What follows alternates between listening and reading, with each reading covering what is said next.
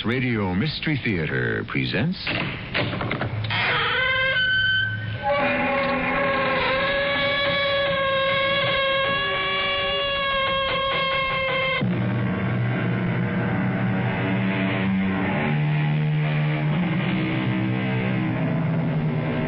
Come in. Welcome. I am E.G. Marshall. The story I will tell you shortly is very much involved with a dream. What is dreaming exactly? Webster defines it as a sequence of images passing through the mind of a sleeping person. Are dreams only meaningless fantasies then? Far from it. Psychologists ascribe deep meanings and symbols to dreams, believing they are truths the waking mind does not know or cannot face.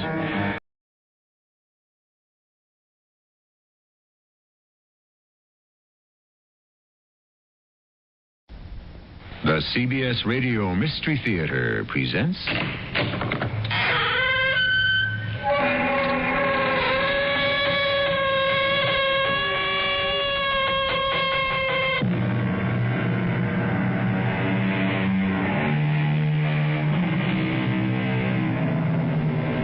Come in.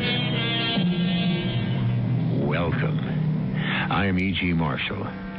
The story I will tell you shortly is very much involved with a dream. What is dreaming exactly? Webster defines it as a sequence of images passing through the mind of a sleeping person. Are dreams only meaningless fantasies then? Far from it. Psychologists ascribe deep meanings and symbols to dreams, believing they are truths the waking mind does not know or cannot face. One school of thought holds that dreams are the intrusion of the supernatural into the subconscious mind. Be so kind as to give the devil his due. Hell is not necessarily down below somewhere. The devil's imagination is too fertile and cunning to limit hell's geography.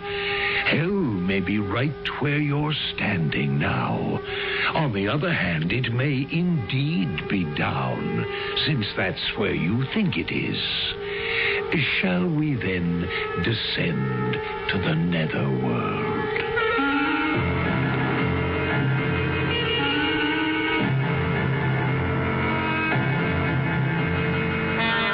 Our mystery drama, Catch the Smallest Devil, was written especially for the Mystery Theater by Nancy Moore and stars Fred Gwynne. I'll be back shortly with Act One.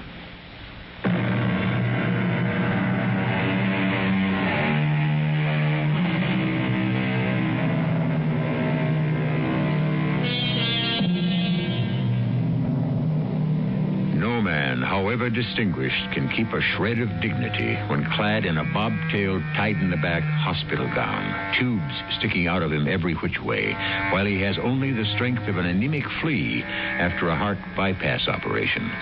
Such is the ignominious condition of Mr. J. Barnabas Whitney, millionaire bank president, member of 3 exclusive clubs, and pillar of his church. Under such circumstances, who could expect him to be anything but cantankerous? Right now, he is peevishly pressing the buzzer, which snakes out on a string from under his squashed pillow. Where's that confounded doctor? Buzz this thing 50 times. Good morning, Mr. Whitney. Happy New Year. It's not happy. I'm not happy, and I didn't ring for you. I rang for Dr. Fowler. Doctor's on his rounds. He'll be here soon. Yeah, the amount of attention I get around here, you could put in that egg cup. Now, by the time you finish your breakfast, Doctor will be here. Don't want any breakfast. We'll just roll up your bed a little. Don't want it rolled up. Are you in pain, Mr. Whitney? Of course I'm in pain. What do you think I'm in? Not in a very good humor this morning, are we? Who'd be in a good humor after last night? I quote Mr. Edgar Allan Poe. Oh, the bells, bells, bells, bells. The rhyming and the chiming of the bells. All night long. Not one wink of sleep. Ask the night nurse. It was New Year's Eve, and the bells really only rang at midnight, Mr. Whitney. Don't tell me when they rang. They rang all night. Well, if you say so. The very idea of... There. Hear them? Call the city, Miss Stewart. Called it? Why? Whatever for? Those bells. At it again. Tell our mayor to stop that racket. No bells are ringing now. What's the matter with you? Listen. Hear that? Hear 'em? No, sir. Are you telling me I'm delirious again? Listen, will you? Huh? They stopped. Mr. Whitney, you must not try to sit up. Don't tell me what to do, young woman. Now, you see what happens when you sit up straight like that? All right, now. There now. See? Now that's better. Just pat your pillow a little. Don't want my pillow patted. And then I'll feed you a little oatmeal. Don't want any of that swill either. Don't want to be spoon-fed. Not dignified. I was born with a silver spoon in my mouth, all the same. Yes, I know you were. Yeah. Where's that doctor? I have a good mind to change doctors. Tired of no service. Tired of that white uniform of yours, now, too. You mustn't get all stirred up. Now, we're going to talk about something pleasant. Did you make some nice New Year's resolutions last night? Why would I do a fool thing like that? Because it's the time we resolve not to do again the things we shouldn't have done. Yeah, well, speak for yourself. I did nothing I shouldn't have done. And resolve to do things we should have done but didn't. I do what I should do. Well, you're not now. Sitting up, refusing to eat, getting all stirred up about bells and things. Stop being impertinent and put that thermometer away. Doctor has to know your temperature. Should have taken it first thing. Open, please. Go away. Open, Mr. Whitney. Oh, all right. I don't see and why don't talk. Now, I will talk instead to pass the time. Last night I went to a little New Year's Eve party. My, it was so cold on the way there. I didn't have any gloves. My hands... Oh, never mind about me. Mr. Whitney, I do hope you have a good day. The very first day of the new year. I know you're sick. I know open heart surgery is terribly difficult, but just the same, remember that nice verse. This is the day the Lord has made. Rejoice and be glad in it. Then, a long time from now, when you stand at the pearly gates and St. Peter asks for your credentials, you can tell him you made the most of even bad days. Wouldn't you like to be able to say that to St. Peter's? No? Well, then, what will you say to him, Mr. Whitney? No. I know what you can say. You tell him all the good deeds you've done, how you've helped people. So often I've read in the paper how much you give to charity. Oh, here's Dr. Fowler. Morning, Mr. Whitney. Morning, Lady May. How's the patient? Rotten. He didn't sleep all night. He keeps trying to sit up. He won't eat his breakfast. And he's very cranky. Oh, you can take the thermometer out now, Doctor. All right. Unclamp, Mr. Whitney. And Happy New Year. I've had just about enough Happy New Year and more than enough of that noisy door. Who ever heard of squeaking hinges in a hospital? Yeah, quite so. Miss Stewart, go send for Mike, please. Tell him to bring his oil can. Yes, Doctor. And let me tell you something else, Doctor. Now, just lie down, Mr. Whitney. I said lie down. Who listens to a man flatten his back in a dinky nightgown instead of decent pajamas? I'm treated like a jailbird in here. A sick man has to follow certain rules. Make my own rules. Yours are rotten. What do doctors know? Well, this doctor knows your case history. Since your bypass, it's lucky your mule stubbornness hasn't killed you. You've much to answer for, Mr. Whitney. I'll outlive the lot of you. Well, at least you're being given another chance. But I warn you, Whitney, unless you obey rules, you could go off in the twinkling of an eye. What you sow, sir, you'll reap. What kind of a lunatic hospital is this, anyway? That nurse quoted scripture to me, and now you're at it. What I sow, I'll reap. Well, it's merely a convenient phrase. Has a nice ring to it. Now, shall we get down to business? Let's have a look at your incision.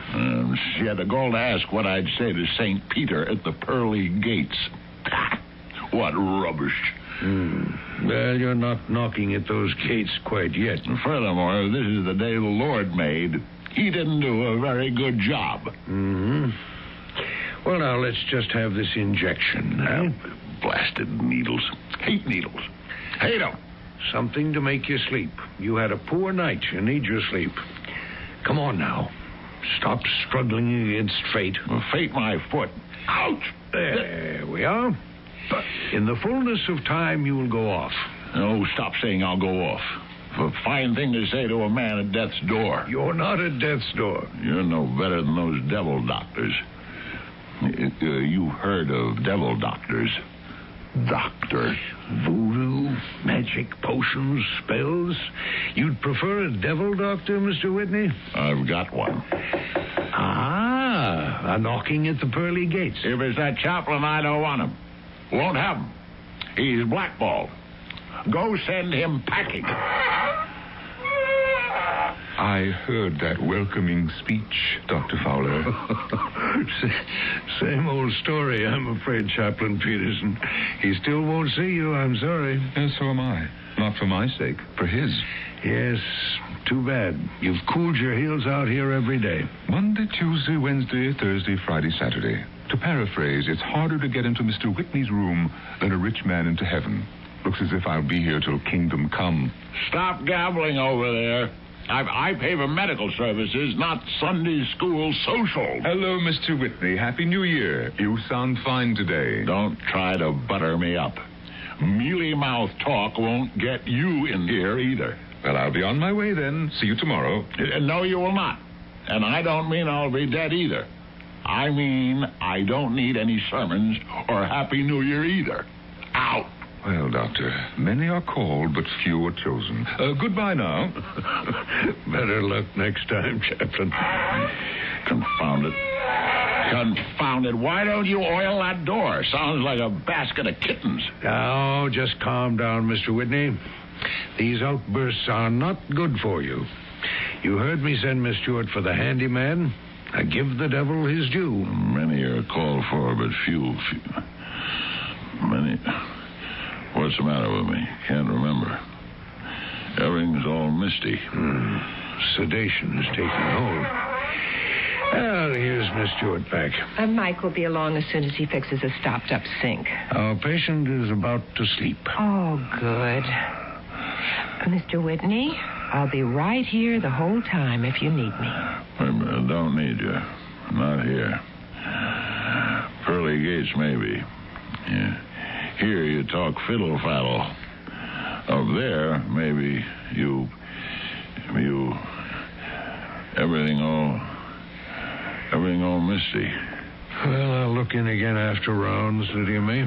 Rounds? Yeah, my foot. Taking a coffee break. You got no right to... Doctoring's your job. Just so. Sleep, Mr. Whitney. Relax and let go. Pearly gates. Ridiculous. Many called, but few. This is the day the Lord...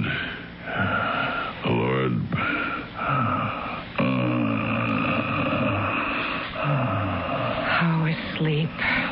I'm so glad. So you asked him what he'd say to St. Peter, eh? Oh, dear, perhaps I shouldn't have. Did it worry him? Well, do him good to give it some thought. He's awfully restless. Open up. He must be dreaming he's taking somebody's temperature. J. Barnabas Whitney is out here. Open. No, something else. Oh, I hope it's a nice dream. He's not a happy man, Dr. Fowler. All he is rich. And let's both resist saying money can't buy happiness. St. Peter. What? He's dreaming about St. Peter. St. Peterson. He's got St. Peter mixed up with Chaplain Peterson. Well, J. Barnabas Whitney, sweet dreams of pearly gates or squeaky doors. Take your choice. I'll drop by later, Lydia May. Yes, Doctor.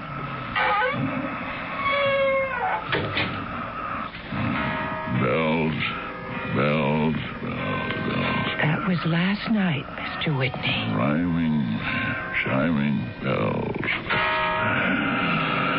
St. Peter. Oh, in your dream, St. Peter and bells. How sweet. I am J. Barnabas Whitney. Open the pearly gates.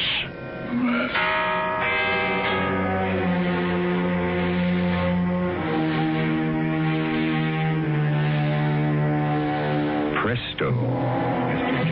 Barnabas Whitney stands before the pearly gates.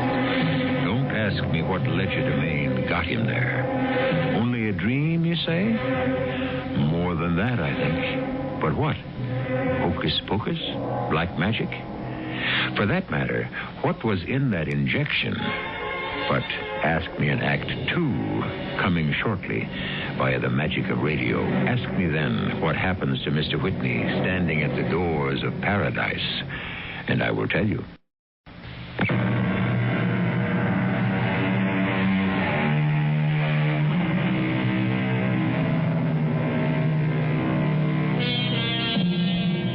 The pearly gates, celestial portals, the doors of paradise, like none ever seen on earth. And there before them stands J. Barnabas Whitney. Note that he no longer wears that embarrassing hospital gown he found so offensive. Appropriate to the occasion, he is nattily attired in top hat and tails, as befits his once lofty position on earth. Note also that he is not impressed by the towering, extravagantly ornate pearl-studded gates. He would much prefer the great steel doors to the vault of his earthbound bank. But where, pray, is St. Peter? Why is he not guarding his gates? St. Peter, open up, confound it. What kind of hospitality is this, sir? Open, I say. I'm not used to this kind of treatment. The amount of attention I get up here, you could put in an egg cup. I am J. Barnabas Whitney. Open up. Excuse me, please. Why, Miss Stewart, where'd you come from? I didn't see you arrive at the pearly gates. I don't know how I got here. Suddenly, I was just here. Like me, suddenly. Last thing I remember, I was in that miserable hospital bed, and then here. Oh, the gates are beautiful, all carved gold and set with pearls. Trifle overdone, I'd say. Pardon me while I knock again. I've been waiting up here now for... how do you measure time up here? 1,000 years is but the twinkling of an eye. What? Oh, yeah, some Bible verse, I believe. Well, it's not the twinkling of an eye to me. Not dignified to be kept waiting like this. St. Peter! I'm not used to this kind of treatment. I demand attention. Maybe St. Peter's taking a little rest. He's got no right to take a coffee ambrosia break. Gatekeeping's his job. An insult, that's what this is. May I knock, Mr. Whitney? Won't do any good. I'm the one with influence up here. May I? What do I care? St. Peter, if there is such a being, couldn't even hear that. They're opening the gates of heaven. Why didn't I get that kind of attention? Oh, look. Look inside. It's glorious. What? Can't see. It's all misty in there. Oh, and there's St. Peter. Where? Where? Coming toward us. Oh, how beautiful he is. Why can't I... Now I see him. Yes, indeed. Fine-looking chap. J. Barnabas Whitney and Lydia May Stewart, welcome to the gates of heaven. Thank you, St. Peter. You don't look the way I thought you'd look. No wings. Pictures of you always have wings. How could the mind of man possibly conceive how an angel would look? Oh, no, we couldn't. Does that clear up the matter, Mr. Whitney? No. You don't look like angels ought to look. Darned if you don't look a little like Chaplain Peterson. Because your mind still clings to earth. But in the fullness of time, you'll forget.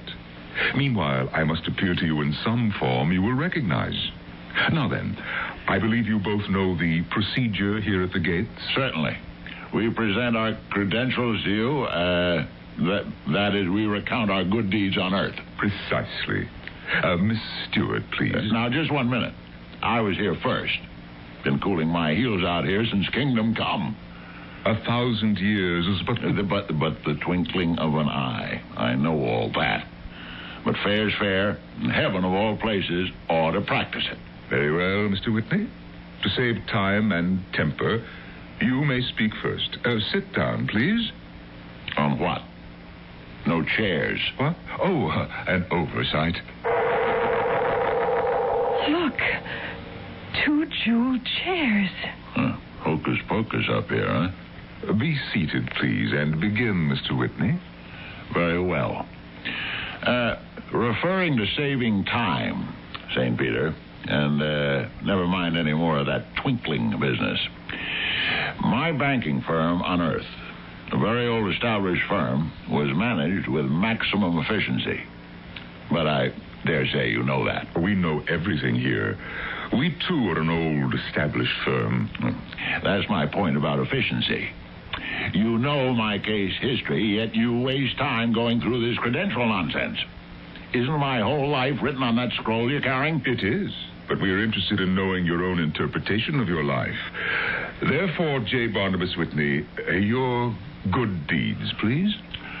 I gave a great deal of money to charity. Ah.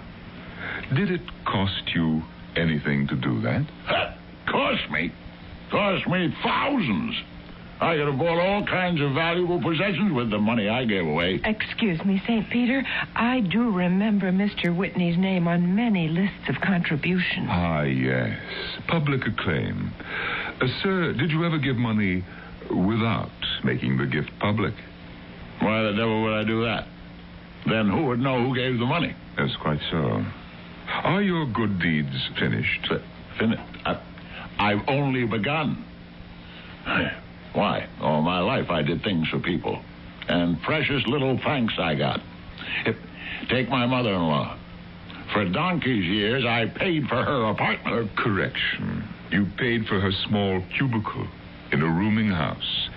And did you ever call on a lonely old lady?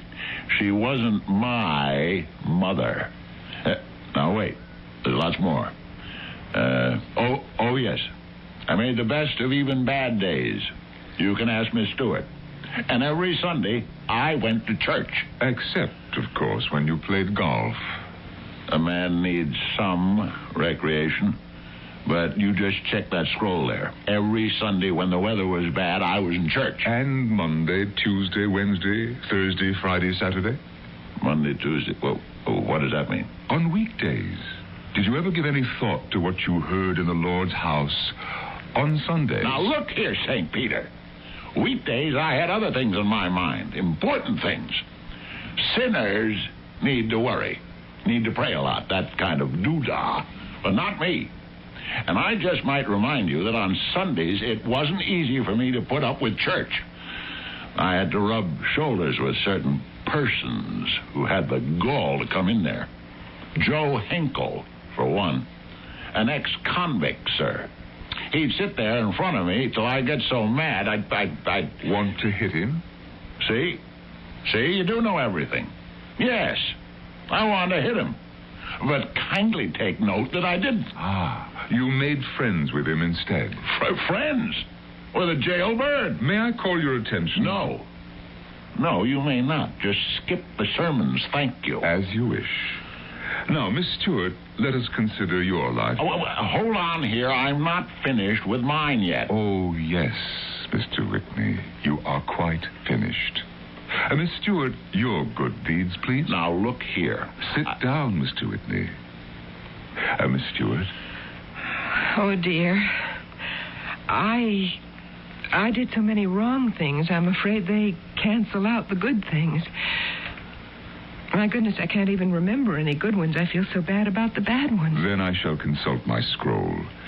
Your patience while I unroll it. Ah, yes. Here we are.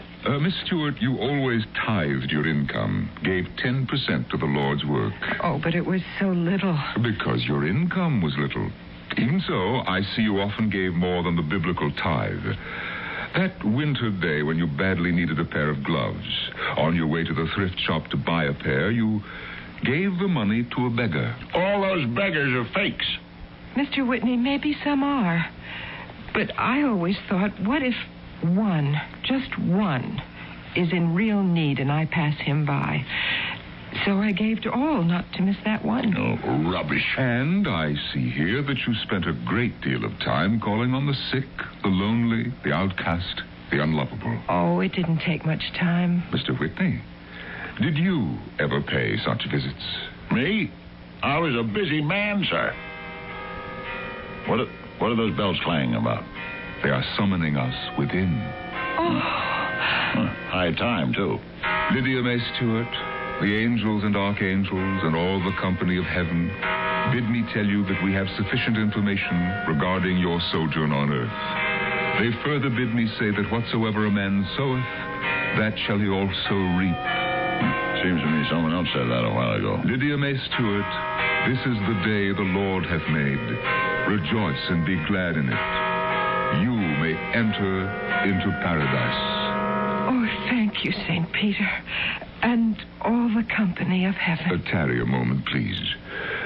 J. Barnabas Whitney, Yes? the angels and archangels and all... Skip all the claptrap and get to the point. And all the company of heaven, bid me tell you that we have sufficient information regarding your sojourn on earth, and you may not enter into paradise. What? Many are called, but few are chosen. A camel, sir, can go more easily through the eye of a needle than you into paradise. Hate needles. Hate them. And just because I'm rich, born with a silver spoon in my mouth, you keep me out of heaven? You were a poor man, poor in heart, and your heart bypassed the good you might have done. If those are the rules you play by up here, they're rotten. Now, you listen to me, St. Peter. I can quote scripture, too. So can the devil. There's no such thing as a devil. Judge not, the Bible says. And confound it, you're judging me. You have judged yourself. Every syllable you uttered testified to your own deep judgment of your time on earth.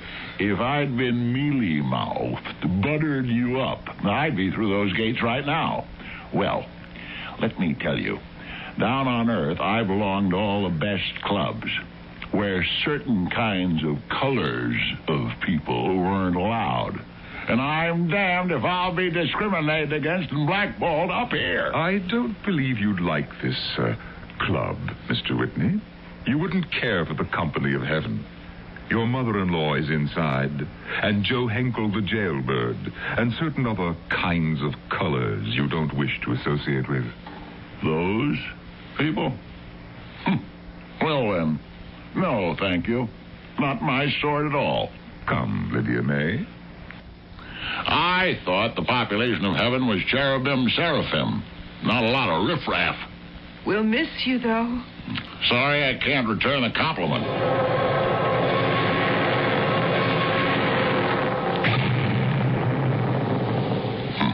Pearly gates. Tacky. Well, now, let's see what I... Wait a minute. St. Peter, come back! St. Peter! St. Peter, sir! Please come back. You called? You're inside and outside, too. What is it, Mr. Whitney? What is it? I just realized, does getting blackballed out of heaven mean I'll go down into the fire of hell? I don't know about down, Mr. Whitney. I do know to be shut out of heaven is hell. The devil won't blackball me. Is that what you're saying? He'll let me into hell? Oh, the devil discriminates against no one. But let me into heaven. I'll make resolutions. I'll write anonymous checks. I'll tithe. I'll give to beggars. Goodbye, Mr. Whitney. Gone. He's gone. I'm doomed. The devil with it. You called, Mr. Whitney? The devil. At your service, my friend. I would prefer, however, to be addressed by one of my more distinguished names.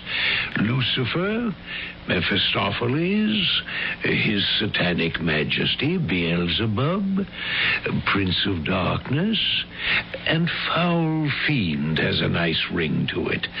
Now, shall we get down to business?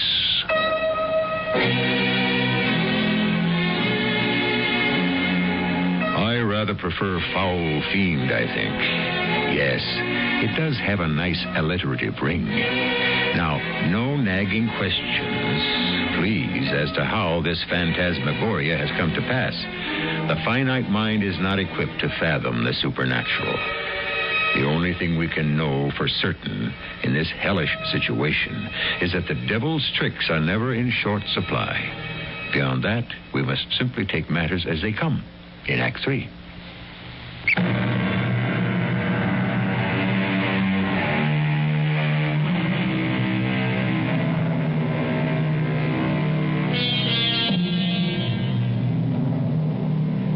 We can hardly pass off lightly the evil presence of the Prince of Darkness, nor can J. Barnabas Whitney. Certain that he knows the demonic nature of Foul Fiend's errand at the pearly gates, the poor fellow stands all a-tremble. Do not feel superior, my friends. Would you comport yourself any better, face to face with the devil incarnate? If you recognized him, that is. The devil wears many guises. Repeatedly, you have been in his presence and never knew his face. He wears no disguise now, yet J. Barnabas, still clinging to a rag of hope, asks a pitiful question. Are you really the devil? Excuse me, are you really His Satanic Majesty? Would you say I look like him? Horns, tail, cloven hooves. Yes. You've got much to answer for, J. Barnabas Whitney. This get-up is your doing. What? Would I wear a cheesy prehensile tail and trashy horns from choice? This is how you imagined I would look. But your face. You have a complaint regarding my countenance? Oh, no, sir. No. But it reminds me of... Some arch-enemy on Earth? Dr. Fowler. Foul Fiend. You're one and the same. Only because your mind equates us as the same.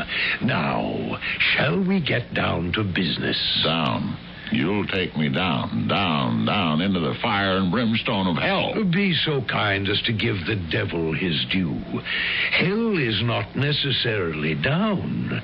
My own imagination is too fertile and cunning to limit hell's geography. Hell may be right here at the tacky pearly gates. On the other hand, it may indeed be down, since that is where you think it is. Shall we then descend to the netherworld? Not fair. It's not fair. What did I ever do to deserve hell? A few little errors, a small wickedness or two, that's all. Humans have an apt quotation. Catch the smallest devil by the tail, and he will lead you to his master. You caught many a small devil, Barney, and they have led you to me. I, in turn, will lead you to some very distinguished company below. No. Get thee behind me, Satan. Aha! The devil can quote a scripture, and so can you. Come now, stop struggling against fate. Relax and let go. He said that. Fowler said it. I said it. One last quotation, not, however, biblical. Let the devil take the hindmost.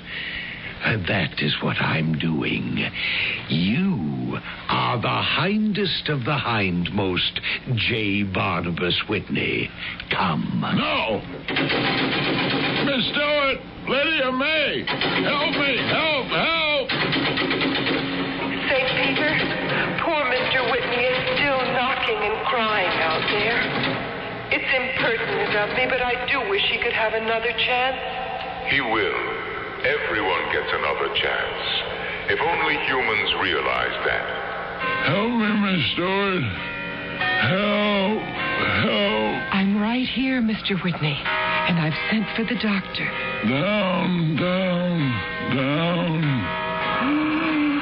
I'm burning. I'm burning. Oh, doctor, I'm so glad you're here. He's having a terrible nightmare. He's feverish. He's burning up. Please, another chance. Please.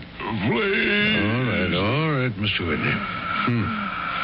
Well, that kind of sleep won't do him any good. Thrashing around like a dervish.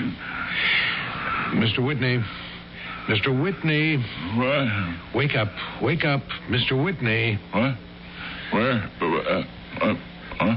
That's better. That's it now. All right. Open your eyes. Get wide awake. Doctor Fowler? Is it you? Well, now, who else? You didn't have a very happy sleep, did you?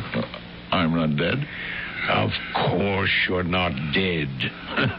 You're fine. Just fine, Mr. Whitney. Miss Stewart. Oh, am I glad you're here. Gloves. Want to buy you a pair of gloves. Fur-lined. The best leather. He's delirious again. Afraid so. Delirious. Yes. That's it. I made it all up. I made the whole thing up. Tell me I made it up. Mr. Whitney, whatever it was, you certainly did. No. St. Peter, he wouldn't let me into paradise. No, and then the foul fiend came, and lost. Doomed. Nonsense. You were dreaming. You and Miss Stewart had talked about St. Peter, and that's what triggered you to dream about him. That nightmare didn't mean a thing. You don't think so? Not a thing. Maybe. Maybe it didn't. But it told me something all the same. It told me, dream or no dream, I'm not fit for heaven. Miss Stewart is. She got in, but not me. Not me. Oh, no. We mortals don't really know what keeps us out or gets us into heaven. Oh, but yes, we do, Doctor. We know well enough. But people like me don't pay it any mind. Go your own way, make your own rules. Well, wait, I forgot. I know what to do now. Where's Miss Lydia May Stewart? I'm right here, Mr. Whitney. Listen. I'll write a check to your favorite charity. But don't you put my name on any list. Anonymous. You understand? Yes, sir. Yeah. And send for Chaplain Peterson. I blackballed him before. I wouldn't let him in. Get him. Get him right now. Get him, Lydia May. I'm going, Mr. Whitney. He's just across the hall. Yeah, and hurry. I may not have much time. Now. Calm down, Mr. Whitney. Tell him I want it right away. And I want you to take this capsule and get back to sleep. Sleep? With all I've got to do? A lifetime of mistakes to make up for? What'll I say to St. Peter the next time? If I haven't got any credentials? No, Doctor. Don't bother me with capsules and sleep and claptrap. Just get me Chaplain Peterson.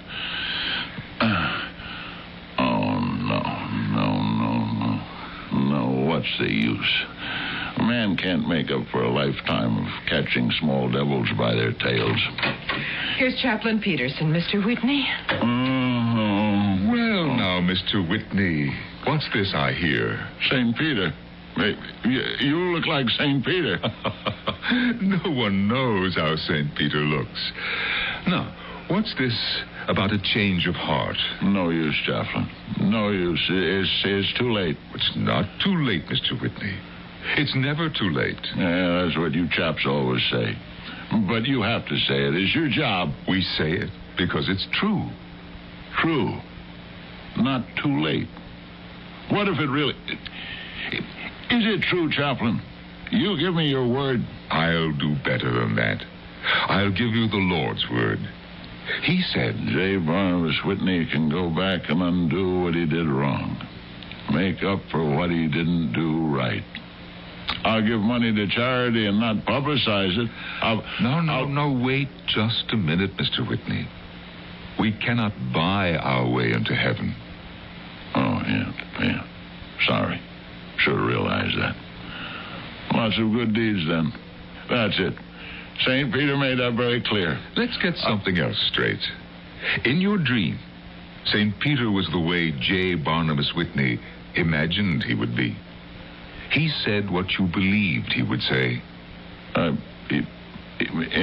other words, my concept of an angel fell a little short. Afraid so. Yeah, like I've fallen short. All of us have. But regardless of the mess we make of our lives... Now listen, St. Peter. You said it wasn't too late? Oh, please. I am not St. Peter. Oh, yeah, sorry. No matter how you fall short, God loves you. No, not me. He couldn't. You see, I threw him out, just the way I threw you out. You didn't throw him out. Well, then what would you call it? Oh, sure, I went to church. Yes, indeed. The thing to do. Met people with money and position, made good contacts. That's why I went to church. Didn't listen to the sermons. Didn't really believe in God or the devil. Oh, yeah, the devil. He's real, too.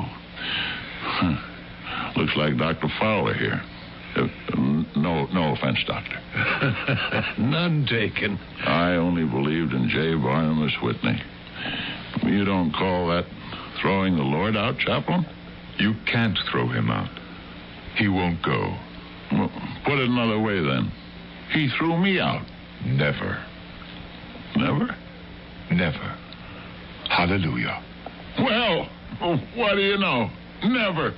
Did you hear that, Lydia May? Did you hear that, Doctor? Happy New Year, Mr. Whitney. Oh, the New Year. I've got resolutions to make. What a man sows, he reaps, you know. Ring out the old, Mr. Whitney. Ring in the new. Right you are. Ring out those beautiful bells. Bells. This is the year the Lord has made. And I've got a second chance. Hallelujah!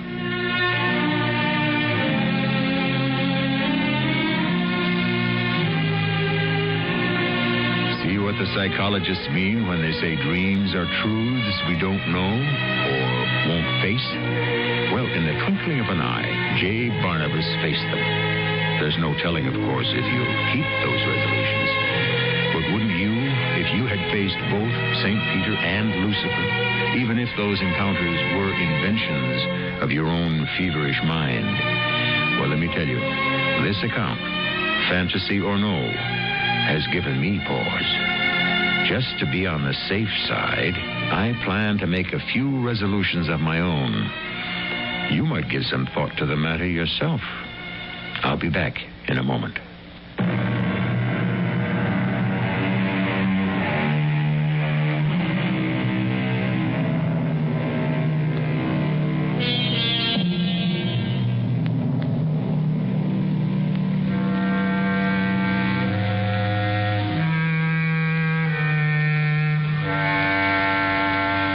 When this story was first told to me, I began to wonder about the origin of the phrase, the pearly gates.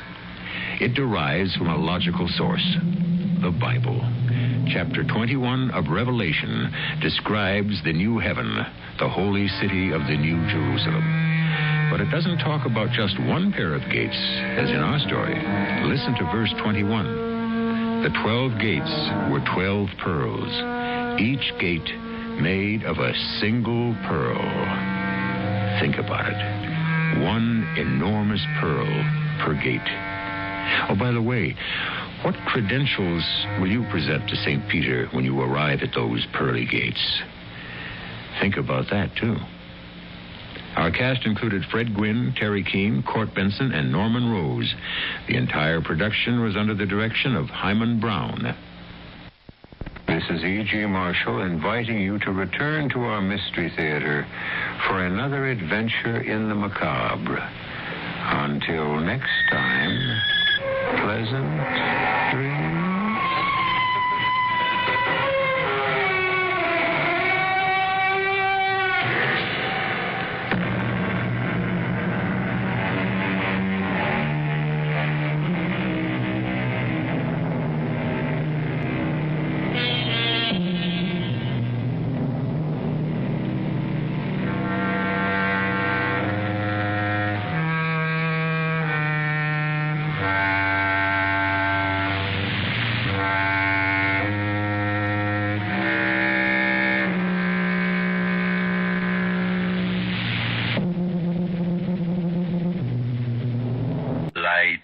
Out for the devil and Mr. O.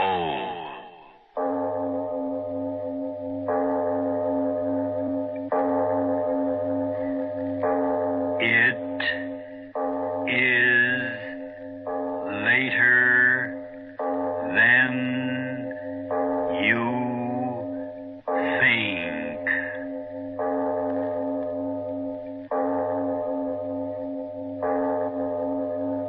Turn out your lights now. We bring you stories of the supernatural and the supernormal, dramatizing the fantasies and the mysteries of the unknown. We tell you this frankly so that if you wish to avoid the excitement and tension of these imaginative plays, we urge you calmly but sincerely to turn off your radio now. This is Mr. O. Arch Obler. A writer gets his material, you know, where he can. What he sees, what he reads, what he thinks about, the people he meets. Well, today's story, Cemetery, happened because a friend of mine was fired, or rather, as they like to say, let go, by a very kind corporation 2 years before my friend's company pension was due. Naturally, I got angry at that injustice, and I wrote Cemetery, which begins after a short interlude message or what have you.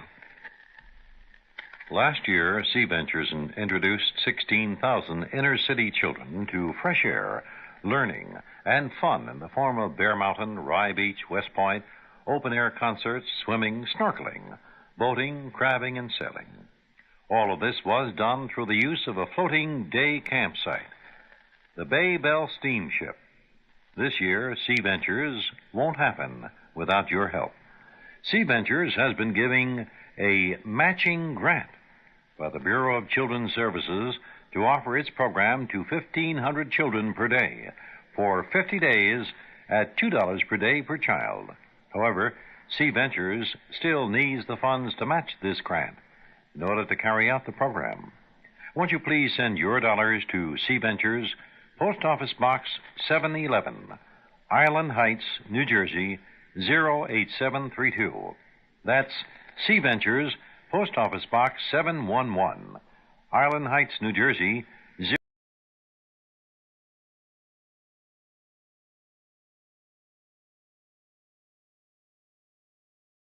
Lights out for the devil and Mr. O.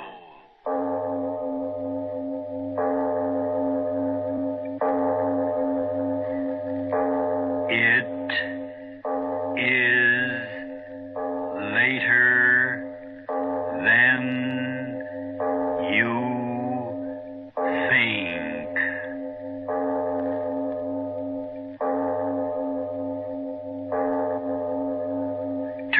out your lights now. We bring you stories of the supernatural and the supernormal, dramatizing the fantasies and the mysteries of the unknown. We tell you this frankly so that if you wish to avoid the excitement and tension of these imaginative plays, we urge you calmly but sincerely to turn off your radio now. This is Mr. O. Arch Obler.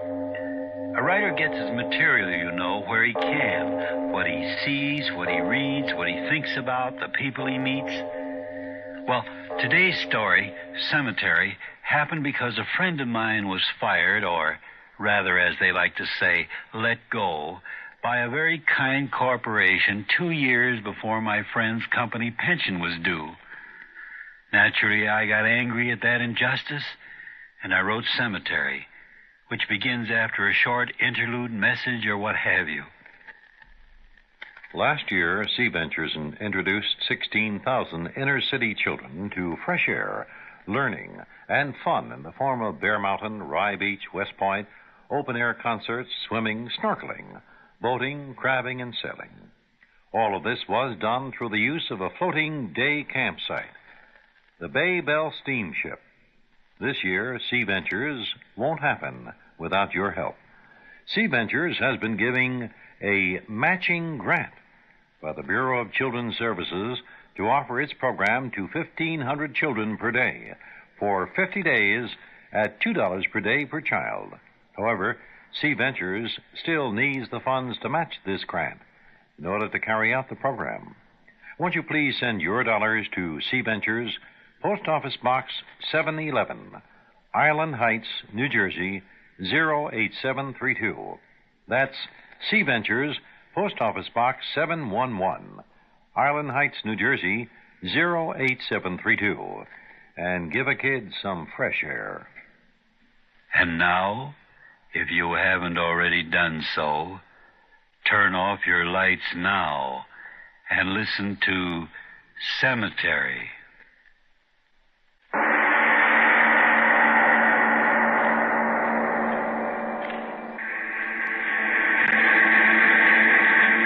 Daily Express. City editor, 1 moment. Daily Express. Want ad department, 1 moment, please. There you are. Daily Express. Sport department. Whom do you wish to speak to? 1 moment, please. Daily Express. 1 moment, I'll connect you. Daily Express. Daily Express. Good morning, Mr. Roberts. Good morning, Jim. Kind of late today, aren't you, Mr. Roberts? First time in 40 years. Can't understand what happened to my alarm clock. Well, maybe it wore out. Worn out. Maybe that's right. Just worn out. Hold up a minute, will you, Mr. Roberts? I want to talk to you. I'm late, Carter, but what can I... It's about that money, Mr. Roberts. I was wondering if you'd wait to save... Of course, my boy, of course. How is she? Oh, doing fine. Mr. Roberts, I want you to know how much Jean and I appreciate what you... All right. We're all human beings together, aren't we? Some folks are. I'm late. Got to hurry. See you later. Thanks again, Mr. Roberts. Oh.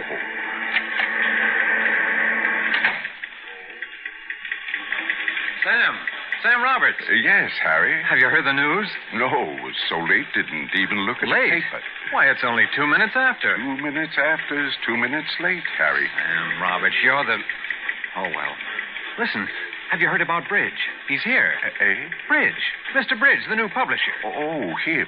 Well, that's nice. He's taking things over. Sam, you're not in the least bit interested in the fact that there's a new man on top, are you? Well, I've been here so long, and many have come and gone. But aren't you afraid of... Well, finish it, Harry. Afraid of what? Oh, forget it. That column of yours is all that matters, huh, Sam? Well, I've been doing it quite a number of years. You know, just this morning, I was thinking how fortunate a man I am. For 40 years, things have happened.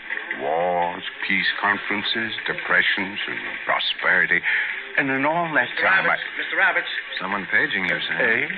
Mr. Roberts, you wanted upstairs right away. Upstairs, Jim? Me? He said come up right away. New boss, Mr. Bridge. Mr. Bridge? Yeah, right away. He's the boss. That's not so good, Sam. What did you say? Oh, nothing. Nothing at all. You'd better get up there. Sure. Too bad I was late today. Maybe he's been waiting for me. Take the side steps, Sam. Get up there faster. Yeah, that's right. Thanks, Harry. Thanks. Good luck, Sam. Luck? Why should I need luck? Funny about that alarm clock.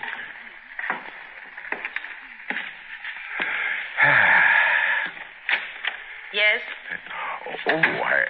I've never seen... Oh, you're new here, aren't you, Miss? I'm Miss Ronson, Mr. Bridges' new secretary. What is it, please? I'm Sam Roberts. Column on the editorial page. Oh, yes. Mr. Bridge was expecting you. If you'll wait a moment. Yes. Yes? Mr. Roberts is here, Mr. Bridge. All right, send him in a hurry. Yes, sir. Very well. You can go in now. Yes, so I heard. All right, Roberts, come in. Yes, sir. Well, come in. Yes, sir. Sit there. I'm pleased to meet you, Mr. Bridge. Sit down. Thank you. You know, Mr. Bridge, I think you're going to like publishing the Daily Express. What I mean to say is, on this paper you'll find a group of men who work together, who actually think that the newspaper is part of their lives, who actually... Just a moment, Mr. Roberts. I'm a busy man. I couldn't understand that. I didn't ask you up here to hear about the esprit de corps of this organization. It's been my personal experience that the average man does what he's paid for. No more, no less. Oh, now don't say that, Mr. Bridge. Now, you take Charlie down at number 1 Linotac. Why, there's a man Mr. Roberts. I'm sorry. I know you're busy, but I thought maybe you'd like to know something. I've seen the balance sheet. I know all I want to know about this publication. The Daily Express earned 23% less in the 6 months of this fiscal year than it did in a similar period in any year in its history. Well, I don't know much about that. But after all, things haven't been going too well any place. You can't blame the men. The men of an organization make money. The men of an organization lose money. And I assure you, Mr. Roberts, that during the next 6 months, this newspaper will make money. Well, that's fine. I'm sure folks... Will you keep quiet? If that's what you want. Mr. Roberts, there comes a time in every man's life when he ceases to be an asset to the organization which hires him. Might as well be frank and tell you that time has come in your career. What did you say, Mr. Bridge? In plain English, what I said was that you're getting just a little too old for this organization. Old? In other words, I'm giving you 2 weeks' notice. Sorry, Mr. Roberts, but that's the way things are. Good day, sir. You mean fired? The cashier will have your check. Good day. But my column... I'm a busy man, Mr. Roberts. But my column... I'm replacing that tomorrow with a syndicated column. Big-name Broadway stuff. That's what the public wants. Mr. Bridge, you don't understand. Thousands of people, they write me. For 40 years I've been... If you've been doing it for 40 years, that's long enough. Good day, Mr. Roberts. Mr. Bridge, listen, where should I go? Ever since I was 16, this is my work. I don't know Must I have you shown up, Mr. Roberts? No, I don't want to anger you, but my column... 40 years, I tell you. Will you? It isn't the money. I'll work for nothing. I'll work for nothing. Now, look here, Roberts. Didn't you hear me, Mr. Bridge? For nothing. Just let me be here. Get out of here. No, listen to me. Just a minute more. I have no time. Get out. But my 40 years here, since I was a boy. You've been paid for every day. Then I don't want any more pay. Just let me stay. My work. A man can't live without his work. Get out. Miss Ronson. No. I'll go. But before I go, just another word. Well... Who wants me to go? The managing editor or you? Certainly it's my doing. It's my money invested in the paper. It's my right to choose my employees. Let me stay. Oh, what are you going to do? Start playing hearts and flowers? Please. Once and for all, get out of here. This is a business institution. You've been paid for services rendered. Now get out of here and stop acting like a fool. All right, Mr. Bridge. All right.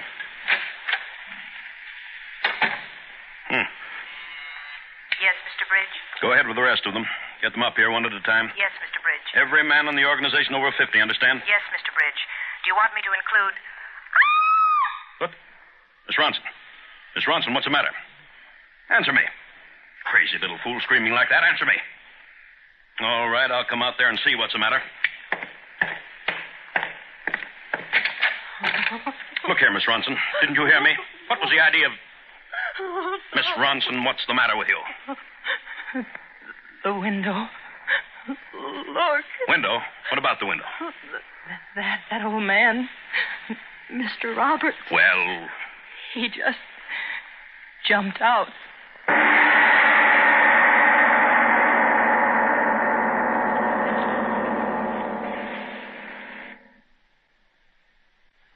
leave our The Devil in Mr. O's story of cemetery for a message. When you've got a family to feed, there are ways to cut high food costs. And we'd like to tell you an economical, tasty way to serve top-quality meat dishes. Today's answer is high protein. Ham. H-A-M. Crackus and Atalanta imported Polish ham. When you buy Crackus or Atalanta Polish ham, there's no waste, no gristle or bone to throw away, and no water added. It's all lean, flavorful ham, down to the last tasty bit. You can even use the small amount of jellied broth to make soups more nourishing, or to create delicious gravies. And warm weather is time for just plain relaxing. Feeding your family can be less work and entertaining will be more fun if you'll get the Polish ham habit. It's great for all outdoor or indoor dining, for snacks, picnics, and for every good food occasion. And Polish ham may just be the most economical answer to hot or cold meals your family and guests will love. It's the easiest food you can prepare because Polish ham is fully cooked when you buy it. So if you wish, just zip open the tin, slice, serve, and enjoy from end to end. And now back to our story of cemetery.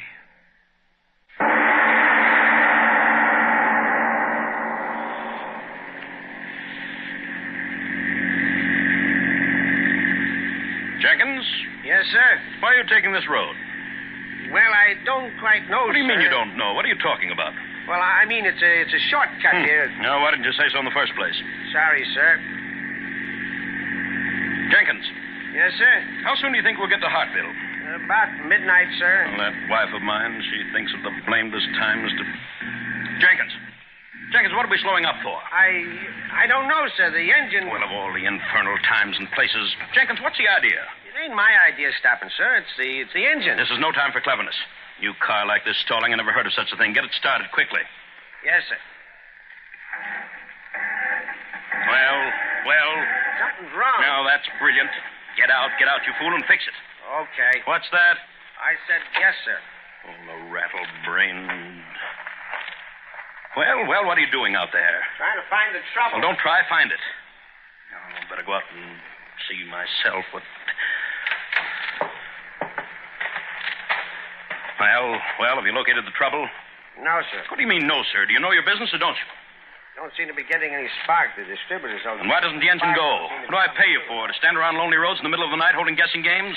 Doing my best. Don't you talk back to me. Get this car started, you incompetent good for nothing, or you're fired. You understand me? Yeah? Okay. Jenkins, where are you going?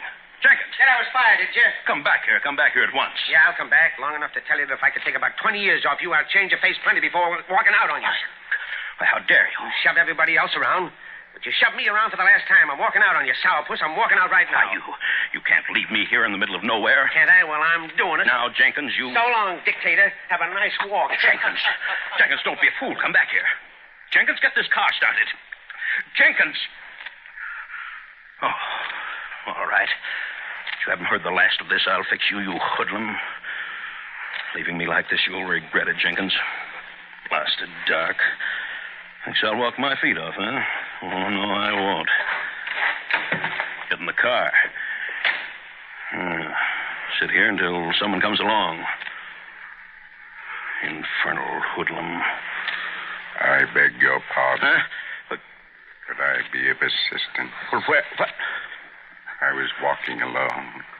I saw you were stalled here. Oh, well, that's fine. Yes, you can help me. I'll pay you well, too. Will you? Certainly. You know about cars? I will drive. Well, that's fine, but you'll have to get it started first. Something about the ignition. I don't know much about machinery, do you? If you will let me sit behind the steering wheel. Certainly, but fix the engine first. If you will let me sit behind the steering wheel. But I tell you, the engine... Oh, all right. You'll see for yourself the starter doesn't do any good. But... Start. Yes. That infernal Jenkins, he stalled me here deliberately. We will go. He'll regret this night, believe you me. Nothing wrong with the car at all, was there? It runs well. Say, what's the idea of turning down this road? This isn't the way to... It's a short way. Huh? A much shorter way. You You mean to Hartville? I assure you a much shorter way. Oh, fine. Pretty clever fella. Hey, how would you like working as my chauffeur? I pay well, treat my help well. Did you hear me? I said, how would you like the job working for me? I'll start you out at... Hey, why do you keep your head turned? What? Why turn the headlights off? Stop the car. The headlights are off. Stop the car. You can't drive in the dark. I know the road well. This is no dim-out area. Someone might run into us. Stop the car. There is no time to wait. Yes, I'll grant you I'm in a hurry, but if you think I'm going to jeopardize my life driving in the dark like this, you're crazy. Stop the car. Stop it. Well, it's more like it. No use jeopardizing my life. Well, come on, get out. You can fix the lights. Yes. Everything happening at once. Blasted automobile. Well, why stand there? Going to fix the lights? There will be light enough soon. Huh? What are you talking about? The moon. The moon? In a moment. The moonlight. Moonlight? Who cares about moonlight? Fix the lights and... What? You see. Cemetery. The cemetery. We went where the road led. What's the meaning of this? Come. Come? Come where? What are you up to? Why did you bring me to this infernal graveyard? Follow me. Follow you? Where? Among the tombstones? This way. Are you crazy? Get me out of here quickly. You will follow me. What are you up to? Your face. I have seen you before. This blasted half-light. I do know you, don't I? Ask you once more. Come with me. No violence. My money, it's in my inside pocket. Let me go, but no violence. With me. No. Don't touch me. Don't touch me. I can't stand pain. I'll go with you. I'll go. This way. If you think there's any profit in kidnapping me, let me tell you you're mistaken. Here, take my wallet and show me the way out of here, and we'll forget about the whole thing. This way. No. Don't make me walk too fast. I'm not used to walking. It isn't good for me to walk so fast. Now, listen, man, you've got to tell me. Where are you taking me? Where is there to go in the cemetery? I don't like it. I tell you, I don't. If this is your idea of a joke, I tell you, I don't like it. The tombstones shining so white, they're like hands stuck up out of the ground. No, I won't go any further. I don't care what you do. I won't go any... The moonlight's gone. Fellow, where are you? It's gotten so dark. Don't leave me here. Those infernal graves and tombstones. Answer me, where are you? All right. On my way up myself. So infernally dark I can't see an inch in front of me. Doorknob. The door here. What?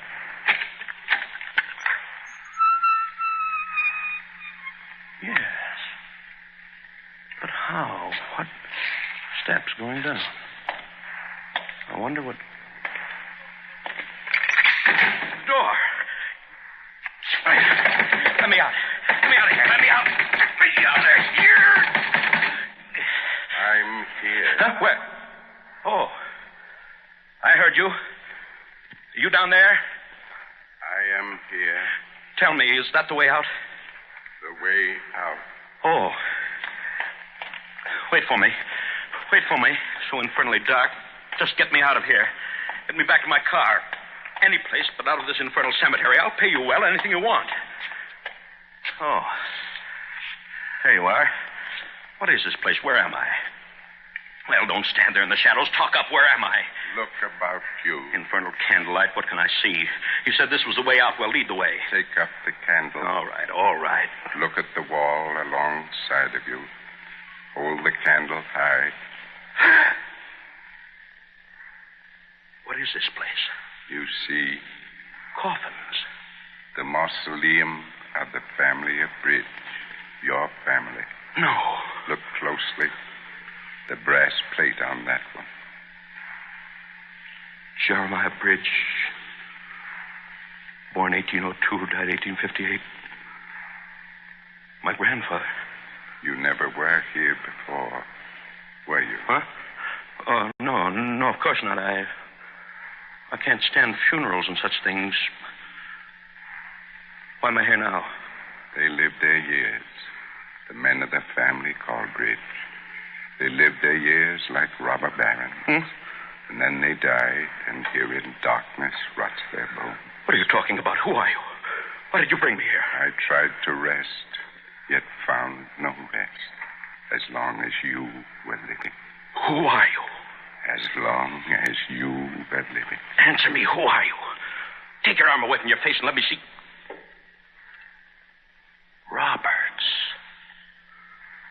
Yes, I tried to rest, but the thought of all the men, my friends, whose hearts you'd break as you broke mine, that thought kept tearing at the dead bones of me until I thrust up out of the grave and came back for Robert, you. your face. My coffin was a poor one. Worms and maggots worked quickly. No.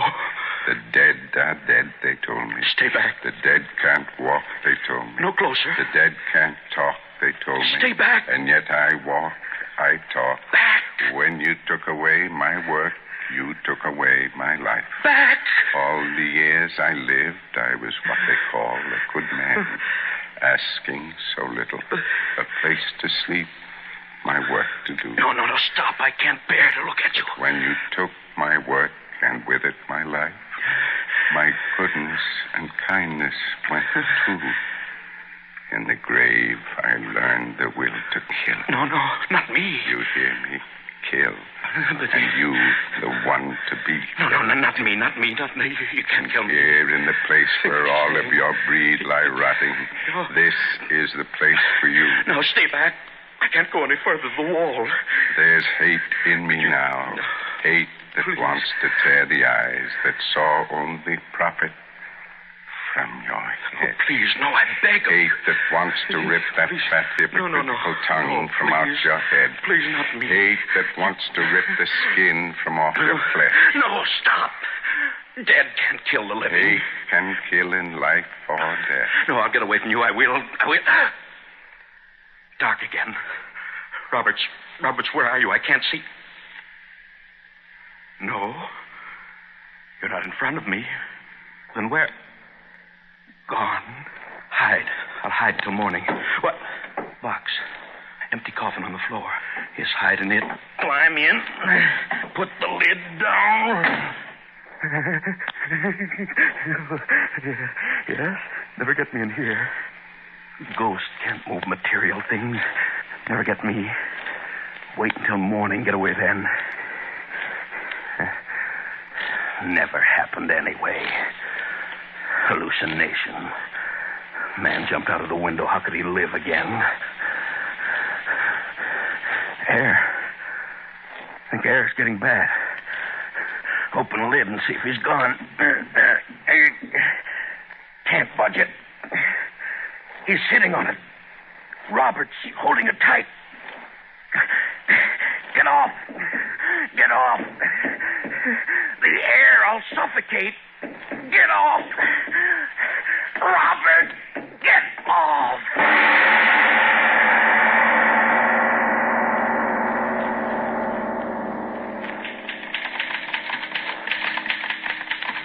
Say, Miss Ranson. Yes? Where's Mr. Bridge? Something's come up about the Grosvenor contract. He said he'd have the papers signed. Just a minute. Mr. Bridge hasn't come in yet this morning. Morning? Well, it's almost noon. I know it is, but he isn't here. Had about a dozen appointments, but he just isn't here. Perhaps he left it on his desk. You'd better not disturb his paper. Oh, I won't. Miss Ranson, come here, quick. What is it? What's the matter? Look, the proof sheet for tonight's paper.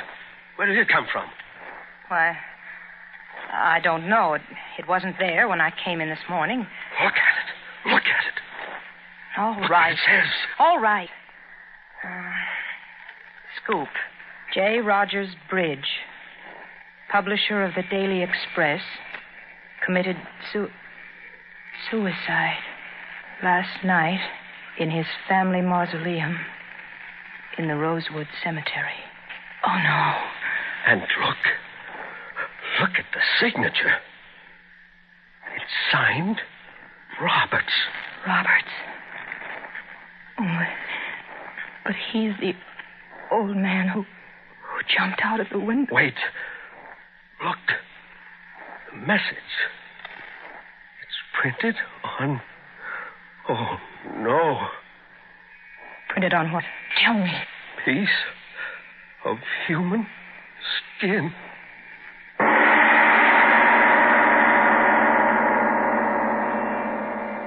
This is Mr. O. Arch Obler. Next time, we've got one of the most intriguing plays we've ever done. We know as the result of the pictures those brave astronauts have brought back that the moon has been powed and popped by meteors for many centuries. Well, if one of those meteors should fly through space, a meteor, a small one in relative terms of those that have hit the moon, say a mile in diameter, should hit right on the Empire State Building, 9 million human beings would be gone. Well, that's all part of the play next week, and we'll discuss that further after your station talks to you. Dr. Campbell Moses, medical director of the American Heart Association, talks about a serious health problem in America today. Thousands of Americans die unnecessarily each year from heart attack because they don't know the symptoms and delay getting medical care. What are the symptoms?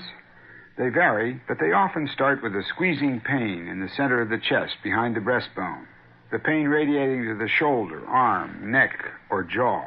It's often accompanied by sweating and occasionally by nausea, vomiting, and shortness of breath. If this happens to you, don't delay. Call your doctor and carefully describe your symptoms.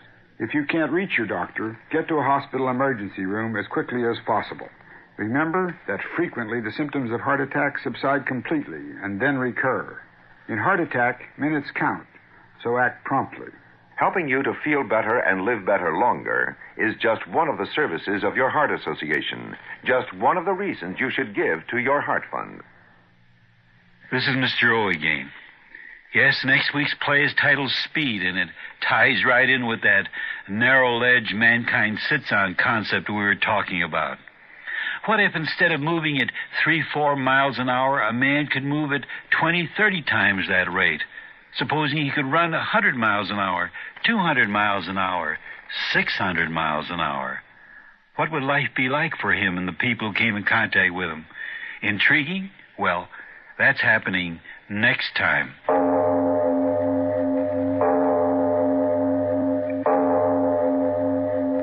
It is later than you think.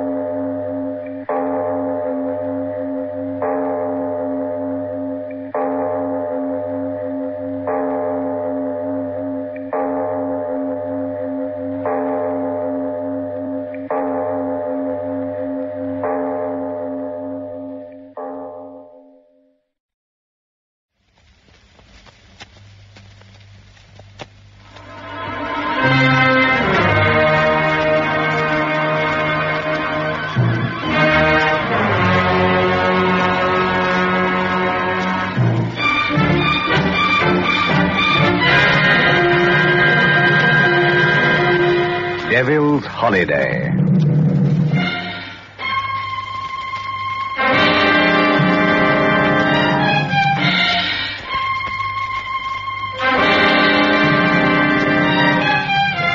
Lucifer takes a vacation on Earth and meets a client.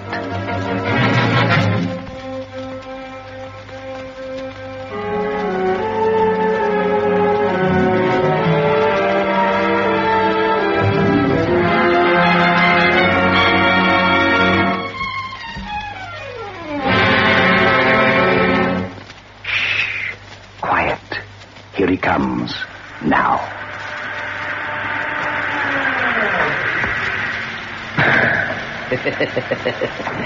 Hello. Remember me? Lucifer is the name. Don't jump like that, dear alien. I haven't come for you yet. Oh, no. A lot of sulfuric acid has to flow under the bridge before I'm ready for you.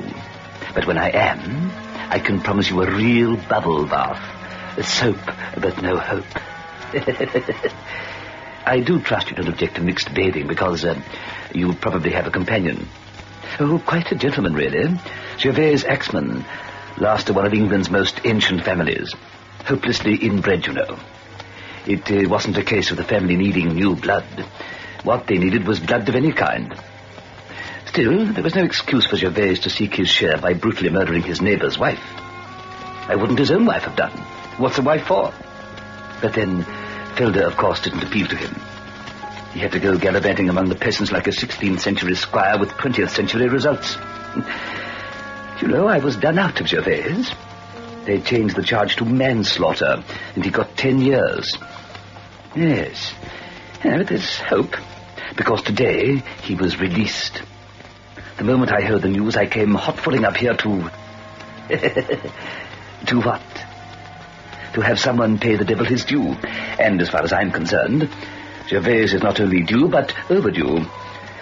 On the small, neat Buckinghamshire farm which Felder has carried on, alone and unassisted for 8 years, all is calm, all is still. Ah, me, a peaceful, bucolic scene. It seems a pity to disturb it. But what has to be, has to be. So...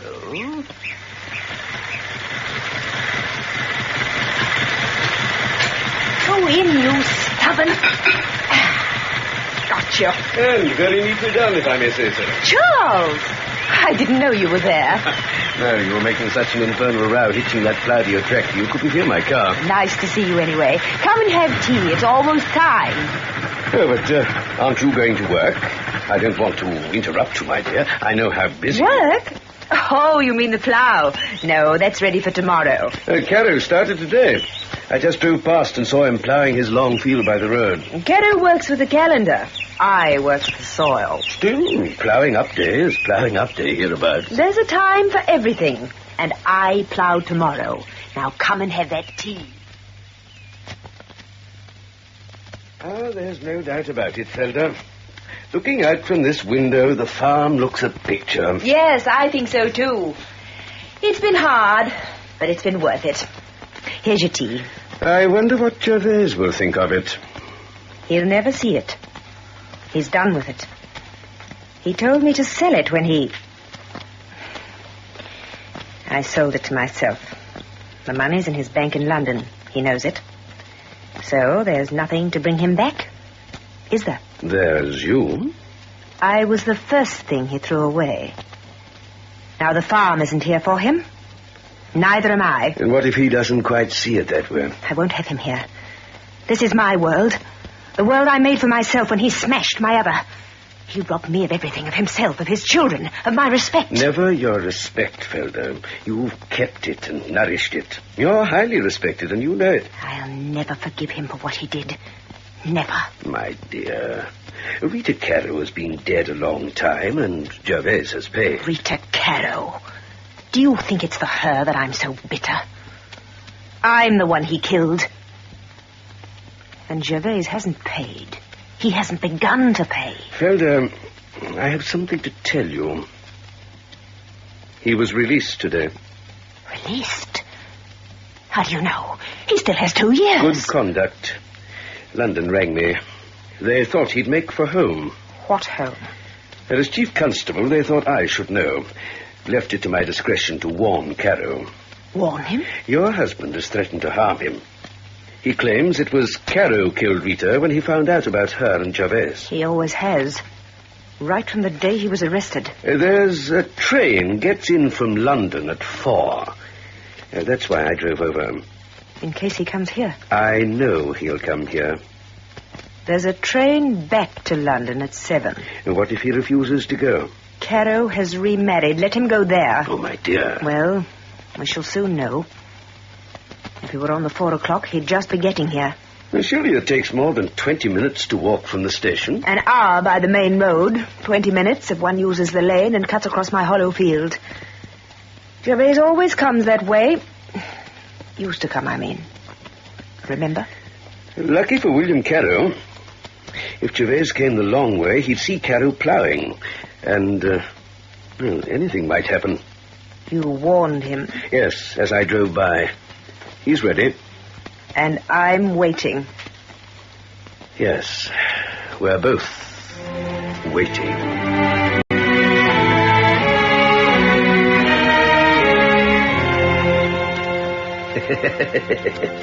It's quite a reception committee for dear Gervais. Oh, what a welcome home. Oh, well, I shall make up for it when he comes to me for the long weekend. I think that should be the lost weekend. Now let's turn the clock back a few minutes, say half an hour, and see what's happening at the equally ancient farm of William Carew, whose first wife was enamored of Gervais' Axeman and died for it, and whose second wife is equally flighty. Descriptive word, eh? Wouldn't it be strange if lightning struck twice, eh? William, why, what are you doing back at the house this early? Kerosene? Did I hear a car as I drove tractor up to barn? Got good ears, William. Good eyes, too. Hear that, lass? Good eyes. I don't know what you mean. You didn't say you were going to village. I'm not. You've been? I haven't been out of the house all day. Kind of prettied up, then, aren't you, lass? What's the good of having pretty clothes if I never wear them? All right behind bar of fox and grapes, then things, Martha. But they don't go well on farm. Get 'em off. They make me sick. Oh, do they? Well, let me tell you, they don't make everyone sick. Who's been here with you? Well? No one's been here with me, as you put it. It was Chief Constable, if you must know. Chief Bloward, you mean? What did he want? To tell you a friend of yours might be calling on you. Gervais' Axeman. He's out? They've let him out? Today. What's the matter, William? You've gone white. Killed her, he did. Took her from me and then killed her. Let him come. I'll be ready and it'll be my turn this time. You know, I never did believe Gervais' Axeman killed her. Didn't I catch him there in wood standing over her like the murdering dog he is? Well, when I was at the Fox and Grapes, some people thought as it was someone else killed her. And he only found her like he said. Some people said you put the blame on him. Only said you'd warned him away from her. So you could get your hands on the farm like you've always wanted. He killed her, I tell you. And you'd better not go saying any contrary, or I'll... Lay a finger on me, William Carew, and there'll be another death in your family. I mean it. You've been a back-chatting faggot ever since I wed you. Be careful you don't try me too far. I got plowing to do. See my supper's ready when I come in. And like I tell you, take off them silks. You're not behind bar now. No. Not now. Not yet.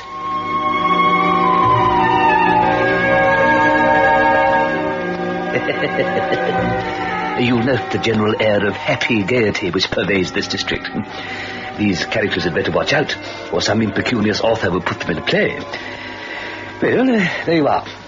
That's what happened 30 minutes before Sir Charles Barton, Chief Constable of the county, sat in the low-beamed living room of Felder Axeman's farmhouse, awaiting the prophesied arrival of Gervais. 5 o'clock. He can't be coming. Not today, anyway. What made you so certain he was, Charles? Oh, I wasn't certain. I only thought... Well, where else would he come? Where else indeed, Charles? Gervais! You're looking well, Felder. Hard work suits you. Those overalls, too. Quite the land girl, aren't you? Oh, excuse me. Am I interrupting anything private? Gervais. Well, how are you, old man? I came to extend the welcoming hand. We thought you'd turn up. But where have you been? Your train got in at 4, didn't it? I came the long way round by the main road. It takes a full hour, you know. Am I too late for tea? Felder? I'll make fresh. No, don't bother. I'll have a whiskey instead. I trust you've been looking after my wife, Charles, as a good friend should. Charles has been a wonderful friend to me. Good. And have you also been a wonderful friend to me, too, Charles? What do you mean? I don't know. Queer, but I don't know. Then kindly don't make insinuations. Charles! Look here, Felder. Gervais and I have to have a talk. You run away for a few minutes while No. But he's got to be told. Told? Told that you're no longer welcome in this house. That Felder regards you with contempt and loathing. Well, suppose Felder herself tells me this. Felder? Gervais, I thought... Oh, I don't know what I thought. You've got a cool nerve, I must say, Exman. Expecting to walk into your wife's arms after serving 8 years for murder. You can see how she feels about you. You caused her enough trouble and unhappiness. Why don't you go? I'll go when she tells me. What have you come back for? You sold the farm. You've lost your wife. Yet they're both still here. Are they? You'll soon discover there's nothing here for you. Nothing. Well, if there's nothing, then there's nothing. But by the same token, there's nothing here for you either. Is there, Felder? Welcome home, Gervais. Felder, you can't do this. No. Hello? Yes, speaking. Yes, he's here. One moment. It's for you, Charles. Thank you. Hello. Yes, Sergeant. Well? Why? He's been what? Yes, I'll come at once, right away. You can't do it, Felder. And I'll tell you why you can't. They've just found William Carew beside his tractor. He's been murdered.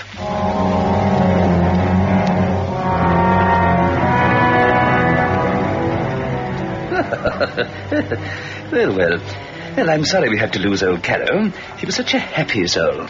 Now that your loss is my gain. Just wait over there, please, Mr. Carew. Yes, by the elevator. Well, what's Felder going to do now? Deacon situation, don't you think? Fancy her changing the way she did. But then, that's women for you. For you, my friends, not for me. Well, with 2 murders on his hands, I think Gervais needs a rest, don't you? In fact, I think we all need one. So, relax.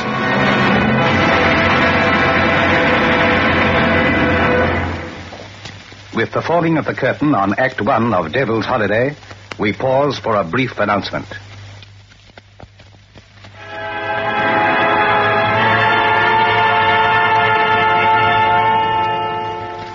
We resume our story with the second act of Devil's Holiday.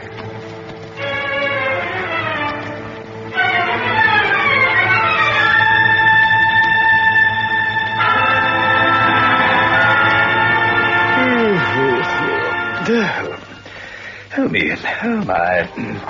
A pleasant rest from this exhausting business of catching you mortals with your... to continue. Scarcely had Felder Axman suddenly made a complete about-face and welcomed her newly released from prison husband Gervais. Then came the horrifying news that William Carew had been done to death. William Carew, husband of the woman for whose manslaughter Gervais spent 8 years in prison. William Carew, husband of the woman you made love to and murdered. The man you swore to do to death as you did his wife. I can't stand it. I can't. It's horrible. Horrible. Felder, come back. Why? So that I can be next? For a wild moment before that phone rang, I thought I'd been wrong.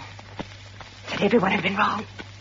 But what did you do less than an hour after you got off the train? Killed again, went straight for William Carew and blotted out his life just as you did. Oh. Lay a finger on her again. Shut up, both of you. You particularly, Barton. Felder, you're hysterical, but I thank God for it. I know what it means, what you feel and why. It isn't horror at what you think I've done. It's resentment that I may have done something to snatch away the happiness you were just reaching out for. Isn't that it? I hope they hang you this time. And they will. Axman, you're under arrest. I have to go, but I'll send a man back, and if you're not still here, or if you've harmed Felder in any way... Which do you hope I'll do? Don't try anything. Felder, I must go. I hate leaving you like this, but after all, I am chief constable, and, well... I'll be all right. I'm not afraid. Not anymore. Good. I'll hurry back as quickly as I can. Remember what I said, Axman? I'll try to, but at the moment I'm remembering what someone else said. What do you mean? Go and find out who killed Carew, then come back. I'd like to hear your theory. You'll hear more than that. You'll hear a death sentence. Felder, listen to me. You must believe me. I didn't do this. I didn't kill Rita either. And perhaps Caro's death will help me prove it. How? I don't know when he was killed, but I saw his tractor standing in his long field as I came by. He was underneath it, fixing something. At least I suppose that's what he was doing, but... Felder, he must have been dead then. Gervais, how did you get here from the station? The long way, the main road. How else could I have seen Caro's tractor? The long way? Why? I had to think. After all, I'd not seen you for 8 years. You came that way because you knew you'd meet Caro ploughing. Darling, I didn't know that. How could I? It's ploughing up day, remember? Caro always ploughs on the state, and forget the darling. Look, it takes an hour of solid walking to get here from the station. What do you think I did? Saw Caro on his tractor, climbed the fence, biffed him, and walked on? Oh, have some sense. You could have done that and then doubled back to the lane and come in the short way across Hollow Field. Is that what you did, Gervais? Yes, I could have done that, couldn't I? But why should I? Why should I kill Caro? Hasn't that been your dominating thought ever since the other one? To get even? Didn't you shout it in court? Haven't you said it ever since? Yes, I said it, and until a couple of minutes ago I meant it. There. But would I be fool enough to kill him the moment I'm in the district? When everyone's expecting me to attack him? Perhaps you've become clever. Cleverer than you were. Yes. Yes, perhaps I have.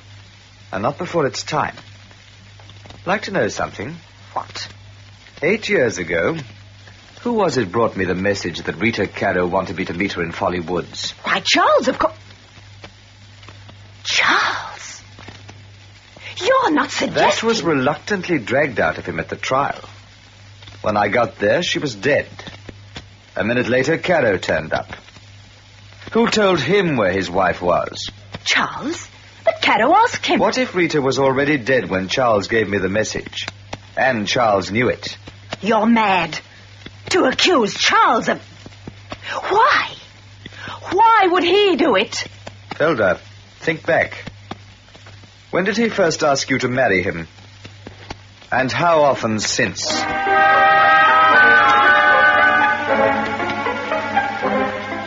Dear, dear, dear. All this raking over the old murder, while there's a lovely fresh one to be discussed. It's so much time wasting. Why can't the man admit the deed and be hanged to him? Let's get on, that's what I say. Yes, let's visit the spot marked X. Lovely day for a murder, don't you think?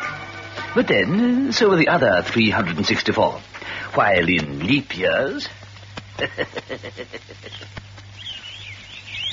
There he is.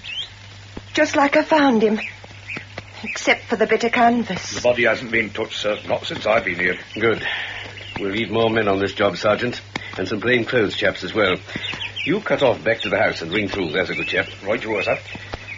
And tell me, Mrs. Caro, did you actually see this fellow Axman attack your husband? I didn't see a thing, sir. Except what's here. I heard the tractor stop and stay stopped. So I came out and down the fields. And saw him lying there, under the tractor, dead. That's when I went and rang the police. Who did it, sir?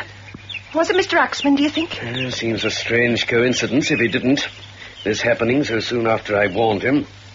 I stopped as I drove past, you know, after I'd left your house, and repeated the warning I'd given you. See? There are my footprints leading up to the tractor across his ploughland. Yes, I see them. But where are Mr. Axman's footprints? Here, I say, I don't like this. This is not turning out the way What's that, Lily? What? Yes, that's right. And excuse me, friends. That was my secretary pointing out that... Well, never mind. From now on, I'm only an interested onlooker, very interested. I was still interested early next morning when an arrest was imminent. Oh, yes. I'll admit it's only circumstantial evidence, but it is evidence. Here's what you did, Axman. You left the train and, taking the main road, went straight to Caro's farm, to where his long field borders the road. You waited in the hedge until he'd finished a furrow toward you and had turned his tractor and had his back to you. And then you struck him down. Go on. Then you nipped back down the main road, used the lane, cut across your wife's hollow field, and got here to the house. It takes just 1 hour to do that. We've just timed it. Supporting evidence? What about footprints? Were mine found on Caro's ploughland? You walked on the hard, unploughed land. It's quite simple to prove. All cut and dried, isn't it? Just like the other.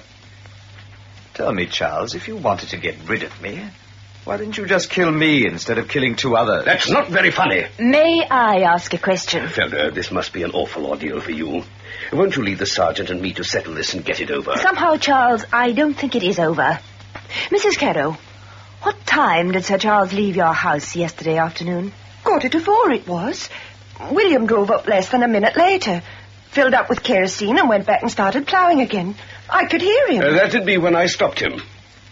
Time? Oh, let's say 5 to 4. I was here by 4, wasn't I? The train got in at 4. It would have taken Gervais a quarter of an hour to reach Caro's farm. That makes 20 minutes he had. Who had 20 minutes? Caro, to get on with his ploughing. Only he didn't get on. He didn't plough another inch after Charles spoke to him. How do you mean? You admit, so does the sergeant and Mrs. Caro, that your footprints go right up to the tractor. If William Caro had restarted ploughing after you left Charles, there'd have been time for a band of untrod ploughing 6 feet wide between your footprints and where the tractor was stopped. That's right. So, why didn't he restart ploughing after you left him, Charles? Oh, how do I know? Apart from Gervais, you were the last person to see him alive. That's possibly so. It is on circumstantial evidence. So, if you can't prove that Gervais used the shortcut through Hollow Field, the case against him falls down. Because unless he used the shortcut, he wouldn't have had time to kill Caro and be here by 5. Not quite. For the case against him to fall down, he'll have to prove he didn't take the shortcut through Hollow Field. And if he can... But I can't, Felder. How can I? Come over to the window. All of you. Now look out. Over there is Hollow Field. The field through which Gervais is supposed to have taken a shortcut yesterday. As you will see, it's fresh ploughed. But Felder... If he crossed that field, his footprints will show in the ploughing. I can assure you there are none. Well, Sir Charles, looks like this clears him, don't it? Shut up. Felder, when was that field ploughed? Why, yesterday morning, of course. It was ploughing up day. But yesterday at 4, you told me you wouldn't be starting to plough before today. You must be mistaken, Charles. There's a time for everything, and ploughing up day is ploughing up day hereabouts. Why, this makes Sir Charles the last person to have seen William alive, doesn't it? On circumstantial evidence, yes. But I'd hardly think it strong enough to blow out my brains if I were you, Charles. They could never prove a thing. And neither can you.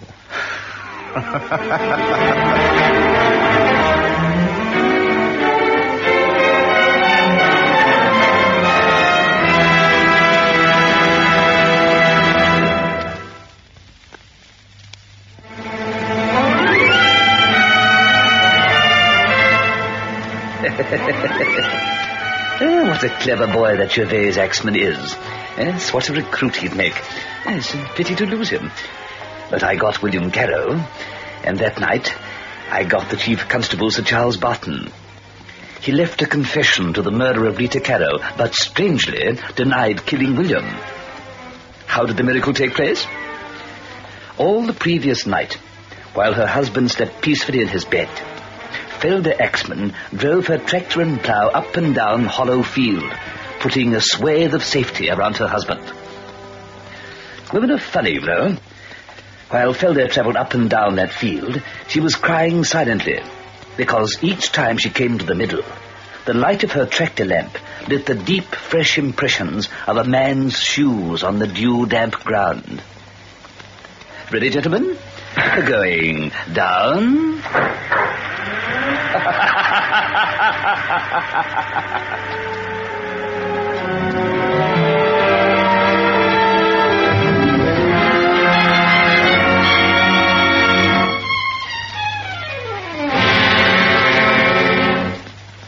Devil's Holiday is a Donovan Joyce production.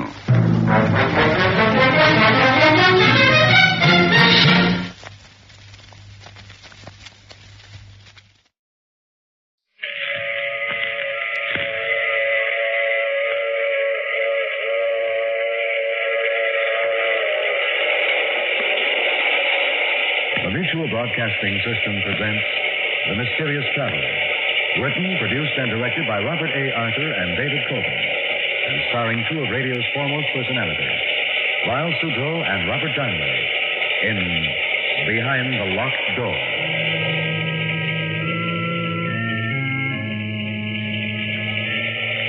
This is the Mysterious Traveler inviting you to join me on another journey into the realm of the strange and the terrifying. I hope you will enjoy the trip, and it will thrill you a little and chill you a little. So settle back, get a good grip on your nerves, and be comfortable, if you can, as I bring you the strange and chilling story so many of you have asked to hear again. I call it Behind the Locked Door.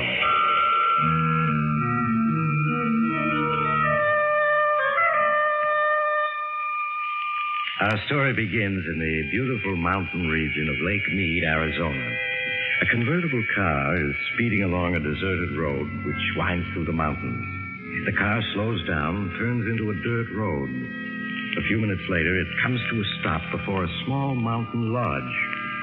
Kathy Evans, an attractive girl in her early 20s, gets out of the car, runs up the steps of the lodge to the front door. She knocks impatiently, looking about anxiously.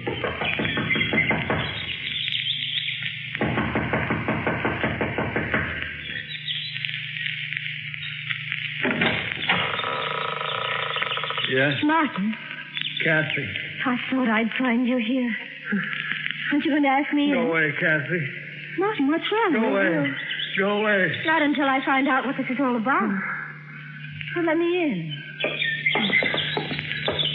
Are you alone? Alone? Yes. Darling, look at yourself. You haven't shaved in days. And Martin, those deep gashes on your neck and face. How did you get them? It doesn't matter. Darling, you must have lost a great deal of blood. And you're feverish. Yes, I know. Is it true about Professor Stevens? Yes. Why did you leave town so suddenly last night? The authorities are looking for you. Do they know I'm here? No. How could they? It was intuition that brought me here. They mustn't find me. Martin, nothing makes sense. You returned from an expedition last night alone, unexpected. You stay in town 1 hour and then vanish. Not even phoning me. It's best that way, believe me, Kathy. You've got to tell me everything that's happened. I can't, Kathy, I can't. I'm your fiancé. I've got a right to know. Kathy, go away, please. I won't go away until you tell me what's happened. If I do, then will you go? Yes. I don't know where to begin. I suppose if you can say it had a beginning, it was that day a little over 2 weeks ago in Professor Stevens' office.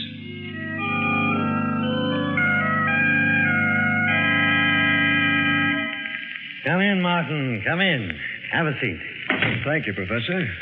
Martin, how would you like to go exploring with me for, say, 10 days, 2 weeks at the outside? Exploring where? The Vermilion Cliffs along the Colorado River. I found some wonderful Aztec pieces there last summer. One large cave I stumbled on proved to be a veritable treasure trove. Yes, I've seen those Aztec pieces in the University Museum. Now, the Vermilion Cliffs still remain largely unexplored. I'm sure that we could turn up many more objects of interest. It certainly sounds intriguing. The only reason I hesitate, Professor, is because of Kathy. Oh, I'm sure she'd give you a 2-week leave of absence. Yes, I suppose so. How many of us would go? Well, it would just be you, myself, and an Indian guide, and 3 burros. I find that the fewer there are on an expedition, the better. Mm-hmm. When would we leave? Well, what about the day after tomorrow? All right, Professor, I'm with you.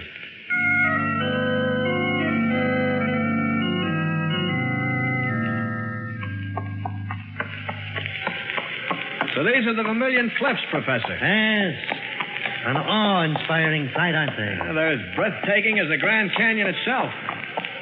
I had no idea they towered so high. Yes, they make you realize just how insignificant man really is. Yeah.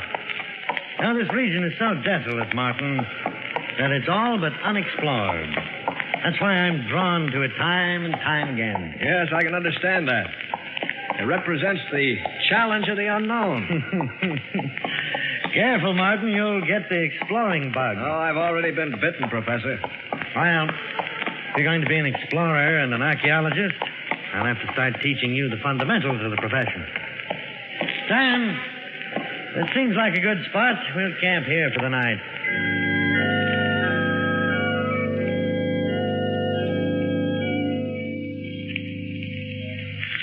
Phew. Well, it certainly is hot, Professor. Exploring isn't as easy as I thought.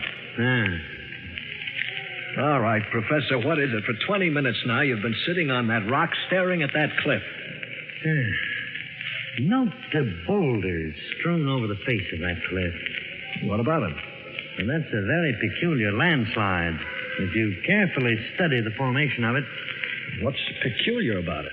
Many of the rocks look as though they'd been placed there by human hands.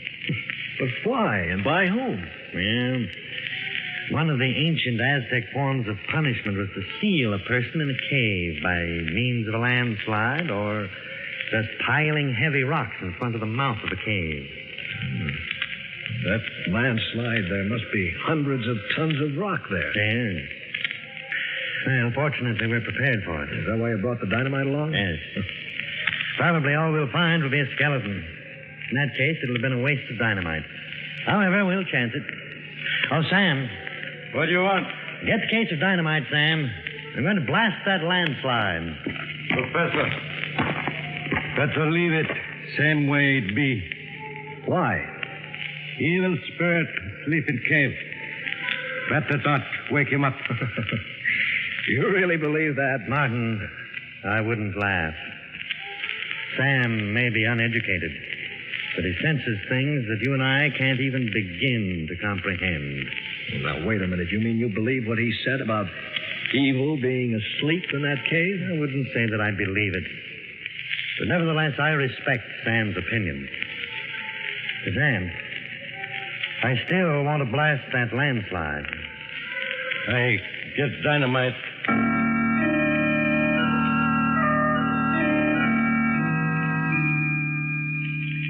Keep your head down, Martin.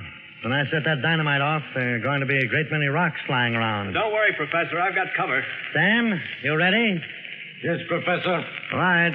Here goes.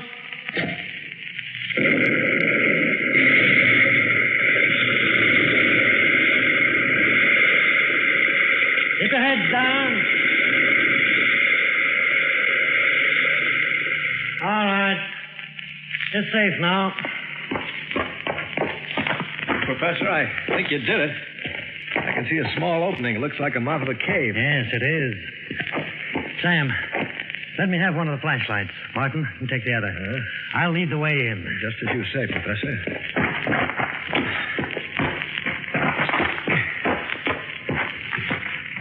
The air doesn't seem too bad in here.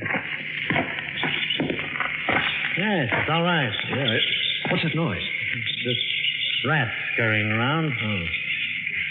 Certainly a huge cavern. Look at that ceiling. Must be 200 feet high. Look at the bats up there. Yes, huge ones. I have a feeling that this cavern and others extend for miles underground. Yeah, Professor, look. Skeleton. Yes. There's another one over there. Yes. Let's see what else there is. Wagon train. What? Good Lord. Sam's right. It's a wagon train. A wagon train? Yes. There are at least 30 or 40 wagons in this cavern.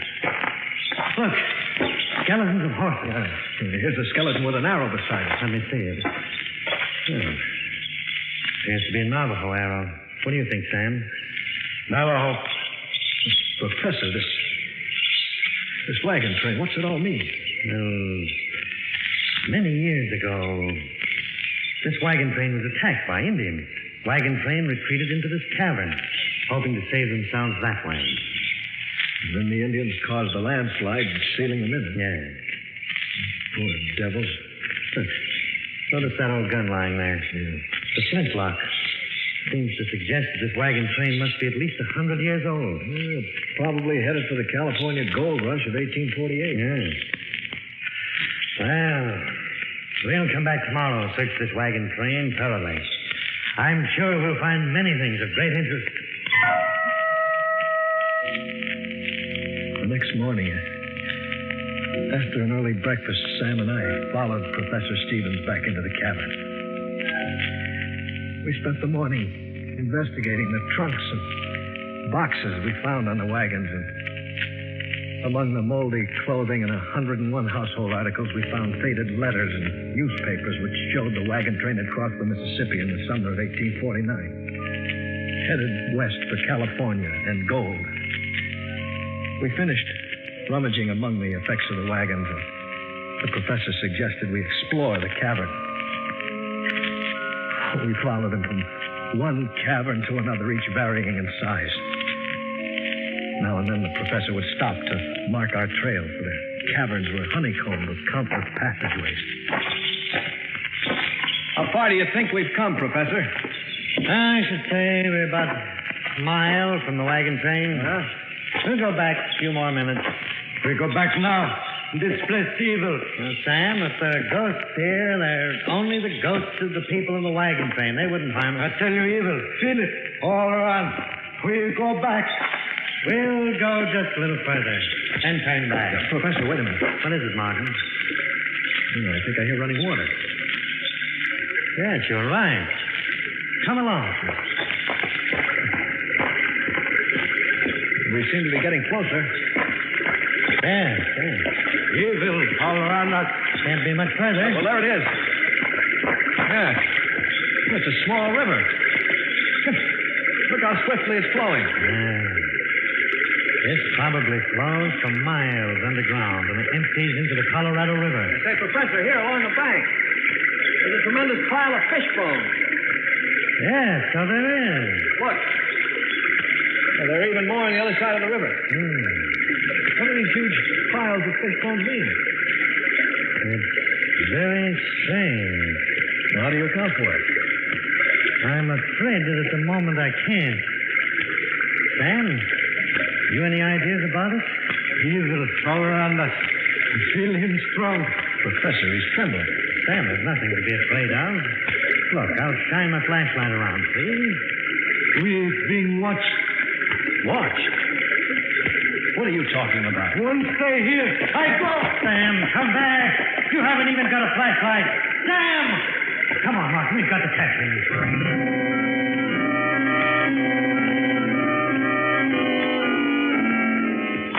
Sam, wait for us. I can still hear his footsteps. We've got to catch him. Can you stop a serious injury running in the dark like that? Sam, wait for us. Professor, it's Sam screaming. This way. That fool's probably broken his leg. That sounds more like a fight. Who could he possibly be fighting with? I don't know. He stopped. Sam, where are you? Keep shining the flashlight around. Can't be much further. Sam! There he is. Yes. He's just sitting against that boulder. His head down. Sam, give me a hand with him. Good Lord. His face. Neck. Yes.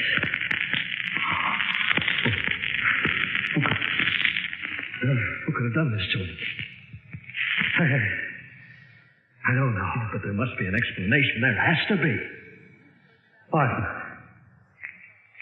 I have a theory. But it's so incredible that I can't bring myself to voice it. Tell me. Or do you think I'm insane? Tell me. What if the people of the wagon train, or rather the descendants, are alive here in these huge caverns. That's impossible. Why? Picture what happened the day the 150 people or so were sealed into this mountain with the Indians. What would have been the first thing they'd have done? Try to dig their way out. Exactly. They start digging and find there are 100-ton boulders blocking the entrance, and they have no dynamite. They're forced to give up. Yes? They spend days looking for another way out, fail to find one. The day comes when all their food is gone. Starvation sets in. All right. Then that would mean they would all die. Not necessarily. The strongest of them stumble along in the darkness and find the underground river. They catch an abundance of fish and are able to survive. The huge fish bone piles along the river. Right. The river was an everlasting supply of food. They continue to live by the river in the dark. Some probably went insane, died. Others adjusted themselves to their new environment. Professor, you think those handful of survivors had descendants who are alive today inside this mountain? Yes, Martin. And it was one of them who clawed sand to death. What can those descendants be like, being born and living in darkness? I can only guess. I should imagine they'd be blind or near to it. But their other senses would be remarkably developed. Their physical appearance? I don't know. It's not like a nightmare. It's a nightmare you can't awaken from. What's to prevent them from attacking us? And our flashlights, for one thing. I'm sure light frightens them, just as fire frightens animals. Fortunately, I have a revolver. Well, we better move on. Wait a minute. What about Sam? There's nothing we can do for him now. Come along, Martin. We must find the trail I marked so that we can get out of here.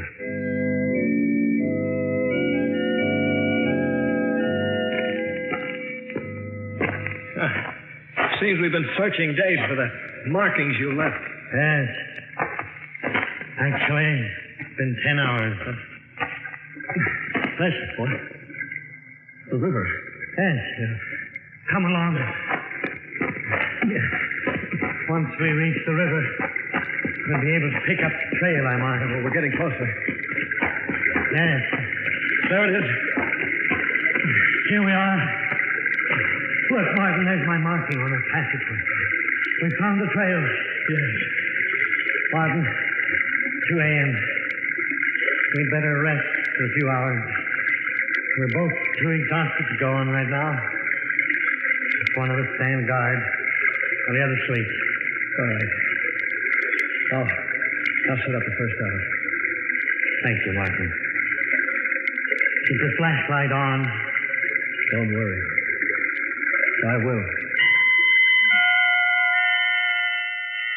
In a matter of minutes, the professor fell asleep, and I sat on guard, flashing my light slowly around the huge cabin. I looked at my watch, and the seconds seemed like minutes, and the minutes like hours. My eyes grew heavy, and I finally dozed off.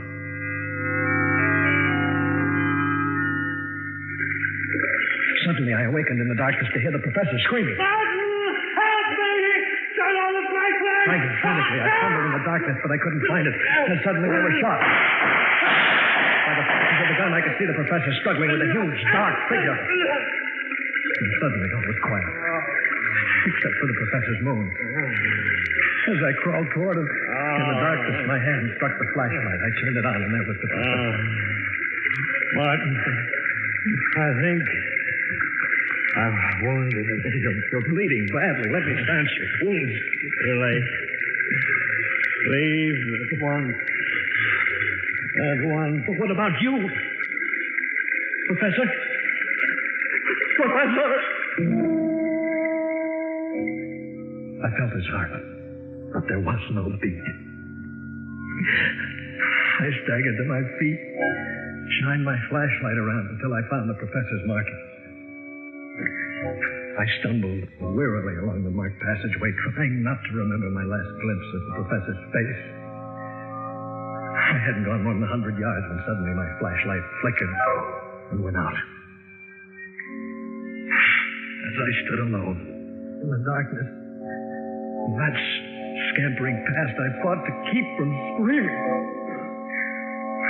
The darkness seemed to become heavier and more oppressive with each passing moment, and I had the feeling something was silently approaching. I backed up against the passage wall and waited, my eyes straining in the darkness, and then suddenly I was leaped upon by a wild fury.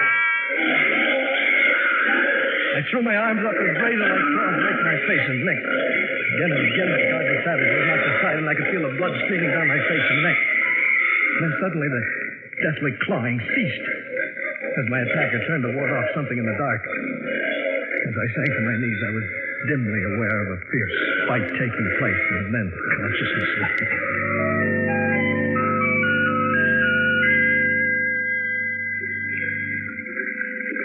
Later. How much later, I have no way of knowing. I became aware of a heavy, calloused hand washing my face and neck with water. I winced in pain as the water flowed into the deep cuts, and then suddenly I remembered all.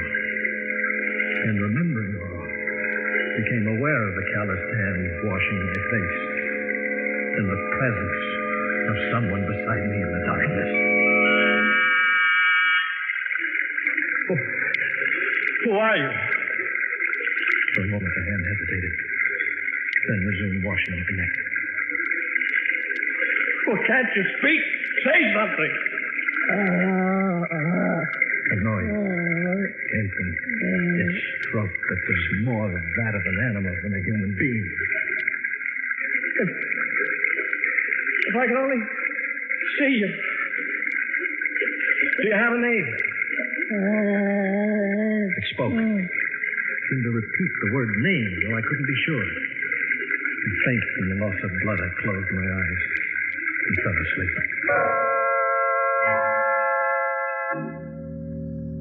When I awoke, my face and neck felt stiff and painful. It seemed to sense I was awake, for as I opened my eyes and stared into the darkness, it came to my side.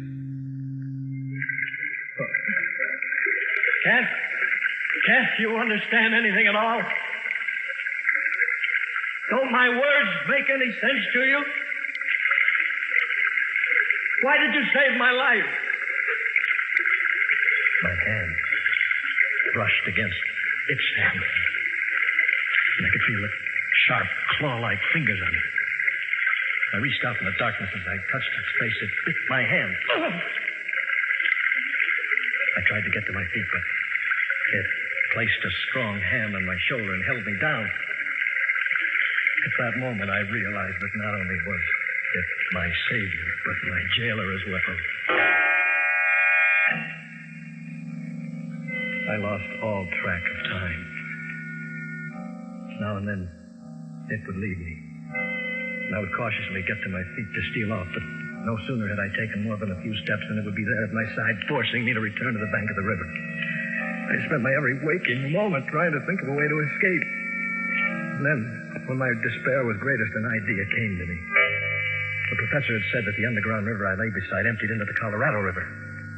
Though the odds were 100 to 1 against my surviving, I knew it was the only possible way of escape. Slowly, I crawled a few remaining feet to the edge of the river and, leaning over, started to wash my face. I could sense that it was watching me. I leaned forward a few inches more and fell into the river. As I came up for air in the swift-flowing water, I heard a splash beside me. A moment later, I felt its arms around me.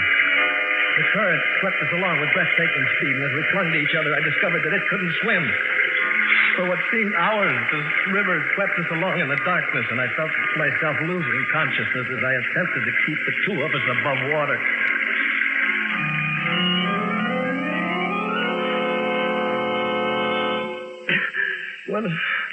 When I regained consciousness, Kathy, we were both lying on a sandbar in the Colorado River, and the sun was beating down on us. Darling, you're delirious from your wound. I need a doctor.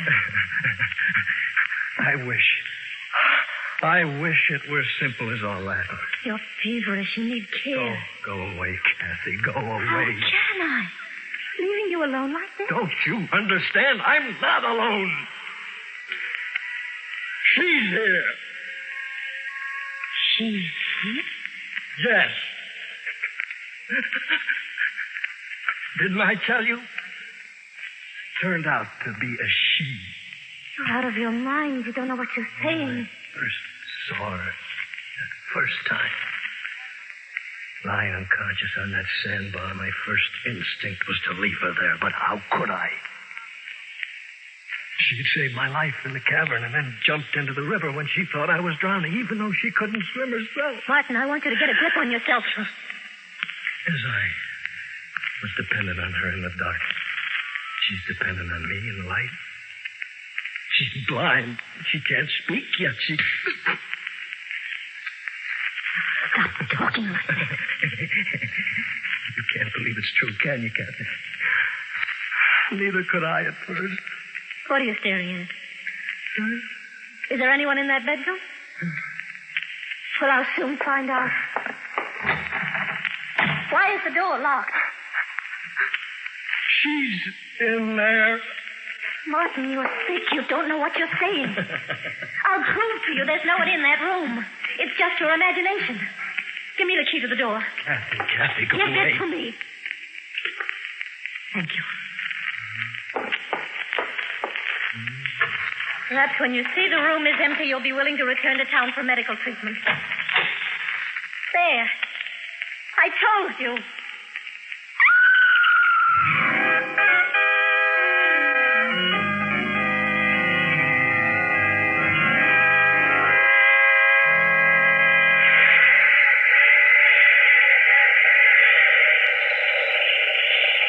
This is the mysterious traveler again.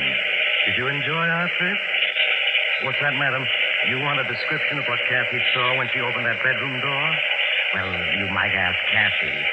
The only trouble is the poor girl gets hysterical when you question her about the occupant of that bedroom. I suggest you write a letter to the Museum of Horrors for a full description. They consider the Woman of the Mountain as their star exhibit. Because when she... Oh, you have to get off here. I'm sorry. I'm sure we'll meet again. I take this same train every week at this same time.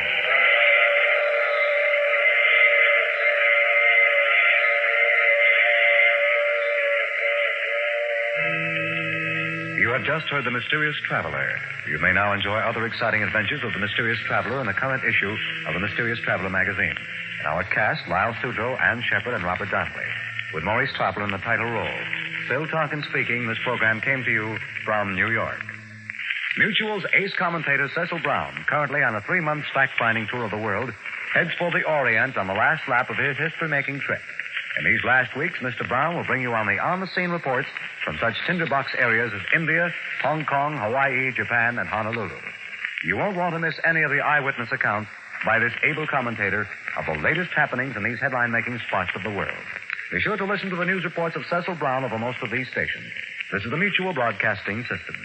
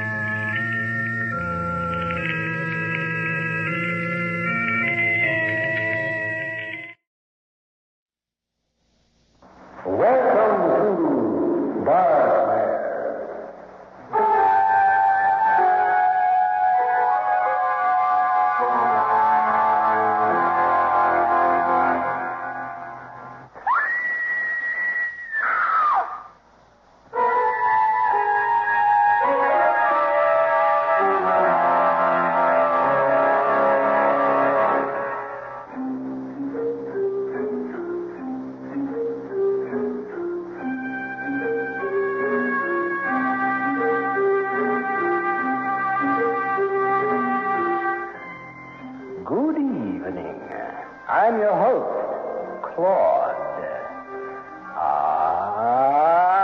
There's good news tonight. I'm leaving this program. After all, who wants to be hanging around here? I've been selected as the host for a TV series called Make Me Scream. Audience participation, of course. An interesting concept. Don't faint, and you're a winner. Wonderful prizes. A year's supply of lady fingers. Real ones, naturally. Or a trip to the Embalmers Convention. One way.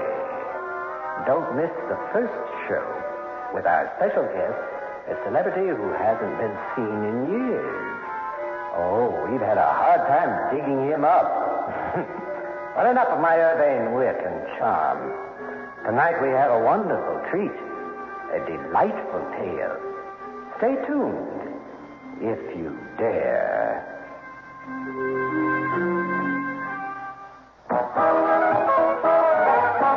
Jazz, America's original art form.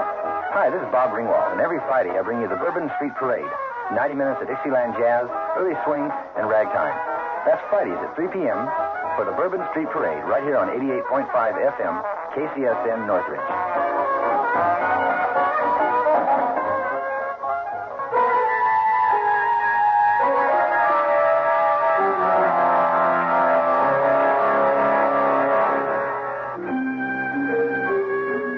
Back so soon? You ready to have your hair stand on end? Good. Our story is entitled Funhouse. A fascinating drama that's going to make your blood run cold.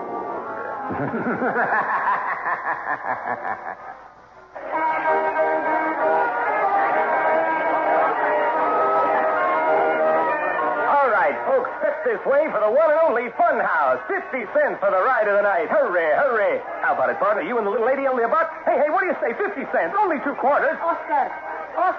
Florio, in the middle of the jam. Another time, huh? The manager wants to see you. Now? That's what he said. Oh, geez, a hell of a time. Now, Oscar. So, all right. Frank, take over for a minute, huh? How much you make so far? About 100. What's he want? More dough, is that it? Be silent. Florio, if there's any hassle, it comes out of your operation. Oh. We are in this together. Remember that. My museum and your stupid ride are as one. Sure, Florio. Sure. Ah, Madame Florio. You grace my humble office. How kind. Not at all, dear lady. And Oscar, how are you, my boy? Okay. Some wine, perhaps? No, thank you. I don't imagine this is a social visit. Ah, right to the point. As always. Listen, we got a lease. The rent's paid. Quiet, you fool. Well, I shall dispense with the civilities of negotiation. Yes, I'm quite dissatisfied with your display. Hey, the Funhouse has always made enough money to cover both joints. Precisely, Oscar. You put your finger right on it. Madame Florio's wax museum is a source of concern. I'm working on some new ideas. It takes time. And time, dear lady, is running out. Your displays, those disgraceful wax figures, misshapen by the elements and gowned in tattered costumes, a sad commentary on your past greatness.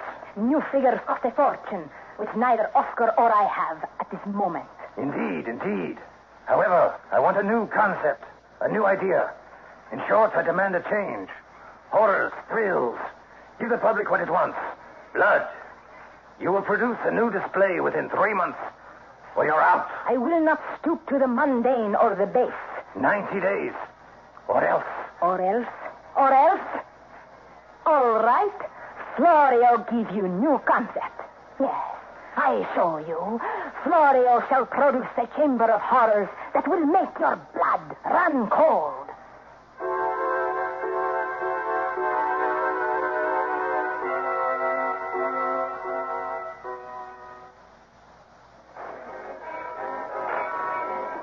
Hurry, right this way. The Funhouse, only 50 cents. Zip right up. What about it, girls? Come on, Phil. Oh, no way. Those places frighten me. Oh, be a sport, young lady. Where can you enjoy yourself for $1 these days? You're not getting me in there. Don't be a party pooper. Tell you what I'm going to do. Take a ride. If you don't like it, if you ain't happy, double your money. What do you say? No, I don't like spooky rides. It ain't scary. A couple of wolfhounds, skeletons. To tell the truth, it's pretty run down. Please take the ride. I need customers. Susan, come on. Oh, all right. but I'm closing my eyes. There you go. Okay, here, into this car.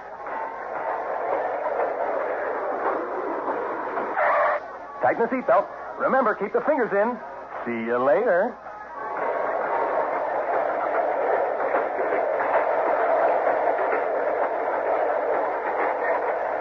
Welcome to the Funhouse. This is idiotic. Oh, relax. Welcome to the Funhouse. It sounds like my brother. Looks like him, too.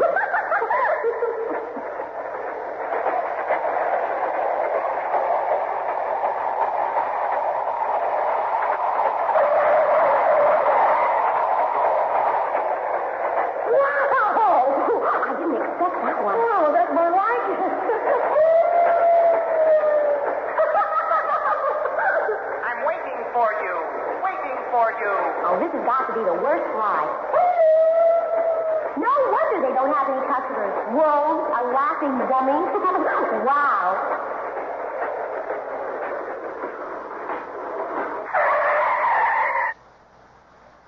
We stopped. Big deal. I'm scared. We're not moving at all. Did you hear that? I don't like this. Hello? Hello?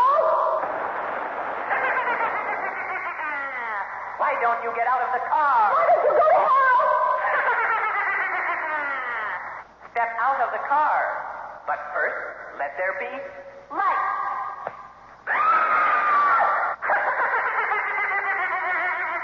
Oh, no. Don't move. Don't move. Like my friend?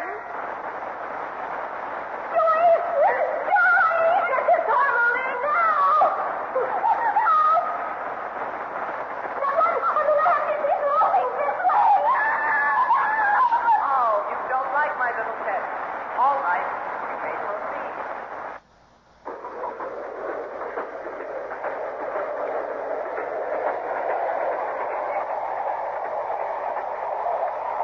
Oh, Phil. Hold on! I'll never get out of here. Never! Stop it! That was horrible. Horrible! Help! Somebody! What's that? What? Listen.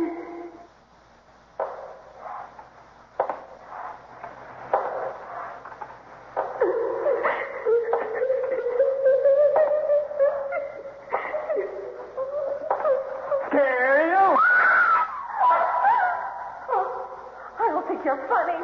Get us out of this stupid place. Yes, certainly. Follow me. I'm going to report you to the police. You and your dumb trick. Sorry, dear. I think steaks are delightful. Get us out of here. Of course. We're almost out. I don't see an exit. Must have lost my way. Sorry. Look, Grace, we want out now. Hey, turn on the light. Oh, my. Must be a power failure.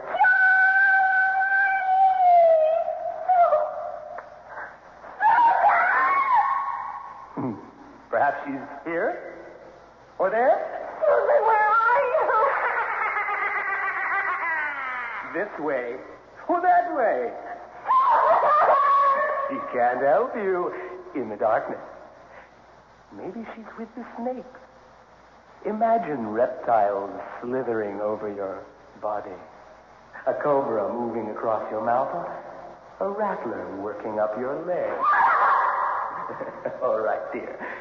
This way. That's it. No, turn left. When I get out of here. Here. You get out of here. A little more. More. Stop. This isn't the way out. Of course not. It's the way to Susan. She's waiting for you. Sue, are you all right?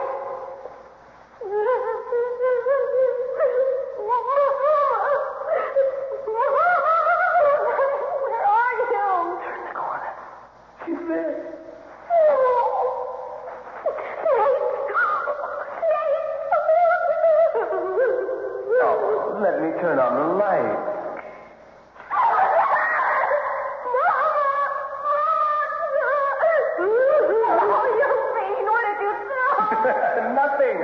but the cobra certainly made an impression. I hope you're enjoying my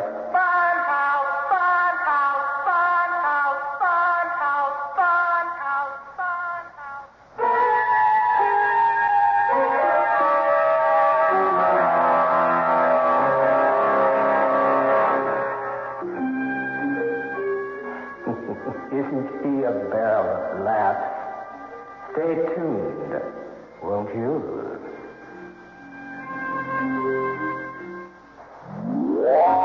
This is Bob Edwards, co-host of National Public Radio's All Things Considered. From 3 Mile Island to Catalina Island, All Things Considered talks to people from all parts of the nation and all parts of the world. Join Susan Stamberg and me each weeknight as we introduce you to new people, new places, and new ideas on National Public Radio's All Things Considered. All Things Considered airs Monday through Friday evenings at 6:15 on KCSN Northridge.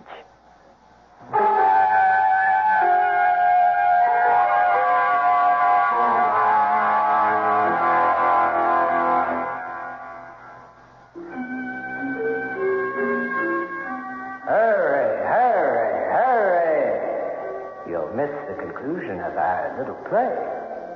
I guess Arthur has invented a whole new concept. Too bad he's taking the fun out of the girls' lives. They tried. Some joke, eh?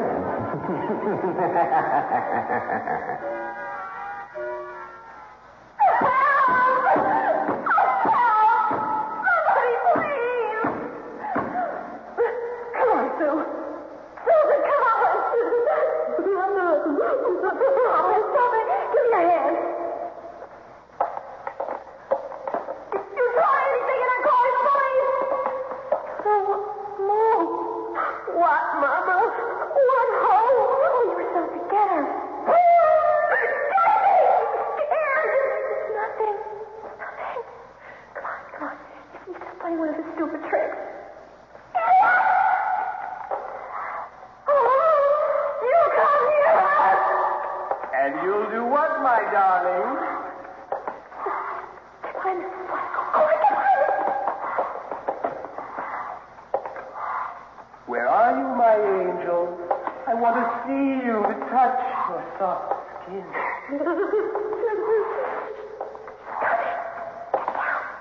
Hello. I want to hold you in my arms. Kiss you. Don't hide. Oscar loves you. Love you. I want to run my fingers through your hair. I want you!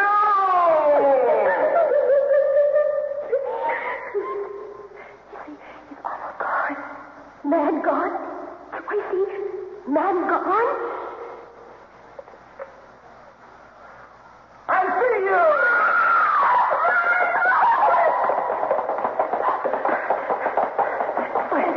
This way.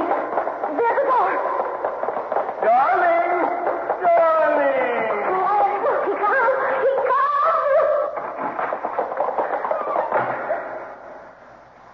Welcome to Madame Floriot's Hall of the Immortals. You have entered the world of the famous. This way for scenes of great moments in history. Hello? Hello? Anybody here? No wax people. Afraid. Stop it. Stop. Come here, Census. I can't take any more. Sorry. Oh, snakes. Across the floor. Nearly touched me. We're almost out of this. It's over. Over. Do you understand? Over. Yes. Yes. Let's go.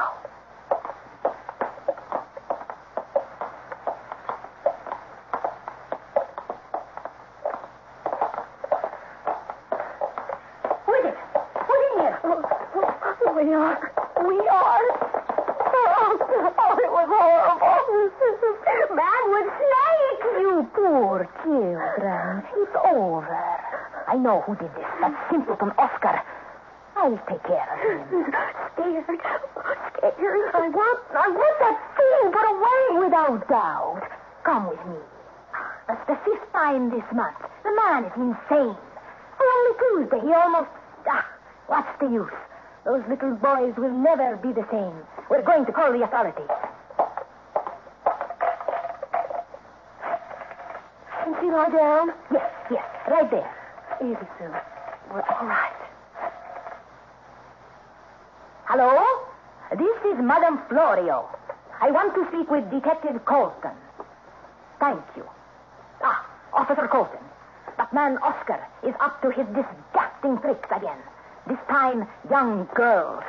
One of them is in shock. She needs medical attention. They're in my office. Yes, they are safe. Thank you. They're coming. How is she? I don't know. He chased her with snakes. That imbecile. I want him behind bars. You cannot imagine the half of it. Frightened, two boys almost out of their wits. I won't go into it. Why don't they stop him? I've been after the management for months. But at least you are safe. The police are still looking for an elderly couple last seen entering his vile establishment. Lucky you found the fire door that connects our exhibits. Your wax figures are marvelous. Hardly. Once they were the talk of two continents, seen by kings and queens. Today, laughable relics. Who cares about moments in history? Yet, they seem so real. Merely wax and wire. Now, most of the gowns and hats in tatters. Would you like to see? No, you had enough excitement for one night. Night? Certainly. It's almost 2. The park has been closed for hours.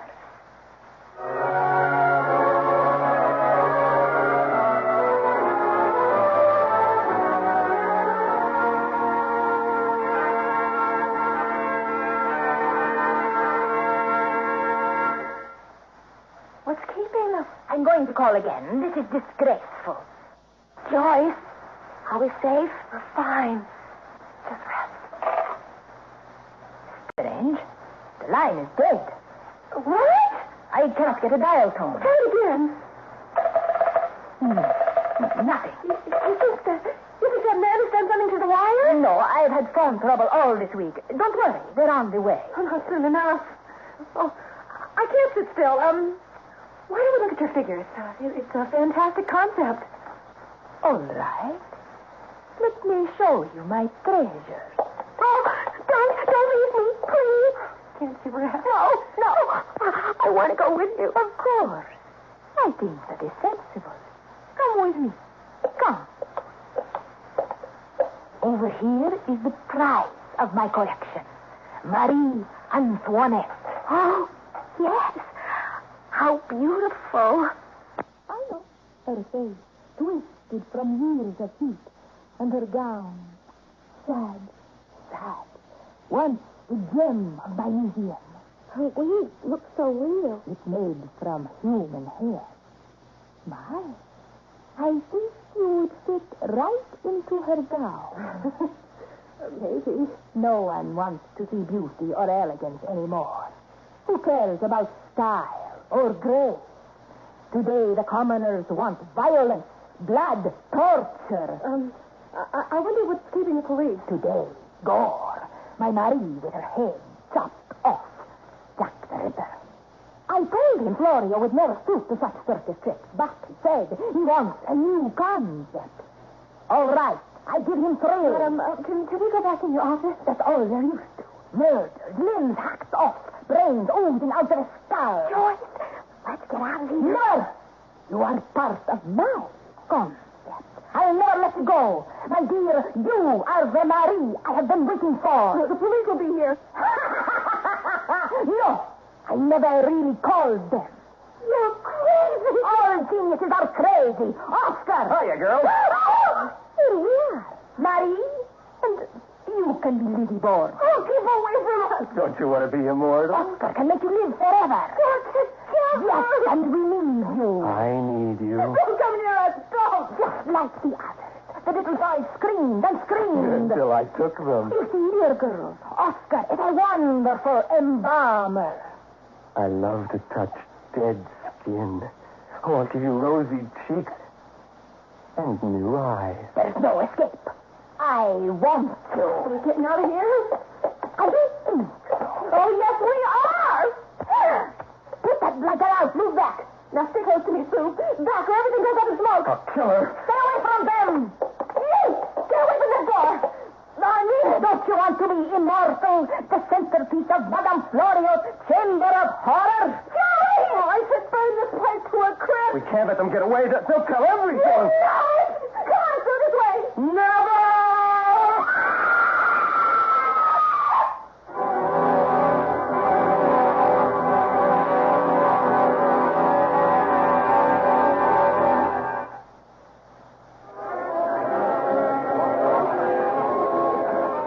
My dear Florio, the displays are brilliant, magnificent, You like my Chamber of Horrors? delightful, especially Lizzie Bowden and Marie at the guillotine. So realistic. I feel the eyes following me. Oscar and I have further plans. A torture scene from the Inquisition.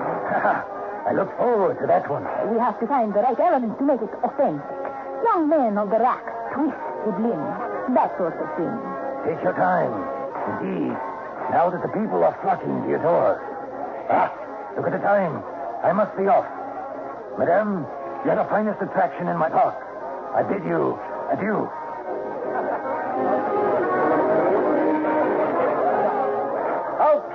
Okay. What do you say? Step right up. The one and only Funhouse, 50 cents. Hey. Just because I like clean-cut college boys, come here, fellas. Tell you what I'm going to do. Double your money if you ain't scared. Straight out.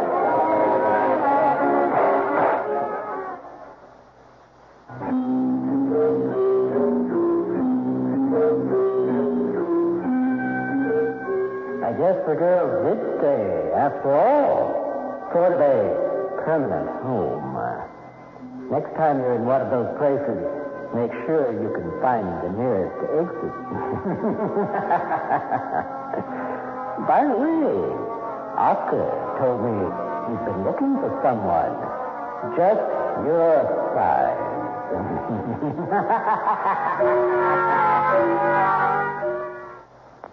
Today, good jobs require specialization. This education beyond high school is expensive, but there is help. The federal government now provides more grants, low-interest loans, and work study to more students than ever before. Just contact the financial aid administrator at school or write Box 84, Washington, D.C., 20044. Apply yourself. This message has been brought to you as a public service by this station and the U.S. Office of Education. Next on Darkness. I don't care what data you've got. That woman is not 83. Listen, Charles, you don't have to con me. I'm not. Damn it, Newmark, we've hit on a vaccine that prevents aging. Oh, forget it. It's a switch. Whoever she is, pay her off and tell her to get lost. We started her treatments 3 months ago. Nothing happened until the 23rd. When the real Angela Renwick died and you brought in the shill. On the 25th, her metabolism changed. Since then, her skin, her hair, everything became rejuvenated and hasn't stopped.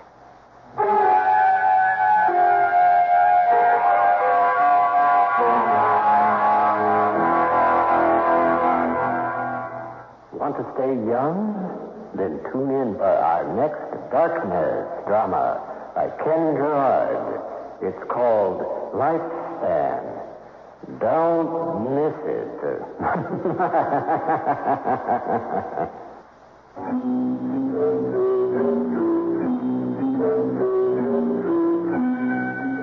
Funhouse was written by Ken Gerard and directed by Roger Littner. Featured in the cast were Barbara Kerr, Wendy Allen, Gregory Snagoff, and Sandra Kenworthy. Also heard were William Irwin, Michael Emmel, and Bob Farley. Sound patterns by David Surtees. Darkness is a Roger Littner, Ken Gerard radio production. Now, until next time, this is your host, Claude, wishing you good night forever.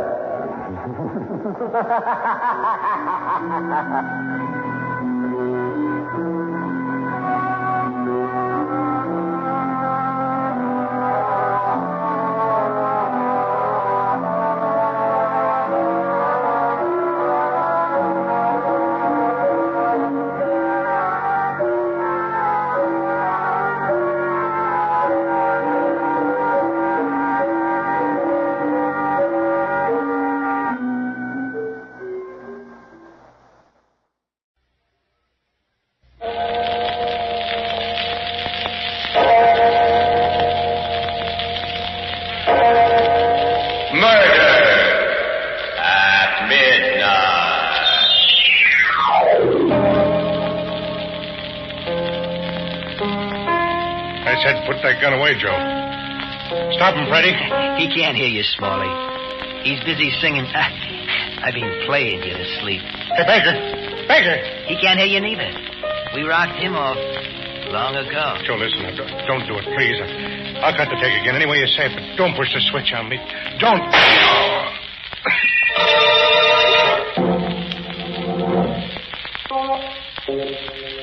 Midnight. The witching hour when the night is darkest. Our fears the strongest. And our strength at its lowest ebb. Midnight.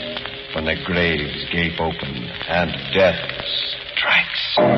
How? You'll learn the answer in just a minute in Red Wheels.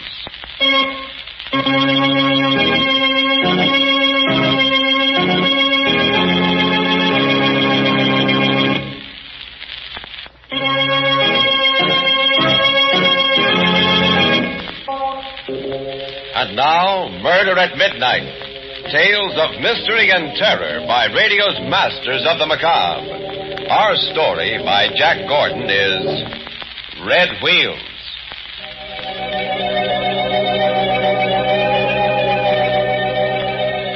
The desert, flat and empty under a heavy night sky. Speeding along its only road is a large bus. Lulled by the hum of the tires, its smooth motion, the passengers sleep. All of them, except one. Joe. Joe, hey, wake up. What? I said wake up. What? Oh, let me alone, will you? Let me sleep, will you? Hey, Joe, you don't think nothing went wrong? You don't, do you? All right, I'm up. You know, kid, you got a face that talks too much. I want to make sure everything's all right, that's all, Joe. I want to make sure. This makes 3 times tonight you got to make sure. It's starting to get me, see? All right, now, I'll tell you once more. There ain't nobody following us. Okay? But there was. You said so yourself. There was at first. That was a couple of days ago. And it was the newspaper said so, not me. Now, will you put that imagination of yours in mothballs? Nobody's following us. Nobody knows we killed them. And if they did, they'd probably be erecting a monument for us back in Denver this minute. So you just turn your nose against the window and watch the desert. Yeah, but there's pretty sand in the desert. But, Joe... Will you turn your nose like I say? Yeah, Joe. You picked your lucky seat. You're in seat 7, ain't you? Yeah, sure, Joe. Well, then turn around. Watch the sand in the desert. That's right. And you found a penny. That's the sign you're always blabbing about. Sitting in seat 7 and found a penny. Lucky guy, that's you. Yeah, that's me. Yeah, so let me sleep, will you?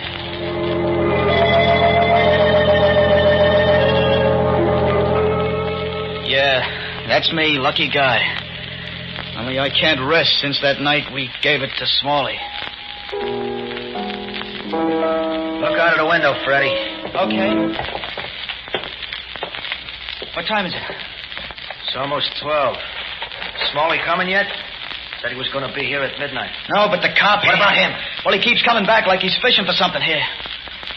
He's just making the rounds. Don't you worry about him. I don't like it, Joe. There's a smell about it. Yeah, it stinks to me, too. Those 2 guys playing us for suckers. Baker and Smalley, a pair of shovel-foot dopes. Doing a little insurance on their own, and they won't cut us in on the take. Okay. Hey, maybe we just ought to go away, Joe. Set up our own system somewhere else. And let them get away with a double cross? You kidding? It's arranged perfect, ain't it? Baker out like a light in the other room from that Mickey. We use his gun, and we're 1,000 miles away when he fries for killing his best friend. Hey, but Joe, don't forget me. I'm a jinx, I tell you. It'll backfire. Everything happens to me. Let's let it alone. Just stroke that lucky rabbit's foot you bought today, and I'll do the worry. Hey, what's that? What? It's Smalley. Yeah, all right. Now, just get to that piano and play him a little lullaby. Hey, Joe, the cop's gone. Get to the piano, I said. Yeah.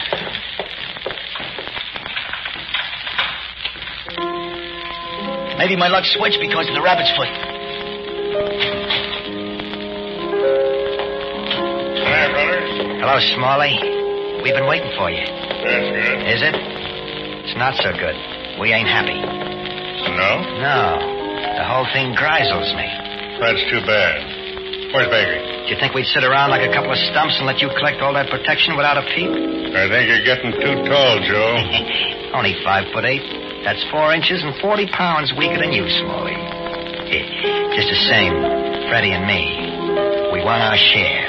You got what's coming to you. But you ain't got what's coming to you, Smalley. You see? This cuts you down to size. Put that away, Joe. Now you're 40 pounds, 4 inches. Don't make no difference. I say put that gun away, Joe. Stop him, Freddie. Freddie can't hear you, Smalley.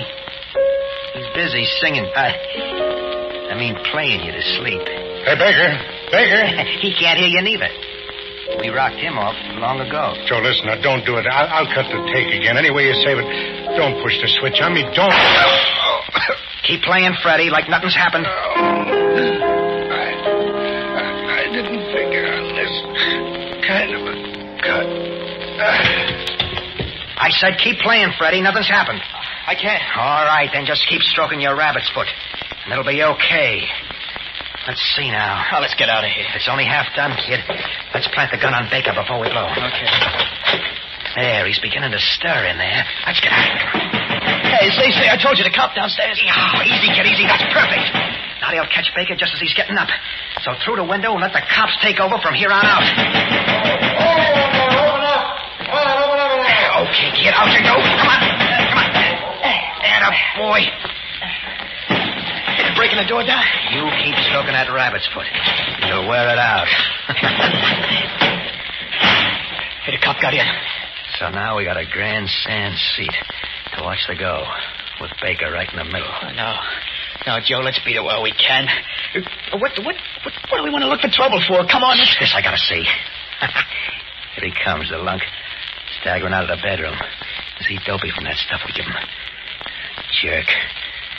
You don't even know he's got that gun we planted on him. Please, Joe, I'm dancing around like crazy inside. Let's get out of here before they decide to look this way. This ain't smart, Joe. Okay. I've had my fun. Let's blow.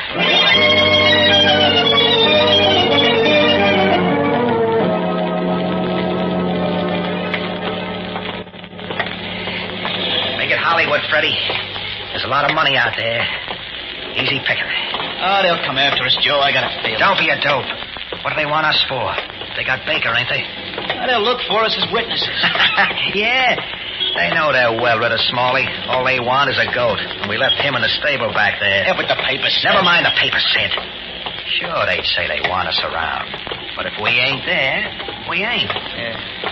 Hey, look, a penny. Pick it up, kid. Yeah. Brings good luck, Joe. You see? Now we got nothing to worry about.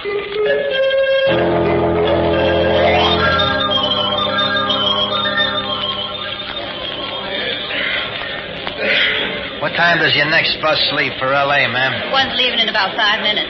Okay, 2 for L.A. That's 21.5 out of 25. Here you are. Thank you. Come on, kid. Hey, Joe. Yeah? You got a penny? What for? I want to weigh myself. I'll get a fortune ticket. What about that penny you picked up? Oh, no, Joe. That's a good luck penny. I mustn't spend that. Okay, here you are. Oh, gee, thanks. What's the good news, kid? It says... Okay, so go on. What does it say? Well, it says you're going to take a long, unexpected trip. Say, that's pretty good. That's right, ain't it?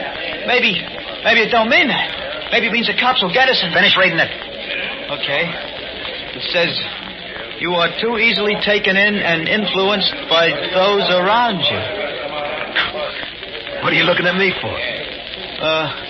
Nothing, Joe. Come on, kid. There's our bus pulling in.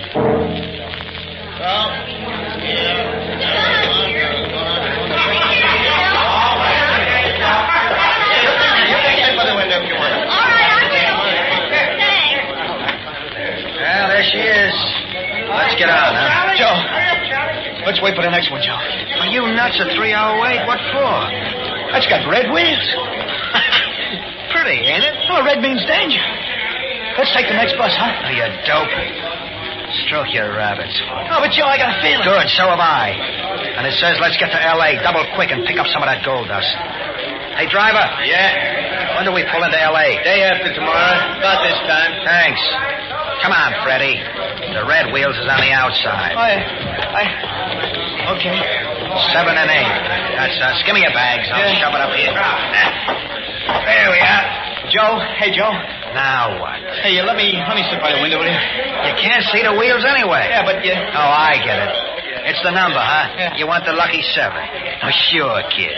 Sit in C7 if it'll make you happy.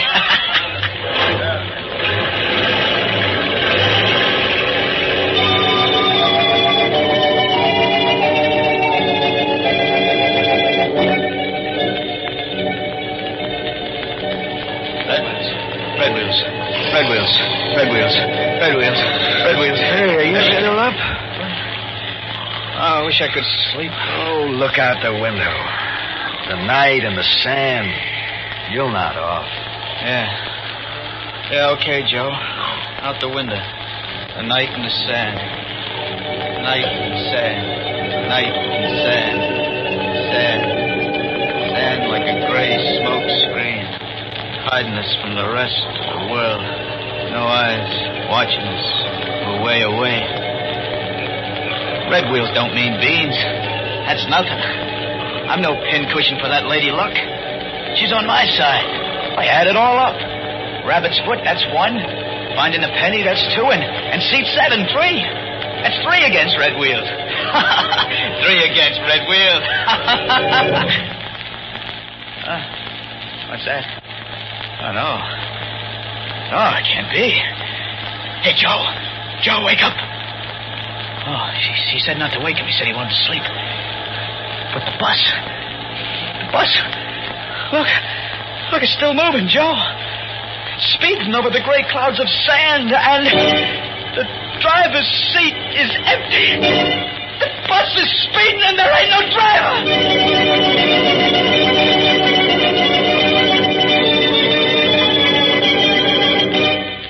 A bus with red wheels on a desert road. Where can a bus be going without a driver? Where would you expect to go after... Murder at midnight.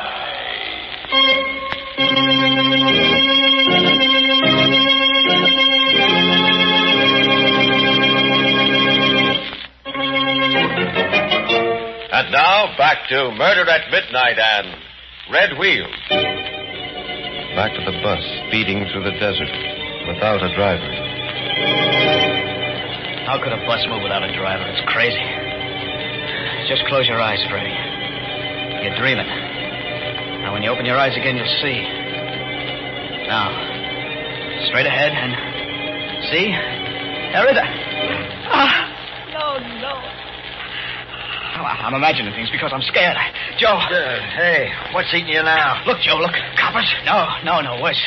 It's this bus. It's moving. Well, what'd you expect? Now, look, Brady Pond. Yeah, that's just the point. Look. Straight ahead there. Look. What the devil? That's it, the devil. The devil's riding with us. He's holding the wheel. That's just why we can't see him. You see, there's no driver. Holy smokes, I don't get it. What's making it move? Something we can't see, Joe. Something. Shut up. The bus has red wheels, Joe, remember? Red burns like fire. Can take you to only one place. That's where we're going. Maybe some of these dopes sleeping can dream a way out. Hey, everybody, wake up! Wake up! What's all the racket? Darling, don't cry. What's the big idea? I'll tell you the big idea. Look straight front and see for yourself. Holy fuck! There's no driver. What's making it go? Wait a minute, everybody. Don't get excited. What do you mean, don't get excited? Well, if you listen to me, I'll tell you. There wasn't anybody awake. I'll tell you who's driving this bus. It's the devil. And that means... You know where we're going? Hey, you're creating a riot, you idiot. Let me talk. Sure, talk. That's just what we need. This bus is riding us all where we got to do a lot of fast talking. Dead people got to tell why they should be led into heaven or to that other place. Hey, what the devil? The devil, see? We talk about him all the time, the devil. That's the guy we're going to have to see, I know.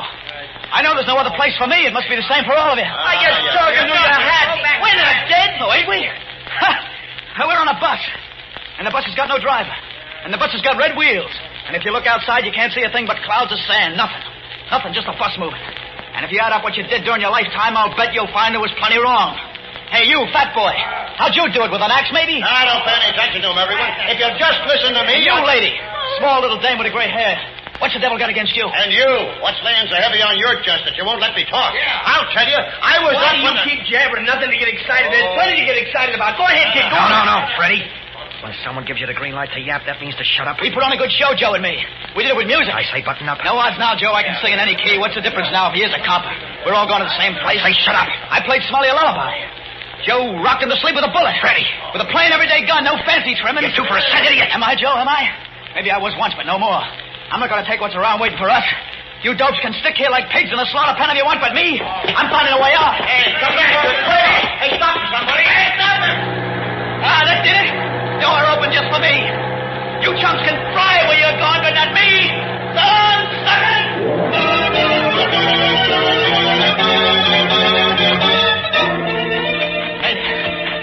I made it.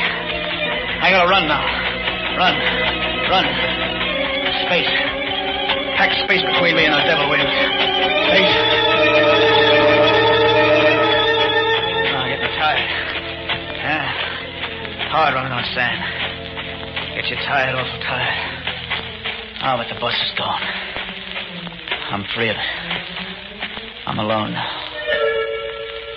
That's right, mister. You and me. We're all alone. Sure. Hey, who are you? I'm Mr. Rat. Mr. Yeah, Mr. Desert Rat. I've been here 22 years. Fell off a bus just like you. And been wandering around ever since. Oh, how? Why don't you get out of here?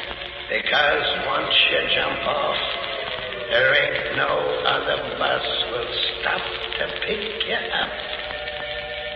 You're all alone.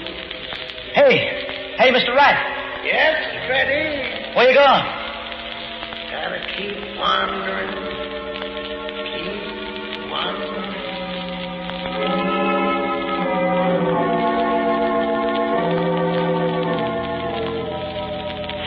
Keep wandering. The desert. Sand and nothing else for 22 years. Maybe another bus will pick me up. Maybe I shouldn't have jumped. Maybe it might have been better the way it was before I changed it. No, there is something else. A tavern. Come on, Freddie. Pick him up and lay him down. Let's get to those people.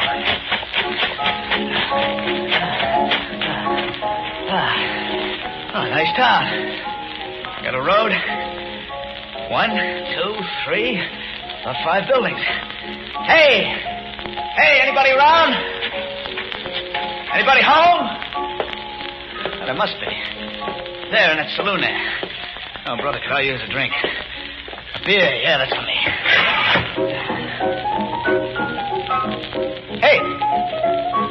Hey, what happened, everybody? What?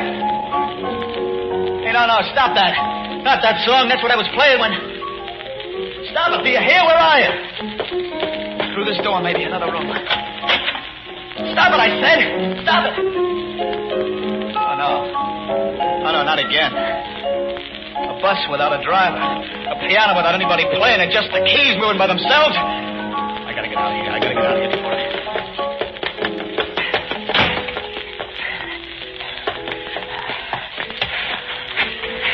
Hey, somebody. Ain't nobody here. Ain't there nobody? Oh, there it is again. It's coming from that house now. That last one on the road. Maybe this time. All right. I told you to stop it, didn't I? Still nobody. Still. Okay, if you won't stop it, I'll stop it for you.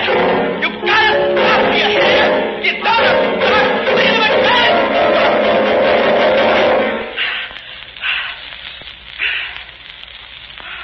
Hello, Freddie. You? Can't be you. You're dead. And what did you expect to find in a ghost town? But you can't be. Don't seem to like the music either. That sounded pretty good to you a couple of days ago. Want a drink, Freddie? What kind of a drink? A Mickey. Like you and Joe gave Baker before you knocked me off. You shouldn't have done it, Freddie. I didn't have nothing to do with it, Smiley, honest. It was Joe. Have a drink, Freddie. You must be awful thirsty.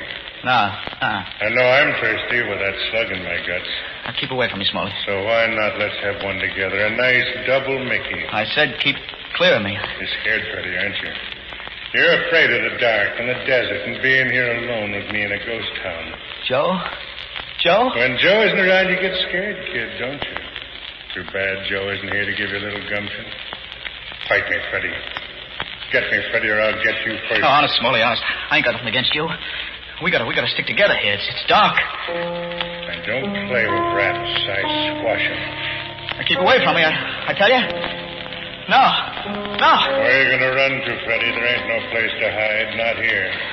I got a gun. That makes you big shot again, don't it? I'll let you have it, Smalley. I swear I will. That gun sort of takes Joe's place, don't it, you weak-livered little... I warned you. Have a drink, Freddie. With a Mickey. With a Mickey and... I didn't want to do it, Smalley. Not again, honest. I just got him before he got me, that's all. It's all mixed up. I don't know how he got here, but I'm alive.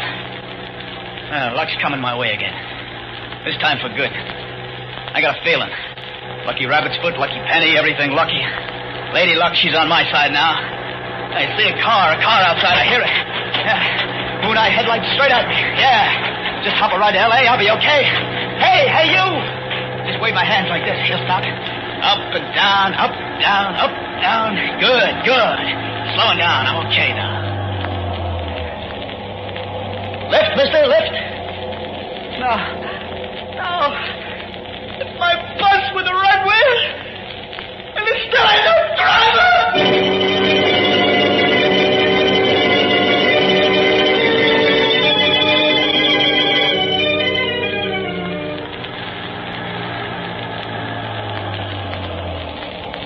Bus number 22 checking in, Tom. Okay, Johnny, I'll take it. Yeah, I hear you had a little excitement. Excitement? Yeah, I guess so. What do you mean, you guess so? You nab a couple of murderers on your bus, and then Well, there wasn't no excitement in it for me. What? You see, I wasn't there. They were all asleep when the bus broke down. There was no one to talk to, so after the tow car hooked onto the bus, I went up front in the tow car to chew the rag. Yeah, so? So nothing. When this guy wakes up, he went nuts. Started yapping about a murder and jumped off the bus. We had to chase him all through the desert, and he was so far gone he didn't even see the tow car when we found him again.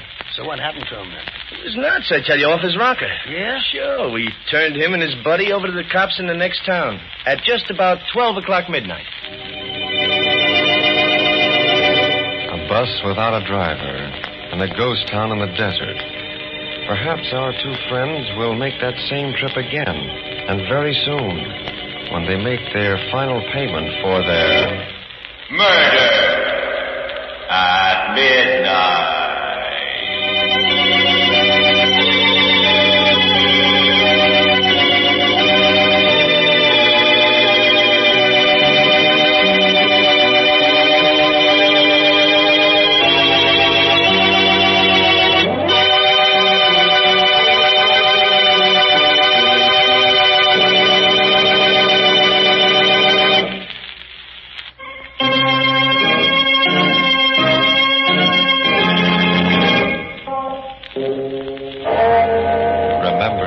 Again when death takes the wheel on a lonely journey and the clocks strike 12 for Murder at midnight. The part of Freddy was played by John Sylvester. With music by Charles Paul, Murder at Midnight was directed by Anton M. Leader.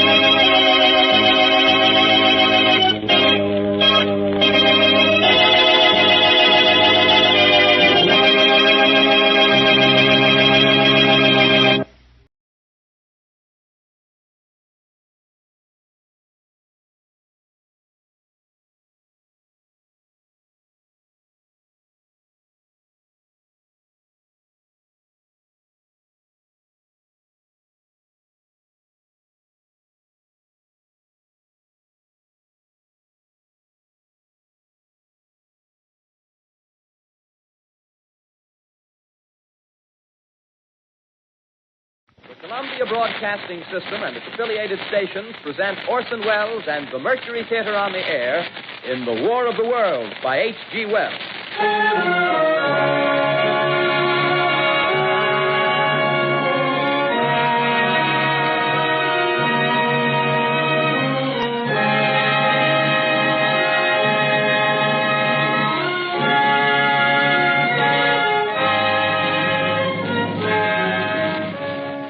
Ladies and gentlemen, the director of the Mercury Theater and star of these broadcasts, Orson Welles.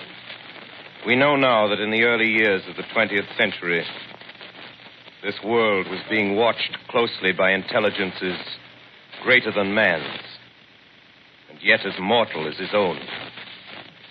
We know now that as human beings busied themselves about their various concerns, they were scrutinized and studied, perhaps almost as narrowly as a man with a microscope might scrutinize the transient creatures that swarm and multiply in a drop of water. With infinite complacence, people went to and fro over the earth about their little affairs, serene in the assurance of their dominion over this small, spinning fragment of solar driftwood, which by chance or design, man has inherited out of the dark mystery of time and space. Yet across an immense ethereal gulf, minds that are to our minds as ours are to the beasts in the jungle, intellects vast, cool, and unsympathetic, regarded this earth with envious eyes and slowly and surely drew their plans against us. In the 39th year of the 20th century came the Great Disillusionment. It was near the end of October. Business was better. The war scare was over. More men were back at work. Sales were picking up.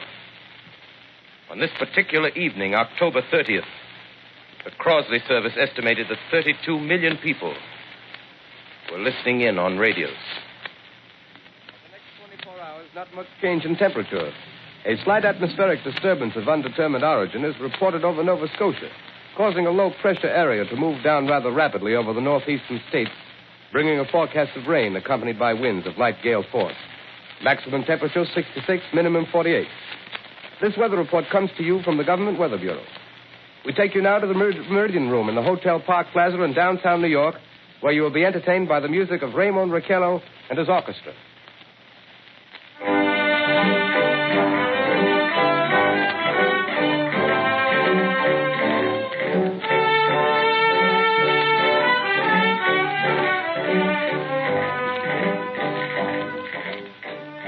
Good evening, ladies and gentlemen. From the Meridian Room in the Park Plaza Hotel in New York City, we bring you the music of Raymond Raquello and his orchestra. With a touch of the Spanish, Raymond Raquello leads off with La Comparsita.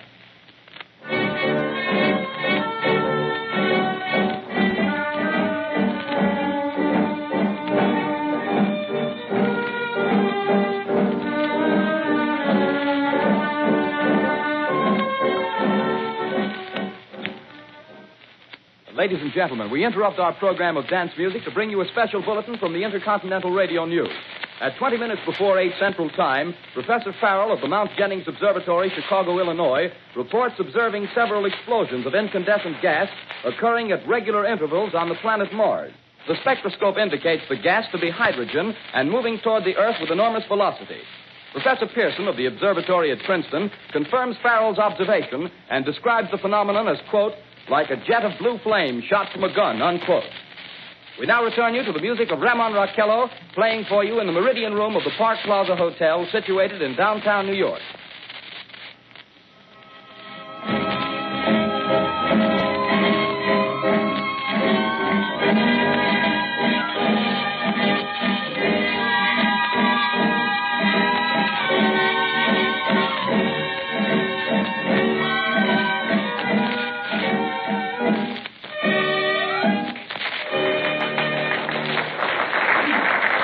And now a tune that never loses favor, the ever-popular Stardust, Raymond Raquello and his orchestra.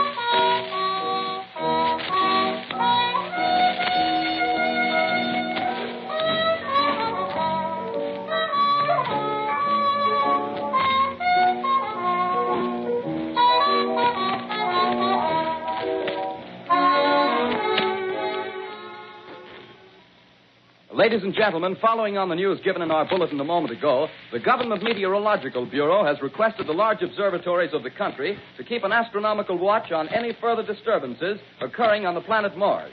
Due to the unusual nature of this occurrence, we have arranged an interview with the noted astronomer, Professor Pearson, who will give us his views on this event.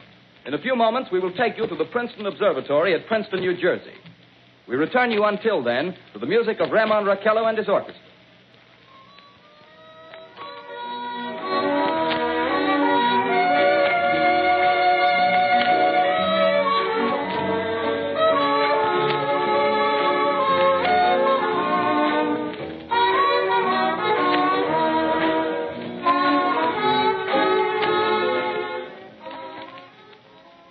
We are ready now to take you to the Princeton Observatory at Princeton, where Carl Phillips, our commentator, will interview Professor Richard Pearson, famous astronomer. We take you now to Princeton, New Jersey. Good evening, ladies and gentlemen. This is Carl Phillips speaking to you from the observatory at Princeton. I'm standing in a large semicircular room, pitch black except for an oblong split in the ceiling. Through this opening, I can see a sprinkling of stars that cast a kind of frosty glow over the intricate mechanism of the huge telescope. The ticking sound you hear is the vibration of the clockwork. Professor Pearson stands directly above me on a small platform, peering through the giant lens. I'll ask you to be patient, ladies and gentlemen, during any delay that may arise during our interview. Besides the ceaseless watch of the heavens, Professor Pearson may be interrupted by telephone or other communications. During this period, he is in constant touch with the astronomical centers of the world. Professor, may I begin our questions? At any time, Mr. Phillips. Professor, would you please tell our radio audience exactly what you see as you observe the planet Mars through your telescope? Nothing unusual at the moment, Mr. Phillips. A red disk swimming in a blue sea. Transverse stripes across the disk. Quite distinct now because Mars happens to be at the point nearest the Earth, in opposition, as we call it. In your opinion, what do these transverse stripes signify, Professor Pearson? Not canals, I can assure you, Mr. Phillips. Although that's the popular conjecture of those who imagine Mars to be inhabited. From a scientific viewpoint, the stripes are merely the result of atmospheric conditions peculiar to the planet. Then you're quite convinced, as a scientist, that living intelligence as we know it does not exist on Mars? I say the chances against it are 1,000 to 1. And yet, how do you account for these gas eruptions occurring on the surface of the planet at regular intervals? Phillips, I cannot account for it. By the way, Professor, for the benefit of our listeners, how far is Mars from the Earth? Approximately 40 million miles. Well, that seems a safe enough distance. Just a moment, ladies and gentlemen. Someone has just handed Professor Pearson a message. While he reads it, let me remind you that we are speaking to you from the observatory in Princeton, New Jersey, where we are interviewing the world-famous astronomer, Professor Pearson. One moment, please. Professor Pearson has passed me a message which he has just received. Professor, may I read the message to the listening audience? Certainly, Mr. Phillips. Ladies and gentlemen, I shall read you a wire addressed to Professor Pearson from Dr. Gray of the Natural History Museum, New York. Quote, 9:15 p.m. Eastern Standard Time. Seismograph registered shock of almost earthquake intensity occurring within a radius of 20 miles of Princeton. Please investigate. Signed, Lloyd Gray, Chief of Astronomical Division. Unquote. Professor Pearson, could this occurrence possibly have something to do with the disturbances observed on the planet Mars? Hardly, Mr. Phillips. This is probably a meteorite of unusual size, and its arrival at this particular time is merely a coincidence. However, we shall conduct a search as soon as daylight permits. Thank you, Professor. Ladies and gentlemen, for the past 10 minutes, we've been speaking to you from the observatory at Princeton, bringing you a special interview with Professor Pearson, noted astronomer. This is Carl Phillips speaking. We are returning you now to our New York studio.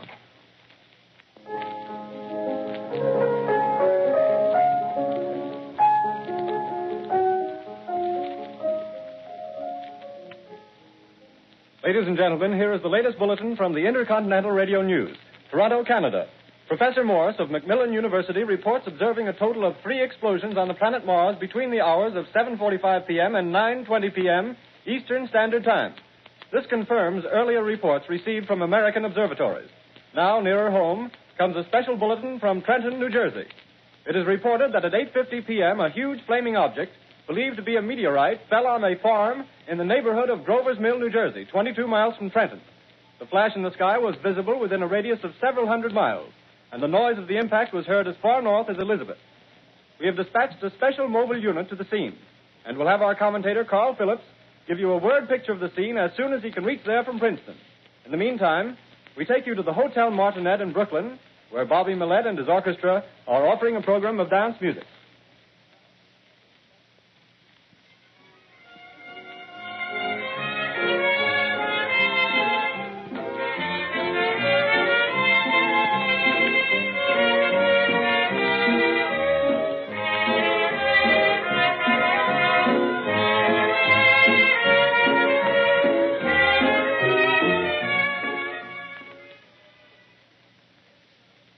We take you now to Grover's Mill, New Jersey.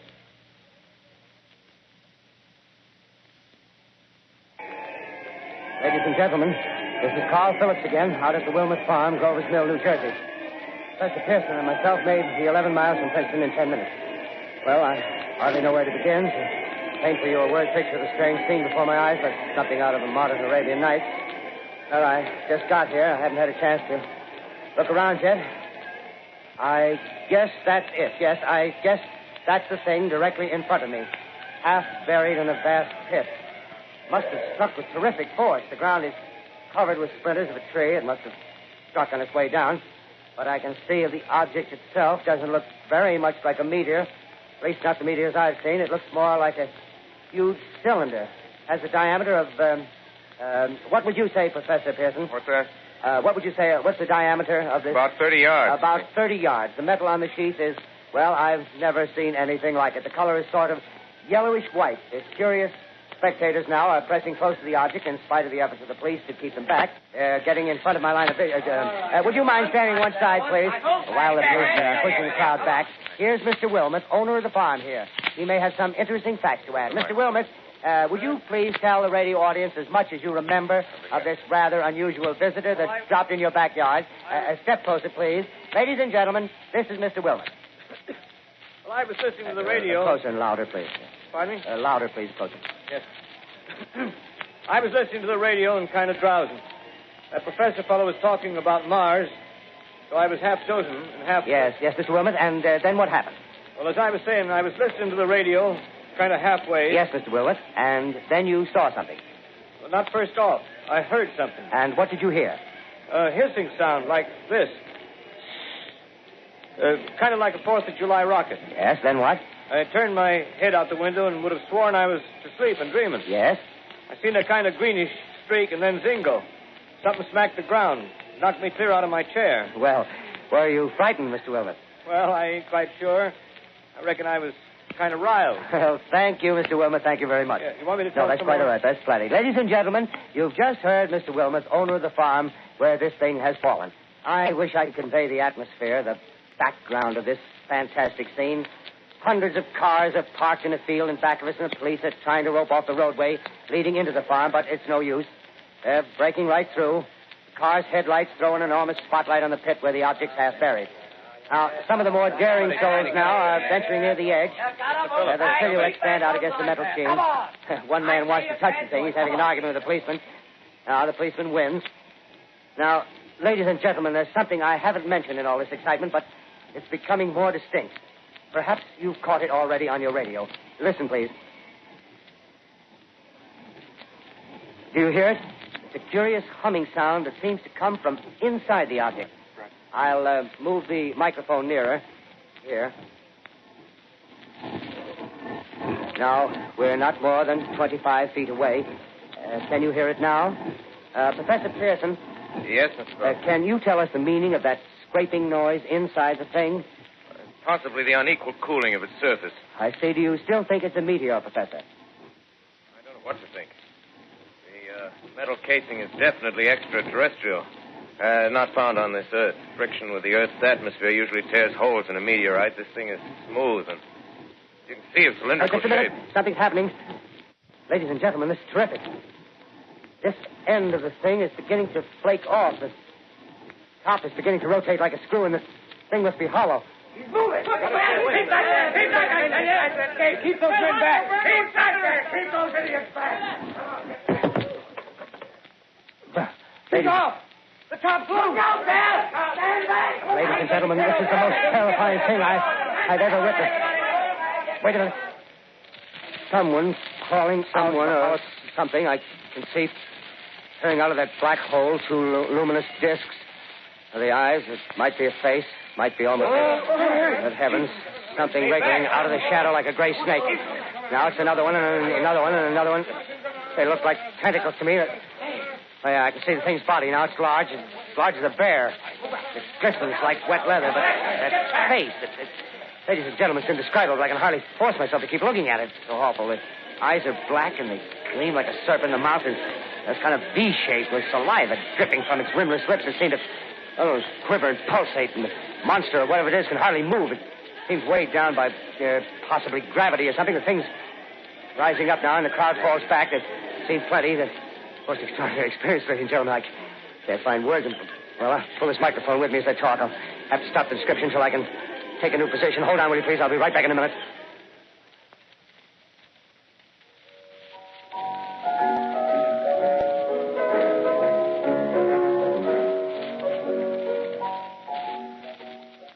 We are bringing you an eyewitness account of what's happening on the Wilmuth Farm, Grover's Mill, New Jersey.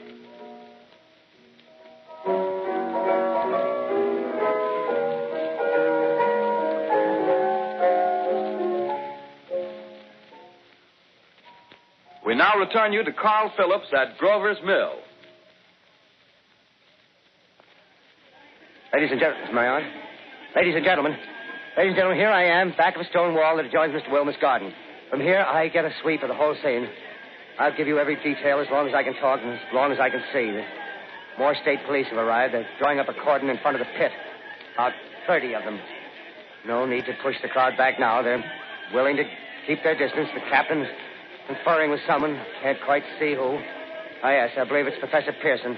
Yes, it is. Now they've parted, and the professor moves around one side, studying the object while the captain and two policemen advance with something in their hands. I can see it now. It's a white handkerchief tied to a pole. Flag of truce. If those creatures know what that means, what anything means. Wait a minute. Something's happening. A humped shape is rising out of the pit. I can make out a small beam of light against a mirror. What's that? There's a jet of flame springing from the mirror, and it leaps right at the advancing men. It strikes them head on. Oh, Lord, they're turning into flames. Oh, the whole field's caught up by the woods, the barns, the gas tanks of the automobiles spreading everywhere. It's coming this way now, about 20 yards to my right.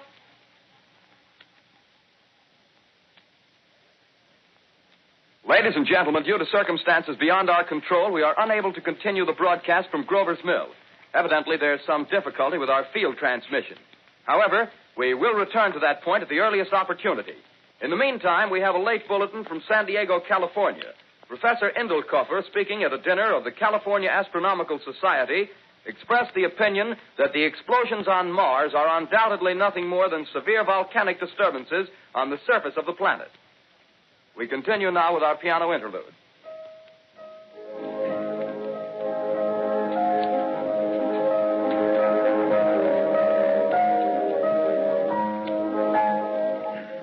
Ladies and gentlemen, I've just been handed a message that came in from Grover's Mill by telephone. Just one moment, please. At least 40 people, including 6 state troopers, lie dead in a field east of the village of Grover's Mill. Their bodies burned and distorted beyond all possible recognition.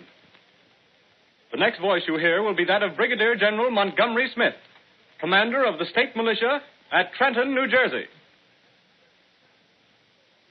I have been requested by the governor of New Jersey to place the counties of Mercer and Middlesex as far west as Princeton and east to Jamesburg under martial law. No one will be permitted to enter this area except by special pass issued by state or military authorities.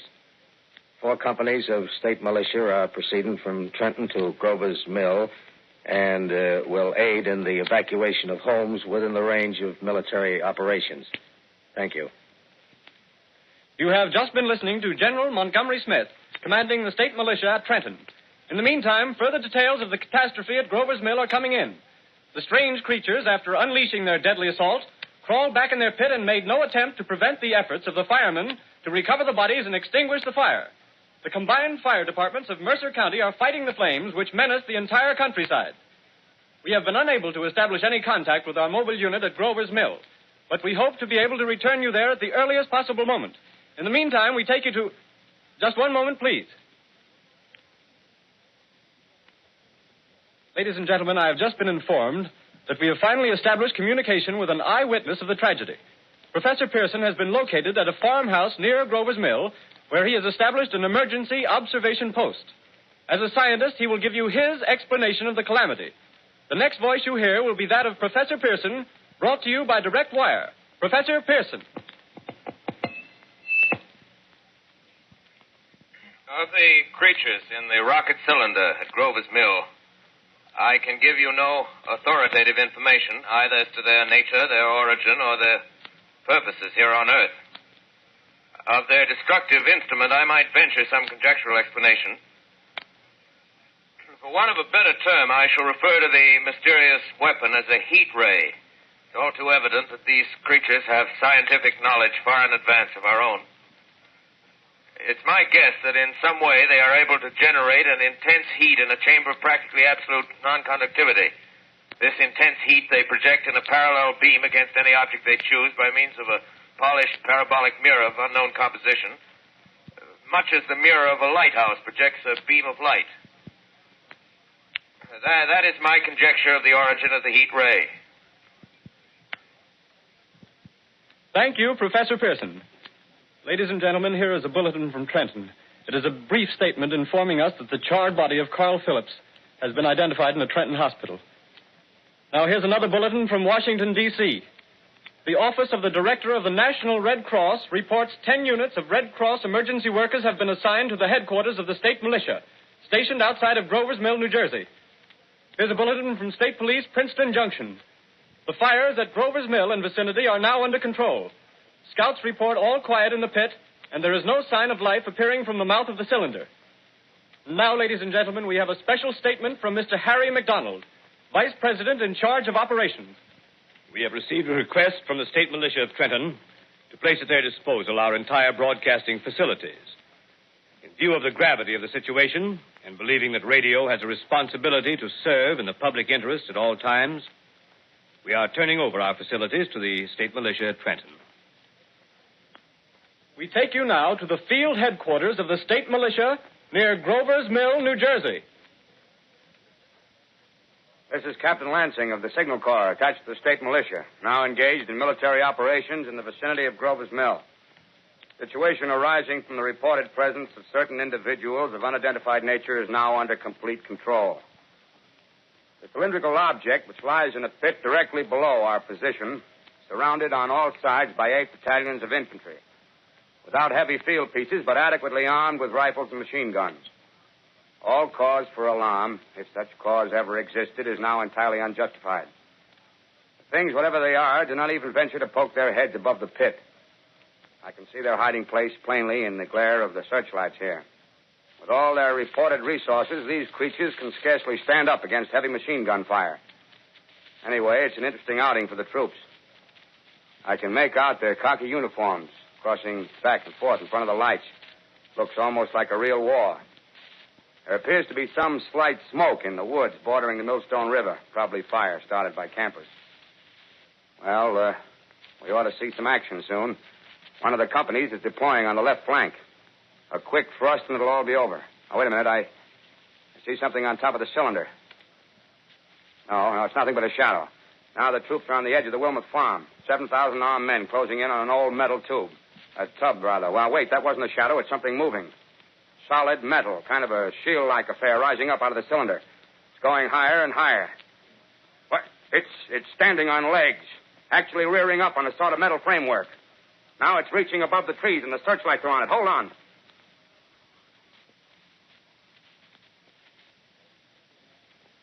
Ladies and gentlemen, I have a grave announcement to make. Incredible as it may seem, both the observations of science and the evidence of our eyes lead to the inescapable assumption that those strange beings who landed in the Jersey farmlands tonight are the vanguard of an invading army from the planet Mars. The battle which took place tonight at Grover Mills has ended in one of the most startling defeats ever suffered by an army in modern times. 7,000 men armed with rifles and machine guns pitted against a single fighting machine of the invaders from Mars. 120 known survivors. The rest strewn over the battle area from Grover's Mill to Plainsboro, crushed and trampled to death under the metal feet of the monster, or burned to cinders by its heat ray. The monster is now in control of the middle section of New Jersey and has effectively cut the state through its center. Communication lines are down from Pennsylvania to the Atlantic Ocean. Railroad tracks are torn and service from New York to Philadelphia discontinued, except routing some of the trains through Allerton and Phoenixville. Highways to the north, south, and west are clogged with frantic human traffic. Police and army reserves are unable to control the mad flight. By morning, the fugitives will have swelled Philadelphia, Camden, and Trenton. It is estimated to twice their normal population. Martial law prevails throughout New Jersey and eastern Pennsylvania.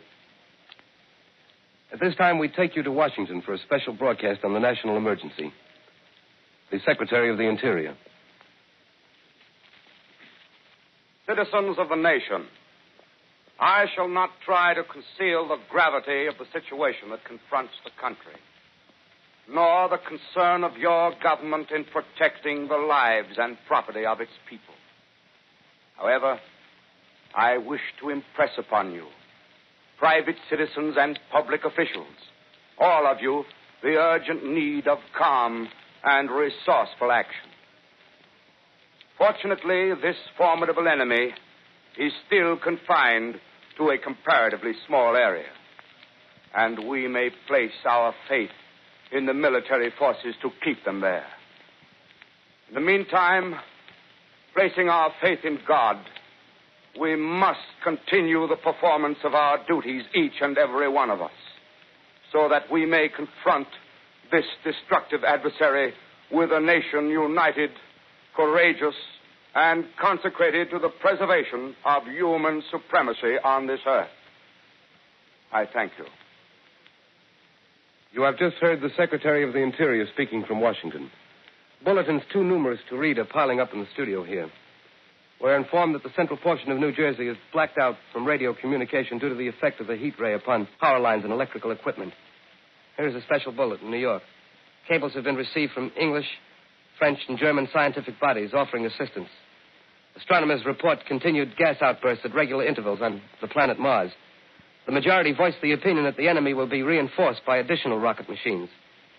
There have been several attempts made to locate Professor Pearson of Princeton, who has observed Martians at close range. It is feared he was lost in the recent battle. Langham Field, Virginia. Scouting planes report 3 Martian machines visible above treetops, moving north toward Somerville with population fleeing ahead of them.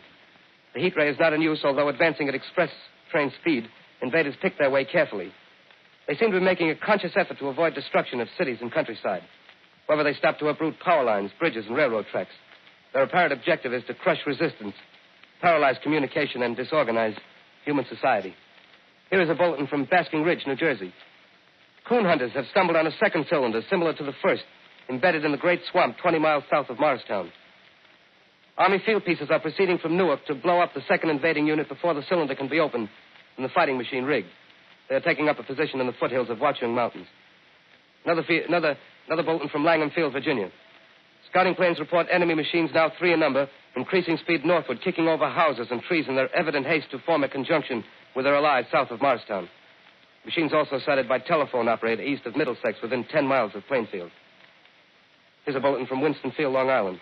A fleet of Army bombers carrying heavy explosive flying north in pursuit of enemy. Scouting planes act as guides. They keep the speeding enemy in sight. Just a moment, please, ladies and gentlemen. We've run special wires to the artillery line in adjacent villages to give you direct reports from the zone of the advancing enemy. First, we take you to the battery of the 22nd Field Artillery, located in the Watchung Mountains. Range 32 meters. 32 meters. Projection 39 degrees. 39 degrees. Fire. 140 yards to the right, sir. Shift range 31 meters. 31 meters. Projection 37 degrees. 37 degrees. Fire.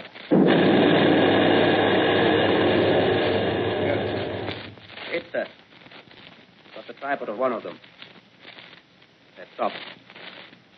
The others are trying to repair it. Quick, get the range. Shift 30 meters. 30 meters. Projection 27 degrees. 27 degrees. Fire.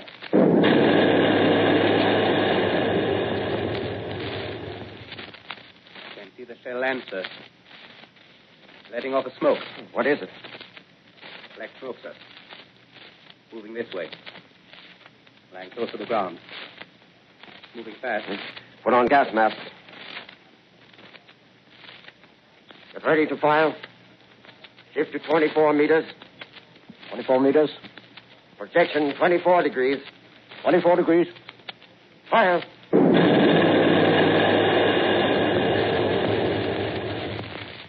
Still can't see, sir. Smoke's coming nearer. Get the range. 23 meters. 23 meters. 23 meters.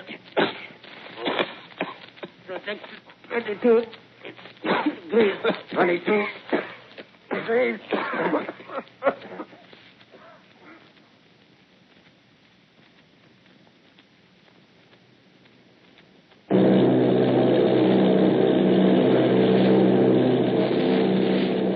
Army bombing plane V-843 off Bayonne, New Jersey. Lieutenant Vogt, commanding 8 bombers, reporting to Commander Fairfax, Langham Field. This is Vogt reporting to Commander Fairfax, Langham Field. Enemy tripod machines now in sight. Reinforced by 3 machines from the Morristown cylinder. 6 altogether. 1 machine partially crippled. Believed hit by shell from Army gun in Watchung Mountains. Guns now appear silent. A heavy black fog hanging close to the earth of extreme density, nature unknown. No sign of heat ray. Enemy now turns east, crossing Passaic River into the Jersey marshes. Another straddles the Pulaski Skyway. Evident objective is New York City. They're pushing down a high-tension power station. The machines are close together now, and we're ready to attack. Planes circling, ready to strike.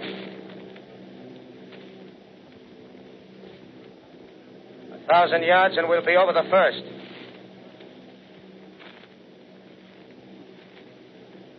$800 yards.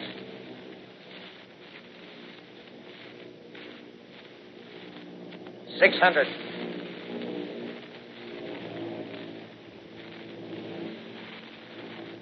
$400.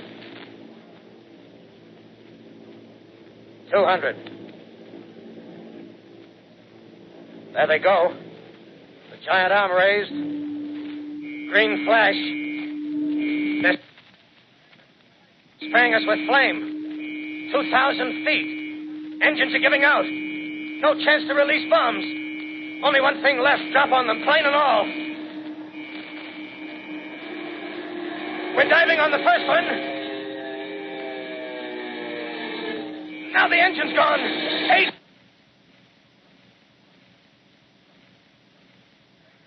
This is Bayonne, New Jersey, calling Langham Field. This is Bayonne, New Jersey, calling Langham Field. Come in, please. This is Langham Field. Go ahead. 8 Army bombers in engagement with enemy tripod machines over Jersey Flats. Engines incapacitated by heat ray. All crashed. 1 enemy machine destroyed. Enemy now discharging heavy black smoke in direction of... This is Newark, New Jersey. This is Newark, New Jersey. Warning. Poisonous black smoke pouring in from Jersey marshes. Reach at South Street. Gas masks useless. Urge population to move into open spaces. Automobiles use routes 7, 23, 24. Avoid congested areas. Smoke now spreading over Raymond Boulevard.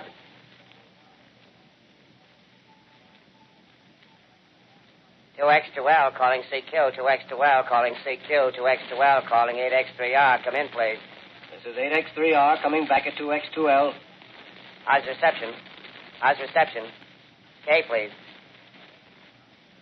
Where are you, 8X3R? What's the matter? Where are you?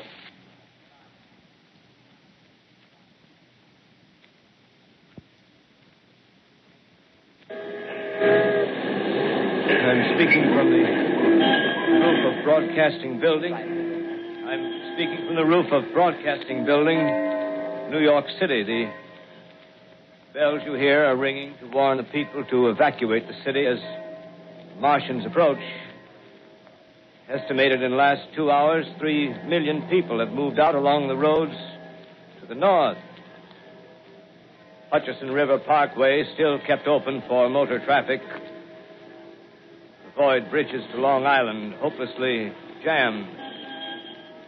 All communication with Jersey Shore closed 10 minutes ago. No more defenses. Our army is wiped out. Artillery, Air Force, everything wiped out.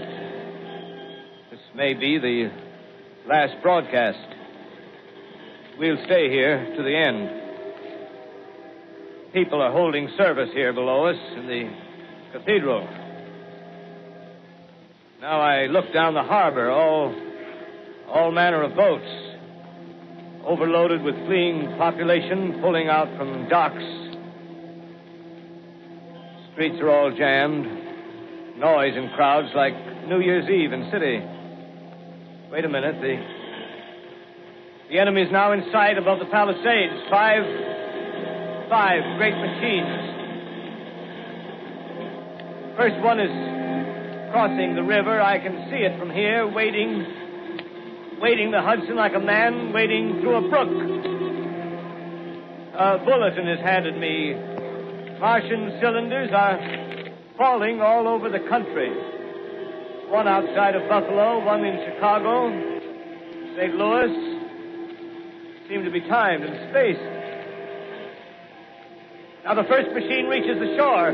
He stands watching, looking over the city. The steel cowlish head is even with the skyscrapers. He waits for the others.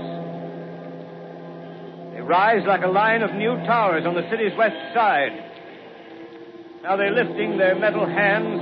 This is the end now. Smoke comes out, black smoke drifting over the city. People in the streets see it now. They're running toward the East River, thousands of them, dropping in like rats. Now the smoke's spreading faster. It's reached Times Square. People are trying to run away from it, but it's no use. They're falling like flies. Now the smoke's crossing 6th Avenue. 5th Avenue. 100 yards away. It's 50 feet.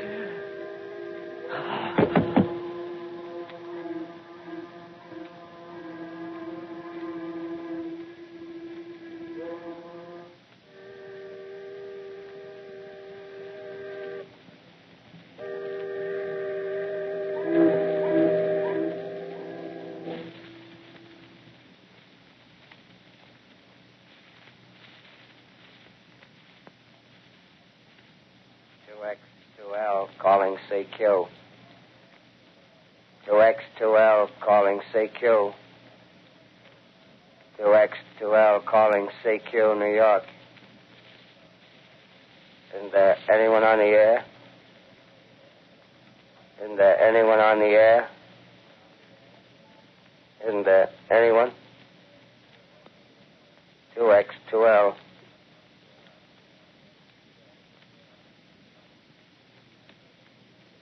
You are listening to a CBS presentation of Orson Welles and the Mercury Theater on the Air in an original dramatization of The War of the Worlds by H.G. Wells. The performance will continue after a brief intermission. This is the Columbia Broadcasting System. The War of the Worlds by H.G. Wells, starring Orson Welles and the Mercury Theater on the Air.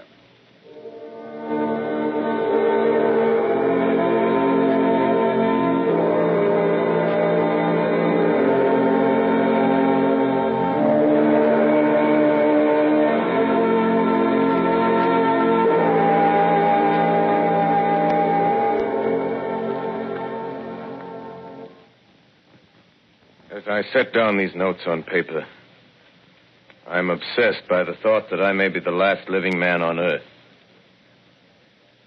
I've been hiding in this empty house near Grover's Mill, a small island of daylight cut off by the black smoke from the rest of the world. All that happened before the arrival of these monstrous creatures in the world now seems part of another life. A life that has no continuity with the present. furtive existence of the lonely derelict who pencils these words on the back of some astronomical notes bearing the signature of Richard Pearson. I look down at my blackened hand, and I try to connect them with a professor who lives at Princeton and who, on the night of October 20th, glimpsed through his telescope an orange splash of light on a distant planet. My wife, my colleagues, my students, my books, my observatory, my world. Where are they? Did they ever exist? Am I Richard Pearson? What day is it? Do days exist without calendars? Does time pass when there are no human hands left to wind the clocks? In writing down my daily life, I tell myself I shall preserve human history between the dark covers of this little book that was meant to record the movements of the stars. But to write, I must live, and to live, I must eat. Find moldy bread in the kitchen and an orange not too spoiled to swallow. Keep watch at the window. Time to time, I catch sight of a Martian above the black smoke. The smoke still holds the house in its black coil, but at length there's a hissing sound, and suddenly I see a Martian mounted on his machine, spraying the air with a jet of steam as if to dissipate the smoke. I watch in a corner as his huge metal legs nearly brush against the house. Exhausted by terror, I fall asleep. Morning. Morning.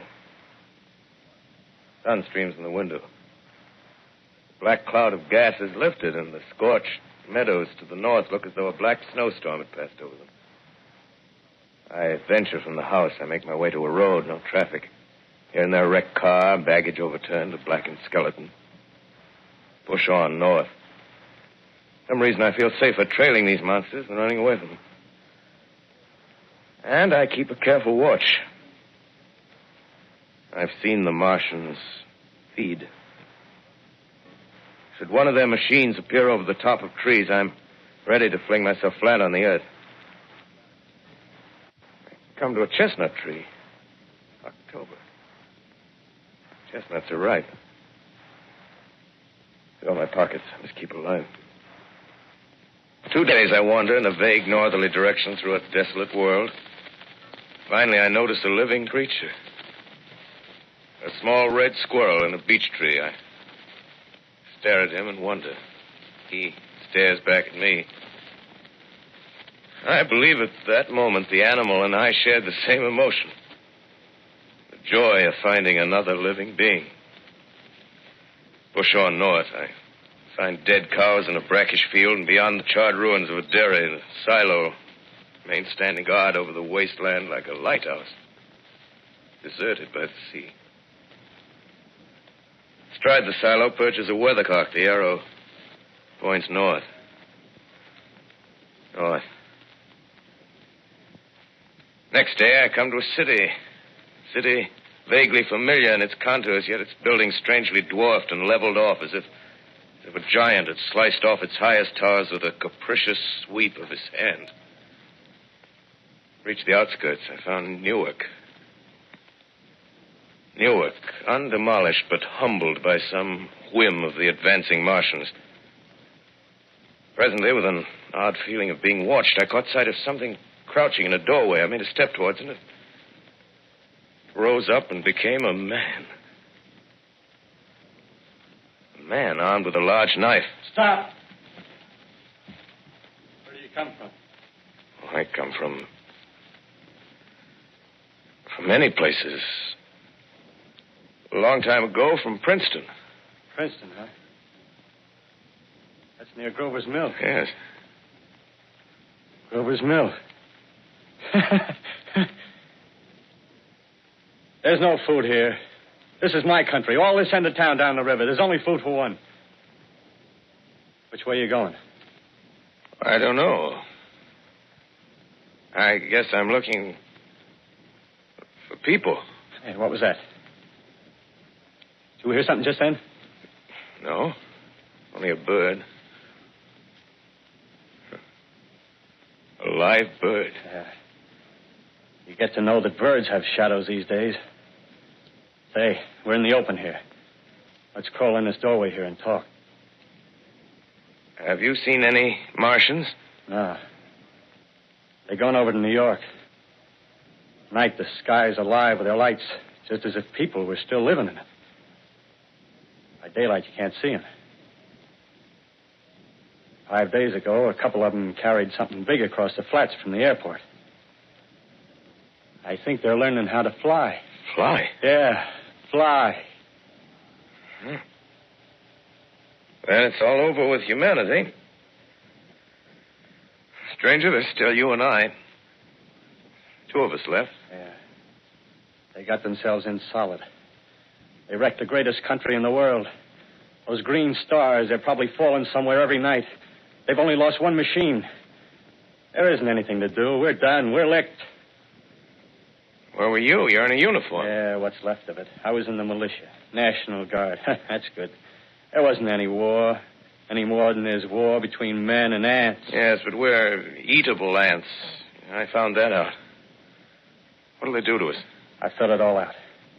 Right now, we're caught as we're wanted. The Martian only has to go a few miles to get a crowd on the run. But they won't keep on doing that. They'll begin catching us systematic, like keeping the best and storing us in cages and things. They haven't begun on us yet. Not begun? Not begun.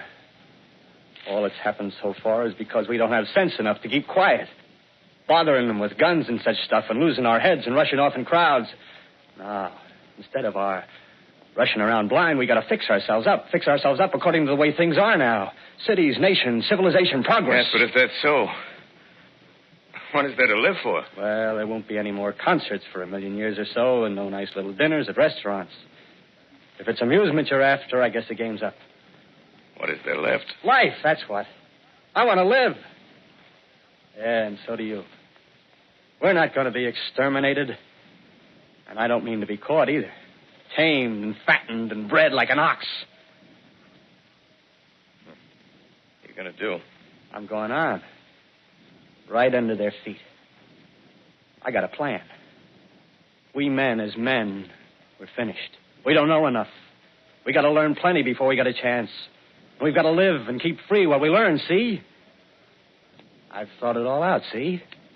Well, tell me the rest. Well, it isn't all of us that are made for wild beasts. That's what it got to. That's what it got to be. That's why I watched you. Watched you. All those little office workers that used to live in these houses. They be no good. They haven't any stuff in them. They used to run off to work. I've seen hundreds of them running to catch their commuter's train in the morning, afraid they'd get canned if they didn't. Running back at night, afraid they wouldn't be in time for dinner. Lives insured and a little invested in case of accidents. Yeah, and on Sundays, worried about the hereafter. Well, the Martians, they'll be a godsend for those guys. Nice, roomy cages, good food, careful breeding, no worries. Yeah, after a week or so of chasing around the fields on empty stomachs, they'll come and be glad to be caught. You've thought it all out, haven't you? Sure, you bet I have. That isn't all. These Martians are going to make pets of some of them. Train them to do tricks. Who knows, get sentimental over the pet boy who grew up and had to be killed. Yeah, and some maybe, they'll train to hunt us. Oh, no, it's impossible. Human Yes, they will. There's men who do it gladly. If one of them ever comes after me, by... In the meantime, you and I and others like us, where are we to live when the Martians own the Earth? I got it all figured out. We'll live underground. I've been thinking about the sewers. Under New York, there are miles and miles of them. The main ones, they're big enough for anybody. And there's cellars, vaults, underground storerooms, railway tunnels, subways. You begin to see, huh? We'll get a bunch of strong men together. No weaklings. That rubbish, out. As you meant me to go. All right. Give you a chance, didn't I? Won't quarrel about that. Go on. Well, we got to make safe places for us to stay in, see? Get all the books we can. Science books. That's where men like you come in, see? We raid the museums, We'll even spy on the Martians. May not be so much we have to learn before... Listen. Just imagine this. 4 or 5 of their own fighting machines suddenly start off. Heat rays right and left. Not a Martian in them. Not a Martian in them, see? But men. Men who've learned the way how. May even be in our time. Gee. Imagine having one of them lovely things with its heat ray wide and free. We'd turn it on Martians. We'd turn it on men. We'd bring everybody down on their knees. That's your plan. Yeah. You, me, a few more of us. We'd own the world. I see. Hey. Hey, what's the matter? Where are you going? Not to your world. Bye, stranger. Well, after parting with the artilleryman, I came at last to the Holland Tunnel, entered that silent tube. Anxious to know the fate of the great city on the other side of the Hudson. Cautiously, I came out of the tunnel and made my way up Canal Street. Reached 14th Street, and there again were black powder and several bodies and an evil, ominous smell from the gratings of the cellars of some of the houses. I wandered up through the 30s and 40s, stood alone on Times Square. Caught sight of a lean dog running down 7th Avenue with a piece of dark brown meat in his jaws and a pack of starving mongrels at his heels. Made a wide circle around me as though he feared I might prove a fresh competitor. Walked up Broadway in the direction of that strange powder, past silent shop windows, displaying their mute wares to empty sidewalks. Past the Capitol Theater, silent, dark. Past a shooting gallery where a row of empty guns faced an arrested line of wooden ducks. Near Columbus Circle, I noticed models of 1939 motor cars in the showrooms facing empty streets. Over the top of the General Motors building, I watched a flock of black birds circling in the sky. Hurried on. Suddenly, I caught sight of the hood of a Martian machine, standing somewhere in Central Park, gleaming in the late afternoon sun. An insane idea. I rushed recklessly across Columbus Circle and into the park. I climbed a small hill above the pond at 60th Street, and from there I could see standing in a silent row along the mall 19 of those great metal titans, their cowls empty, their steel arms hanging listlessly by their sides. I looked in vain for the monsters that inhabit those machines. Suddenly, my eyes were attracted to the immense flock of black birds that hovered directly below me. They circled to the ground. And there before my eyes, stark and silent, lay the Martians with the hungry birds pecking and tearing brown shreds of flesh from their dead bodies. Later, when their bodies were examined in laboratories, it was found that they were killed by the putrefactive and disease bacteria against which their systems were unprepared. Slain, after all, man's defenses had failed by the humblest thing that God, His wisdom, has put upon this earth.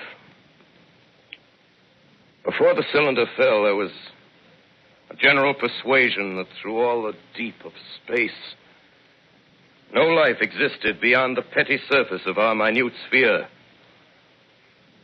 Now we see further. Dim and wonderful is the vision I've conjured up in my mind of life spreading slowly from this little seedbed of the solar system throughout the inanimate vastnesses of sidereal space. But a remote dream, maybe that the destruction of the Martians is only a reprieve to them and not to us. Is the future ordained, perhaps? Strange it now seems to sit in my peaceful study at Princeton, writing down this last chapter of the record, begun at a deserted farm in Grover's Mill. Strange to watch children playing in the streets. Strange to see young people strolling on the green where the new spring grass heals the last black scars of a bruised earth. Strange to watch the sightseers enter the museum where the dissembled parts of a Martian machine are kept on public view. Strange when I recall the time when I first saw it. bright and clean cut, hard and silent under the dawn of that last great day.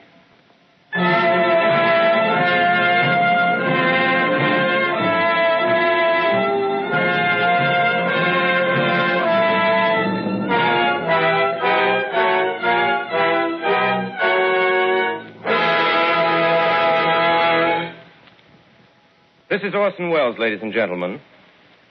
Out of character, to assure you that the War of the Worlds has no further significance than as the holiday offering it was intended to be. The Mercury Theater's own radio version of dressing up in a sheet and jumping out of a bush and saying boo. Starting now, we couldn't soap all your windows and steal all your garden gates.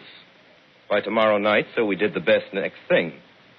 We annihilated the world before your very ears and utterly destroyed the CBS.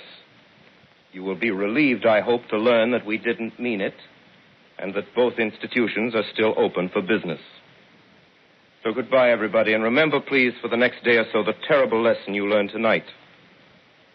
That grinning, glowing, globular invader of your living room is an inhabitant of the pumpkin patch, and if your doorbell rings and nobody's there, that was no Martian. It's Halloween.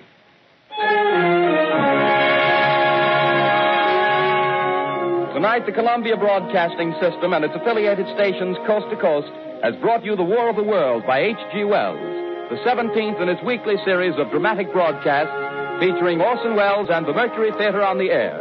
Next week, we present a dramatization of 3 famous short stories. This is the Columbia Broadcasting System.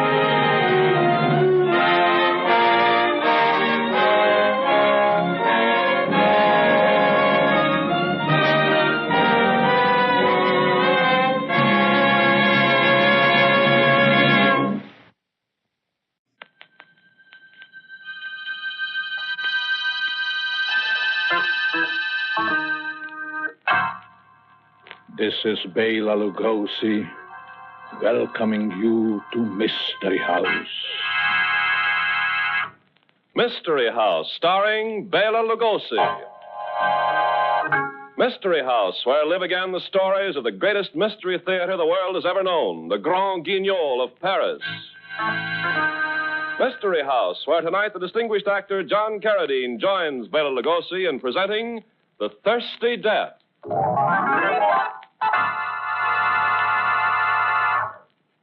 Good evening, folks. This is Ken Carpenter. If I sound a little nervous, it's not really my fault. I'm usually a pretty steady guy, calm as anyone, but, well, this is asking too much. BELA LUGOSI alone is enough to scare you. John Carradine isn't exactly soothing to your nerves, but put them together in a story set in darkest Africa with mad dogs howling in the background and, well, find out for yourself.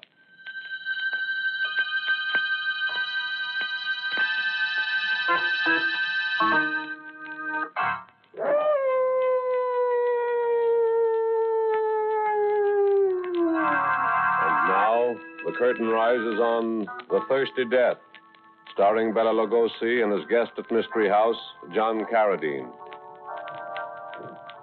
Do you hear those native drums? Do you know what they're saying? Eve Plazante does.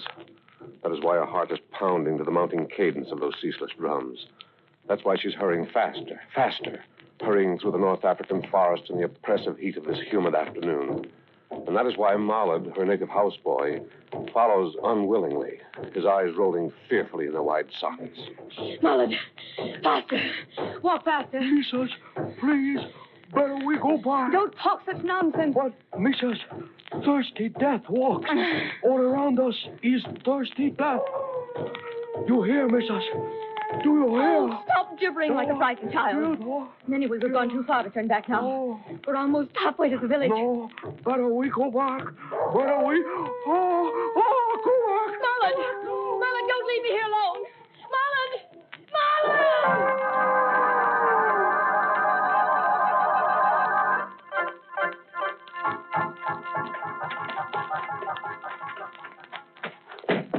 Let me in. Open the door and let me in. Eve, it is you. Renee. I couldn't believe my own ears.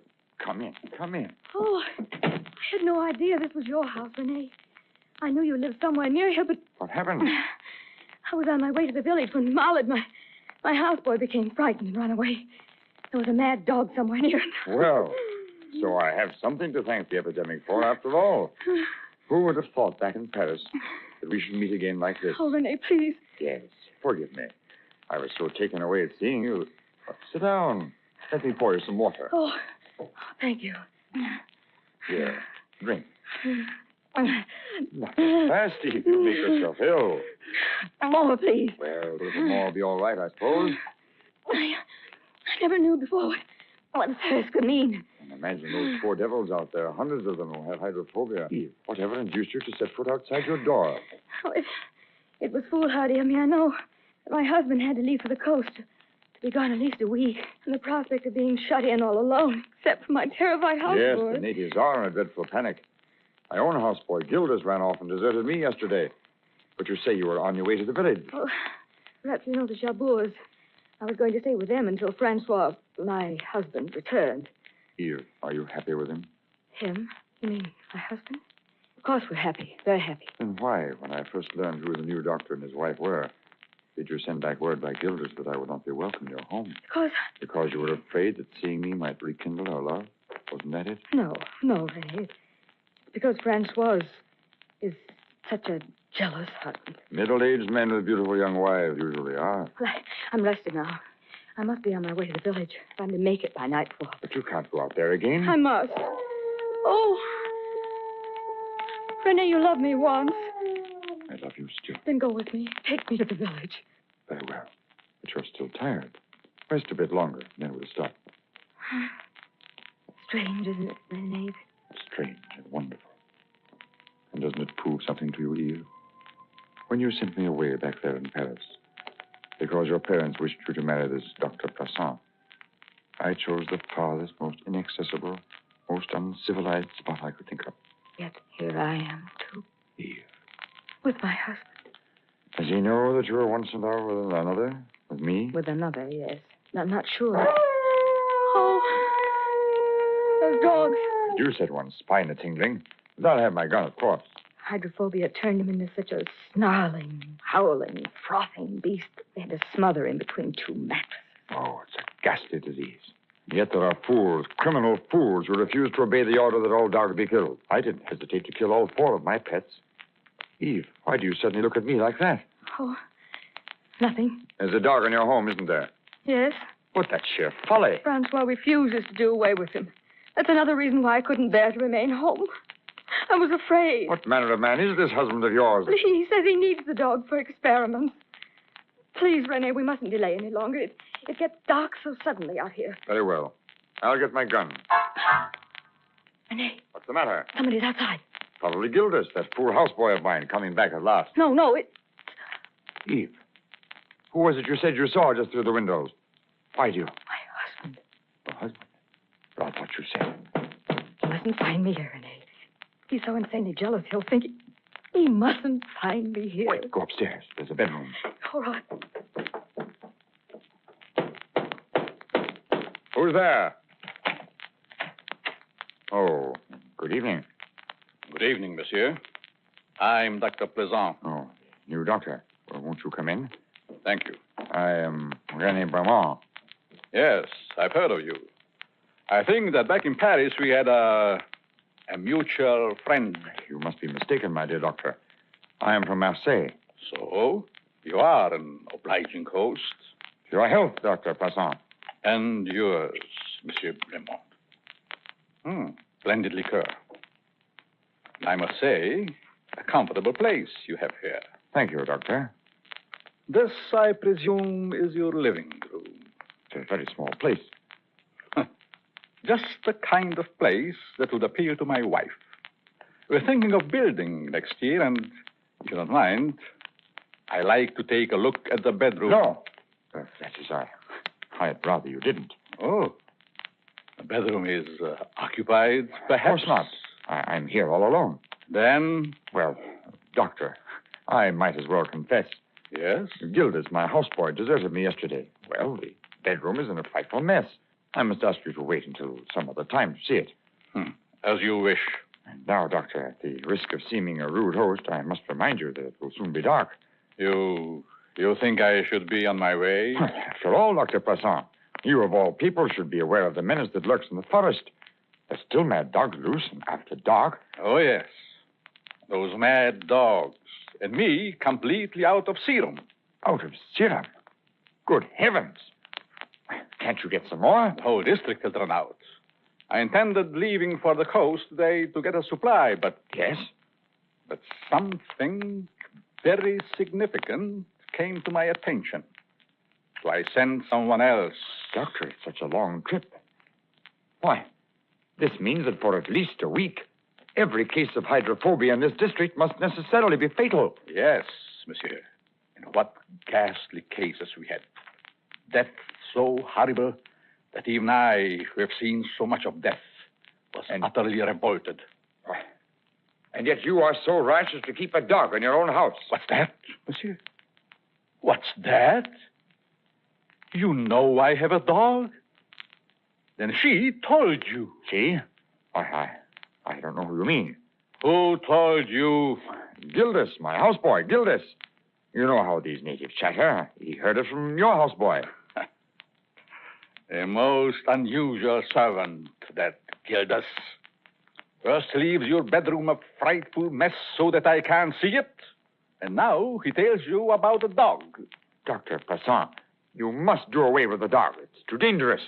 Why, just think if your wife... Your solicitude for my wife's safety touches me deeply, Monsieur Grimont. Too bad she couldn't be along with me on this visit. Yes, it is.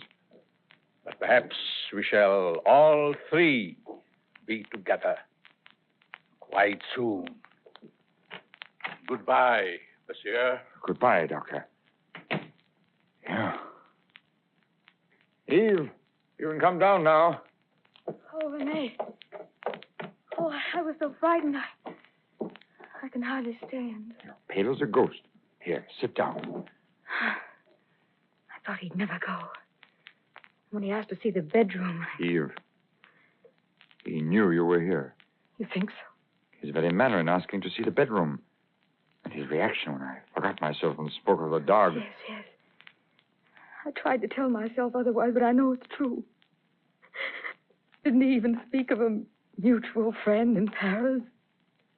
He meant me. Of course. He knows we were once sweethearts. And now, the way things happen... Don't, Eve, don't. I can't bear to see you like this. What if he does know? You've done no wrong. God knows you've been a faithful wife. But I told you how jealous Francois is. He'll never believe the truth, never. What kind of a devil is he? That you should cower and cringe before him. Oh, you don't know what he's capable of. Then why don't you divorce him? You don't love him, you never have. He'd never consent to a divorce. He's told me so. Then leave him anyway. Eve, darling, come away with me. Come away to the other end of the earth. I'll make you happy, I swear I will. Everything we once hoped and dreamed together. Oh, Renee, don't, please. You're only making me feel worse. As long as I'm his wife, I couldn't. Yes. I suppose I knew that. Look, night is closed in already. We've got... Eve, what's the matter? If I hadn't caught you then, you'd have fallen. Oh, it's just nerves. I'll be all right. We've got to start for the village at once, Renee. But you're in no condition to ever make it here. Do you realize how far it is? Yes, but Those mad dogs prowling in the blackness of the forest? But I can't stay here. Why not? You can have the bedroom upstairs. I'll sleep down here on the couch. Do you think he'd ever believe that? Listen, I have an idea. Why didn't I think of it before? Some friends of mine, an elderly couple, have a place down by the river. I'll take you there at dawn. They'll say you were here. You were there all the time. You really think they will? Positive. And Eve, we were probably wrong about your husband knowing you were here. We just imagined things. Everything's going to turn out all right.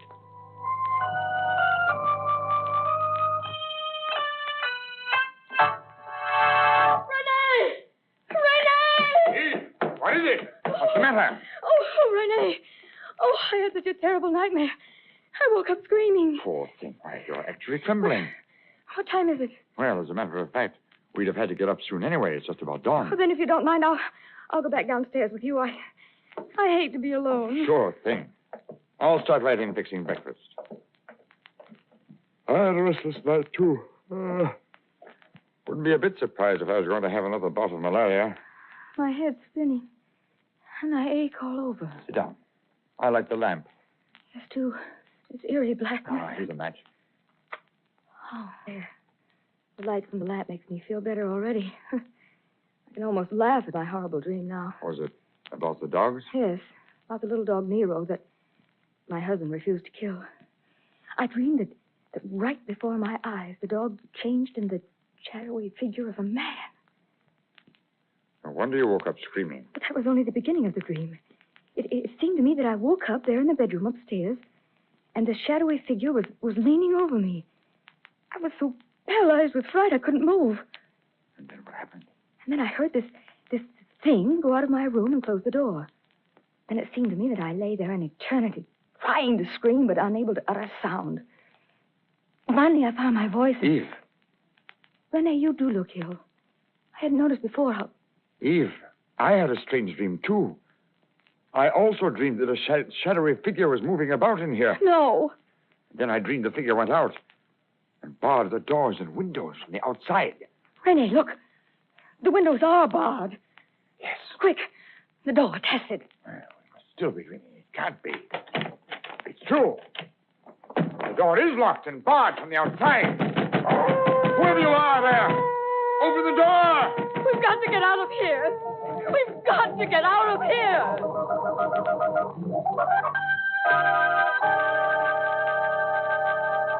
Well, I hope you're not frightened yet, because this isn't anything. Wait till you hear Bela Lugosi and John Carradine in the second act of The Thirsty Death. And wait till you hear those howling dogs.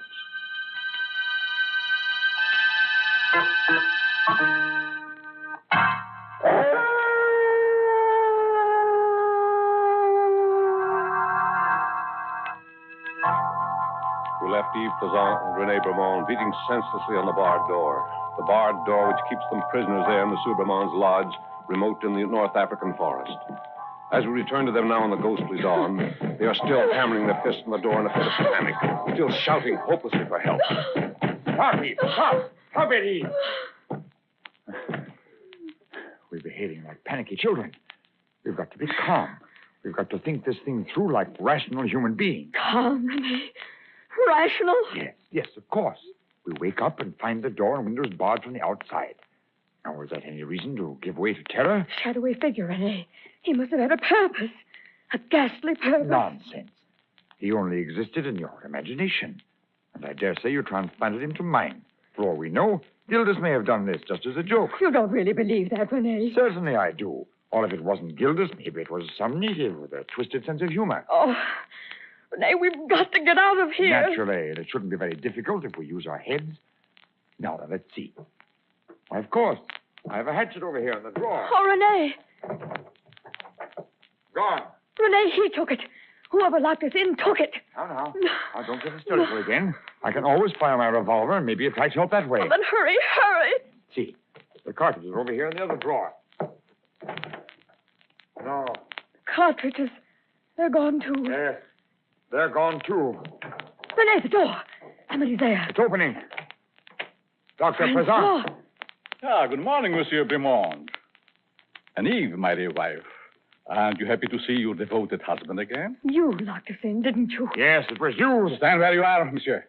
I shall feel impelled to use my gun. Dr. Plaisant, what sort of comedy do you think you're playing? A romantic one, but only as a supporting player. I am sure you'll be the first to admit that. Oh, no, Francois. It isn't true what you're thinking. We can explain everything if you'll only give us a chance. Yes, I'm sure it would be a most ingenious alibi. You blind, stupid, jealous fool. I demand that you let us out of here at once. Let you out? Oh, no. I couldn't do that. It would be criminal. Criminal? Decidedly. You are dangerous. What riddles are you speaking now? Not riddles. Facts. Oh, he's gone mad. Completely mad. No, my dear wife. I'm not mad, but unfortunately, it will soon be impossible to say the same about one of you. What? Which one? Me? Perhaps. And then again, perhaps it is she. Who knows? What are you talking about? Tell us what you have to say and be done with it. Very well, Monsieur Beaumont. Remember telling me that I ought to have killed my little dog. What about it? I have been forced to follow your advice, monsieur. You see, the dog had become rabid. Oh. But what has that to do with us? Patience. Patience. What will interest you particularly is that last night, after I killed the poor dog, I filled my hypodermic needle with its saliva. With its saliva? Yes, its saliva, brimming with hydrophobia. And then I came back here. Came back all the way through the forest. Came back with my hypodermic needle. And it was really you. You that I saw leaning over my bed. And then you injected the needle into me. You monster! You infected us both. No, not both. Just one of you. Don't you remember my saying? Oh, which one? Which one did you infect? Was it me? Or me, in the name of heaven, man? Very soon you'll find out. But very soon, the one who is infected will begin to feel symptoms. You're quite unmistakable, I assure you. First, just a general feeling of sickness, steadily growing worse. And I'm the one. I woke up feeling ill. And what about me? I thought it was malaria. Next will come that awful crucifying thirst. And then the final stage, the transformation into a snarling, frothing, howling beast that will bite and tear and stand back, Raymond, or I shoot. Dr. Prezant, by all that is holy, I swear that we are innocent. Oh, yes, Francois, yes. Have you no mercy? I have only advice. There in the drawer, where you failed to find the hatchet, I left a knife. A knife? Oh, it's not sharp enough or strong enough to tear open the door or window bars. However, when the mad person attacks the healthy one, the knife will prove useful. Goodbye.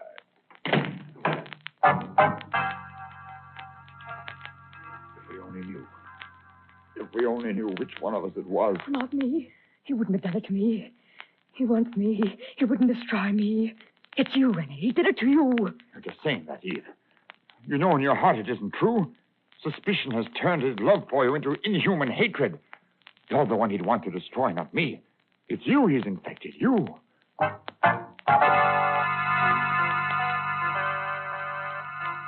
First, just a general feeling of sickness, steadily growing worse. General feeling of sickness, steadily growing worse. What he said. What's that you're saying, Eve? Renee, there's no longer any doubt about it. It was me that he infected. No. It was me. Just as he said, the symptoms are unmistakable. Why should I lie to myself or you any longer? I'm the victim. You're sure, Renee? You're positive? Would to God that I weren't. General feeling of sickness.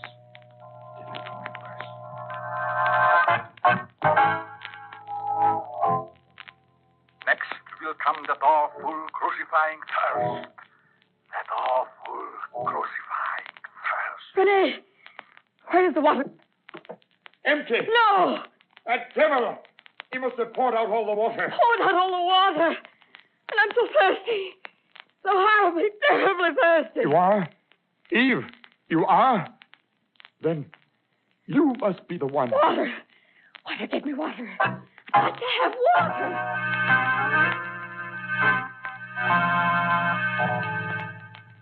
Then, the final stage. The transformation into a snarling, frothing, howling beast that will... Why do you stand there looking at me, Renee?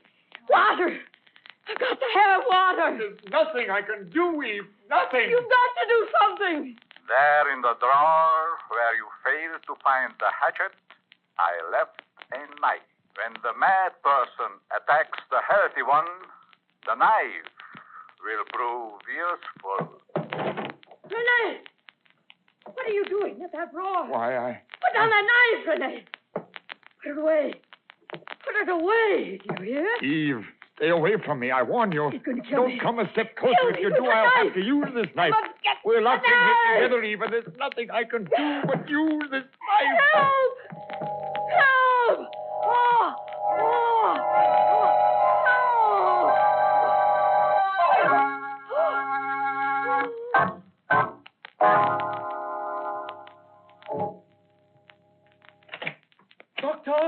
Doctor, see, I come back.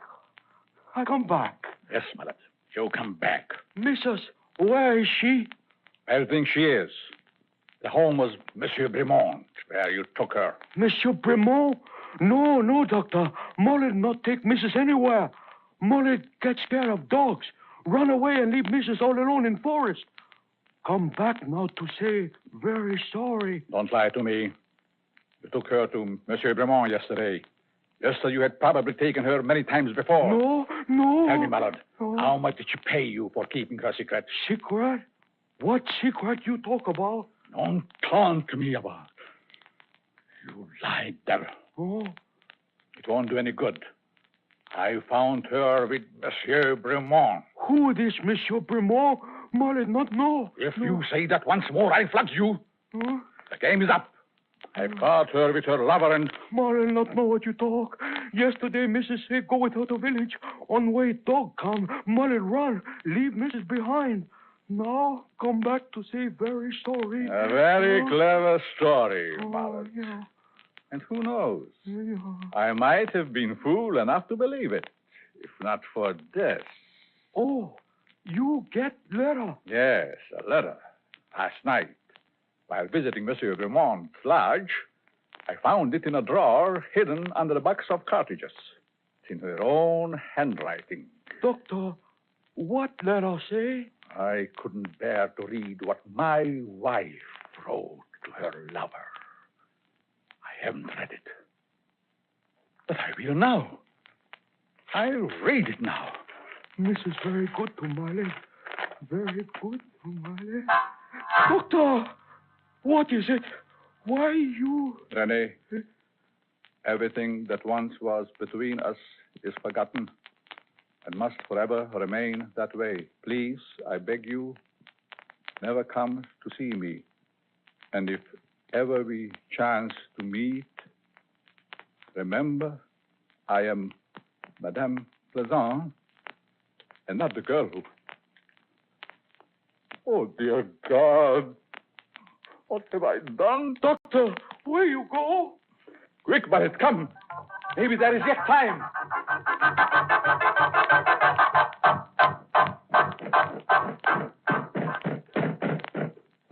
Let me out, for God's sake. Let me out of here. Yes. Quick, Barrett. Help me get the door open. Missus! Dead. How did you expect to find her? So, you killed her? Yes. I killed her. I was only your instrument. You gave her that monstrous disease. Eve. Look at her now. Your wife. Your beautiful young wife. You and your hypodermic needle. You made her into a frothing, howling, biting... Listen to me. It's true that her blood is on my soul.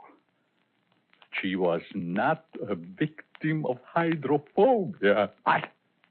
All that about that hypodermic needle, I made it up. Neither you nor my wife was touched.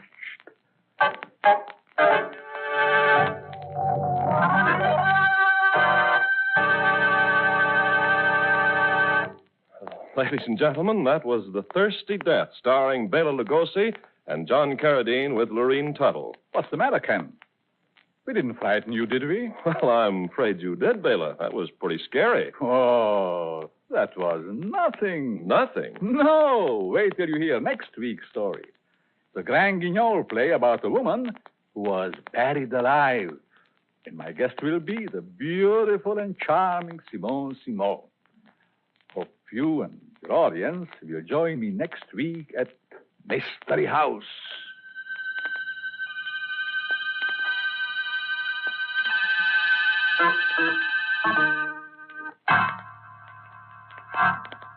Bela Lugosi is currently being starred in a series of Mystery House pictures at Universal Studios. You'll find Mystery House novels on sale at your local bookstore. John Carradine will soon be seen in the title role of Bluebeard. This is Ken Carpenter.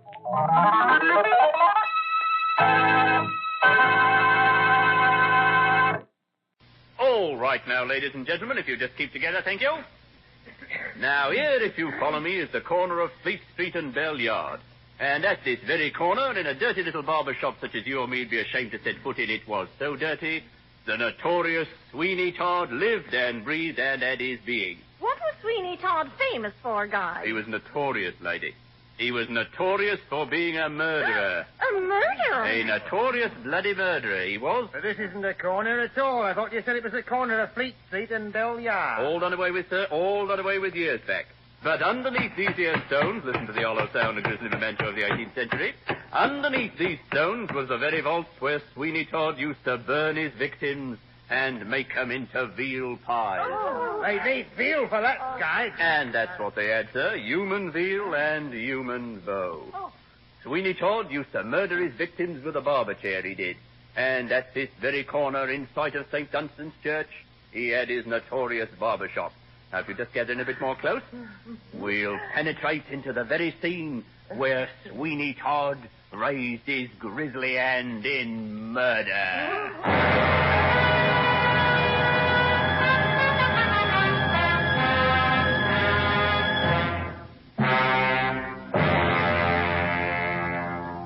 Stage 47. Item 16. Sweeney Todd, the demon barber of Fleet Street.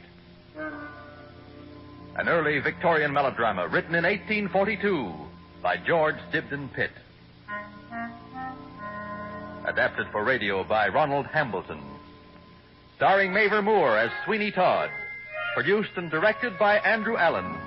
With an original musical score composed and conducted by Lucio Agostini.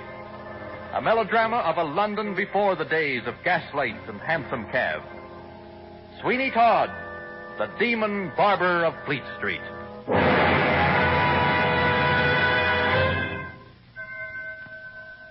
Hear that? St. Dunstan's bell, just like it used to ring 200 years ago, ringing over these same streets and over streets that have gone long since. Streets covered with mud and filth, no street lamps in them days, mind you. Just a perfect breeding ground for thievery and murder. It was that very bell what brought Sweeney Todd down to his shop of a morning, watching his miserable little apprentice putting up the shutters, and then waiting in his shop like a spider lurking in his web. Boy. Yes, Mr. Todd? A little more activity won't hurt you, Tobias Ragg. Come here. Yes, Mr. Todd? I would have you remember that you are my apprentice, Tobias. That you have of me board, lodging, and washing. Except that you take your meals at home, that you don't sleep here, and that your mother gets up your linen. Now, are you not a fortunate, happy dog? Oh, yes, please, sir. How old are you, boy? 15, please, Mr. Todd, sir. Old enough to have a memory, eh? I think so, sir. And remember this. I'll cut your throat from ear to ear if you repeat one word of what passes in this shop, or dare to make any supposition or draw any conclusion from anything you may see or hear, or fancy you may see or hear. Do you understand me? Oh, I won't say anything, Mr. Todd. And for lesser misdemeanors, there's a place for you at Jonas Fogg's madhouse in Peckham. If I say anything, sir, may I be made into veal pies at Mrs. Lovett's in Bell Yard. How dare you mention veal pies in my presence? Do you suspect? Do you want to lose this nice job, boy? And on your first day? Oh, sir, I don't suspect. Indeed, I don't. I meant no harm. Very good. I'm satisfied. Quite satisfied. And mark me, the shop, and the shop only, is your place. Yes, sir. And if any customer gives you a penny, you can keep it, so that if you get enough of them, you will become a rich man. Only I'll take care of them, and when I think you require any, you can come to me. Understand? Sweeney, Todd. All right, boy. Into the back room with you. Well, good morning, Mr. Smith. How's the chair working, Mr. Todd? It seems to have picked up a bit of a rasp somewhere. Come over here and have a listen. Don't see why you should complain, Mr. Sweeney Todd, seeing it's not yet paid for. What would you have me pay for a chair that doesn't give satisfaction? Listen to it, Mr. Smith. A trifle squeaky, Mr. Smith. Perhaps something foreign has gotten into the works. Blood, perhaps, Mr. Todd. Blood. What the devil do you mean? After all, even the most careful barber's hand slips a little, Mr. Todd. True. It's a delicately balanced piece of mechanism. Barber chairs aren't made as a rule to tip down into the cellar, Sweeney Todd. Never mind what's the rule. Your job is to see it works properly. I have my customers to think about, Mr. Smith. Tip it again, Mr. Todd. Aha. There's rusty in one or two spots. A little oil, I think. Then oil it, man, and get about your business. But, Mr. Todd, I've brought with me a little... You are surely not going to bring up again that little consideration owing to you in respect of this mechanical toy? Yes, Mr. Todd. I have with me an account for £7 18 shillings and 9pence halfpenny. And what may the 9pence halfpenny be for, Mr. Smith? For £1 of 10-inch nails, Mr. Todd. And has it occurred to you, Mr. Smith, that some parties might consider 9pence halfpenny a little excessive for a pound of 10-inch nails? It has occurred to me that I do not like your manner of haggling, Mr. Todd. Come a little nearer, Mr. Smith. What would you say to a guinea and a half? Certainly not. I want my... And perhaps a free shave, too? A really close shave afterward? I would say you are a rogue, Mr. Todd. I will make it 30 shillings. Let us say 30 shillings, Mr. Smith. Has it occurred to you that certain parties not very far up this street, certain legal parties, as you might phrase it, might gain a good deal of profit and instruction from a perusal of some of the items and specifications on this little account of mine? You mean about the chair, you dog? I mean the chair, and I mean the old Bailey, too, Mr. Todd. I think the amount we mentioned was 7.18 9.5, Mr. Todd. I was speaking of a free shave, Mr. Smith. I discern a roughness about the region of your lower lip and a hairiness about your throat that makes my razor long to be at it. Pray come in and take a seat, Mr. Smith. I'll go now, you scoundrel, but I shall be back. Yes, yes. Come back next week. I shall be back before next week, Mr. Todd. Considerably before next week. He was wicked, was Sweeney Todd. Glib as a sparrow and thieving as a jackdaw. Why, he'd as soon twist a young lad's arm as do an honest London tradesman out of his wages. But look, here's a first-rate sample of how Sweeney Todd used to do business. In fact, this is the little piece of work that finally brought him to the gallows. Too bad they didn't have electric chairs in them days.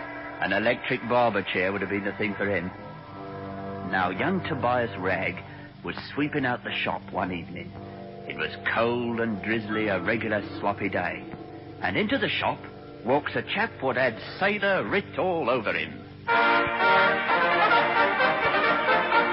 Is this barber shop open, my boy? Yes, indeed, sir. Come in. And tell your master I would use his services. But wait a minute. Do you live about here? I live over by St. Dunstan's Church, sir. Do you know Miss Joanna Oakley? Oh, yes, indeed. She's a very kind-hearted lady. What you say is no surprise to me, though naturally I am delighted to hear it. Are you related to her, sir? She is my sweetheart. I've just come back from a voyage to India. I intend to marry her. Oh, that's what I should like to do. What, marry Miss Oakley? Oh, no. I mean, I should like to sail the ocean, too. The sea has its perils and its chances, my boy. I've been away for 5 years, not knowing when I would ever see my sweetheart again.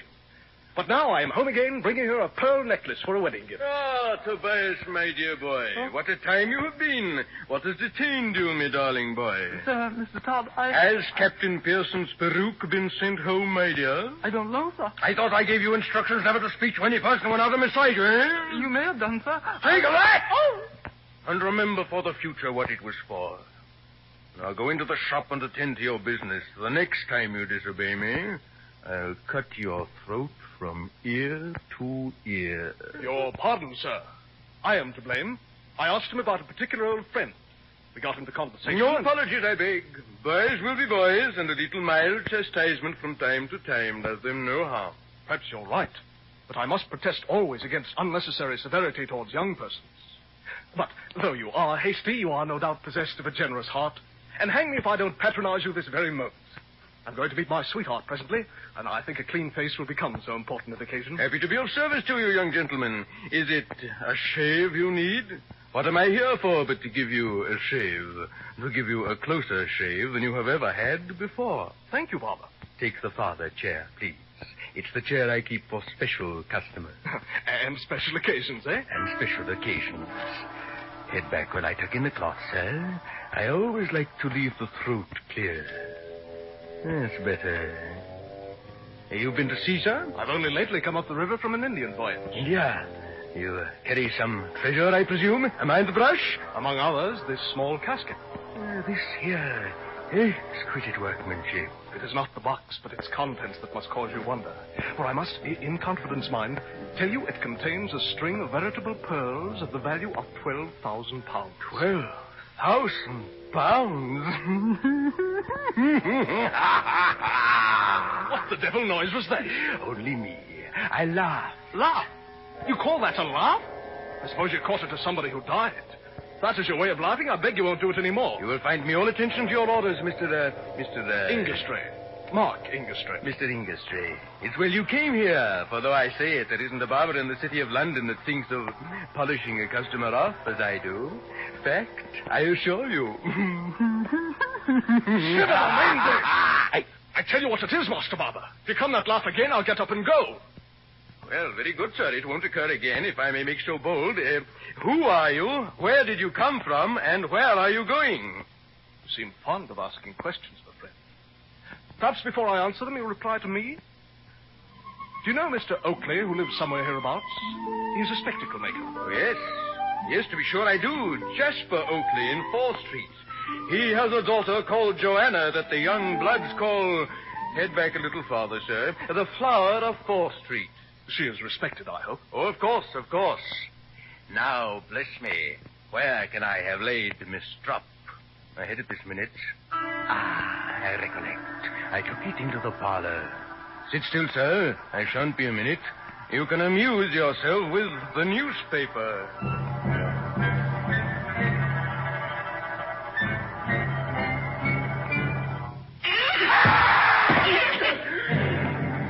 The chair moved before I could touch the lever. What's happened is a trick. The chair must have life of its own. No. Courage, Sweeney. It must have slipped. Smith must have put too much oil on it. And remember the pearls. The pearls. When I was a boy, the thirst for avarice was first awakened by the fair gift of a farthing. And that farthing soon became a pound 100, and so to 1,000, till I said to myself, I will possess 100,000. This string of pearls will complete the sum. Who's there? Quick, speak up. Yes, sir? Tobias, you dog! How long have you been peeping in the door? Peeping, sir? Yes, peeping. Don't repeat me words. See, sir, I wasn't peeping at all. You didn't see the chair tilt back? I didn't know it could tilt back, sir. It doesn't. Did I say it did? No, sir, but I thought... Never mind what you thought. Who's there? Somebody else skulking about? I'll soon fetch him out. Well, what do you want? It's only the black servant of the gentleman who came here to be saved, sir. Only the black servant of the gentleman who came here to be shaved, eh? You know quite a bit, Tobias. No, sir. Tell this black servant that his master is not here. Tell him to seek elsewhere. I will, sir. I should have remembered about Ingestrey's servant. But no matter. The pearls have come to me. And Mark Ingestrey has gone to Mrs. Lovett, the pie maker. Sweeney Todd was sitting on top of the world. 12,000 pounds worth of pearls at one sitting, as you might say. But not an easy thing to turn into cold cash. That's not something he could do by killing, though he would have if he could have. But he bided his time until the right man came along. Good evening, neighbor. I would have you shave me. Your servant, Mr. Parmine. I think you'll find this chair comfortable. Thank you. You deal in precious stones? I do, neighbor. To be sure. Everyone knows John Parmine, the lapidary and the jeweler. It's rather late for a bargain. Do you want to buy or sell? Head forward while I pin the cloth, sir. To sell. The only orders I get are for pearls, and they're not in the market nowadays. I have nothing but pearls to sell. I mean to keep all my diamonds, garnets, and rubies. The deuce you do. Will you look at the pearls I have? Where are they? Here. Real, by heaven. All real. I know they are real. Will you deal with me or not? I'm not sure they are real, you know. Let me look at them again. I thought so. Counterfeit. But so well done that just for the curiosity of the thing, I will give you 50 pounds. 50 pounds? Is this a joke? I will give you 100. Hark ye, friend Parmine. It neither suits me inclination nor me time to stand haggling with you. I know the value of pearls, and as a matter of ordinary business, I will sell them to you so you may get a handsome profit. Well, since you know more than I gave you credit for, and this is to be a downright business transaction, I think I can find a customer who will pay £11,000 for them. Ah, that's better. Let me have the money tomorrow. Stop a bit. You must know that a string of pearls is not to be bought and sold like a few ounces of old silver. And you must give me satisfaction as to how you came by them. Sure, man, who will question you? You're in the trade. That's all very fine, but I don't see why I should give you the full value of an article without evidence to prove your title to it. In other words, you don't care how I came by the property involved, so long as I sell it to you at a thief's price. Mr. Todd, I am a respectable tradesman. And on the other hand, if I want the real value, you mean to be particular. I suspect you have no right to sell the pearls. And to satisfy myself, I shall insist on your coming with me to a magistrate. Respectable tradesman, you'll go all right, but by the road I choose. This chair will carry you, Mr. Parmine. Off you go, Mr. Parmine. Goodbye. Goodbye. Goodbye. Sweeney Todd. Ezekiel Smith. You? Not goodbye, surely, Mr. Todd, but how do you do, dear Mr. Todd? So, you know the secret of the pearls now. It is enough. Your bill is paid. But it has to be receipted yet, Mr. Todd. Where is Mark Inglestree? It was you who sent him down to the vault, wasn't it? But I didn't cut his throat, Mr. Todd. You are a little too clever, Mr. Smith. I do not like to have such a clever mechanic in my confidence. It doesn't altogether suit. How do you like this little toy? A pistol? Mr. Todd, it's not loaded. Not as big as a chair, Mr. Smith, but it works better. Mr. Clever Smith, you won't do much thinking now with that bleeding hand. You can take all your cleverness down below now. You can have a ride in this particular chair of yours. It ought to work well now its master is riding in it.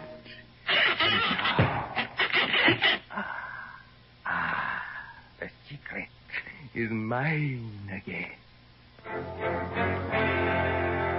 That's how Sweeney Todd went about his notorious bloody business. Lured him into his devilish barber chair, touched a lever, and down they went into the grisly vaults below Fleet Street. All he wanted was the smell of a bit of money, and he was after it like a ferret. Just one close shave, and he was cock of the walk, he thought. And all he had to worry about was doing poor old Mrs. Lovett out of her share of the swag. She was the lady that kept the pie shop next door. She was a fat, comfortable old girl, buried 5 husbands, and looked forward to 5 more. Why, here is Mr. Lupin, to be sure. Just fancy coming to see little me in all this rain. Do give me your umbrella this minute, Mr. Lupin, and sit down and take something warm or you'll die of cold. Yea, dear sister, I bear this misfortune like all others with fortitude, believing that our sufferings here will in a future world be changed to peace and happiness. Certainly, to be sure. Therefore, I beg you to take a little drop of tea. Dear sister, you are indeed an angel. Oh, Mr. Lupin, won't you draw your chair a little closer? Verily I will. And is it true, dear sister, that thou hast gathered unto thyself much of the mammon of unrighteousness by the sale of those same pieces of manna, which the ungodly call dough, wrapped around the flesh of the fatted calf? What a lovely way of saying these things. There is much of the mammon of unrighteousness in what thou callest thy. Thou hast what the wicked call a stocking. Oh, brother, let us not talk of pies. Remember that all day and all night I think of nothing but pies. And sometimes pies haunt my dreams. Lupin. Remember that all day I smell pies, and I might dough for pies, and I'd like tuppence for pies. Verily, sister, it is a delicious taste.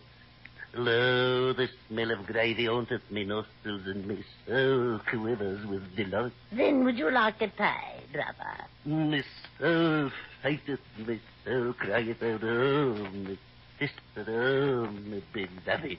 Then take one, brother. Oh. Think that I made it only for you. Why, sister, of a surety, this is not a twopenny pie. No, Mr. Lupin, this is a very special pie, such as I keep for callers and friends. And tell me, sister, there is great profit in a twopenny pie. Must I put in a pennyworth of the fat of the calf? No, Mr. Lupin, how do you imagine I live? I'll put in a farthing's worth, no more. Verily a magnificent pie. Of a truth, thou art a woman in 1,000. And how much flour puttest thou in a twopenny pie? A halfpenny, Mr. Lupin. And whence cometh thy flour, my beloved? I buy it from Miller Brown. And Miller Brown hath nearby his mill certain cavities in the earth containing chalk at the north, sister? Chalk? Miller Brown is a respectable merchant, Mr. Lupin. Hoity, did I say aught else? Oh, sister, what a pie was that? Behold, my heart yearneth after thy beauty. Behold, a great love welleth up in my soul. Wouldst thou take me hand? And as the stocking thou sayest, hark, I will whisper, is it near thy bed? Oh, brother, now, you mustn't. Mr. Lupin, you are a naughty man. Ist, the beloved, which call me Loopy now. Oh, not now. Not yet. True, there are yet certain ministrations of the spirit I must attend to ere time for pleasure cometh. You are such a godly man, brother. Yea, even today I was able to save a wandering soul from sorrow, even an unfortunate black whose master had left him alone in this steaming city. Black, a gentleman's black servant. Verily, even the heathen, dear sister, is... What did he say? About his master, I mean. Verily, I am gratified, highly gratified to find stirrings of mercy in thy sister. Wilt come with me to Joanna Oakley, who is suffering from a great depression of the soul, too? Joanna Oakley, a gentleman's black servant. We are undone. Undone, my beloved? Oh, Mr. Lupin, leave me at once. But, the beloved, this excessive pity for the unfortunate one seems to be a trifle, shall I say, excessive. What did you do with this black servant? I kindly took charge of a certain sum of money for him, lest he lose it, sister. What is he now? Swallowed up with thieves into this teeming city. Ah. The work of the Lord calleth his servant, and I must be gone. I will bear to Joanna Oakley expressions of your solicitude. Yes. Tell her that I weep for her sorrow. Verily a gracious sentiment. And I shall add, my dear sister, that in your eyes every tear is a pearl.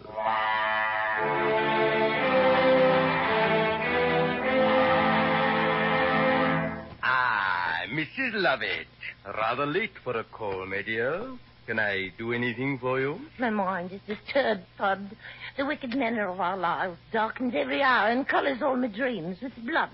Can we not reform our ways and live good, righteous lives? What drivel is this woman? You sound like that ranting Parson Lupin. Lupin? Oh, no. Lupin, oh, yes. Don't twist me arm like that. Hurts me. I'll do more than that. Now tell me exactly, what are you talking about? William Grant died last night. And who may William Grant be? He was my baker, Mr. T. But, my dear Mrs. L., your baker's name was Jones. But he got discontented, Mr. Todd. Surely he'd remember. So many of them, one gets confused. But never mind.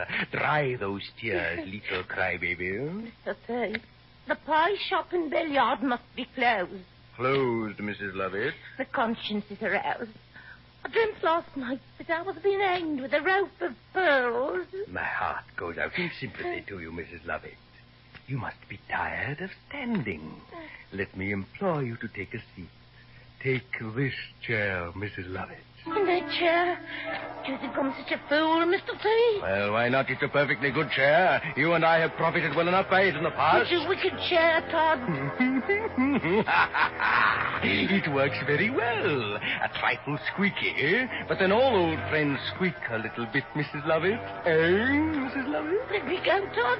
Please, Todd, my dear. The management of women is much like the management of horses. Force judiciously applied. What are we going to do, Todd? People are beginning to suspect. Oh, do you know of anyone, Mrs. Lovett? What about that gentleman with the pearl? He'll never suspect not anymore. But what about his servant? People will speak to him. He may go to the magistrate. Now, that, Mrs. Lovett, sounds very like an idea of your own. We're in it together, remember that? Remember? Come, my dear. Let us sit down and talk like old friends. You know, you don't mean to do anything, do you? Pray, give me hand. It's crushing it. I have always been noted for mystery. Want to go out. I must breathe the clean air. Let me go. Why this hurry to be out at this time of day, Mrs. Lovett? No, no. We shall sit here quietly and talk of your troubles. You were speaking of the unexpected demise of this, let me see, what was his name? Not Jones, what was it? I've forgotten, Todd. You're not thinking of going, Mrs. Lovett? No. Too late now. Why, then, let me hold your hand. And we will sit here holding hands like lovers. Now, while Sweeney Todd and his female accomplice were sitting in his barber shop, warming their hands, so to speak, as there was only one candle in the old blooming place, Dr. Aminadab Lupin was on his errand of mercy to see Joanna Oakley. She'd pretty near cried her eyes out for Mark Inglesby by this time, and her ma and pa just didn't know what to do with her. How is this, child, that you look so pale? I must speak positively about you to Mr. Lupin. Lupin may be all very well in his way as a parson, but I really don't know what he can have to do with Joanna looking pale. Tush, Mr. Oakley. I'm all right, Mamma. Really, I am. Lupin has been kicked out of more people's houses than anybody else from here to Aldgate. If the sainted man has been kicked, Mr. Oakley, he glories in it. Mr. Lupin likes to suffer for the faith. And if he were made a martyr, it would give him much pleasure. Not half the pleasure it would give me, Mrs. Oakley. Joanna, I think I feel my old complaint coming on again. Your father's brutality always produces it. I must compose my nerves with a little cherry brandy. Let me help you, Mamma. No. I will suffer alone, Joanna. Well, I suppose I must offer her crumbs of comfort, as Lupin would say. Damn Mr. Aminadab Lupin. Ah, Miss Oakley, did I hear your parents retire? Yes, Mr. Lupin. I shall call them back. Dearest Joanna, I come here at the bidding of my conscience to consort with you in your dire need. You will allow me free passage from the room, Mr. Lupin. Thou art disrespectful, but I will not snub thee, virgin. Thou knowest not me mission here. I don't want your comfort, sir. What if I were to pour into your ears the knowledge that I have? If I whisper pearls in a black servant? Oh, servant, not Mr. Inglesby. Ah, I have touched a chord in thy bosom. Thou hast heeded the tongues of rumour that have been a-wagging. I do not listen to rumour, sir. Only by rumour do we learn of iniquity, virgin. It hath made a man of me, and my carcass, which was as lank as an herring once, is now round and comely to look at. Oh, where is Mr. Inglesby? Have you heard from him? Oh, how long have I waited for news? I, maiden, am news incarnate. Though I speak with the mouths of babes and sucklings, I shall offer me news. If you know anything, speak, I pray you. For a consideration. Oh, anything, Mr. Lupin. Then, maiden, listen. I have held converse with a certain black, for whom I was able to perform a small service. He had lost his master. He was as a ship without a rudder, as a principality without a prince. He told me of hours of waiting outside a certain shop on Fleet Street. A shop, mark you, from which his master never emerged. Where was it? I must go to him. Precipitation, virgin, is unwise. For next to this certain shop lives a lady for whom I hold a certain regard, and with whom, in fact, I have supped and drank. When I spoke certain words to her, she blushed and looked pale. All I wonder is this: did she blush from a lovely excitement of the pulse at the sight of me, or did she thus reveal a guilty secret? Then how will we know? What will we do? I know an unmannerly youth who might, for thy consideration, ingratiate himself within this certain lady's shop. Stop riddling, Mr. Lupin. Whose shop? Who is the lady? The shop, virgin, is Sweeney Todd's, and the lady is Mrs. Lovett, the pie maker. Do you think them guilty? Verily, I believe this man Sweeney to be a man of sin. I myself have a mind to test his wickedness and to introduce this youth within Mrs. Lovett's shop. Then do so, Mr. Lupin, and let me find ways to thank you. Why, you can thank me with the aforementioned consideration. What is it, then? Briefly, let me take thee unto my bosom even as a wedded wife. Absurd! Have you been drinking? The fire of love rageth. It consumeth me very vitals. Come no nearer, sir. Peradventure I may extinguish the flame of my passion by the moisture of those ruby lips. Sir, are you insane? Maiden, I am resolved. Unhand me, ruffian, or repent. Moderation, maiden, one not, you lady. Why, it's the hypocrite parson. There's a bit of correction for you, Lupin. Help! Silly, I am a tail, Robert. Fire! Help!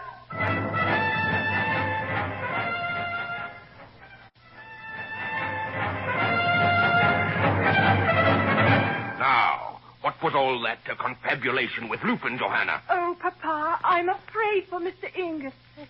Ingerstry? Is he back again? That is why I kept it my secret, Papa. I thought you might still refuse your consent. It was because of you that he went to sea. And well he might, the wastrel. But now he has returned, rich from India, Papa. From India? Then why doesn't he show himself like a man? He has met with some misfortune here in London. Mr. Lupin believes him dead, I think. Where was this? He was last seen at Sweeney Todd's shop in Fleet Street. And his black servant... Oh, Buck-up, lad. Dry your eyes. If Mark Ingerstry is alive, we'll find him. And if Sweeney Todd is responsible for those tears of yours, he'll pay for it. And that's how the hue and cry started against Sweeney Todd, the notorious bloody murderer. Of course, it wasn't the hue and cry at first, because he was a slippery devil, but matters were coming to an end. Jasper Oakley was plotting to comfort his daughter, and as to Mr. Lupin, why, he thought he might lie in his pocket. It is well that the children of the Lord should partake of the ill-gotten gains of the wicked and strip the villain of his spoil. So while he figured out a way to blackmail Sweeney Todd, he sent his unmannerly youth, Jarvis Williams, to worm his way into Mrs. Lovett's confidence.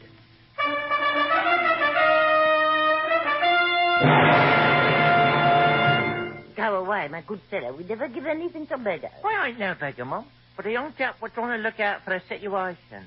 Jarvis Williams is the name. I've seen better days, Mum. I kept of the Italy. Of the Italy? Yes. You never seen such a barrow of greens and taters as I used to turn out. But monopoly made me a bankrupt. The big shops ruins the little shops and stars out the costermonger. Blowed time, ain't it? I dare say when you get into better days, you'll have quite sufficient influence to make you intolerable. Are you, from this barrow? No, Mum. Knightsbridge. Better picking. You are unknown about here? Even old Bailey hasn't it with me, Mum. Very well. You ask me for employment, and I will give it to you. Follow me. Where to? To the bakehouse, where I will show you what you have to do. You must promise never to leave it on any pretense. Never to leave it? Never, unless you leave it for good and all. As Shakespeare says, my poverty and not my will consent. Help me with this back door. They'll be working in the bowels of the earth. Shut the door, it's only our vault. Coo, it's a dismal old. By this passage, young Jarvis, we must descend to the furnace and ovens, where I will show you how to manufacture the parts. Feed the fires and make yourself generally useful. And that's it, I hope. I suppose I'm to have someone assist me in this situation. One pair of hands would never do the work in such a place. Are you not content? Yes. Only you spoke of having a man. I had a man, Jarvis. He's gone to his friends. He's gone to some of his old friends who will be glad to see him. Yeah, I don't like the sound of that. Have you any scruples? No scruples, Mum, but one objection. And that is? I should like to leave when I please.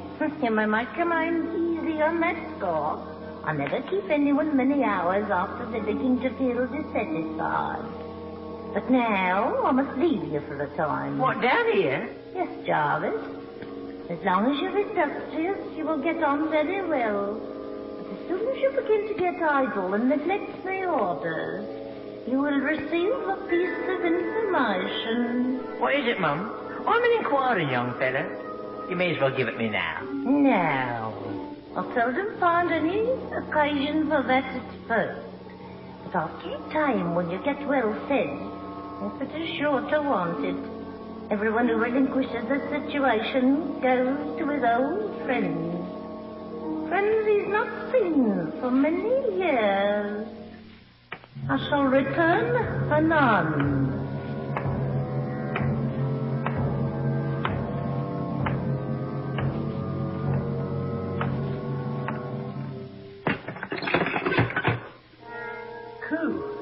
Strange manner of talking that respectable female has. There seems to be something singular in everything she says. And what a singular-looking place, too. Nothing visible but darkness. It would be quite unbearable but for the delicious smell of pie. Ew, what's that? A rattlesnake? It rattles anyway. Here, let's have a feel. Bones. Skull. Ribs. I must have stumbled into a surgery, because these are human bones. Wish I could find a funny bone. I feel a bit poorly. She was a nice-looking old ma, too. Strikes me that Lupin and her would make a nice pair. Why have this bag of bones is the fellow who's gone to his oldest friend. Might be it's Mark Ingestree, the sailor. Now he's dead. Oh, what's that? Oh, Ma. Here's one of the murdered ghosts come to ask for his body. Maybe it's been made into veal pie. Please, it wasn't me, Sir Ghost. I was only hired 10 minutes ago. Silence, my friend. Are you in league with these fiends? I hope, Mr. Ghost, they ain't going to murder me as they did you before me. Whose ghost are you? My name is Mark Ingestree. Merciful heavens, it's the sailor. Him that was murdered for his pearl. You know about that. You must be in league with the villain. Indeed, I am not. His wages is too high for an honest man. As Shakespeare says, mine only vice is honesty. Will you help me to bring Sweeney Todd to the hands of justice? Right you are, sir. But what are you stopping down here for? I don't know how it happened, but I suddenly fell into space. It was while I was being shaved. I was knocked senseless on this stone floor. And when you come to? I suspected treachery. And since then, I've explored these vaults from end to end, seeking proof of the villain's guilt. How do we get out of here? Have you a stout heart? Me heart's stout enough, but my blood's running a trifle thin. What's your name? Jarvis Williams, sir. Do you know Joanna Oakley? Only by hearsay. You know where she lives? In 4th Street, I think. Then go to her. No, that won't do. Go to her father, tell him I'm alive, and request him to communicate that intelligence to Miss Oakley. Let her know that there is yet hope. Are you going on living here? Yes, for the present. I must gather evidence and proof that Sweeney Todd is the malefactor I believe him to be. Can you keep a secret, Jarvis?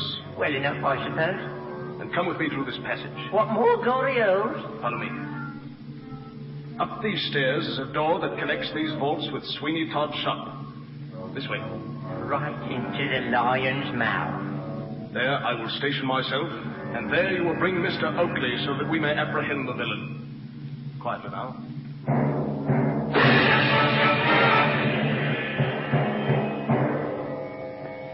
This must be Sweeney Todd's back room, sir. It is. And what of these walls not seen, Jarvis? Look through the door. It's Lupin. He's getting himself shy. Quiet, we may gather some clue. Listen to what they say. Pray, Mr. Todd, not so hard, not so hard. What do you say? You're lathering me too hard. It's such a while since I had the pleasure of shaving you, Mr. Lupin. I wanted to make a good job of it. Mr. Todd, remember what a bountiful collection we had at church meeting yesterday evening. What of it? So the man of God can well afford that gracious offering known to the unrighteous as a tip. A tip, eh? Dear me, perhaps you are worth polishing off. What did you say, Mr. Todd? Nothing, Parson. Pray shave me carefully, Mr. Todd, for I am to wed a wealthy heiress. I would fain make the wife of me bosom. A wealthy heiress? And what's her name, may I ask? Mrs. Lovett, I'll watch her. Silence, would you ruin everything? Of a surety she is not unknown to you.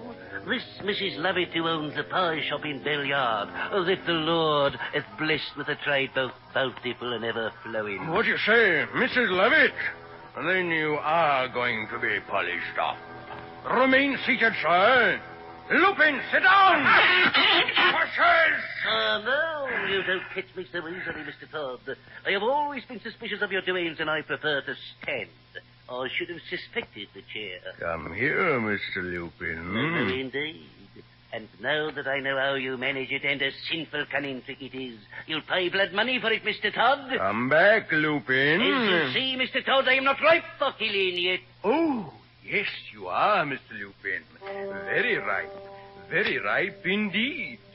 Very ripe, ripe, I cry. Young and old ones come and die. Very ripe, ripe, I cry. Young and old ones come and die. When they sit in Sweeney's chair, off they go to heaven knows where. Mrs. Lovett surely knows where they go to all them what goes. Where they go to all them what goes. Very ripe, ripe, I cry. Young or old ones come and die. I'm off, Mr. Todd. We'll talk later. I'll cut your throat from ear to ear when I catch you. Coast clear, Mr. Ingesty. What unparalleled horrors. I can't say I'm sorry to see old Lupin doing a bit of honest running for a change. See, Jarvis, this is the very chair in which I sat. And here's the chain the assassin pulls to tilt the chair and drop the victim into the depths below. And then into the furnaces where the bodies are incinerated. Fetch Mr. Oakley and the police officers. I will return to the vaults, for Sweeney Todd thinks me dead. And as long as he thinks so, he has an adversary he does not suspect.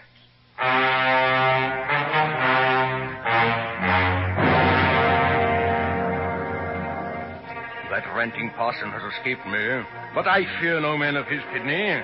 A little money, an offering he would call it, blackmail I should say, merely a temporary disbursement to be returned along with all the other effects of the legator. A pretty jest, the legator. And when he has been polished off, I'll deal with the rest of them. I have too many enemies to be really safe. My first step must be to get rid of Tobias Ragg. I think he thinks. I need not take his life, but a close confinement of the boy in the lunatic asylum of Jonas Fogg will effectually silence him. Mrs. Lovett, too, grows dissatisfied and scrupulous. I've had my eye on her for some time, and I fear she intends mischief. A little poison, skillfully administered, may remove any unpleasantness in that quarter. Sweeney Todd. Spying, Mrs. Lovett. You might call it so, and since I discover that you intend treachery, I shall on the instant demand my share of the booty. Aye, an equal share of the fruits of our mutual bloodshed. Well, so you shall. I will balance accounts with you. What is the reckoning? I find it to be £12,000 to a fraction. That is just £6,000 each, there being two of it. But, Mistress Lovett, you will have to pay me for your support, lodging, and clothes. Clothes, Mr. Todd? I repeat the word, clothes. Why, I haven't had a new dress for these 6 months. Besides, am I to have nothing for your education? In killing, I mean, Mrs. Lovett. Oh, I have profited by that. To a degree, Mrs. Lovett, yes. For some years past, you have been totally provided for by me. And after deducting that and the expenses of erecting furnaces, purchasing flour for your delicious veal pies, we got the flour cheap because of the chalk in it, and sundry other outlays, I find it leaves a balance of 16 shillings, 4pence, 3 farthings in my favor. In your favor? And I don't intend you to budge an inch until it is paid. You want to rob me, but you shall find to your sorrow I will have met you. You have instructed me in killing your side. Very well, Sweeney Todd. 'Tis you who purchased this knife. Don't be a fool, woman. Put your name to a deed consigning the whole of the wealth blood has purchased, or you perish. Idiot! You should have known Sweeney Todd better than that. I calculate my chances. I have also purchased this pistol. Todd! Throw down the knife. Todd, what are you going to do? Throw down the knife, woman. There it is, Todd. No. say your prayers. Your last hour has come. Spare my life. For the love of heaven, I spared yours. That's good. As you spared mine. You planet of the art to kill me. Oh, stop before you spill my blood. I've been true to you upon my guilty soul. Take your hands off me, woman. What about Lupin? It was in our interest, Todd, that I led him on. Charles! Take your hands from about me neck. I don't like things crawling over me. Oh, Todd, a good lady told me of a home where I could end my days in solitude and peace. Let me go to her again and beg her on my knees to show you the same mercy and compassion. Let us never see each other anymore. Let us lead better lives and forget we ever lived except in prayer. Will you loose your hold? It is never too late to repent, Todd, never. It is too late for you. Perdition. Mrs. Lovett is dead, and there is blood upon me. Now Sweeney is alone. Now let the trial work, and let the furnaces consume the body, and destroy all evidence of me guilt in this, as it has in me manifold deeds of blood.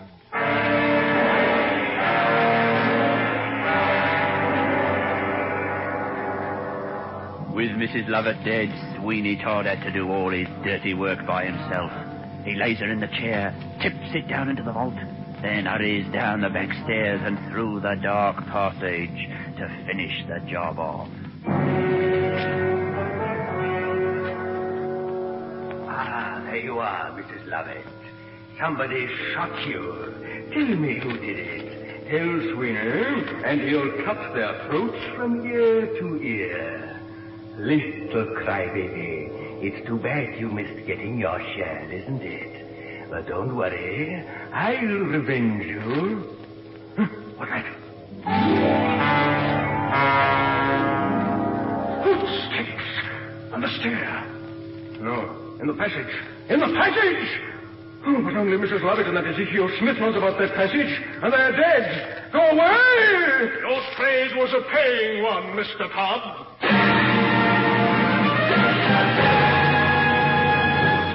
Sailor! I'm back, Mr. Todd. Go away, Mr. Sailor, you're dead. I denounce you, thief and murderer. I have caught you in the act of disposing of one of your unhappy victims. Wait a minute, Mr. Sailor. Would you like to go the way she went? I have lots of bullets left in this pistol, and Sweeney Todd has never been known to miss. I do not fear you face to face, murderer. Come not a step closer. Then shoot! Die!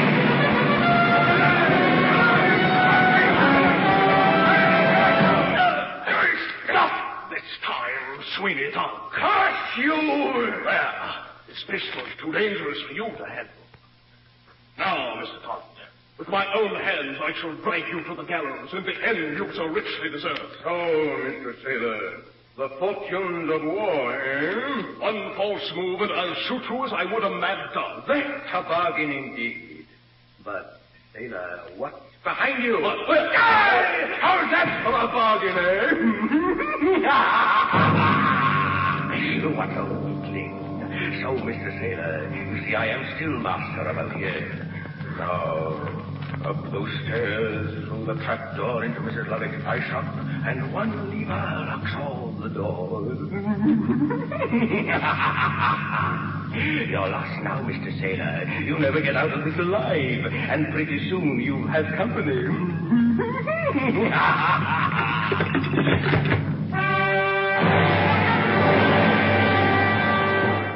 Verily, I have no wish to be included in this pursuit, Mr. Oakley. Lo, the roaring lion is abroad, and no throat shall remain of a piece. But, Mr. Lupin, our plan includes you, eh, Jarvis? We've got a place for Mr. Lupin, all right. My proper place is on guard, exhorting, keeping watch and ward. Let me be the encourager, Mr. Oakley. No, Mr. Lupin, you are to be the bait. The bait? You are to go to Sweeney Todd's shop. Now listen carefully. Engage him in conversation. You can do that well enough. Provoke him to some damaging admission. Yes, Then, when he is about to plunge his razor into your throat to silence you forever... As late as that? It would not trick him otherwise. Then we will burst in, overpower him, and win the day. Hurrah! St. George for England! Verily, it does not appear to be so much like an holiday. It will make a man of you, Lupin. Oh, where he is eyed, everybody. I never did see such a man for distraction of the mind. It's the sailor. Mark Ingerstreet, my dear boy. Have you caught the murderer? At last I have the proof of his guilt. I've seen the murderer at work. What poor soul was it this time? He has done away with his accomplice, Mrs. Lovett. What Sempronia gone? Woe to England and woe to Lupin. She was a nice old ma, too. She was round as the full moon and as fleshy as the goats that wanted on the delectable mountain. And now perisheth, gone like the flower of the field. He thinks me locked in his vaults, but I escaped by a secret tunnel. He made a great mistake in not killing you, Mr. Ingerstreet. For his own good, I mean. It is an error he will bitterly repent. Mark. I may call my future son-in-law Mark, I believe. Bully for you, Mr. Oakley. I may have dealt pretty thoroughly toward you in the past, but all that's forgot, eh? Of course. Then let us call Johanna, that you may greet your sweetheart before we take this murderer. Bully for you, Mr. Oakley. This young man is like the blackbird. He hath but one song. I'll call her. Mrs. Oakley, bring Johanna at once. There is a good old friend of hers here. Now, just watch her face when she sees you, Mark. What is this, Mr. Oakley? Why do you thus disturb my after-dinner rest? Calling for Johanna with a voice like the bull of Bashan. Aye, pious phrase, good Mrs. Oakley. What's this, Mrs. O? Is Johanna not here? Oh, how can she be here when she's with this gentleman? With me, madam? With you, indeed, Mark Ingerstreet. And I must say, too, that it is not the proper thing to do either. Sending a young woman notes like she was a trollop, instead of an honest girl, tenderly nurtured. I sent Joanna no letter, Mrs. Oakley. You have no call to lie about it, Mr. Ingerstreet. Where is this letter? Here. Naturally, I took it from her, but she would go. What devil's work is this? This is not my hand. Not your... Then she has been abducted. I got it. Yes. Only one man could be responsible for this subterfuge. And that man is... Sweeney Todd! Thank you, the mind has given way. Leave her where she lies. There's man's work to be done. To the rescue! Once more unto the breach, as Shakespeare says.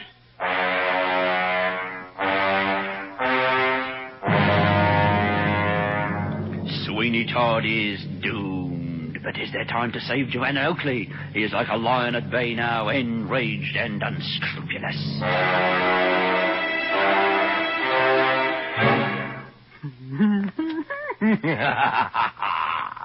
This enticed maiden shall be my surety of escape.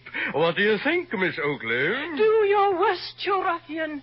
Though my dear parents and Mr. Ingerstreet hold me dear, they will never let their affection sway them in the performance of their duty. Have I not a singular grace in writing love letters? Oh, you do ill to taunt someone who is in your power, Mr. Todd. You would not dare do it if Mr. Ingerstreet were here. But he is here, my dear, and you shall see him in a little while. You shall join your lover in the vaults below. But first, don't be frightened. I'm not going to harm you yet. I just want you to be a witness. I'll be no witness to your doings, Sweeney Todd. I have a young apprentice who has shown distressing signs of madness lately.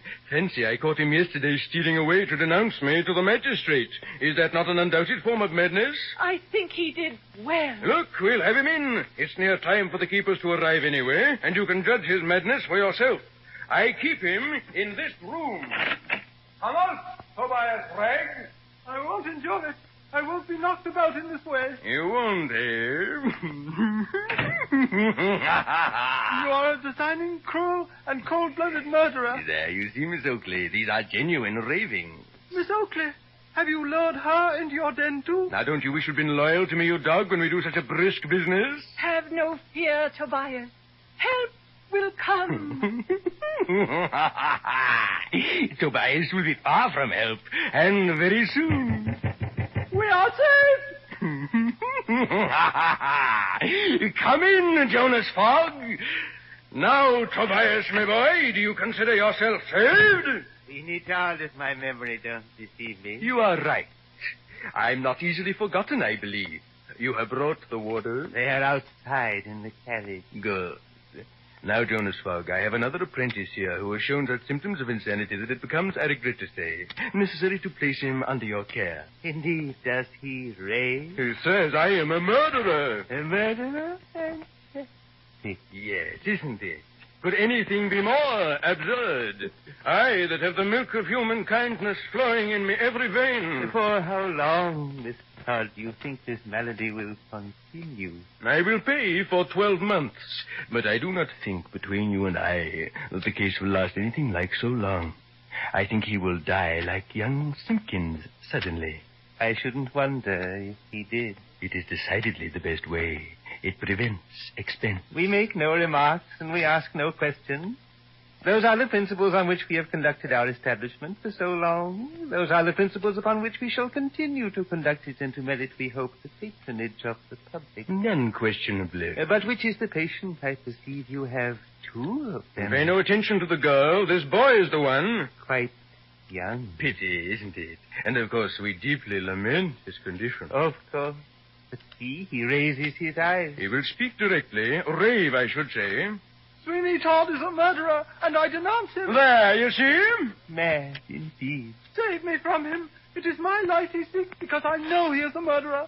Miss Oakley, add your voice to mine. Mr. Fogg, if you have any sympathy or justice in you, you will help us. This seems to be communicable insanity in its most terrible form. I shall be upon the necessity of putting him in a straight waistcoat.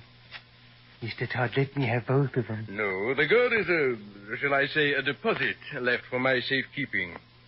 But, Jonas Fogg, why shouldn't you have both of them? Why shouldn't I deposit her with you? Valuable security should always be banked, Mr. Todd. A pleasant little jest, Jonas Fogg. Take 'em both! A good day's business. Convey them to one of the dark, damp cells, as too much light encourages their delirium. Villain, do your worst. I shall always aver that Sweeney Todd is an assassin. It is true. Take him away! I will die before I submit to you all your vile myrmidons. Why, then you'll die, for no power can aid you. Yes, there is one. Where? There is heaven, which fails not to succor the helpless and persecuted. Hush! I am undone. Quick, bolt the door, Jonas Fogg. Too late, Sweeney Todd. Much too late, Mr. Todd. Stand off, you cowardly rascals. Now put the kibosh on the old consarn. The kibosh? Yes, it's a word of Greek extraction meaning the upset of the apple cart. You'll hang now, Sweeney Todd. And Mark Ingerstry. You? Yes, Sweeney Todd.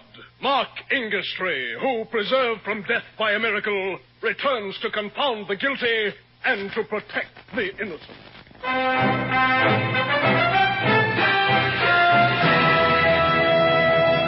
And that's how Sweeney Todd, the notorious bloody murderer of Fleet Street, was brought to justice and finally hanged at Tyburn. Mark Ingerstry recovered his pearls, laid them at his sweetheart's feet, and gained her parents' consent.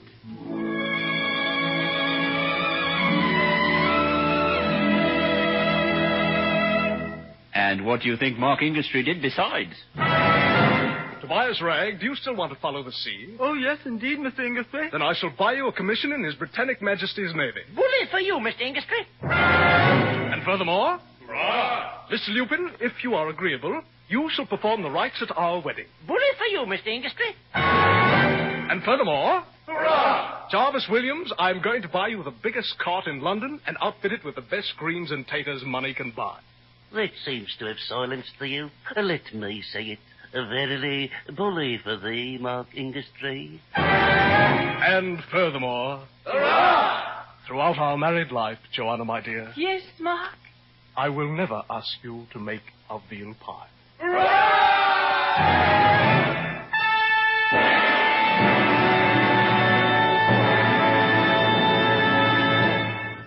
Sweeney Todd, the demon barber of Fleet Street.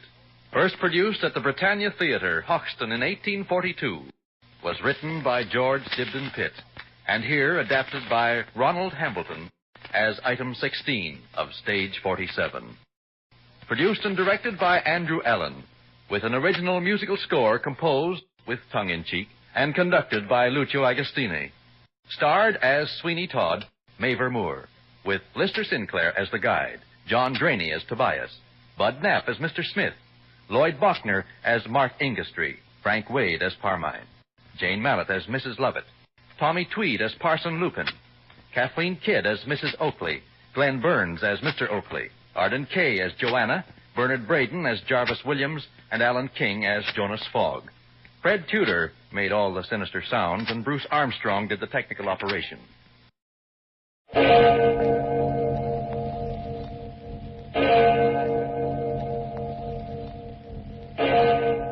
Murder at midnight. This kind of glass tube was pointing at Matson's body. When the switch went in, there was a whining noise. And then a white light shot out of it. I know you won't believe this. When it hit the body, it went all soft. It was just like the bones had gone out of it. It just went all soft and kind of poured off the chair and onto the floor. Midnight, the witching hour when the night is darkest, our fears the strongest, and our strength at its lowest ebb. Midnight, when the graves gape open and death strikes. How? You'll learn the answer in just a minute in The Heavy Death.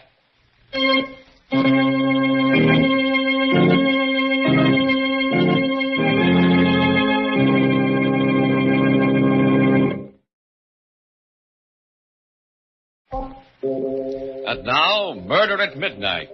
Tales of mystery and terror by radio's masters of the macabre. Our story, written by Robert Newman, is a weird and fantastic nightmare called The Heavy Death.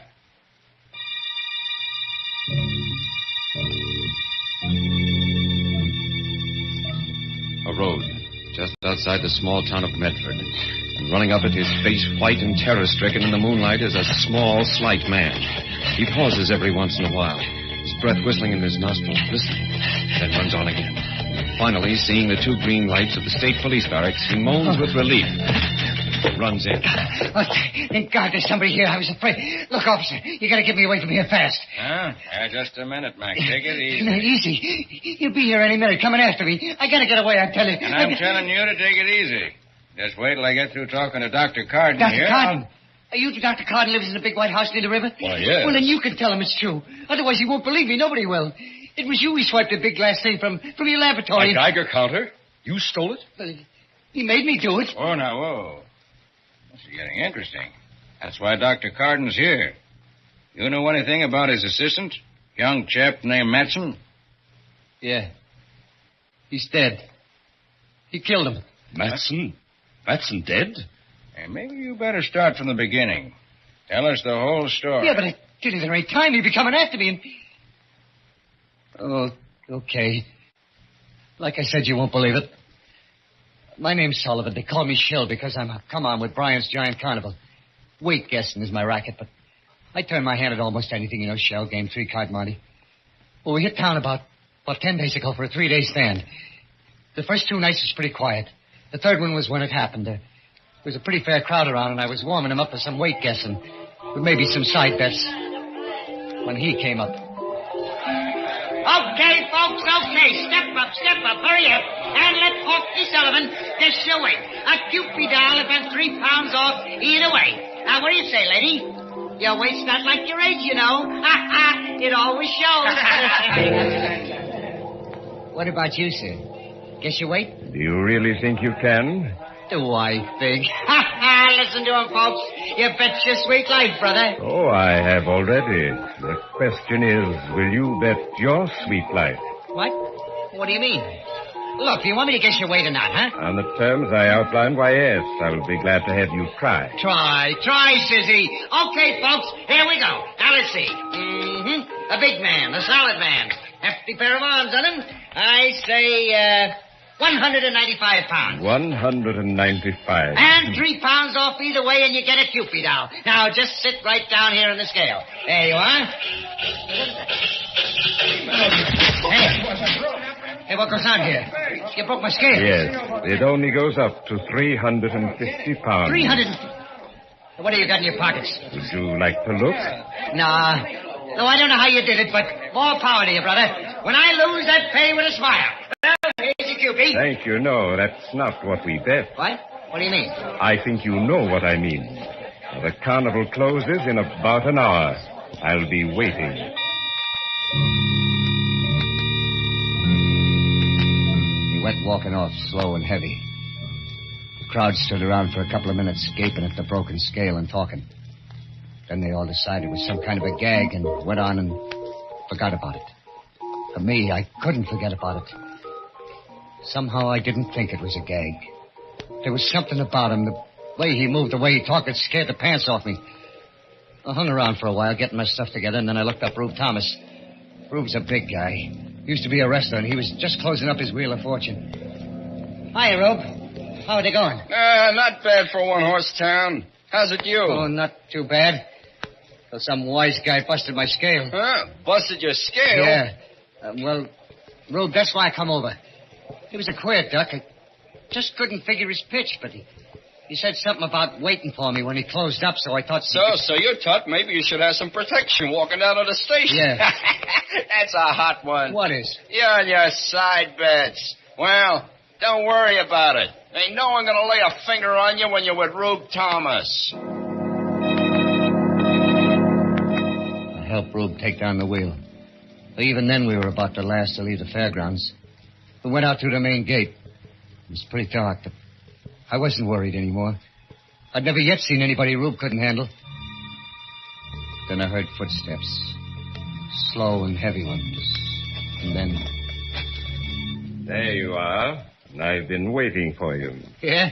No kidding? This the guy? Yeah, Okay, Bub. What's the pitch? What's your racket? Racket? There's no racket. Your friend and I had a bet. I've come to collect. Yeah? Well, I'll tell you a funny thing about carnivals. When we pull up stakes and get ready to go, all bets is off. I'm afraid this one can't be called off. You see, I need him. You need him? Yes. You bet your life, remember? And you lost. You mean you... Oh, you're nuts. People who have thought so, but I'm not. Shall we go? No, I ain't gonna. Rube! Take it easy, Shell. I told you all bets was off, mister.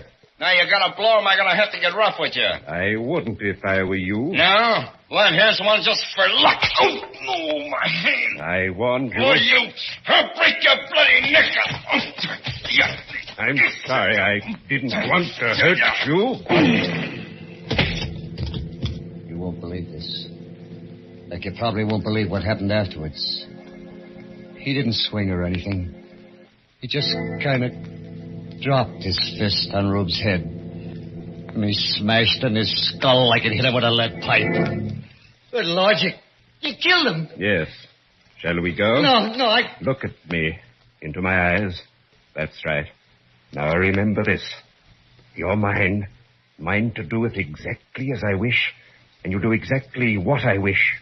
Do you understand? Yes, sir, yes. Good. Then let's go. Something happened. Happened to me then and there. Something I ain't over yet. It wasn't just that I was scared, more scared than I've ever been in my life. It was something else. When I looked into his eyes, it was like that just plain didn't count.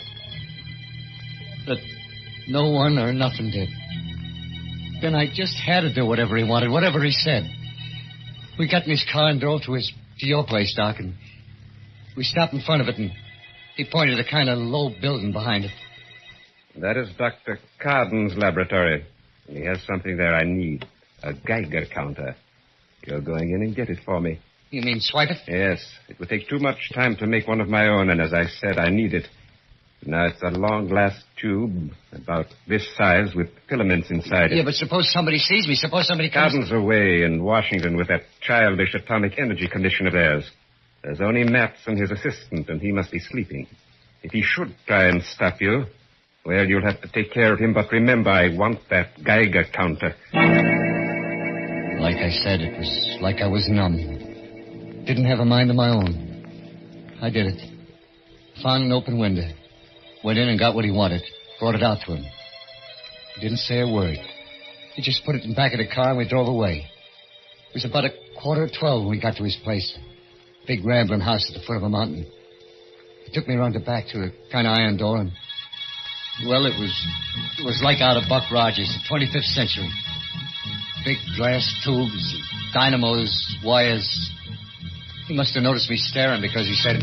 Go ahead, look around. There's equipment here that doesn't exist anyplace else in the world. Yeah, but what's it all for? And if I told you, you'd be even more frightened than you are now. By the way, what's your name? Sullivan. Shel Sullivan. I'm Dr. Vance. Dr. Brian Vance. Doctor? Of nuclear physics. Without doubt, the greatest scientist in the world today. Do you know anyone else who has been able to convert most of the elements of the human body into the heavy isotopes? Look, I don't know what you mean, but is that... Yes. That is why not only my weight, but the entire atomic mass of my body's... What's that? Sounds like a car. Yes, but Coop... Oh, Matson. He must have heard you in the laboratory, followed us. Well, I was as quiet as I could, be honest. There's nothing to be worried or excited about. Hello, Matson. Vance, I should have known it was you. Should have known what was me. That stole our Geiger. You've done an awful lot of strange things in your career, Vance, but this time you've gone just a little too far. This time I've got you dead to rights. I'm afraid it's just the other way around, Matson. What do you mean? What? Vance. You don't really think I'd let you or anyone interfere with what I'm doing, do you? You killed him, Of course. Drag him over there out of the way. There's a certain experiment I'm just about ready to try, and his body will come in very handy.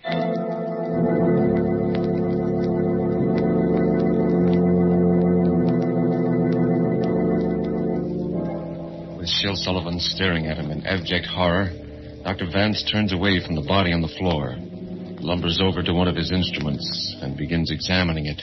And far away, in the town's church steeple, the clock strikes 12 for... Murder at midnight.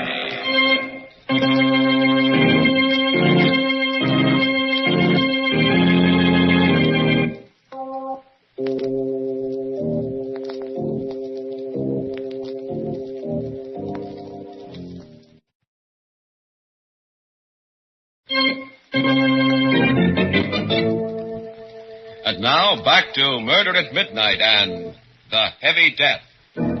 It's just a moment later. Sergeant Rowe and Dr. Carden are staring incredulously at Sullivan as he pauses for a moment in his terrifying story. Then the trooper says, We did find Thomas's body out by the fairground, but it was an accident. Hit by a truck or something. You mean this Vance killed Matson just like that? Shot him without turning a hair. Sure sounds to me like... Dr. Carden, what do you think? I don't know, Sergeant. I do know Vance. I knew that he had a laboratory somewhere near here, and... Well, it's true that he probably knows as much about nuclear physics as anyone in the world. We tried several times to get him to work with us during the war, but he laughed at us, said that what we were doing was childish. Yes, but this other business, this changing himself, making himself heavy. Yeah, even his voice was heavy like. Is that possible, Doctor? Theoretically, yes, I suppose it is. After all, Professor Urey did it with hydrogen, made heavy water. And we've done it with uranium. Yes, but why would he want to do it? Why? There I can only guess. For all his genius, I've always felt Vance was a little mad. It's possible he believes that by changing the atomic weight of his body, he can make it immune to disease. Yeah, that's right. It's true. He said he was going to live forever. Well, go on, Sullivan. What happened after that? He made me help him do things around the laboratory. Wire and stuff like that.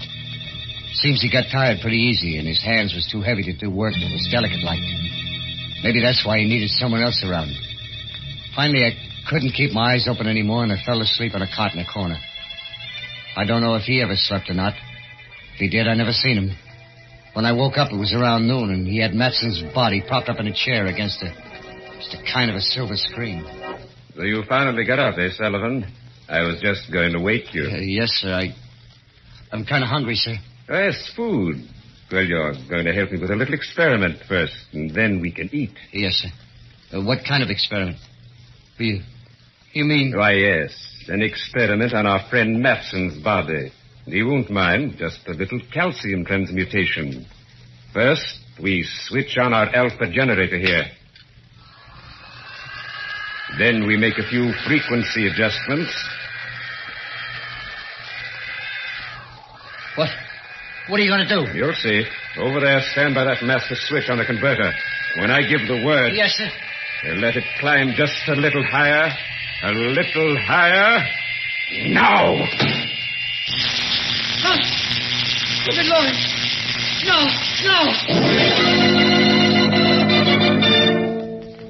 There's a kind of glass tube pointing at Matson's body. When I threw the switch, a white light shot out of it. I know you won't believe this. When it hit the body, it went all soft. It was like the bones had gone out of it. Just went all soft and kind of poured off the chair onto the floor. I must have fainted or something. When I come to, Vance was standing over me, smiling. Anything the matter, Sullivan? Don't you feel well? Yes, sir. I'm all right. I was just... That was the most awful, most terrible thing. Sullivan, if you were a soldier and you saw that happen to the man next to you, would you feel much like fighting after that? What? You mean you're going to do that? I'd advise you not to ask too many questions. We'll dispose of the rest of the body later, but now let's eat. Like I said, it was just about a week ago. I can't really tell you what happened after that because I was in a daze most of the time. We worked, him showing me what to do, wiring, soldering stuff. We ate. Sometimes he let me sleep. Then this morning it happened. I woke up at about 10. He was standing looking at this thing we've been making. Well, Sullivan, it's finished. Just a few adjustments and we were ready to go. Yes, sir. I'm profoundly grateful to you for your help. I will show you how grateful in a very concrete fashion. You mean you're going to let me go? You're going to let me go? Really, Sullivan? That's a little foolish, isn't it? Well, I don't know. I just thought... Yeah, I guess it is. Well... Where are you going? Inside to fix some breakfast. No, Sullivan, no food for you. Not today. No food? No, because tonight you're going to enjoy a tremendous experience. One I experienced myself several months ago. And the process is much simpler when the stomach is empty. Process? You mean you're going to make me like you? Heavy? Yes, Sullivan. I told you I was grateful to you and... Oh, no, Doc. No, please, will you? For heaven's sake... You're being rather childish. I'm not going to bother detailing what it will mean to you physiologically, the immunities it will give you. I will merely tell you that we'll do it tonight. Getting changed to become like he was. Heavy as lead. Well, it did something to me. It was like I'd been doped, hypnotized. All that time afraid to do anything to make him mad. Now I was even more scared to stay. I made out like everything was fine, and I waited. I waited and watched. Then about an hour ago, I got my chance. He went into the house to get something. He didn't lock the door. I was out like a shot, grabbed his car and started down the driveway. As I went past the house, I heard a window open. Sullivan, come back! Come back! You'll regret this! You'll regret it!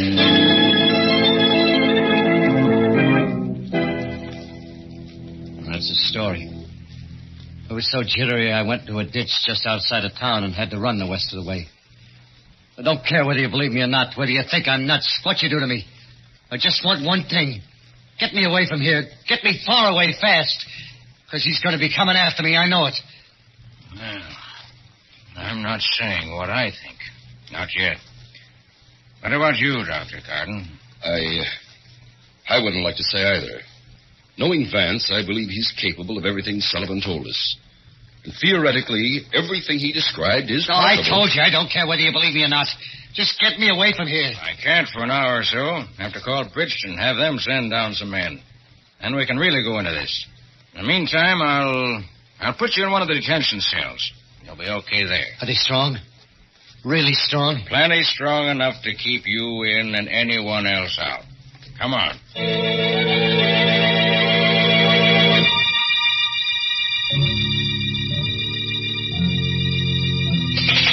Sergeant!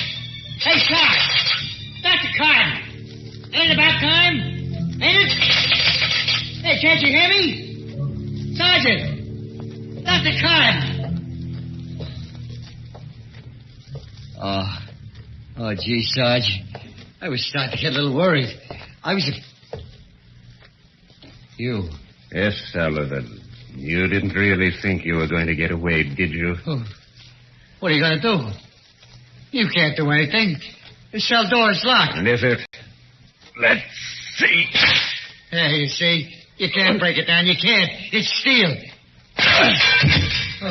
Yes, Sullivan. But steel can be smashed if it has to be. No. I told you you'd regret running away, didn't I? No. Look, I'll come back. I'll do anything you want. I'm afraid it's too late, Sullivan. No. Too late for anything but this. Dr. Carden. Did you hear it, too? I'm not sure, but it did sound like... This way, quick. Good Lord. Look at that cell door. Oh, and Sullivan. His skull. Smashed like an eggshell. Well, Sergeant? I guess I must be nuts, too. Look, Doc. He must have just left here. If we wait for the men from Bridgeton, give him time enough to get back to his place or those blasted ray things of his, there's no telling what he'll do, how many lives he'll cost. But if we leave right now, the two of us, maybe we can get there before him, cut him off. What do you say? You game? I'm game, Sergeant. Let's go.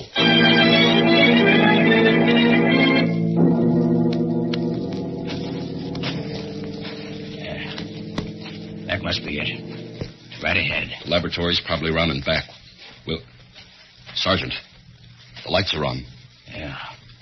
Maybe he left them on when he came into town and got Sullivan. Or maybe... No, listen. He's back. We're too late. What in heaven's name is that? An electrostatic generator or a cyclotron. He's... Oh, good Lord. Up the mountain there. Look. Great Scott. Looks like a hole or something. But it's moving. A neutron beam. Disintegrating. Eating its way into the mountain.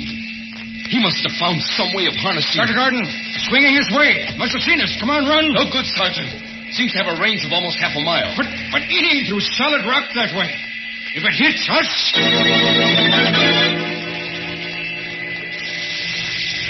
You came to see just what Vance was doing, eh, Carden? Yes. Well, take a good look. The last one you'll ever take at anything. For you shall be the first to... Did you think that you were going to get away with it, Vance? Who's that? Take a look at the Geiger. Gentlemen, too much. I've got to cut that down. And what'll happen when you release the load? But I've got to cut it down. Sergeant Sullivan. Yeah. That's because I'm dead that you joined me. You can't do it alone. Too heavy. But I Too slow. It's time to be higher. Good Lord, the generator. I've got to cut that down, too.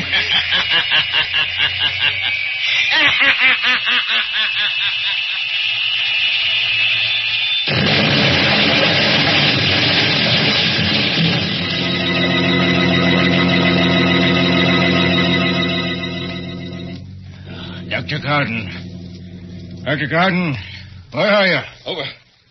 Over here, Sergeant. You all right? A little shaken up, but yes, I'm all right. Oh, the laboratory. A whole house. Look. Yes. What happened? Something got out of control. Too much centrifugal force. Or the load released too suddenly, and the whole thing exploded. Now there are things that we'll never know. Except something we knew already. That science can either be man's servant or his master and his doom.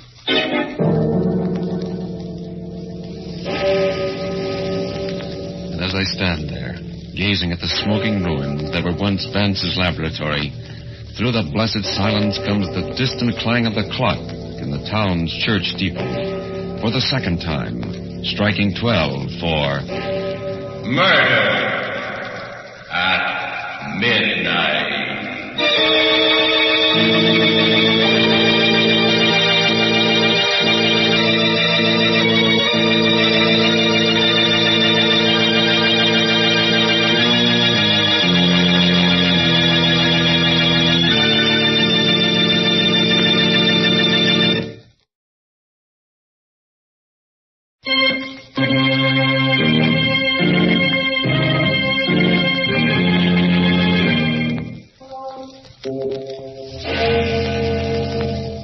Remember to be with us again when death hovers like a dark cloud and the clocks strike 12 for...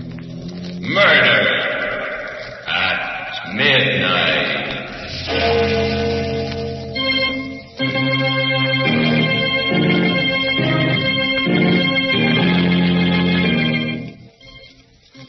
The part of Shill Sullivan was played by Frank Reddick.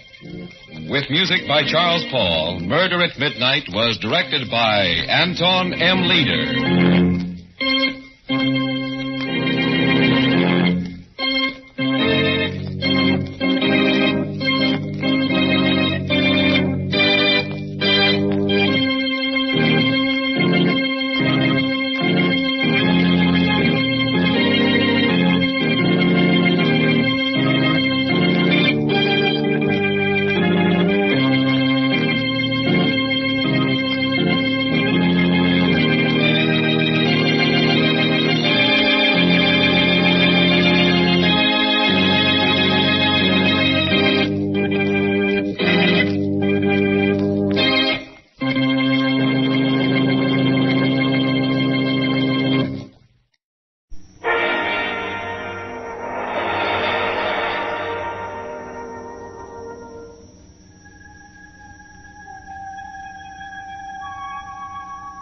Good evening. This is Peter Lawrence. Man kills passionately out of hunger or anger, out of fear or love.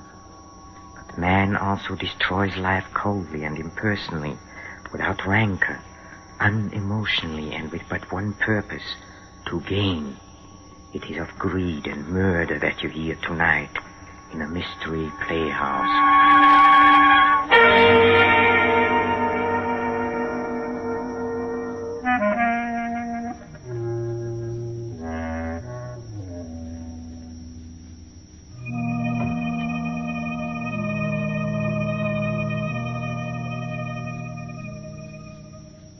Oh, yes. Guilt has been known to lie heavily on the soul of the coarsest and unregenerate of human beings. And conscience is an unseen but terrible demon to those whose hearts are set in evil, exerting a grim and unrelenting power over their minds. Tonight our story concerns itself with a price of greed and revolves about a strange and almost fateful phenomenon that forced a man to stand ghastly trial before a jury of the dead. Listen as we tell you of Captain Bull Harrison and the 6 who did not die.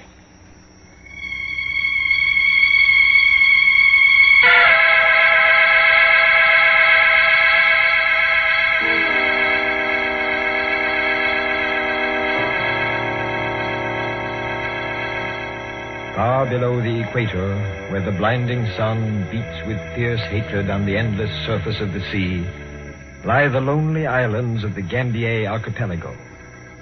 There is no movement in the white, hot expanse of sand and ocean, no movement save the brief, fluttering excursions of flying fish and the few palm fronds that wave languidly above precarious footholds in the scanty soil. Barren and lonely are the Gambiers. And lonelier than most is the atoll of Mandariva, a strip of sand and gray coral rising from the sea like something foul and festering. For at high water the tide sweeps over it, and retreating leaves on its sloping beach all manner of snails and shellfish that helpless broil and putrefy under the blazing sun. No trader has ever visited Mangareva, for there is no one with whom to trade, and the gunboats of the Australian Territorial Patrol give it wide berth, for there is no one to watch. Only an occasional pearling vessel with its crew of native divers ventures within sight of Mangareva. Such a vessel is the sloop Nancy Hale, 4 days out of Sydney. A weather-beaten hulk with caulking oozing from her open seams, she lies at anchor in the lee of the island. It is sundown, and her small boat is returning from a day of pearl diving, the oars stroked by 6 dark-skinned natives, the Cockney mate standing in the bow. As the boat swings broadside to the sloop, the mate clambers aboard. All right, Kamali. Make her fast to the stern cleat. And mind you don't lose one of those oars overside. Me not turn. Now it is 10. Me do some work all time. Go, blimey, stop your even babbling. I don't care whose turn it is. Make her fast and ship them oars. If it ain't done by the time I get back from seeing the captain, I'll take the eyes off you. And you mind what I say. Beggars always getting their ends up about something. It ain't one thing, it's another. I give £10 right here and now to be lifting a pint down in the Red Dragon Call. Blimey, I would. Instead of sweating me blood out in a million miles from civilization. Aye, Captain. Like as not, these 3 sheets in the wind. I'll take a look.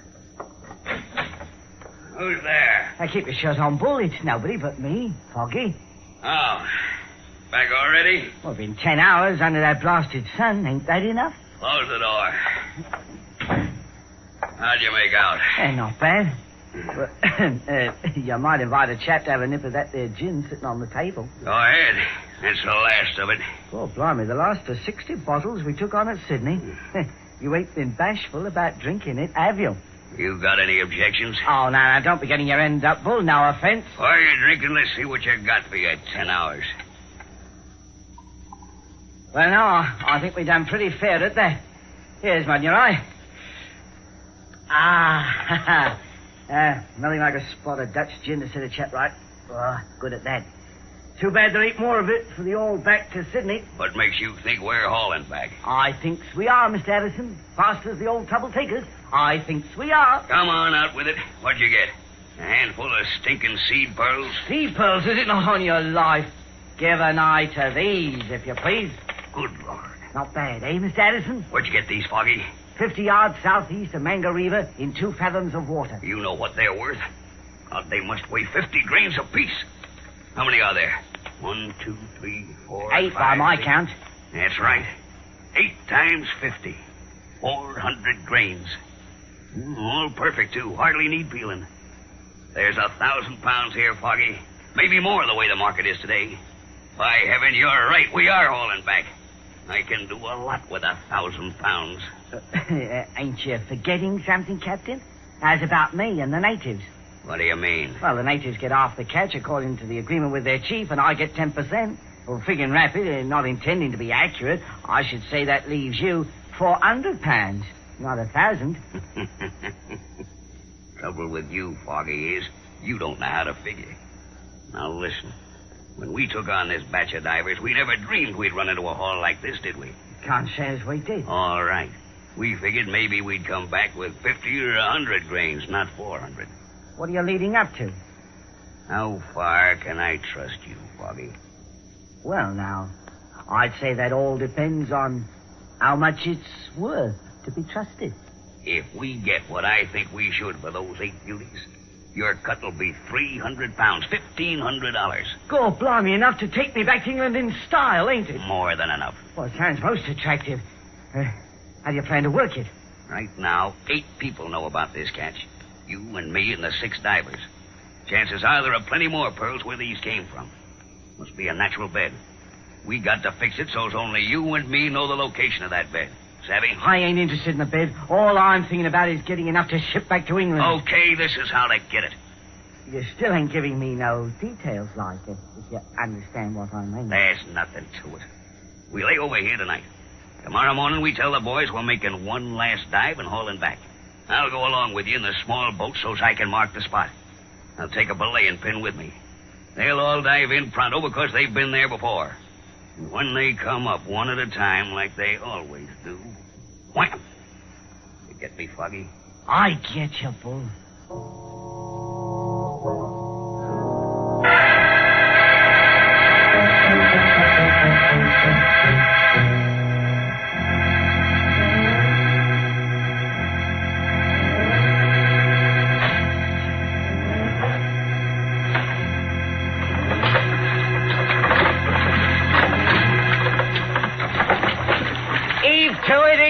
We ain't going to no tea party. You say no more dive. You say we go back. Mind your babbling tongues, you heathens. We got the captain with us today.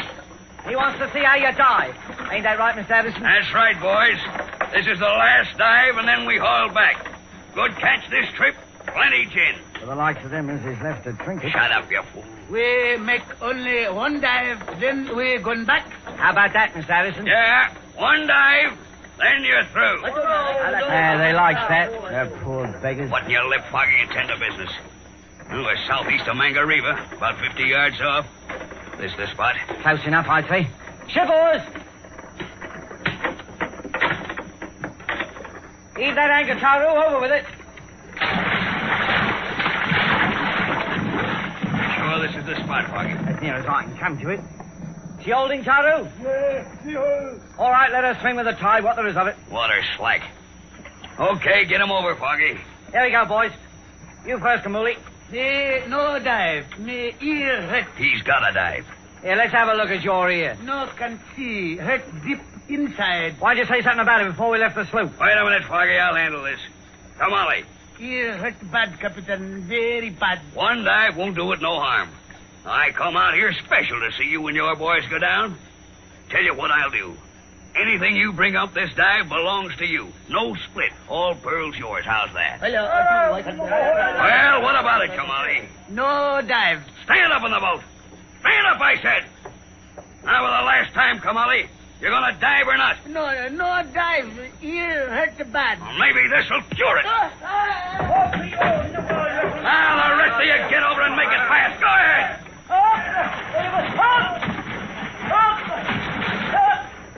That does it. They're over. Hold the boat steady, Foggy. I'll work the belaying pin as they come up. What about this one, you slug? Leave him be till we get rid of the rest. Hold steady now. They won't be staying down there long, I can promise you. I got a funny feeling no good's going to come of this. Stow your feelings and keep the boat steady. That's all you got to do. I'll take care of the rest. One little tap of this belaying pin as they come up will be enough. Here comes one. Right aside the boat. Steady. That does for him. Went down like a rock. Two more coming up. I see him.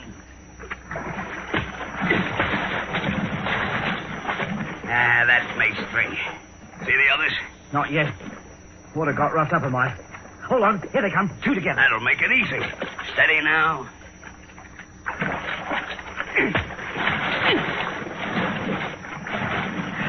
Blimey, did you see the way them two's eyes rolled up? Like to send the shivers through me. Give me a hand with this one and stow the gab. What you gonna do with it? Heave him over. Wait till I tap his skull to make sure he don't come to. There ain't nothing finicky about you, is there, Bull? Grab his feet. Lift him now. You're all right. Heave. Now, get that anchor up. The job's done. All neat and clean. It ain't done for me. I'll be seeing them poor beggars' eyes rolling up for a long time to come. You'll forget about it once we hit Sydney. There'll be plenty of gin and rooms in the best hotel in town. All I want is to book passage on the first boat back to England. Don't worry about that, Foggy. You'll go back to England a rich man. I got another idea. The money we get for those pearls is gonna be nothing compared to what we end up with. Now what's on your mind? You'll find out. Get that anchor up.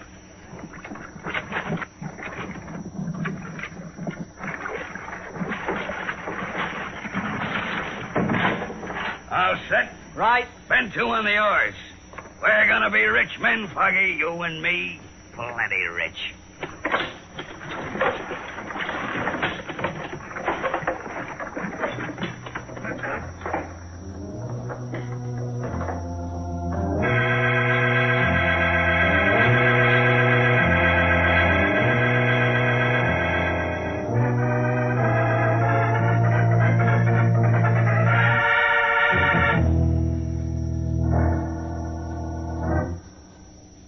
£1,200 you got for them pearls, and me supposed to get my share, and I ain't seen a shilling. And I'm not going to now. Shut up and open the door.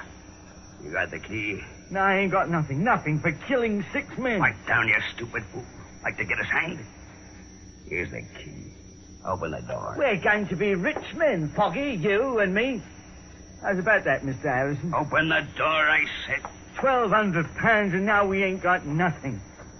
Close the door. £1,200 lost. Stop talking about it. I've heard all I want to hear. Oh, you have? It don't bother you that I ain't got no passage money, does it? You think I figured on losing it? I had a system to beat that roulette wheel. Something happened. Didn't work. I told you to stop. You told me. What do you know about it? All I was trying to do was to build that stake up, make us some real money. Yeah, now we ain't got nothing. Gamble it away, you did. There's more where that came from. I've got 20 pounds left. Enough to pay for this hotel room, dock charges on the sloop, and provisions. We'll go back to Mangareva and get ourselves some more of them big pearls. I ain't going nowhere near Mangareva. Not on your life, I ain't. Why not? Because it ain't got pleasant memories, that's why. I'm quitting. I know a rum deal when I sees one. £1,200 left in a gambling house. So you're quitting, huh? What makes you think I'll let you quit? You ain't got no right to stop me. No, I got a right to see that you don't open that big blabbing mouth of yours. I got that right. I knows when I'm well off. I ain't doing no talking. Maybe I'd better make sure of that. Yeah, always one for making jokes, aren't you? This don't happen to be no joke. We murdered 6 men back at Mangareva, you and me. We're the only ones knows about it. I think you better ship with me when the Nancy Hale pulls out in the morning. Yeah, I think you better. I ain't shipping on no more pearl boats, and I ain't going nowhere near Mangareva. Now, that's final. All right, Foggy. That's how you feel about it. Open the window, will you? It's hot in here. It ain't a bit hot. You've been drinking too much. Open it anyway. Thanks. Yeah. Nice view of the harbor from there, Foggy. Pretty with all them lights blinking. Bull, how's about giving me half the £20 you've got left? Sure. Why not? Yeah. 2 5-pound notes. Much obliged, Bull. If I wasn't so set on going home, what are you holding my wrist for? You're going out the window, Foggy. You're going to fall out. No, I ain't done nothing. I want to make sure you won't do anything. Let go of me, Bull. Let go. So long, Foggy. Bull. 12 stories to the street. You won't talk now, Foggy. Not at all.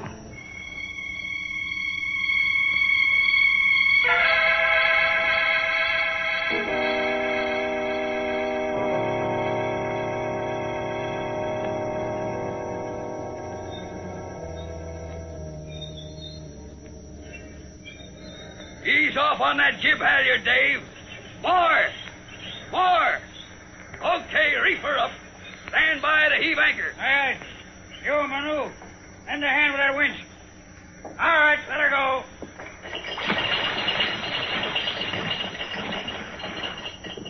Anchor down and holding, sir. Make her fast. Aye, aye, sir. Make her fast, Manu.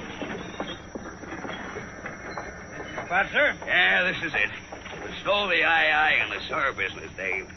We ain't formal on the Nancy Hale. That suits me all right. So that's Mangareva, is it? Ain't much to look at. Best pearl bed in the South Seas right under us. Won't even bother with a small boat today. Work right from the sloop. Get the divers over. Okay. Manu! Yes, boss. Get your boys over. Oh, no good, friend. Me, headman, goes first. You'll learn, Dave. First dive's taken by the head man. These boys are new to this spot and won't go under till he comes up and says it looks clear. Sorry. All right, Manu. Got 8 beauties out of here last trip, Dave. You're gonna be real glad you shipped with me. Manu, come. Give him a hand. Here you are. Come on. Take boat out of here, quick. Bad water. Shut up! What's the matter with you, Manu? Me, dive. Go to bottom. 6 men down there. Dead. You're crazy. No, crazy. 6 dead men. They stand up like they live. My boys know that here. Bad water. Hey, wait a minute, Manu. What do you mean there's 6 dead men down there standing up? Like live, they standing up. But they dare. That's enough from you. Shut up. Now the rest of you'll listen to me. You'll die where I'll know the reason why. I came here to get pearls, and you're gonna get them. There'll be no acting up on my boat. Dave, there's a diving helmet and lead shoes in one of the starboard lockers. Get them out. Test the air hose and the pump. Know anything about diving equipment? Plenty, but I never went down myself. You won't have to. I'm going down. I'll prove to these beggars there's nothing wrong down there.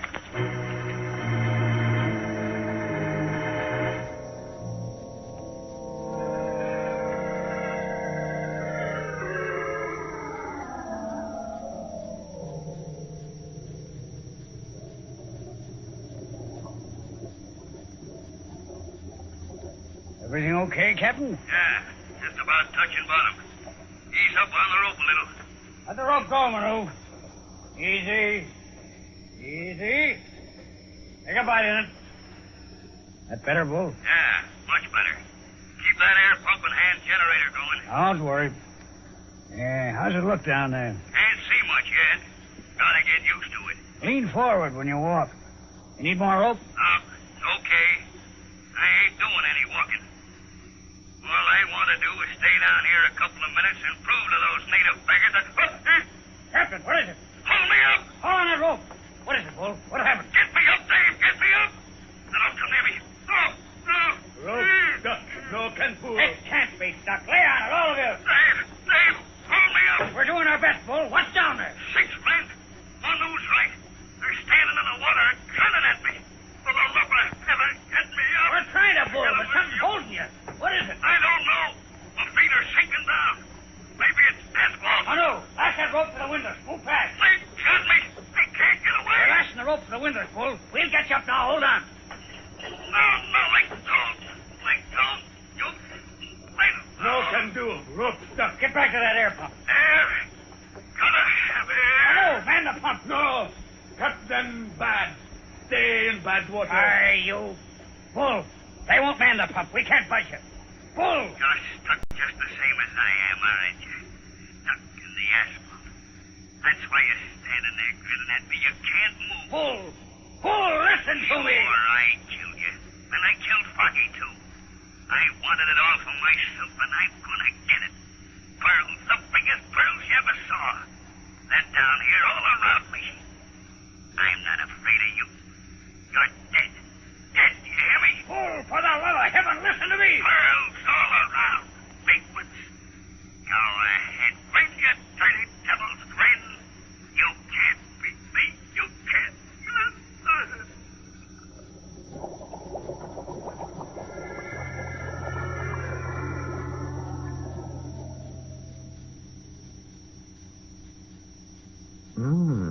Captain Bull Harrison, the watery courtroom, facing his jury.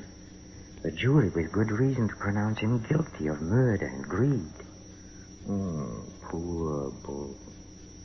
Down there with the pearls he wanted so much, and the men he murdered to get them. Funny, isn't it? Or is it? Please don't go. Come with me to the green room where the players are rehearsing our next performance. Come. Come.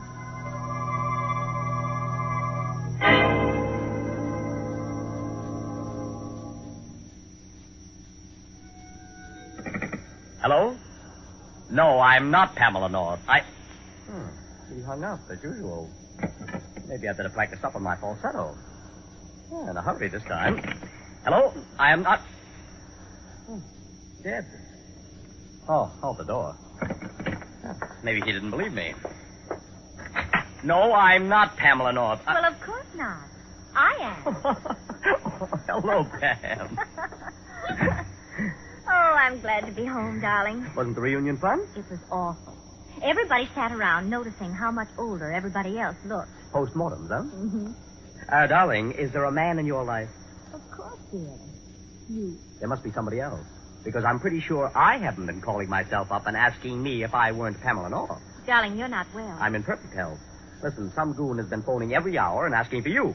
As soon as I convince him that I'm not you, he hangs up. Oh, that's funny. Well, it's reasonable enough, I but... wonder if it has anything to do with the little man. What little man? The one who followed me home. Maybe I should have asked you about the men in your life. Frightened me, darling. The street was so dark and he was so gray, sort of, and indistinct.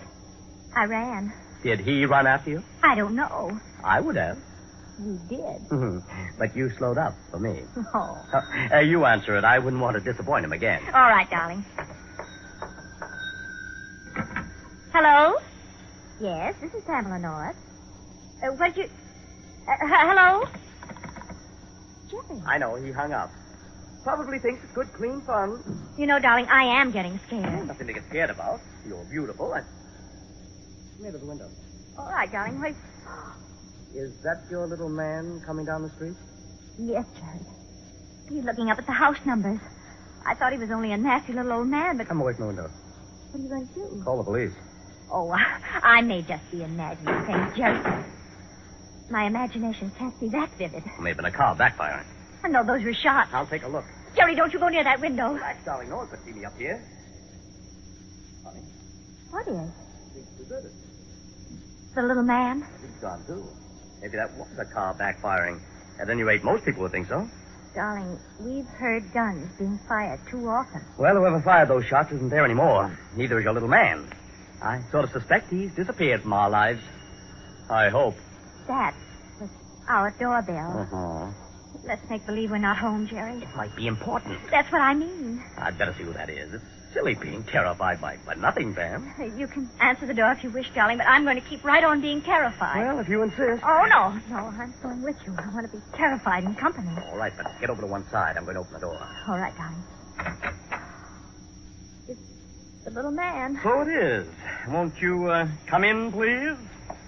Thank you. Shut the door, darling. Uh-huh.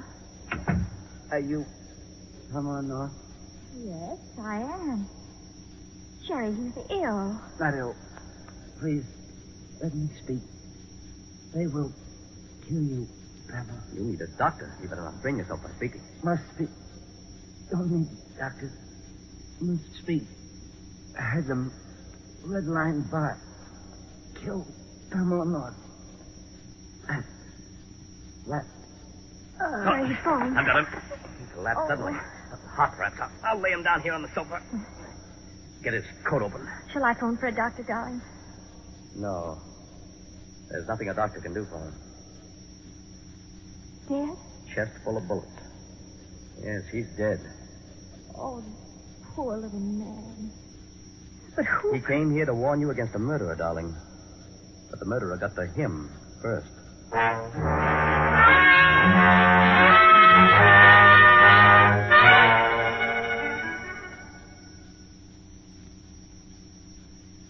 Well, what is all this, do you suppose? Why do you think anyone would want to kill Mrs. Pamela North? She seems to be a perfectly harmless young woman, don't you think? But there must be a reason. Well, I'm afraid we'll have to wait for our next performance.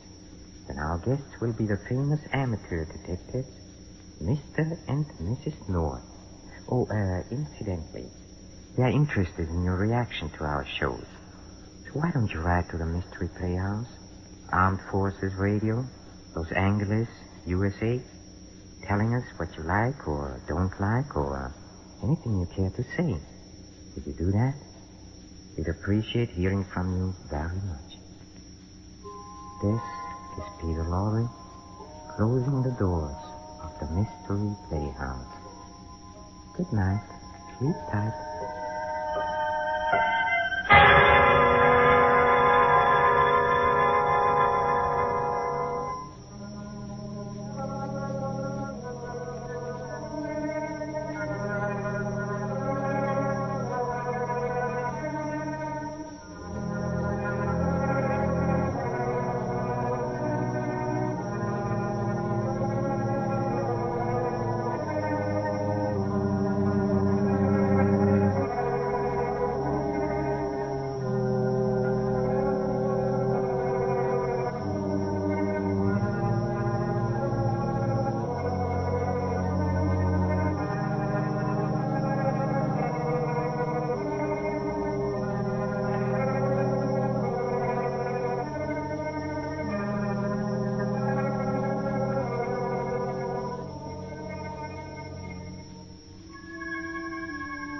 This is the Armed Forces Radio Service.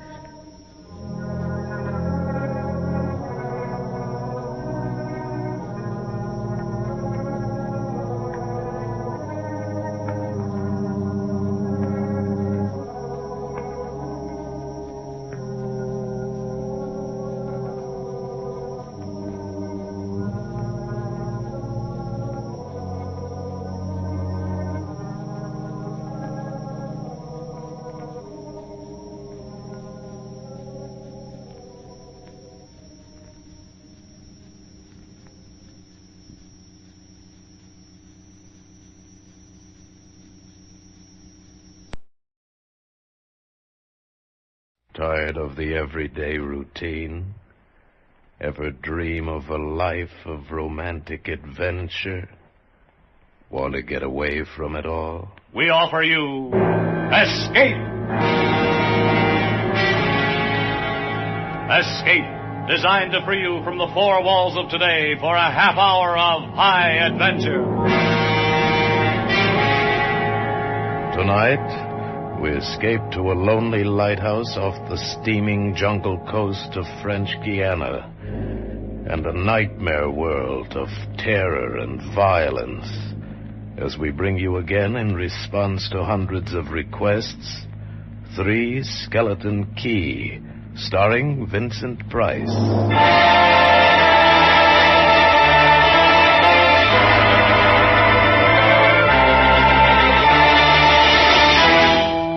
Picture this place. A gray tapering cylinder welded by iron rods and concrete to the key itself. A bare black rock, 150 feet long, maybe 40 wide. That's at low tide. At high tide, just the lighthouse, rising 110 feet straight up out of the ocean. And all about it, the churning water, gray-green, scum-dappled, warm as soup, and swarming with gigantic bat-like devilfish, great violet schools of Portuguese man-of-war, and yes, sharks, the big ones, the 15-footers. And as if this weren't enough, there was a hot, dank, rotten-smelling wind that came at us day and night off the jungle swamps of the mainland. A wind that smelled like death. A wind that had smelled the slow and frightful death that came one night to this bare black rock. Set in the base of the light was a watertight bronze door, and in you went, and up. Yes, up and round and round, past the tanks of oil and the coils of rope, casks of wicks, racks of lanterns, sacks of spuds and cartons and cans, and up, and up and up, round and round. Over the light storeroom was the food storeroom, and over the food storeroom was the bunk room where the 3 of us slept. And over the bunk room was the living and cooking room, and over the living and cooking room was the light. She was a beauty, big steel and bronze baby with the sun gleaming through the glass walls all about, bouncing blinding little beams off the big shining reflectors, glittering and refracting through her lenses. The whole gigantic bulk of her balanced like a ballerina on the glistening steel axle of her rotary mechanism. She was a sweetheart of a light. And at night she'd lie there on the stone deck of the gallery with her revolving smoothly and quietly over your head, easing her bright white eye 360 degrees around the horizon. You'd lie there watching to see that the feeders kept working, that everything ran right. And it wouldn't be bad, the other 2 fellows snoring in their sacks 2 levels down. You'd smoke your pipe to kill the stink of the wind, and it wouldn't be bad.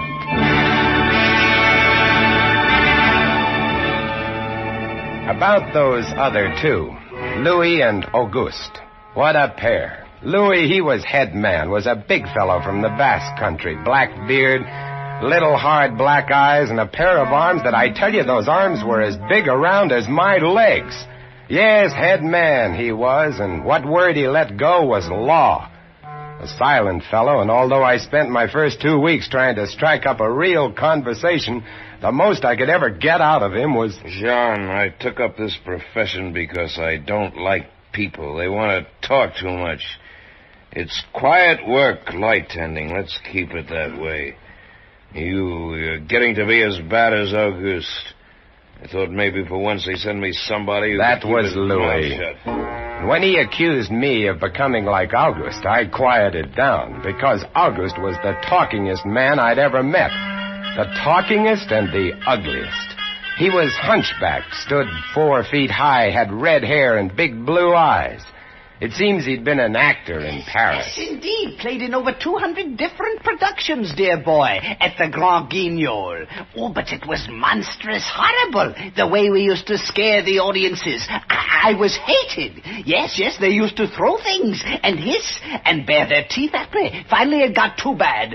I couldn't stand it any longer. I gave up the theater. My nerves, you understand. Yes, gave it up completely. I really did. Couldn't stand it any longer.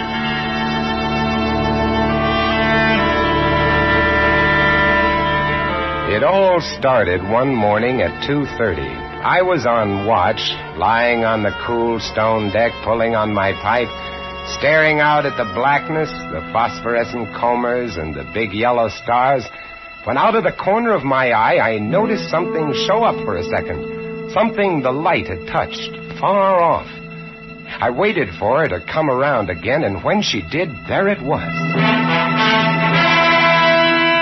Three-master, a big one, about a half-mile off and coming down out of the north-northwest, coming straight for us. You must understand, our light was where it was for a very good reason. Dangerous submerged reefs surrounded us and ships kept clear. But this one, this sailing vessel, was coming straight on. I went over to the gallery door and yelled, "Louis! Louis!" Couldn't understand it. I waited for the light to come around again. Quiet there! Ship headed for the reef! Hurry right up! I had the glasses out now. I couldn't read her name, but I could see her quite plainly. All sails set, the foam creaming away under her bow, her beautiful lines. A Dutch ship, I guessed her. But why didn't she turn? Every time it passed, our light hit her with the glare of day. Ship? Where? Northwest. The light will touch her in a moment. Can't they see? Look at her. She just keeps coming on. Yeah, the squarehead. What is it? Watch northwest. I know what it is. What? The Dutchman, the Flying Dutchman. We did a play about her once. Oh, what a performance. You ghastly galleon, hag-ridden, curse-driven, must on... Shut up, will you?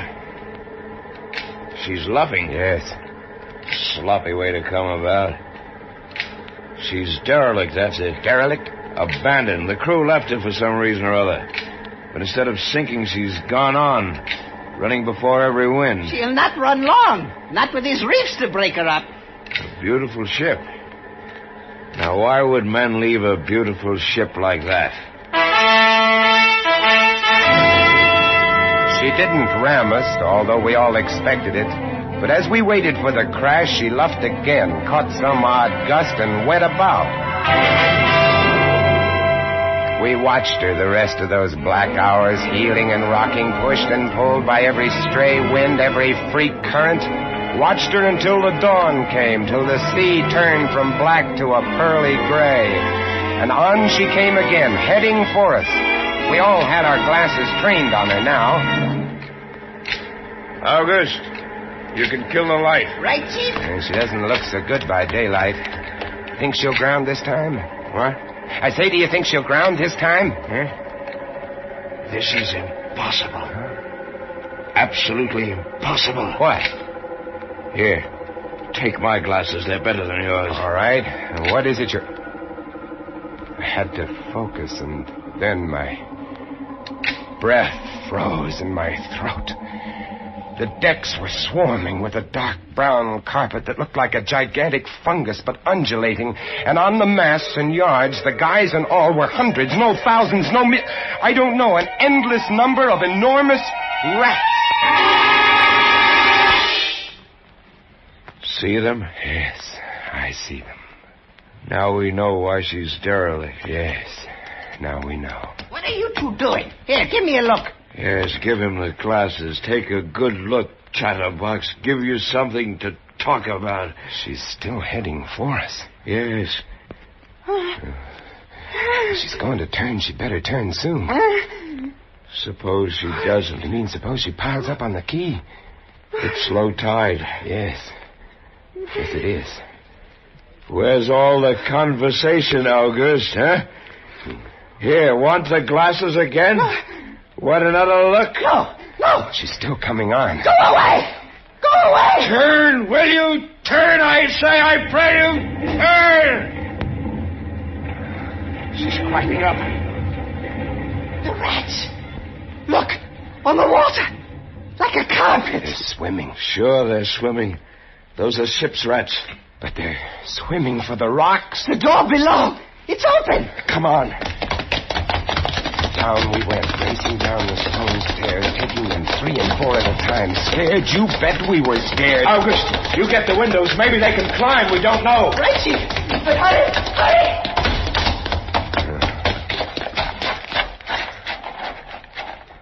Look. See them? No. Oh, yes, I do. Up at the other end of the rock. Look at them. Millions. They smell us. Here they come. Close the door. Can't. Here. Let me. Oh, move. You move. Heave. Made it. Holy. That was close. One guy in. Look, there. Get it. Watch it. He's kicking. He was as big as a tomcat, bigger. And his eyes were wild and red, his teeth long and sharp and yellow. He went for us, starving, ravenous, and we fought him, fought that one rat all over the room. It was, oh, believe me, I do not exaggerate, it was like fighting a panther. Got him. We better get aloft. As we ran up the winding staircase, we passed the tiny windows of the various levels, and at every one was a thick, wriggling, screaming curtain of brown fur. I was ahead of Louis, and I dreaded each successive level. Suppose they had found a way in. Look at them! Will you look at them? It's a nightmare. Will you look at them? The air of the gallery was thick and fetid with the stink of them. The light was dim, brown, filtered through the crawling mass that swarmed over the glass all about us. I could not see the sky. Nothing but them. Their red eyes, their claws, their wriggling, hairy snouts, and their teeth. The rats. They screamed and howled and threw themselves against the glass. They were starving. And we stood very quietly. Oh, very quietly in the center of the glass room under our beautiful light. And we waited. What can we do? What can we do, Chief? Take it easy, old man. Take it easy. I just can't. It won't do. Won't do any good to stand here and shake. That's right. Anybody want a cigarette? Yes, I'll have one, thank you. Good boy. We've got to keep calm about this thing. Here's a light. They don't light the fires, do they? Guess not. Give me another match. You don't like that much, do you? Don't rile them, August. Give me some more matches. I'll strike them until they get scared and go away. They won't go away. Not until... Finish it, Chief. Not until what? Not until they've been fed.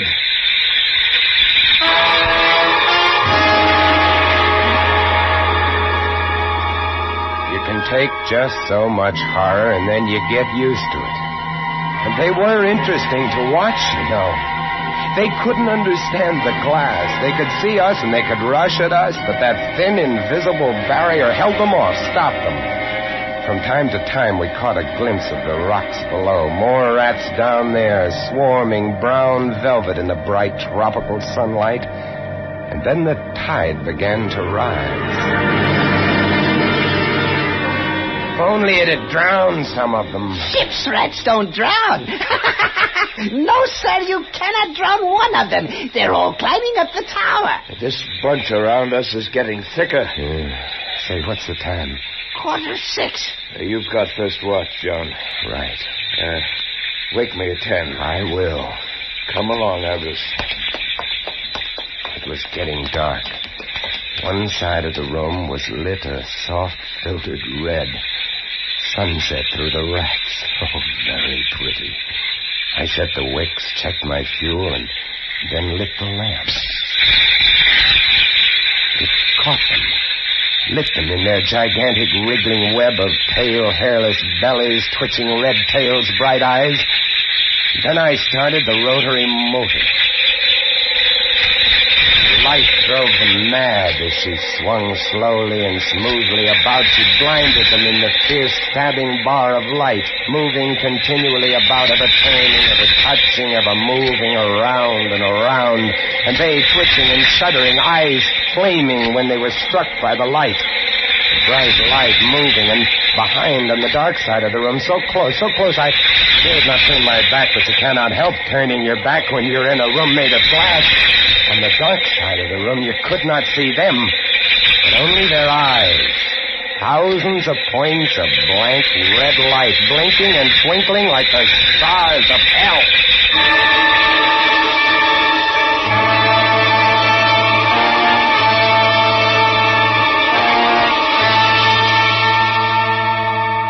Louis relieved me at 10, but I didn't get much sleep that night, and when I came up into the gallery early next morning, there stood August, his back to me. He was bowing to the rats, waving his arms and making a speech. I am going to play once again that magnificent role which made me the toast of the Paris theatre. Prelate, the evil genius of the medieval underworld. I am he who did guide the dark soul of the Maréchal into the nether parts.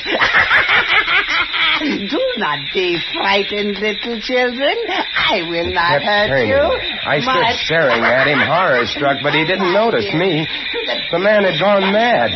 He kept turning, telling his stories to all the rats, leaving no one out. August!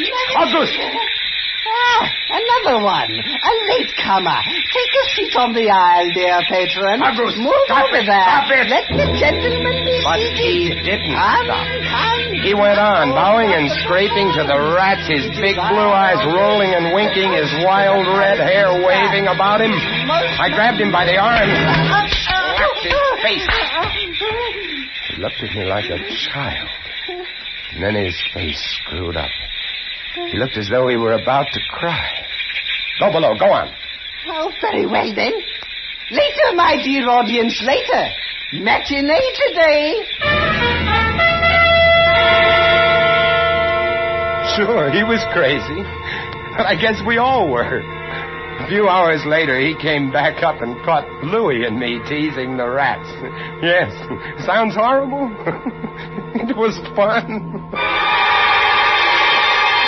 We could get right up against the glass and make faces at them. It drove them crazy. They would scratch away trying to get at our eyes. Louis was even cuter about it. He'd pull a piece of bread out of his pocket and press it against the glass. The rats would scramble into a solid ball, biting each other, clustering like grapes.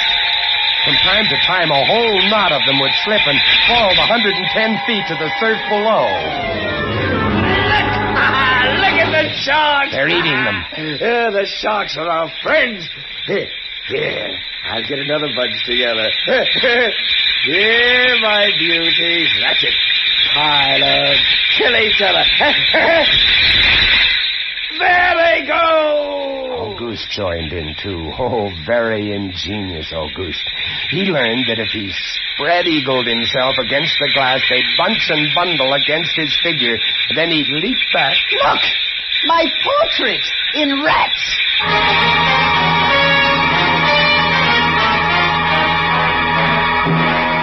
It went on all day, and then I was lying in bed. It was about midnight. I was very tired, and I was just beginning to fall off to sleep when I became conscious of a new sound. Couldn't figure it at first. I got up, lit the lamp, and went to the window. Even as I looked at it, I saw one of the panes begin to sag in. They had eaten the wood away.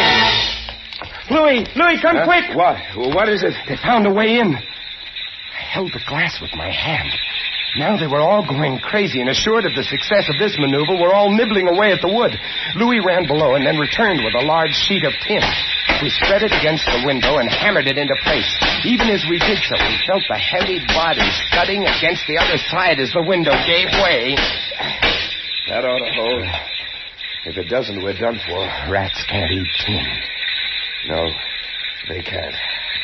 So what was that? I don't know. It came from below. The storeroom window. They're in. They're swarming up the stairs. Drop the trap. Right. Two of them got in. Let's go after them. We didn't have to go after them. They came at us. I leaped to one side and grabbed a marlin spike, swung, and smashed one in midair. No! I whirled to see Louis with the other. It had ripped his hand open, and the blood was pouring all over the place. He held his hand aloft and kicked at the snarling rat. I stepped and swung and got him. My hand! He got my hand! That's both of them, Louis. I'll get you something to tie that up. Blood! Look at it! My blood! I'm bleeding! Now, don't worry about it, Louis. Here, look. I'll wind this kerchief around it. It'll be okay. Blood! There, now. It's not bad, just the flesh. Then I became conscious of another new sound. They were gnawing their way through the wooden trap door. I watched the wood fascinated. Even as I did, it began to give way, and a bristling, whiskery nose showed through. Louis, we've got to go up. Next level was the living quarters and kitchen. I slammed the trap door there, too, but it, too, was wood. My blood. What are we going to do? I don't know. We'll be through this one in a moment. The gallery. The trap door in the gallery is metal. Good. Come on. We made it. We lay across the trap door exhausted, while below us the rats took over the entire tower. I could hear them howling and fighting over our food supply, our water, our leather. And all about us, the others screamed and glared in at us, swayed in a tangled mass, hypnotized by the ever-turning light.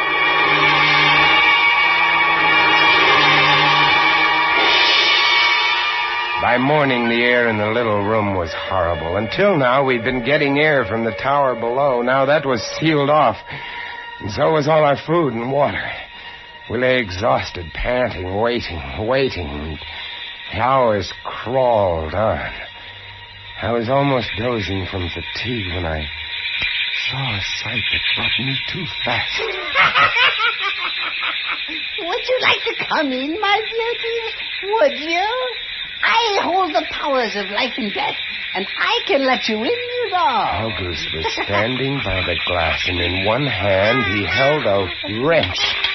He was tapping the glass gently, not quite hard enough to break it. I eased myself to my feet and very slowly, tiptoed toward him. All I have to do is tap just a little harder. I found a coil of wire in the toolkit, and I trussed him up, fastened him to a stanchion in the center of the room. Louis was of no help. He lay on his side, looking at his bloody hand, weak and sick as a baby. So there I was, a lunatic and a coward for company, and all about watching our little drama, the rats.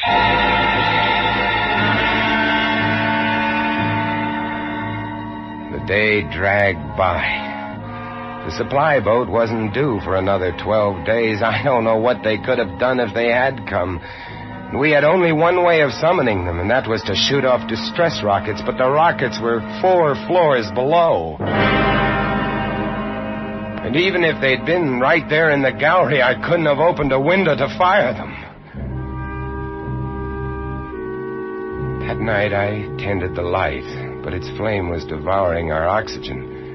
The following day we lay, thirst-tormented, starving, waiting, and the following night I again tended the light, but the small supply of spare wicking we kept in the gallery had become exhausted, and quite suddenly, about midnight, the light went out. There was nothing I could do. Wicks were stored 3 levels below. Nothing I could do. Nothing. From time to time, I'd strike a match to see the clock. When I did, it lit up the million red eyes about us. All about us. Watching. Waiting. Below, it had grown quiet. They'd cleaned us out, and now they, too, were waiting. All waiting. And then the rats, quite suddenly, were silent.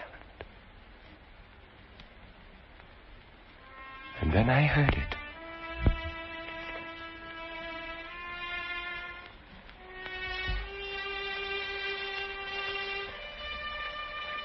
And then I saw the sky and the stars.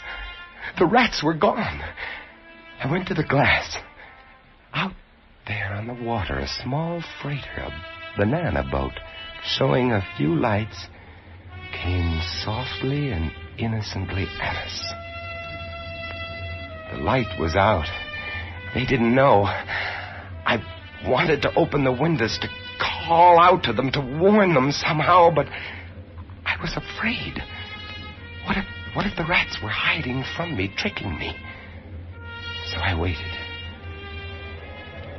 She grounded very softly on a reef not 200 yards from the quay. Grounded so gently that the man playing the cornet, was he a passenger or crewman off watch, didn't even stop playing. They tried washing her back off. I could have told them to save their fuel. The tide was rising, would have floated her free. And I waited.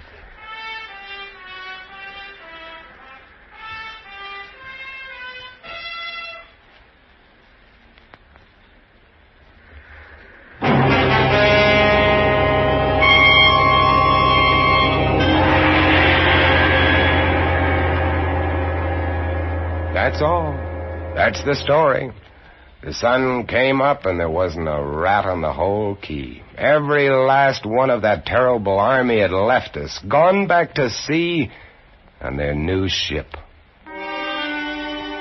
August, insane asylum, he never recovered. And Louis, they took him into Cayenne where he died of blood poisoning from his bite. Oh, yes. Well, that's the whole of it. And if you'll excuse me now, I must go set my traps. No mouse traps. No rats in this lighthouse, I should say not. Life in the lights isn't bad, but sometimes when I see a strange vessel approaching, I get a little nervous, sure. Somewhere on the seas, there's a little banana boat without a crew. That is, without a human crew.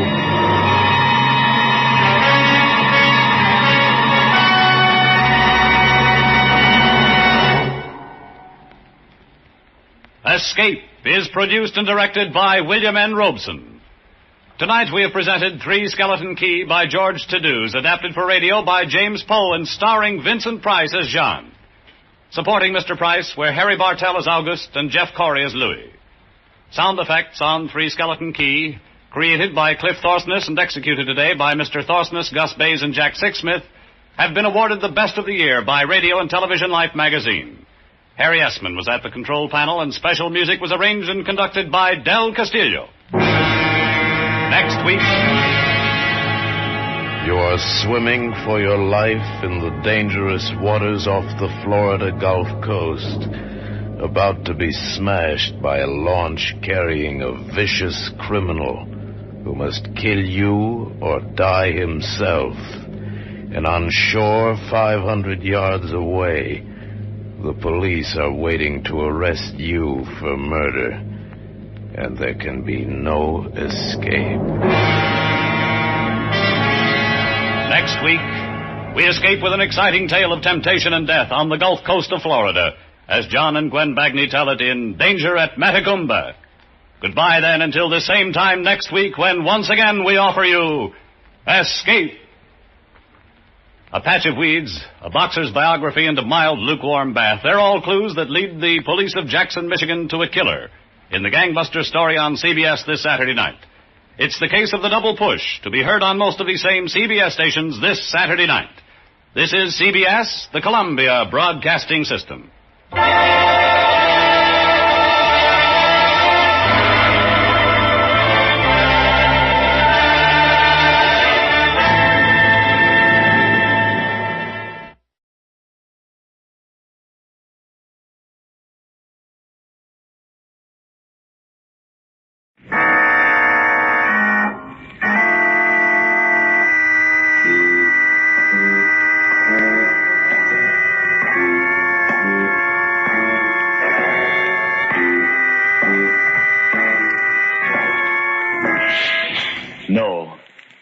No, stay where you are. Do not break the stillness of this moment, for this is a time of mystery, a time when imagination is free and moves forward swiftly, silently. This is the haunting hour.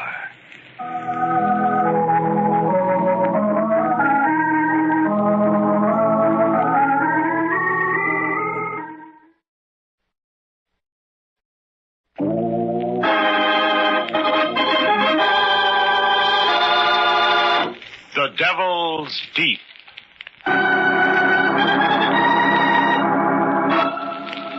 At the foot of a great cliff, a police launch is being slowly pushed by the ocean currents toward jagged rocks where the water boils and swirls as in a giant cauldron. Searchlights stab the darkness to reveal grappling irons, probing the inky waters of the Devil's Deep. Hey, Inspector Bowman. Captain wants to know if he can turn the launch around now. He says Devil's Deep is no place to be caught when the tide turns. Tell him to hold it a minute, Sergeant. I think we got our corpse. Give me a hand pulling that rope. Okay. Why is it they always seem heavier when they're dead? Never mind the questions. Just get them over the side. Right. Okay? Yeah. Take her out, Cap. Yeah, we'll stretch him out on deck for you, Inspector Bowman. Drowned, eh? Maybe. Fell off the cliff up there. Swing that searchlight down here. He's the one I want, all right. Good gravy. There was another one? Yeah, two of them. Help me unbutton his coat. Well, in that case, you're lucky to have dragged up the one you wanted. You're telling me? I have two suspects back at headquarters. One of them is lying about how this guy was killed. Well, which was it? The fall from the cliff or drowning? Neither, Sergeant. Take a look at this bullet hole.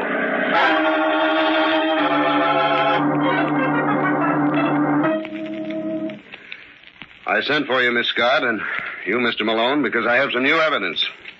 I want the whole story. Everything. But, Inspector Bowman, I've told you how it happened. From the beginning this time, Miss Scott. And with no hints from you, Mr. Malone. Oh, I'm sorry, Inspector, but this seems unfair. You've got absolutely nothing on either Miss Scott or myself. I'll decide that, Mr. Malone. If you please, Miss Scott. Well, I came here to the island because of my stepbrother.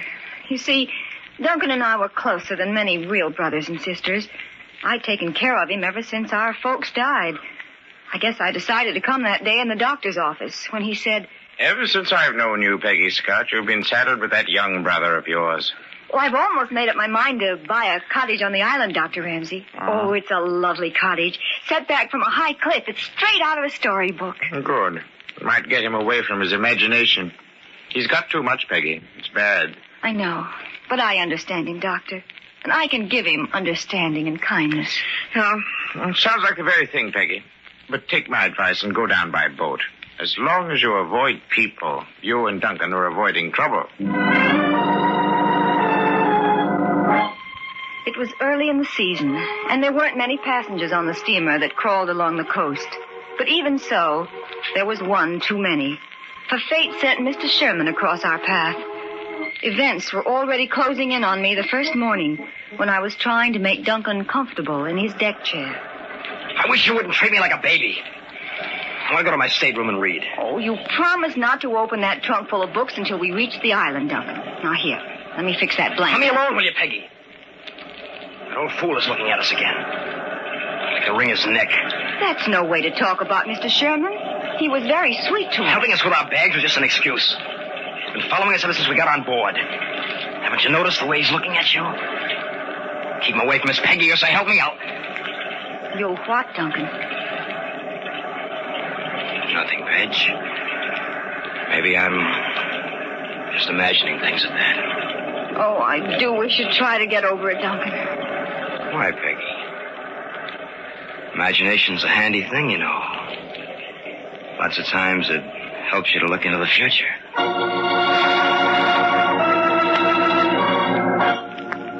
The future fast became the present. And on a ship, there's very little chance to escape it. Certainly, I never expected the train of events that harmless little Mr. Sherman's attention was to bring. I can still remember how apologetic he looked the next day when he finally found me alone. Well, it's a lovely day, Miss Scott, isn't it? You mind if I sit down? Oh, I know, Mr. Sherman. Of course not. Well, I confess I'm relieved your brother isn't on deck today, Miss Scott. I do believe he dislikes me. Oh, Duncan takes a bit of understanding, Mr. Sherman. He's not well. That hardly explains it, but, well, I'll make friends with the boy yet, you'll see. I hear you bought the place at Devil's Deep. Rather lonely place for just the two of you. You sound as though you've been on the island before, Mr. Sherman. Oh, come up every summer.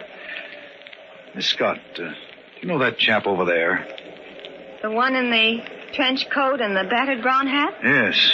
This is the second time in the last hour I've caught him staring at me. Well, maybe he thinks he knows you. Well, we'll ignore him. No doubt you'll attract enough handsome young men without adding me to the competition. I must get around that brother of yours, though. I'll drop down to his stateroom and have a chat with him. Oh, no. That is, I'd wait until he's feeling better. He might not be very friendly and... No? Well, now, don't you worry about that, young lady. I'll turn on the famous Sherman charm. That'll do the trick. My friends tell me it's fatal. Absolutely fatal. My stateroom was directly across from Duncan's in one of those passageways that leads onto the deck. When I retired that night, I left my door ajar in case he should call. I don't know how late it was when I awakened, but it was the sound of his door that brought me to with a start. Then after a moment, I heard something heavy being moved on deck. I got to the window in time to see Duncan pushing something through the lifeboats. Without stopping to think, I grabbed my robe and rushed out. I saw him leaning against a lifeboat, looking down into the water.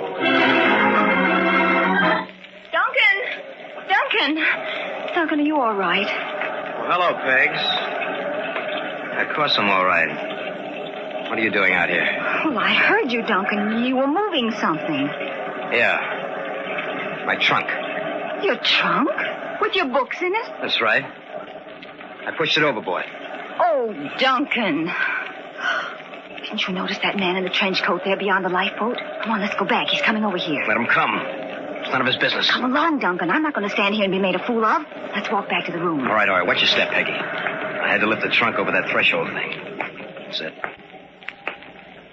Well, good night. Not so fast, young man. You haven't even started for bed. I'm coming in. No, Peggy, leave me alone, will you? I don't want you in my cabin. Nevertheless, I'm coming in. Now, where's the light switch? Oh. Now, Duncan, I'm not going to move until I see you take your jacket off and stop. Duncan! Your books are piled up against the wall. They weren't in the... Duncan, what was in that trunk?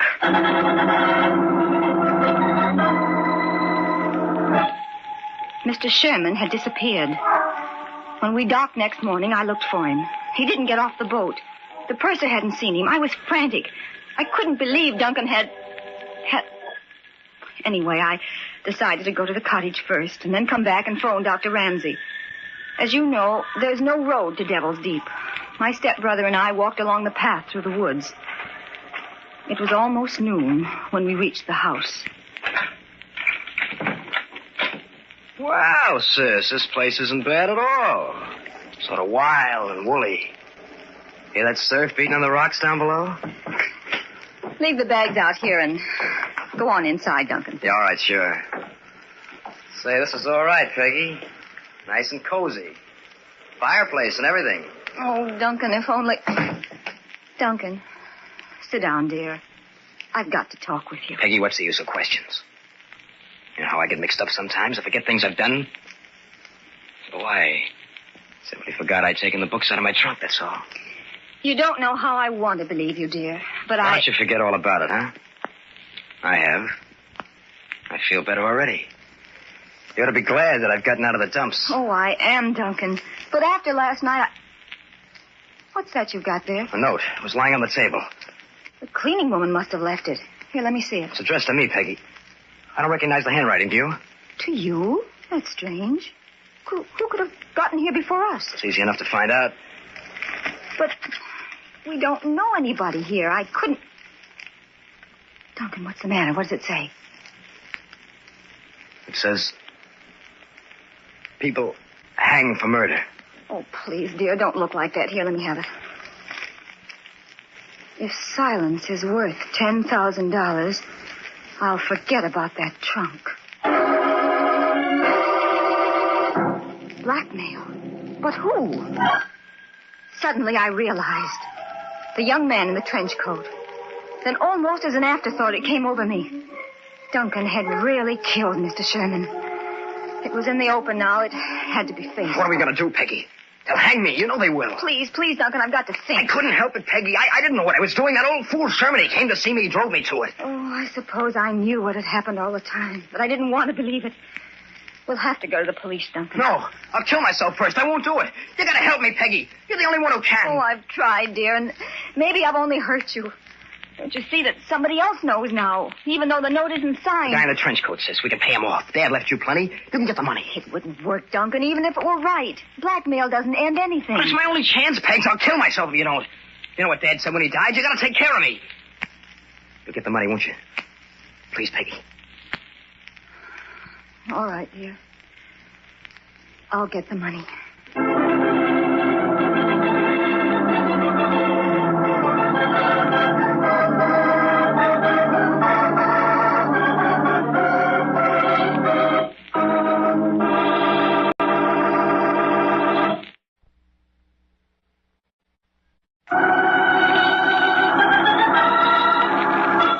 And now, back to the Devil's Deep. A police launch has dragged the turbulent waters of the Devil's Deep and found the body of a man. So far, Inspector Bowman has neglected to mention that fact to the two young people who sit beneath the glaring light in his office. The eyes of the young man in the trench coat have never left Peggy Scott as she goes back over her story. So, Miss Scott, this brother of yours, Duncan, takes one of his crazy dislikes to this Sherman guy on the boat, and that night he shoves a trunk overboard. You were the one watching this, Malone? Naturally, Inspector. So when you found that blackmail note waiting for you in your cottage, Miss Scott, you knew right away it was Malone who was onto the murder. Yes, and I was sure of it after I'd gone to the bank that afternoon and arranged for a transfer of my funds. Hey, lady, wait a minute. Mind if I walk you back to Devil's Deep, Miss Scott? How did you know my name? What do you want? Oh, just a couple of questions, Miss Scott. Like, are you in the habit of calling on bank presidents the minute you get in town? That is none of your business. I'm afraid it is. Very much my business. Oh, yes, I'd forgotten your note. I suppose that's true. Now, please, if you'll let me by. Not so fast, please. I've got to talk with you and your brother. Mr. Malone, if you're wise, you'll keep very much away from my stepbrother. That's a warning. We'll be ready for the next note when you send it. Goodbye. Suddenly I knew that Duncan and this Mr. Malone must not meet. Above all else, I had to get my brother back to Dr. Ramsey before there was another tragedy. But next morning, when I returned from the bank where I'd gone to sign the necessary papers... I'm back, Duncan. Want to help me? Duncan, what are you doing with that poker? We've got company, Peggy. Your stepbrother is a very excitable young man, Miss Scott. I was watching when he came sneaking in here. I warned you, Mr. Malone, but I suppose one in your profession doesn't mind a few risks. Tell me, did you know the man you were talking to on shipboard a few days ago? Now, listen to me, you better... Duncan, what did Sherman say to your sister that caused you to get so excited? Get out. Get out, I tell you. Okay, I'm going. Just let me warn you that you're playing with dynamite, Miss Scott. I'll be seeing you. I don't understand, Duncan. Why did he come here? On the table there. The blackmail note, Peggy. The second one.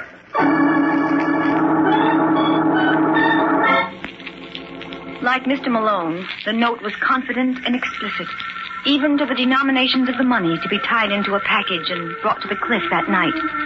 Except for the second trip to the bank, neither Duncan nor I left the cottage all day.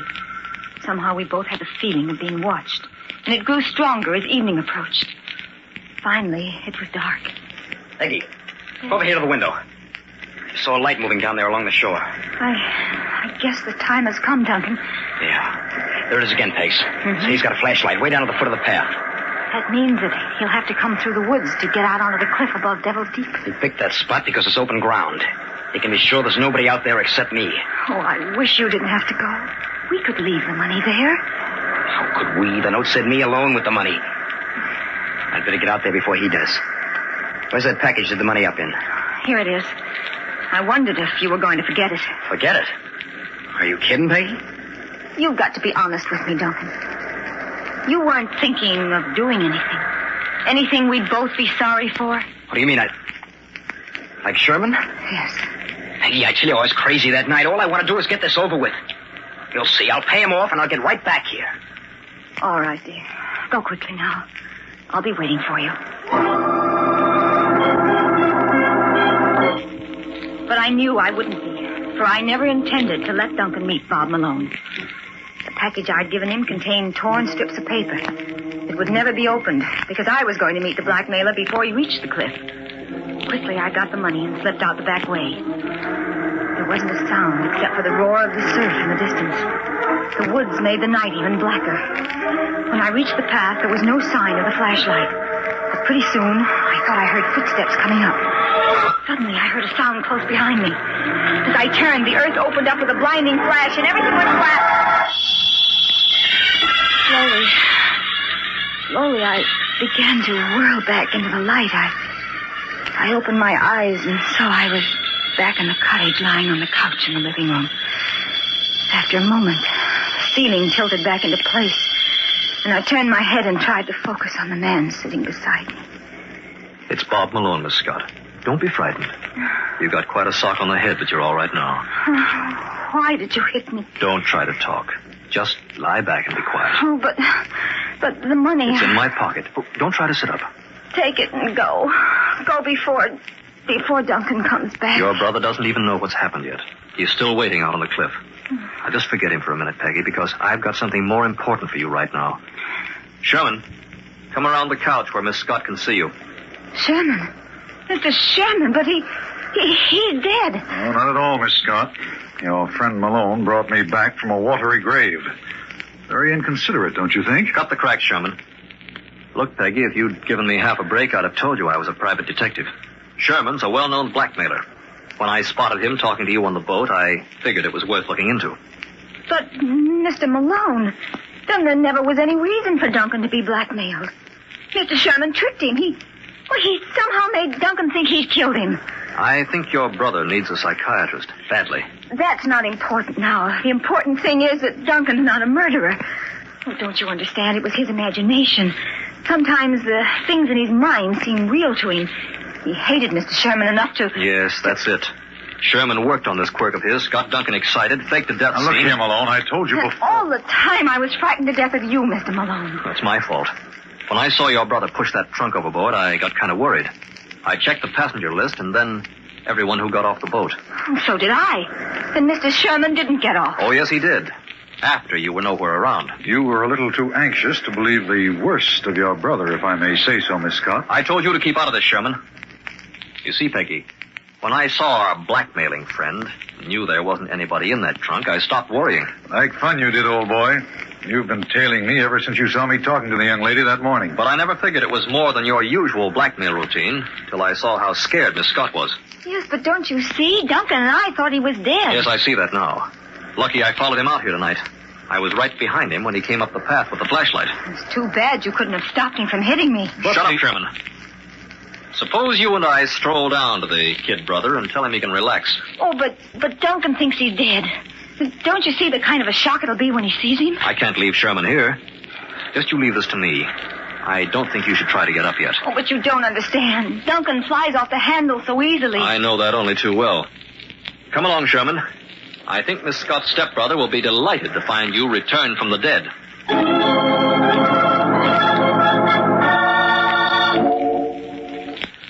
Thank you, Miss Scott. I'll admit that up to this point, your story checks in every detail. But what actually happened afterwards out on that cliff? I don't really know, Inspector Bowman. I never saw Duncan or Mr. Sherman again. Mr. Malone was the only one to come back alive. I have told you what happened out there, Inspector, just as I told Miss Scott. Mr. Malone, you've told me that when Duncan saw Sherman, the man he thought he'd killed, he flew into a rage and attacked him. But Sherman had a revolver, and during the struggle, he shot Duncan, and they both went over the cliff. I'm sure that's what happened, Inspector. I should have known that that's exactly what Duncan would do. I happen to know Sherman's record, Miss Scott. Blackmailer, yes, but he never carried a gun. That's what I thought. Why I didn't bother to search him. I'm afraid I can't believe you, Malone. We dragged the Devil's Deep an hour ago. We recovered Sherman's body. He was the one killed by the bullet. And you think maybe I took things into my own hands? If you didn't, I'm suggesting you tell us differently. Well, you forced me into a corner, Inspector. You asked for it, don't forget. Let's go back to the moment Sherman and I left Miss Scott in the cottage near the cliff. There was a bright moon as the blackmailer and I headed toward the spot where young Duncan sat on a rock, staring down into Devil's Deep. I wonder what Duncan's going to say when he sees me, Malone. I do make a rather healthy corpse, don't you think? That's your worry, Sherman. But I wouldn't like to be in your shoes. You don't go for that poor sick boy line with this kid, do you? I do, Sherman. He's studying to be a manic depressive. He's on the way toward making the grade. Well, in that case, you're going to have a tough time proving anything against me, Malone. The blackmail notes in your handwriting are pretty good evidence, I'd say. Hold it now. Kid's seen us. Now, let me handle this. Everything under control, Duncan? Of course, Mr. Malone. I've been waiting for you. I saw you on the path a while ago. Good. Got anything to say to the ghost of Mr. Sherman? Plenty. Stupid bungling rat. I hope you give him the works. Now, look here, kid. I never did like this deal, but you made it seem harmless enough. You think it was harmless, Duncan? To hire Sherman to make like a corpse so you could blackmail yourself and scare your sister into paying off? I should really have killed him. All he had to do was stay out of your way. All this might have been more harmless, Duncan, if you hadn't sneaked back and slugged your sister just before we came up the path. Was that necessary? I was pretty mad when I opened that package and found the paper she'd given me. I had to get my money without letting her know it was me. You know, I could have worked this blackmail stunt again sometime. Yeah, I suppose you could. Too bad I came along just then and drove you off. You'll never get the money now. I'll get it, don't worry. And all the rest of it, too. It belongs to me. My father should never have left it to her. I'm afraid, Duncan, that sooner or later you might kill Peggy. Well, maybe I will if she gets wise to me. Now, look, Malone, I'd never have got mixed up with the kid if I'd known this. Not very pretty, is it? Don't forget that if anything happened to his sister, he had threatening letters in your handwriting. Where do you think that would have put you? He was going to give them back when he paid me my grand here on the cliff tonight. Ah, you're a fool, Sherman. Why do you think I told you to pick Devil's Deep for a meeting place? And those notes I delivered by myself. Get it, Sherman? Noble brother meets nasty blackmailer. Shoves him off cliff in self-defense. Neat, huh? I wasn't acting when I said I hated you, Sherman. I never could stand the way you looked at Peggy. Why, you little rat, that's fine coming from you. I ought to... Look out, he may have a gun. Of course I have. Why do you think I let the two of you come out here after me? After I get rid of you, I'm still going to get that money. Listen, kid, I'm going to take that gun away from you and give you the spanking of your life. Keep away from the edge, Sherman. He'll plug you as short... He hasn't got what it takes. Just a loudmouth brat.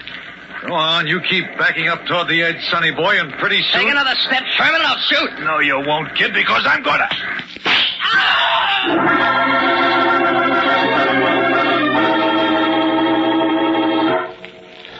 That's the story, Inspector. I didn't tell it because I hoped Miss Scott wouldn't have to know. Sorry it had to come out this way, Miss Scott. Oh, if only I could have helped him. You tried. But Duncan was really dangerous. Maybe it's just as well that fate stepped in and took a hand. As though some evil force had claimed him. Yeah. The Devil's Deep.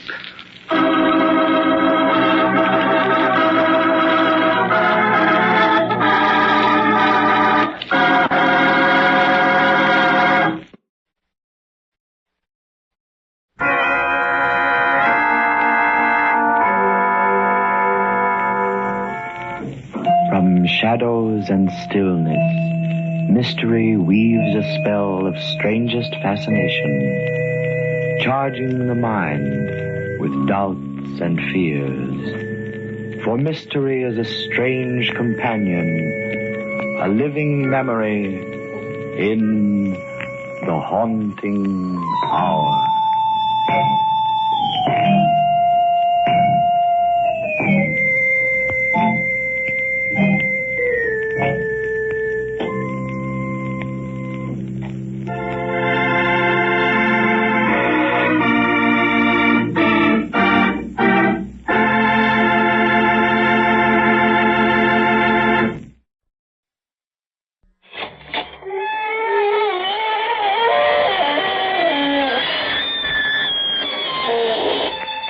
Good evening, friends.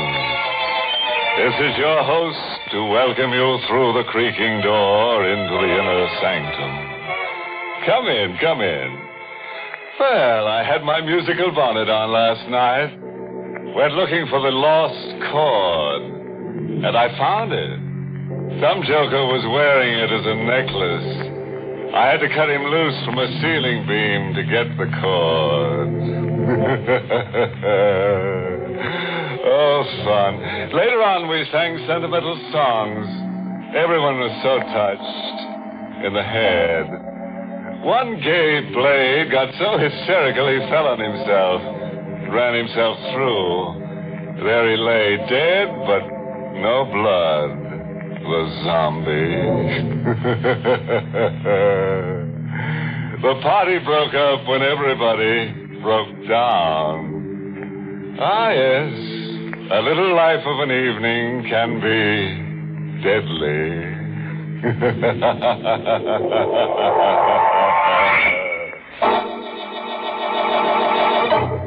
Tonight's Inner Sanctum Mystery, The Devil's Workshop, was written by John Robert and stars Mason Adams in the role of Tony with Joan Banks as Tina. Tonight's story was specially devised to get you used to the coming winter chill. Just try to shrug it off, I dare you.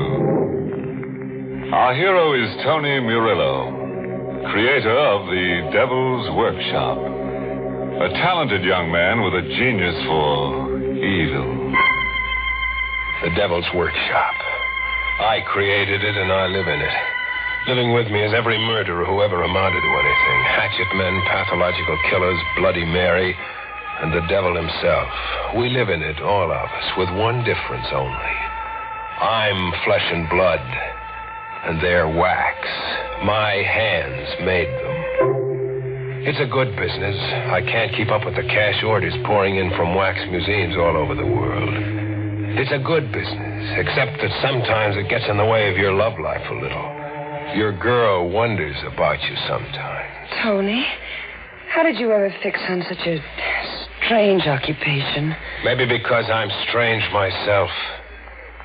And maybe because my name is Murillo. Murillo? See that figure standing alongside the refrigeration room? The chubby little bald fellow with the face of an angel? Hmm? He'd shot 9 men before a sheriff's posse got him. He was Cesar Murillo, my old man. Sometimes your girl Tina forgets the blood around her is make-believe and the lunatic faces of homicidal killers are only wax. Tony! Did Bloody Mary just swing at you with her axe? No, not Mary. It was the devil. I could swear he moved just now. Tony, look. What do you want me to see? The devil grinning and moving his lips. Look, Tony, I'm not crazy. No, you're not crazy. He's always grinning and moving his lips. Always? And moving around the room, always restless. Today he's behind this killer, tomorrow that killer. Or watching Hickman the butcher. And always grinning and moving his lips like he was egging them on. Tony, do you know what you're saying? Forget it.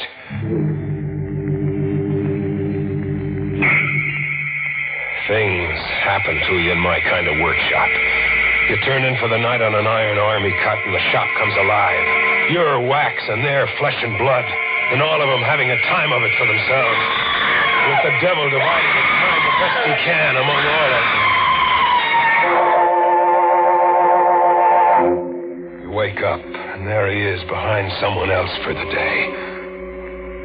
Or you wake up, and he's gone.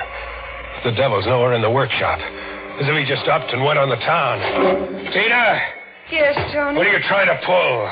Paul, I don't understand. The devil, he's nowhere in the workshop. Tony, what are you saying? But you were here during the night and carried him off. Nobody else could have gotten in. Why should I steal your devil?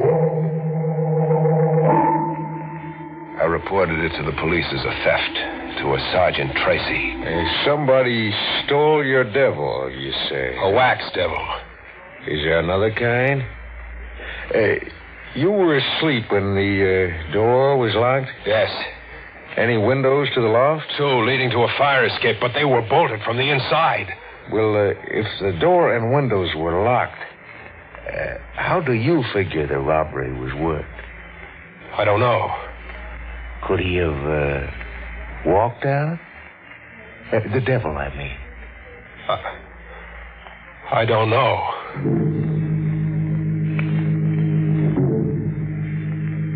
I returned to the workshop by way of the docks. Just a door or 2 from the workshop, a man stopped me. A man in black. Black as if he was wearing the night around him. He wore a hood. Just his eyes showed like small batteries of light. Make an outcry and I'll kill you. You're going to rob me? No. Commission you. Commission me? You Tony Murillo? Yes. Where's your workshop? 2 doors down. I came to you because of your genius with your hands. You want a figure? No. Just a face. A face for me. You see, I have no face. I mean, no adequate one. In the workshop, the eyes gleaming from holes in a hood turned on me. Sit down while I unmask. Sit down? It may be a shock. I'm not pretty. Every day I see things here not pretty to see. Very well, then. Look. Where's your face? All that there is, you see. You're just a skull, like death. I can breathe. But through holes. I can eat and talk. But your mouth is just a slit, no lips, and no flesh, like your face was eaten away. It was eaten away. It was how? You really want to know? I can stand it. It was a bandit somewhere in desert country. The bandit had a sense of the grotesque. He didn't like my face, he said. You want a face for me? Yes. But a wax face, what good would it? You're not. You're only to comply, not to judge. You will rebuild my face. You will model a nose, lips, and a chin. But out of wax, it's crazy. Better a surgeon. Surgery's done miracles. I want a wax face. Tempered as firmly and durably as those dummies. But handsomer. I want to be handsome. In fact, as handsome as you. As me? Yes. Make my face in your likeness. Well, why do you keep staring? You could be the wax devil. You have a lively imagination. Have I?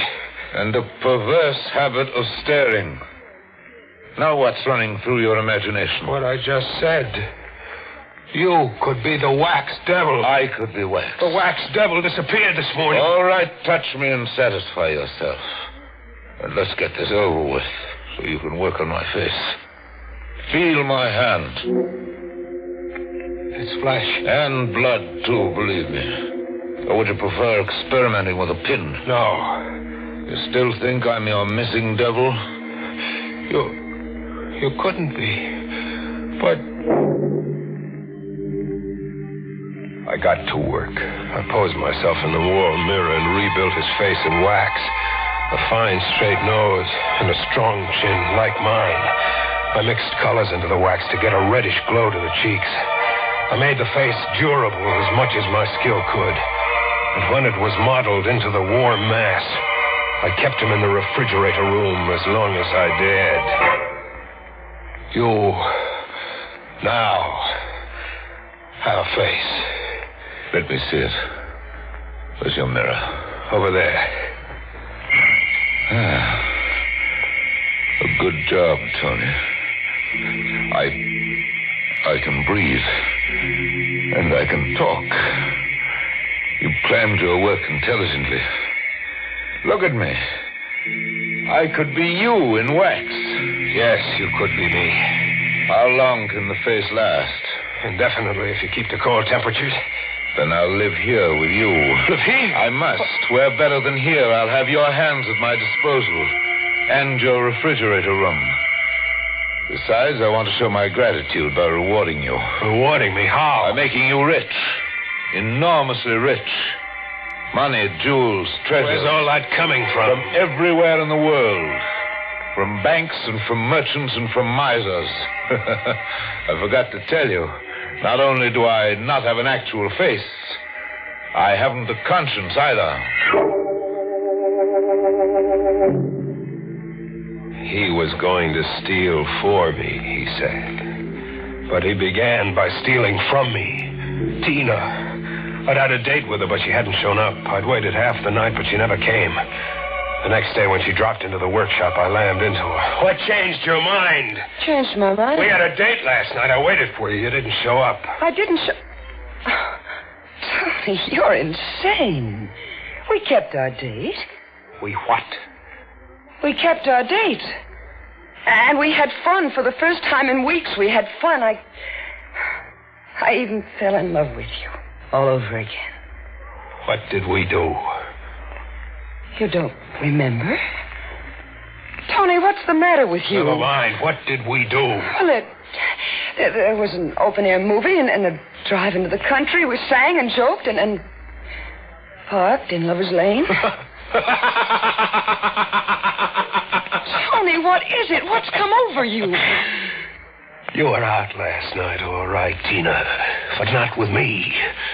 You were out joyriding with the devil.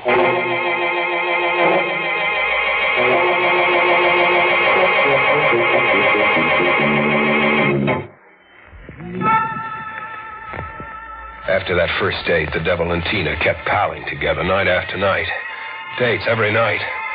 And Tina smiling like she just discovered herself, like she was having the time of her life. Even when Tina found out he was a ringer for me, she preferred him. I couldn't talk her out of it. I couldn't beat her out of it. Tony! I'll knock some sense into you if I have to kill you. Quit dating that freak. You've no right to order me. He's a devil. Only in your crazy head. He's warm and real and even tender. His face is $1 worth of wax. Light a match to it, it'll melt away. He told me how that happened. The terrible way he was mutilated. I cried, Tony. I wasn't repelled. I just cried for him. You went for a gag. He invented that horror story about his face. And if he did invent it. He did invent it. It doesn't make any difference to you. Nothing makes any difference to me. Not even if he's the devil? Not even then. All these days you've been telling me he's the devil. A thing with a false face and no conscience. And while you've been telling me all that, do you know what I keep thinking, Tony? What I keep whispering to myself? What do you keep thinking? How exciting. How exciting to be in league and in love with the devil. Are you surprised, Tony? I watched her laugh as if she was having a fit. And moving away from me deeper into the workshop, losing herself in a crowd of wax figures, hatchetmen, and crazy killers. I followed her with my eyes as far as I could. And suddenly, I saw her as someone else. She wasn't Tina any longer, but Mary. Bloody Mary. Tina! Tina, come back! Tina, don't go! She was down the stairs, gone, running from me. I went back into the workshop. I had to get hold of myself. I was seeing things. You seem a little unsettled, Tony. You? Yes, me. You handled Tina very clumsily. What were you, spying? I couldn't help overhearing you. I was there in your refrigerator room. You've got Tina in a crazy spell. She adores me. And quite naturally. What do you mean, quite naturally? It's not just the tortured resemblance you and I now bear to each other that draws Tina to me. It's far more than that. I'm more her kind. I don't understand you. She told you she found me exciting. Couldn't you guess why? It was just talk to drive me crazy. To get even for the pushing around I give her. No, it was more than that. You see, you and I are superficially the same. And quite matched mentally. Neither of us can lay too much claim to sanity. But you have one attribute that I don't possess. And it's the lack of that attribute in me that attracts Tina. What haven't you got that attracts Tina? A conscience. You think I'm joking? I don't think you know Tina. On the contrary, you don't know her. You see her as simple and lovely and good. In fact, you want her like that. Consequently, you repress her, where I free her. Now I know you're the devil, scheming to remake Tina in your image. Am I? Did you see her before? Did you see the curious transfiguration she underwent? When she dared free herself and laugh? Really laugh? Yes. She seemed to change right under my eyes. She seemed to change into what? An older face, wild and crazy and gloating. Like Bloody Mary waving her axe. Bloody Mary back there with the wax figures. Like Bloody Mary. That night I crept along after them, the devil and Tina, as an observer, along the harbor front where ghosts of ships float into blackness, to a small park in the fancy East End, where tired men sit on benches and dream into the river. I watched them work as a team, Tina and the devil, smoothly, every move coordinated as if they were both powered by one instinct. The sitter got up to go, and then he screamed suddenly and struggled. The devil had his arms in a vice as Tina swung the axe. I'd been wrong about Tina. The devil was right. Her face looking down on a victim was the face of a maddened killer. The face of Bloody Mary. The devil had promised to reward me by making me rich. He hadn't forgotten. For you, Tony. A small down payment on my gratitude for this face. A man's wedding band. It's not much, but the wretch had little worth stealing. Only a watch, a few paltry dollars, and this ring. The money goes to Tina. I will keep the watch. I don't want the ring. But you must take it. It brings the three of us closer and ensures two of us against notions you may entertain about the police. It also suggests another way that you will eventually become a problem to me. How will I become a problem? You took the wedding band reluctantly just now, but soon you'll become bolder, greedier. Soon you'll want more. Soon you'll demand Tina, too. You'll try to recapture her from me. I want no part of Tina. I do. Tina. Yes? I never want to lose you to Tony. I don't think you ever will. Will you marry me then right away? Tina, no. Whatever you've done, but not that. You can't marry the devil. But I can, Tony, I can. And I will.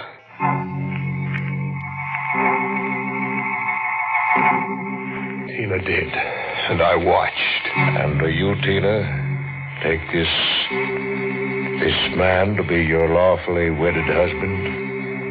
I do. Please place the ring on her finger. Ring?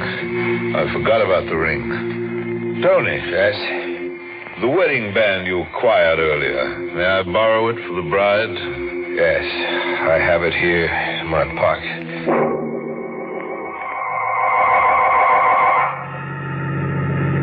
It was a beautiful ceremony. You don't think so, Tony? It was a nightmare. You're bad company for honeymooners. Drop us in the nearest motor court and then be on your way. Be on my way? Yes. We'll manage without you. Nicely.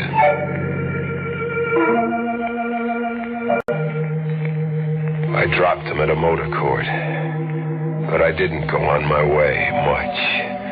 I pulled the car to his side, shut the lights, and I tried to think. I tried to corner my brain and force one idea through it. One idea. The devil could have Tina, but he couldn't wear my face. I thought about that, and the idea grew. His power over me was my face. I was mixed up about everything, crazy as all get out, but this one idea was the clearest thing I understood. The devil couldn't wear my face any longer.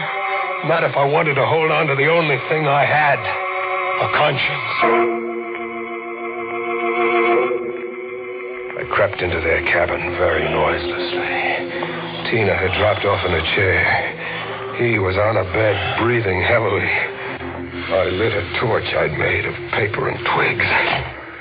With my knee in the pit of his stomach and one hand like a steel vice on his throat, I held the blazing torch to his face. He awakened but lay helpless, making whimpering sounds. I watched first his chin nub and then his cheeks, and then little hot rivers of wax run down him on me. Tina! Tony! Stop! Look, Tina, look behind his face. Look at your bridegroom now. Let go of me. You'll burn too, Tony. Tina, quiet! Tina, let go. Ready when we burn to a crisp.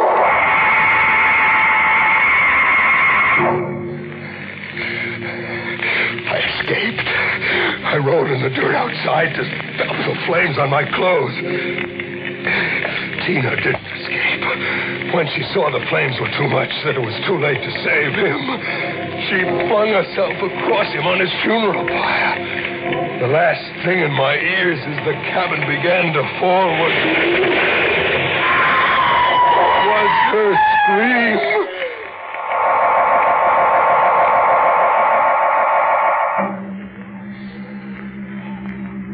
I'm back in the devil's workshop now, winding everything up, making plans to junk everything here for keeps.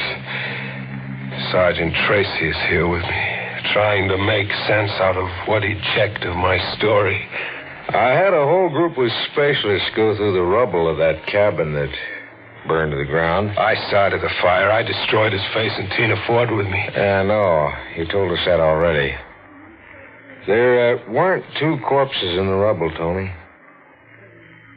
Just a lot of wax. Wax over everything. The devil? Was undoubtedly that wax figure you reported missing. But Tina? We're checking over your workshop just now. I'll find another figure in your inventory missing. Another figure? Bloody Mary. Bloody Mary is missing. See for yourself. I didn't know exactly what you did the other night in acting out your hallucination, but there's no doubt in my mind that the two people who were burned in that fire was a wax devil and a Bloody Mary. A man was axed to death and robbed in the park on the East End, you said. That murder never took place, Tony. I'm as crazy as that? Well, let's just say you took that weird business you're in a little seriously. Now, that just about explains everything, more or less. Or does it? Or does it? There's one big question mark we're trying to slough off at the department, because if we don't, we'll all start looking under our beds nights. One big question, Sergeant. We went through the rubble of that cabin with a fine comb. All we found, as I said, was wax and this. This? A wedding band. A man's wedding band.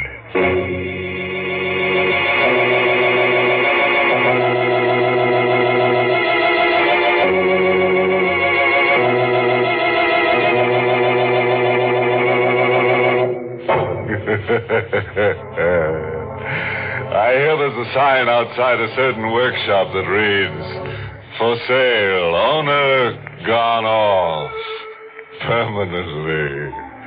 You can buy in cheap, anybody. A small down payment, a wax dollar, say, with your mind as security for the balance. of your sanity. So the blazing lovers' triangle finally boiled down to just Tony.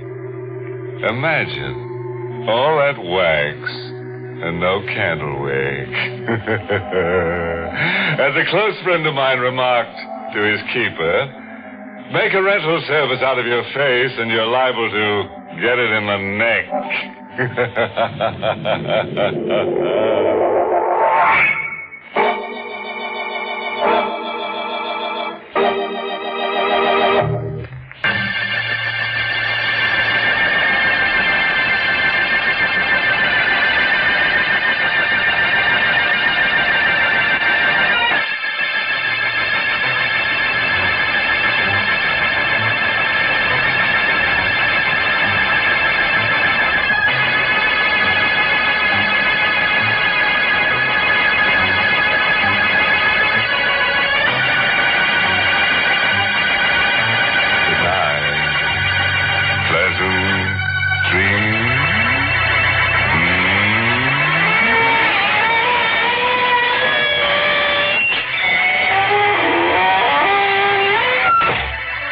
Sanctum was heard in the United States over CBS, the Columbia Broadcasting System, and has been rebroadcast for servicemen and women overseas. This is the United States Armed Forces Radio Service, the voice of information and education.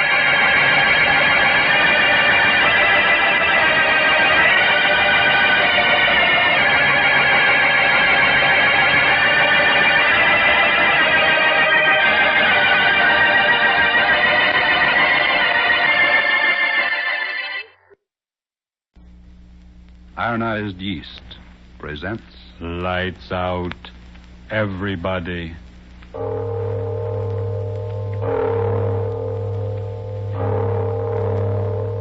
It is later than you think.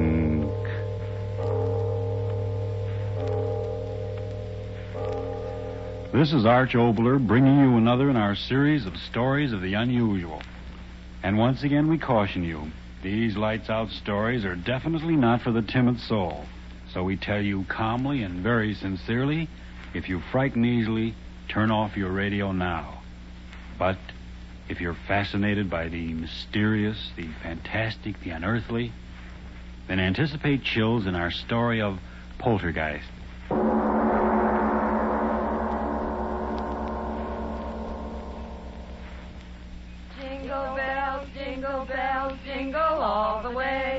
Oh, what fun it is to ride in a one-horse open sleigh. Hey, that was swell. Now let's go to town. St. Louis woman with her diamond ring, kicking that man around. No, stop that, Kay. What's the matter? Am I scaring the horse? Oh, it seems like a sacrilege singing a song like that out here. This beautiful, clean snow and blue sky. Well, what's wrong with a hot song to keep us warm? If you think the St. Louis blues is going to dirty up the snow, you ought to hear Frankie and Johnny the way I sing it. Oh, stop it, Kay. You're not funny at all. Why can't you enjoy the fresh air without that cabaret sort of thing? Oh, just an old-fashioned gal, eh, Florence? How about you, Edna? Don't you like my songs either? You haven't said anything for the last 5 minutes. Well, I haven't been listening to you, to tell the truth.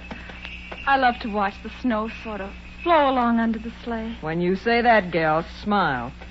Gosh, did you ever see more snow in your life? The man at the hotel said it had been snowing on and off up here for 2 weeks. I think coming out here to the country's the best thing we three have done since we started rooming together.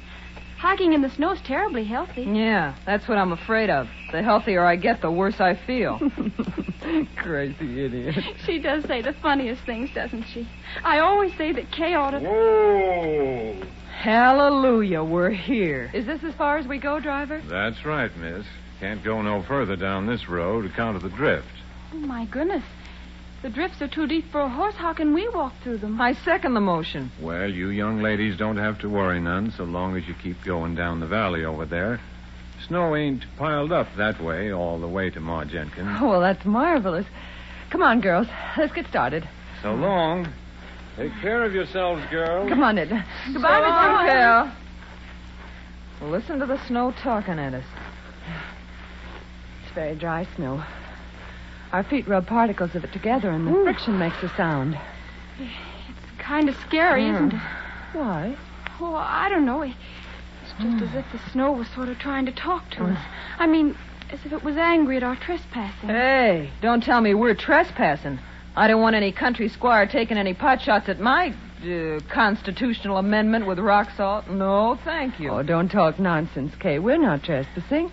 Why, this path through the valley here over to Mrs. Jenkins' house is the favorite hike of everyone who comes up this way during the winter. What's Mrs. Jenkins got anyway that makes people walk their feet off? Wait till you taste her cooking. Eat. Oh, boy, let's go. It's awfully quiet out here, isn't it? Oh, that's the glory of it. I've had the roar of the subway in my ears so long. Okay, don't walk so fast. Come on, look what I found. Oh, come on, Edna. Oh, please. Let me take your arm. I'm getting out of breath. Well, take it easy. There's no hurry. Well, what is it, Kay? Look, through the circle of trees here. Look what I discovered. Well, isn't that interesting? It's a sort of a natural amphitheater. Sure. Say, who was this guy, Daniel Boone? What's an amphitheater? Well, that means an oval circling place with rising tiers of seats. It's, like that place we went to for the horse show. Oh. Back in the times of the Greeks, they had outdoor theaters. Listen to the professor. They made use of places just like this where the ground sloped up and made a sort of a natural arena or stage below. Theater. That's an idea. Sit down, gals, and I'll give you a special performance of the Kay Follies. It's awful snowy here, isn't it? I'll trample it down with my spring dance. Welcome, sweet spring. Isn't she a nut dancing in the snow? If I had that girl's energy. She's really graceful, isn't she? I'll bet if she went on the stage, she could... Kay! She fell. Kay! Oh. Kay, did you hurt yourself? Oh, did I land on my dignity? Here, give me a hand. Here, I'll help you. There you are. Oh, did I take a flop? Did you hurt yourself badly? I'll live. What in the world did I trip over? Oh, no wonder. Look at that rock under the snow. No wonder I did a nosedive. Oh, my gee. goodness. There are rocks like that all over. Oh. A person could break their neck if they... Girls. What's the matter? What is it? Kay, the rock you tripped over. It's not a rock. What are you talking about? Of course it's a rock. Well, yes, but it's something more than that. It's a tombstone. Tombstone? Oh, no, it can't be. Look for yourself. It says, "Here lies buried the remains of one who, restless in life..." Stop. Don't read any more. Stop. And all these other stones laying flat on the ground. They're tombstones, too? Yes. Whew, what a place to pick to dance. What's the matter, Edna? What did you scream for? Kay, you danced on the grave. What? You danced on the grave. I saw you. I saw you do it. You danced on the grave.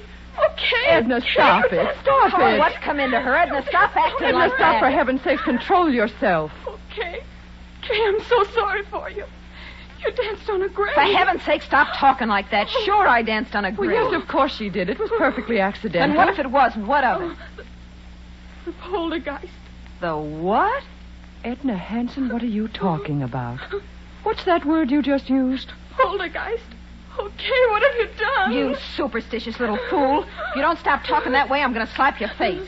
What's the matter with you? I didn't do anything. You walked on the grave. You danced on the grave. So Edna, what? be sensible. We all walked on graves, but it was purely accidental. Yeah. We had no intention of desecrating them. It doesn't matter, I tell you. It doesn't matter.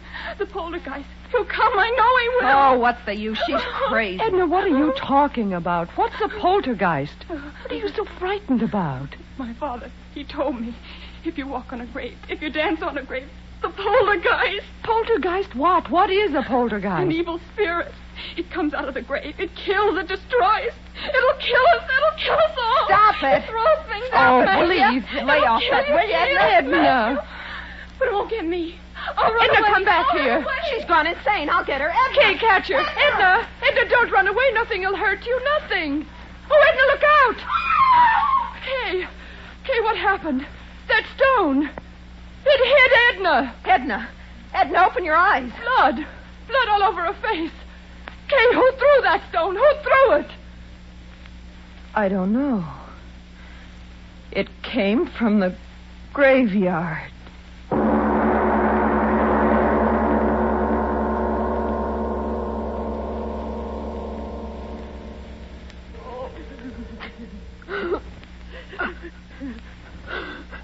Now, girls, take it easy. Take it easy. Oh, Doctor, she won't die.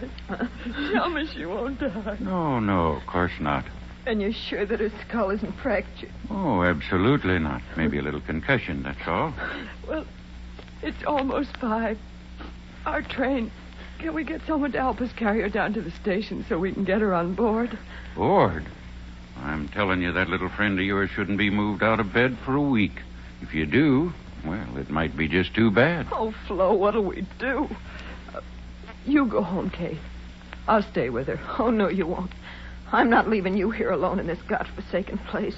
If you stay, I stay too. Kay, please be sensible. Why should we all lose our jobs when you If can you'll go... excuse me, you ladies, I've got to be on my way. Oh, yes, of course, Doctor. Is there anything more you can do for Edna, Doctor? Any medicine or something? Nope, I've done all I can do. She's sleeping comfortable now.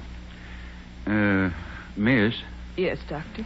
The constable's sick, too, you know, and he's sort of depending on me to keep things straight. Now, just how did you say that little friend of yours got hurt? Well, it was just the way we explained, Doctor. That rock came flying and... Yes, I know, but who threw the rock?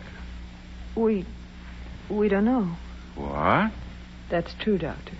We don't know. But somebody threw it. You can't change facts. Somebody threw the rock that cracked her head. For heaven's sakes, old man, you don't think we did it? No, miss, don't I get didn't. Excited. Doctor, you've got to believe us. It happened just the way we said. All at once, that rock came flying through the air from the direction of the graveyard. It struck Edna, and we just didn't see who threw it. All right, if that's your story. Well, you better stay in your rooms here. I mean, you better not be leaving until the constable's on his feet and has a chance to talk with you. I'll be back in a few hours and see how the girl is. He doesn't believe us. What difference does it make? We know what we saw. But what did we see? She was running. She fell. Kay, well, let's not fool ourselves. There was no one there to throw that rock. There must have been. But there wasn't. Stop saying that! Aren't you brave enough to face facts? There wasn't any place for anyone to hide. I saw that stone. It seemed to come down out of the air. So slowly. Florence, if you don't stop talking like that... You remember what Edna said? It throws things. Stop looking at me like that. You're giving me the jitters. She said the poltergeist throws things. Spirit of evil. Florence, Rob, have you gone crazy, too? Why should we laugh at things like that? What right have we got to laugh? How do we know there aren't powers we can't see or understand? Powers of evil that revenge an insult just like an evil man. Kay, how do we know? What are you talking like that for? What are you trying to scare me for? You're supposed to be the most intelligent one of us all. You with your college degrees. Sure, I danced on the grave.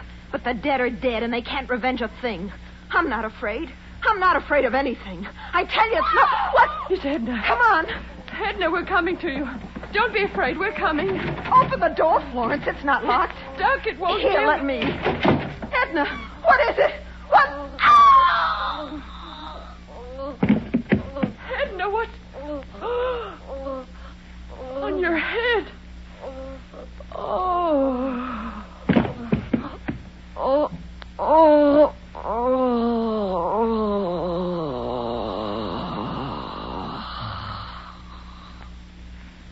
Hey, what's going on here? I run a decent place, and I don't want you...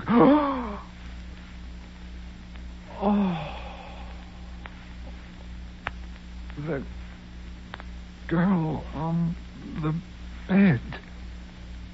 Her head. It's crushed flat in by a rock. God in heaven. It's not a rock. It's a tombstone.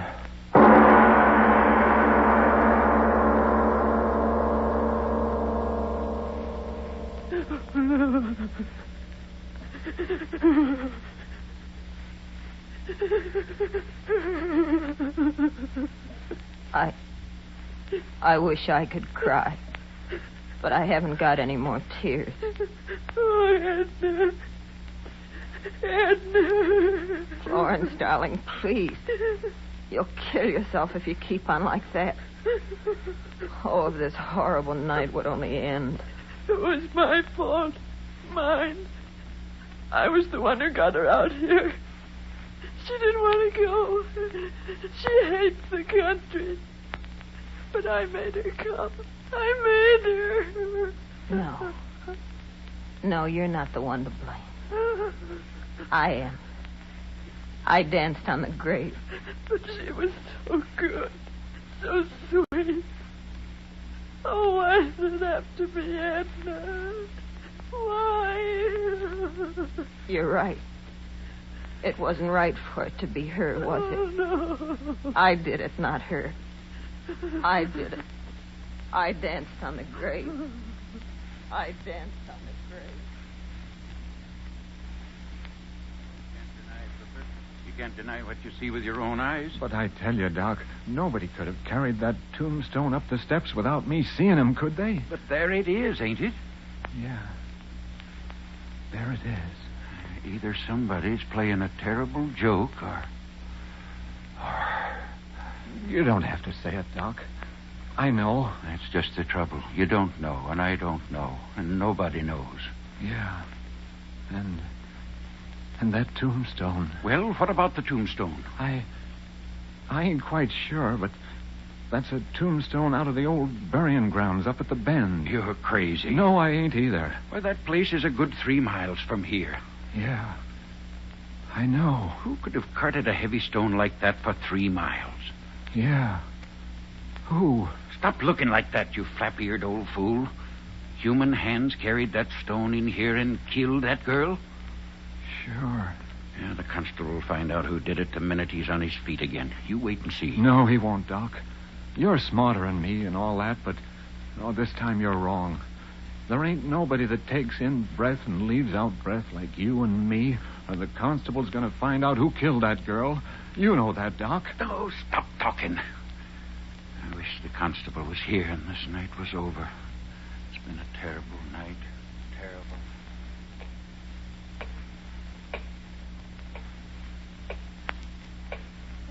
Terrible clock. Ticking.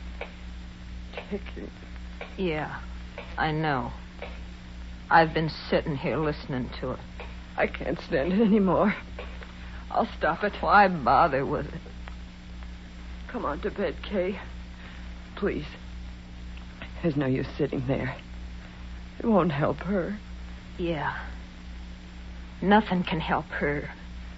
But maybe I can help you. Me? It was my fault. Mine. I was the reason it happened. It killed her, and it'll kill you and me, too, unless I stop. No, don't say that. It's true. But why should you be hurt? I'm to blame, not you. Listen, Flo. I'll go out there. There? Out there to the graveyard. What? I'll talk to it. Kay. I'll tell it I didn't mean to do it. No. That I didn't know where I was dancing. Please. Maybe somehow it'll hear, listen to me, and then it won't hurt you. No, I won't let you go out there. It'll kill But you. Florence... It'll kill you, too. But Florence... No, I'll hold you. You can't go. You can't. All right. Come on to bed, Kay, please. In the morning, things will be different. But it won't. Nothing will hurt us. And then they're right outside the door. They won't let anything get at us. Oh, please, Kay, please come to bed. Yeah. We'll pray. Pray? I don't exactly know how. Just say anything. Anything. Like this. Now I lay me down to sleep. I pray the Lord my soul to keep. If I should die before I wake, I pray the Lord my soul to take. Now you. If I should die before I wake, I pray the Lord my soul to take.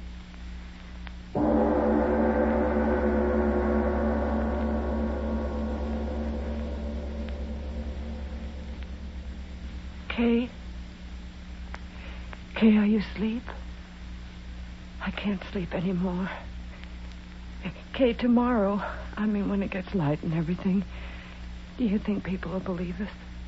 Do you think so, Kay? I'm not quite sure what happened. I always used to be so sure about things. And now Kay? Kay, where are you?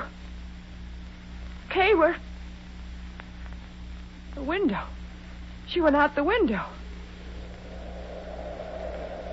She's gone out there. To the graveyard. To talk to it. Oh, Kay, why did you go? Why did you go? I'll go out there, too. Oh, she'll be so frightened out there alone. I'll go, too. I'll go, too. Oh, so cold. My hands. Snow so sharp. Cutting my legs. Oh, why did you go out there, Kay? Why did you? I've got to find you. The wind. Oh, why doesn't the wind stop? Blow, blow, thou winter wind. Thou art not so unkind as...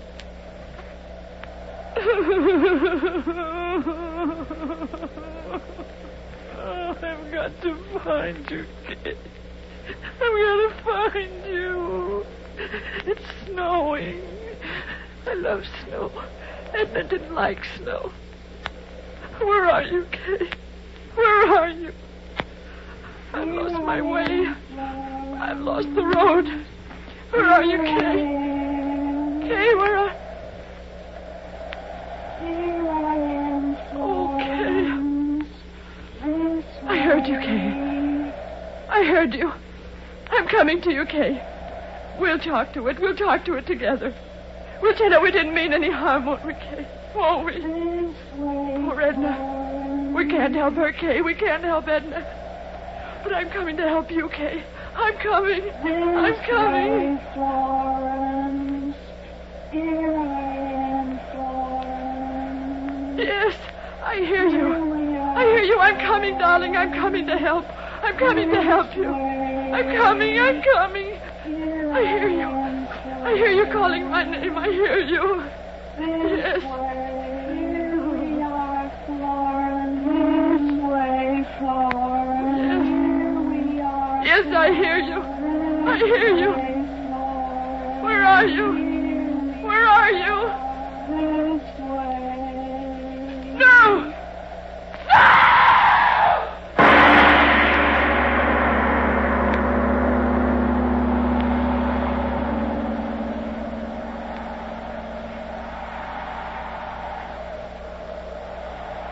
This way, Hooper. They must have come this way. Climbing out the window like that in the middle of the night. They must have gone crazy, the both of them. Well, let's not worry about that now. We've got to find them. Here, give me that lantern. What is it, Doc? What have you found? A shoe. One of the girl's shoes. My gosh, stuck in the snow. We're going the right way. Come on, move fast. We've got to get to them. Doc, look at this. What is it? Over there. Ain't these footprints? Yes. Yes. Yes, that's right. Footprints. Hello, up ahead. Hello. Doc, we're getting pretty close to the old burying grounds. Well? Maybe... Oh, look here, Doc. Let's not be fools. Let's wait till morning. What? Let those frightened girls freeze to death? Get along. But, Doc, You come with me, or the whole town will know what a yellow-livered no-good you are. All right. All right. You don't have to get so sore, Doc. Hello? Hello? Anybody up there? Hello? Doc! Doc, look! What? There they are. Up ahead. Glory be, they're alive. The both of them. Come on. Doc. Doc, look at them. That's the burying ground up there. And they're dancing. Dancing on the graves. What? They must be out of their heads. Come on. We've got to stop. Doc! Doc, wait for me. Oh, Doc, it's Doc again. Where are they, Doc? Where are the girls? Have they stopped dancing? Yes. Huh? They've stopped dancing. Did they ever dance? What are you talking about, Doc? We saw them.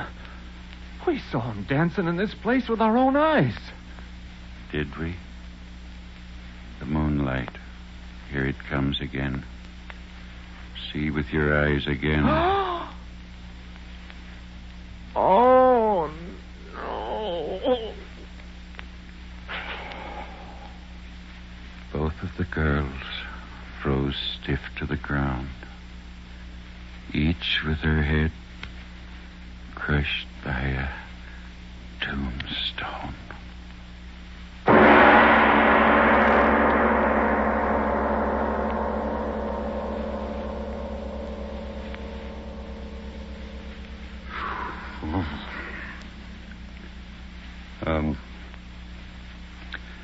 Mr. Obler, would you mind telling us, me, whether there actually are such things as poltergeists?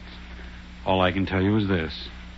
There are authenticated records in existence that, in the city of London on the 27th day of April, 1872, from 4 in the afternoon on a Thursday until 11:30 at night, a certain room in a certain house was deluged by stones thrown from no apparent source.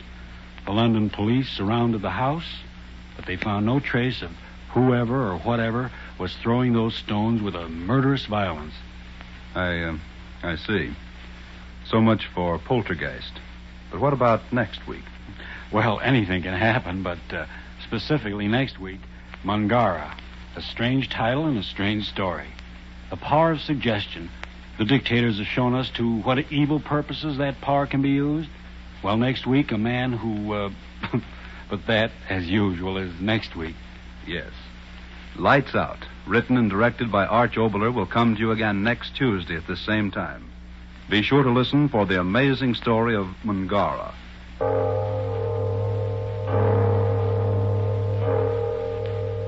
It is later than you think.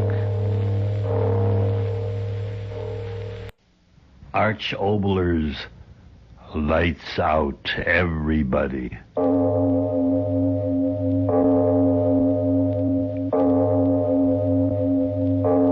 It is later than you think.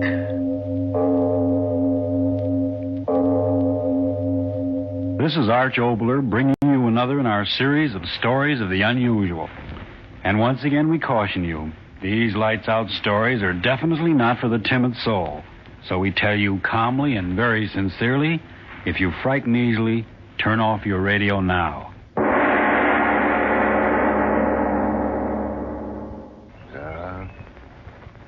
It is a nice day. Yes, I agree with you, Mr. Sparrow. It's as nice a day as I, too, have ever seen. I remember a day like this when I was about 12.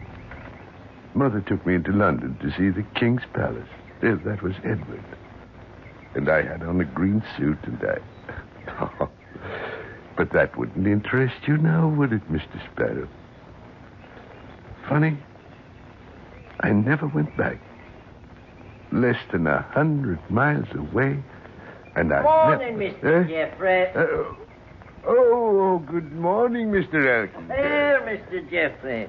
Oh, kind of late in the season to be planting now, ain't it? Oh, I wouldn't exactly say that, Mr. Elkington. Not for what I'm planting. Now, what would that be, might I be asking? A tree, my friend. Oh. A nice, strong catalpa tree. My son sent it to me all the way from Exeter. You don't say catalpa tree. Well, now. I say, could I be giving you a hand with that shovel, Mr. Jeffrey? Oh, no, thank you kindly. I like to dig in the soil, and the exercise does me good. Thank you kindly. Oh, well, then I'll be off on my business, Mr. Jeffrey. Good morning to you. Good morning, Mr. Urkington. Good morning. But it is a good morning. The rain certainly softened you up, didn't they, Mr. Crown? Nice and soft. Nice and soft. Going to dig you a nice, deep hole, Mr. Catalpa. Nice, deep hole, so that your roots will have a good, firm start in life. Yes, indeed. Well, that's not the way to act, Mr. Crown, throwing big boulders in the way of my shovel. Mighty big stone, too, from the sound of it. Dig you up, Mr. Boulder. If it takes me a week, yes, indeed. Big stone, all right. Keep after it, that's all.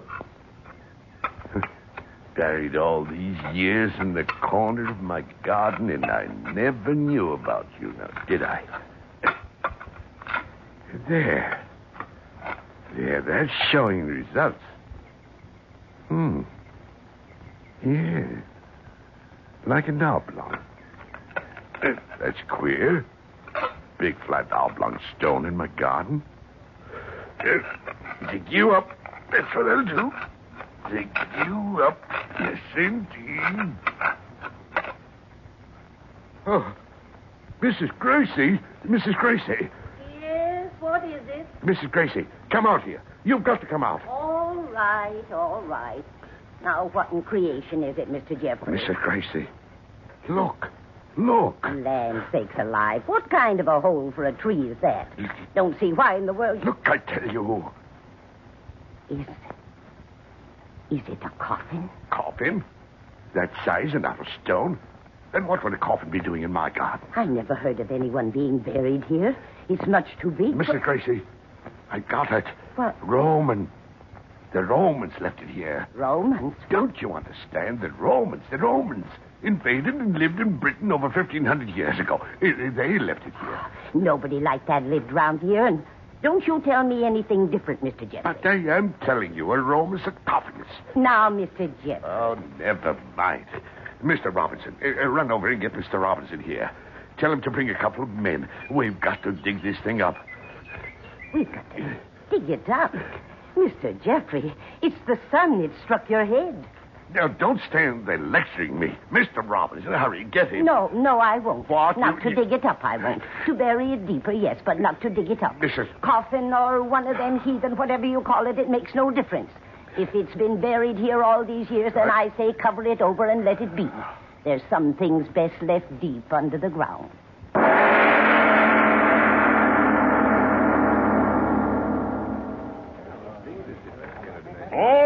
All right, men. Are you ready with the ropes? Ready, Mr. Robinson. Right you are. How about you, Joe? All ready, Mr. Robinson. Good. Now, when I give the signal, 1, 2, 3, you on that side of the rope pull, while you on the other side work on the block and tackle.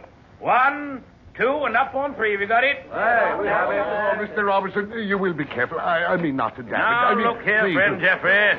I've been in the building and excavating trade and constable of this township for 20 years. Yes, I know. And all that time, I've given only one thing, and that's satisfaction. Yes. Now, as for this little stone container... Little Judas Priest, man, is 10 foot by 3, and heaven knows how heavy. Well, true as that may be to my way of thinking, it's still a small job.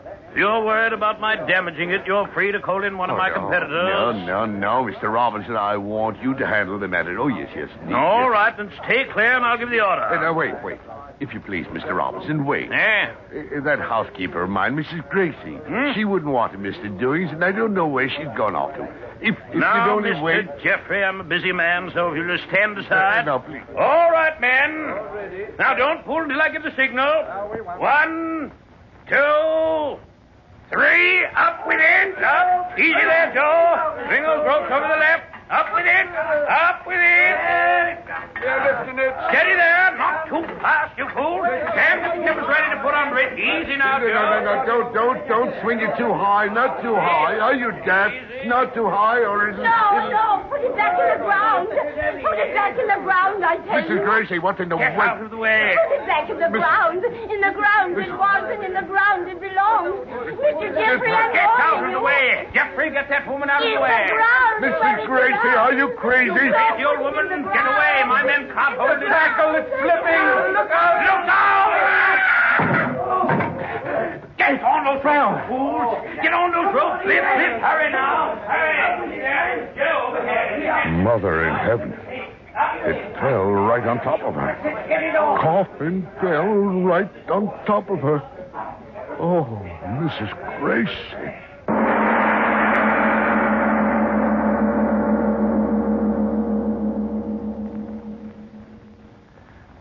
It's a cruel thing, Mr. Jeffrey. Cruel indeed. Yes. Cruel and yet not cruel. For the ways of the divine providence are beyond our poor mortal understanding. Yes, I shall say that very thing over her grave when we bury the poor woman. As you wish, Reverend. What a day this has been. More excitement in just a few hours in this village than we've had in a dozen years. I wonder now whether... Almost 9. Well, I better be getting back to the church. Have to get everything ready for the service tomorrow. Did you speak to Mr. Carboy about the coffin? Yes. That's good. We'll pay the good lady proper respect, we will. Well, I'll be on my way. Good night, Reverend. One thing more, Mr. Jeffrey. Yes? I didn't want to speak of it in all the excitement before, but I feel I really should. Yes, Reverend. I know you were in quite an emotional state of mind, but do you feel it was quite the proper and respectable thing to do? I mean, having that Roman antique brought right here into the house, when it, inanimate thing though it be, was the direct cause of poor Mrs. Grace's death. I wanted the sarcophagus in here, Reverend. Wanted it? But what possible use could that great stone sepulchre be to you? I realize it has certain intrinsic value. After the funeral, we'll get in touch with the proper museum authorities in London and have them take care of it. But don't you see, it wasn't quite respectful of the dead. Bringing the very thing in here that had caused the tragedy. Not respectful at all, Mr. Jeffrey. It was what I wanted. Good night, Reverend. But, Mr. Jeffrey, good night. Good night. Disrespectful. No fault of Mr. Coffin that she ran under it. Call in the proper authorities. I'm proper authority in Roman things myself, I am.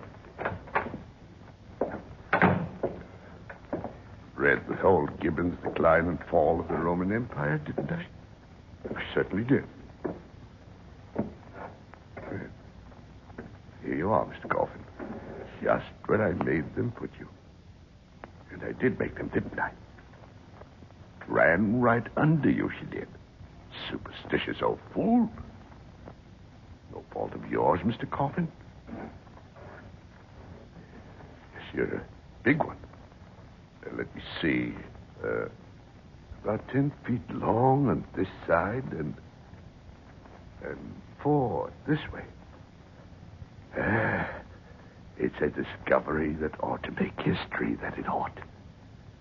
Wait for experts, should I? What would the experts do?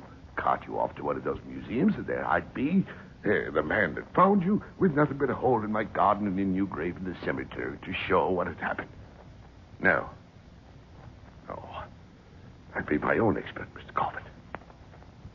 I'll open you up myself right now. And I'll take the blame or credit, and no mistake about it. That iron bar. Mr. Robinson will wonder where his crowbar went. Now, won't he, Mr. Coffin? But we'll give it back to him in the morning. Yes, indeed. Yes.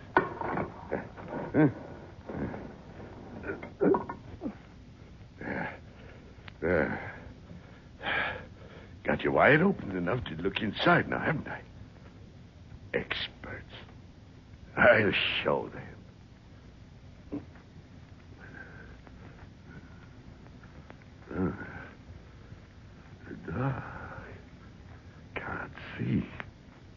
matches. There now. If you don't mind now, Mr. Coffin, I'll bend over to see what you've got inside. Carby. Got a call. Are you there? Are you there? Reverend, this is Mr. Jeffrey. Yes, Jeffrey. No. Listen to me. That Roman sarcophagus, I just opened it. Inside of it, there's something, a woman, and yet it isn't. I mean, oh, Reverend, come over quickly. You see, whatever it is, I don't think it's dead.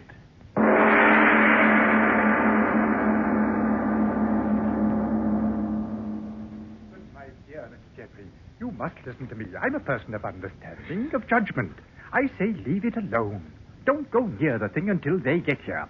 Now, I phoned Dr. Thompson at the British Museum. He's an expert, a qualified expert. Expert. There you go, experting again. Now, you shove on that side, and I'll pull on with this. Yes. There. That ought to fetch the lid off. Well, it's all against my better judgment. All right. Off with it. There she goes. Another shove. Open. We've got it open. Reverend, look at her head. Why, what in Satan's name is it? Lion's head. That's it, a lion's head. And the body of a woman. And alive. She is alive. Don't be a fool. It's a heathen idol, stone. No, it's living skin. I'll touch it. I'll prove it. It is stone. A blasphemous heathen thing. We'll cover it up, and in the morning I'll have it buried again. No, you won't. It's mine. Found it on my property. Oh, heaven forgive you. The blood of your poor housekeeper still staining it. Staining it? What are you talking about? Mrs. Grace's blood. See, it's still on it. But the outside of the coffin fell on her. This part was closed. But it is blood. Fresh blood. Oh, it can't be, Alfie. Mr. Jeffrey. Reverend. That woman. A minute ago, I felt cold stone. And now it's warm.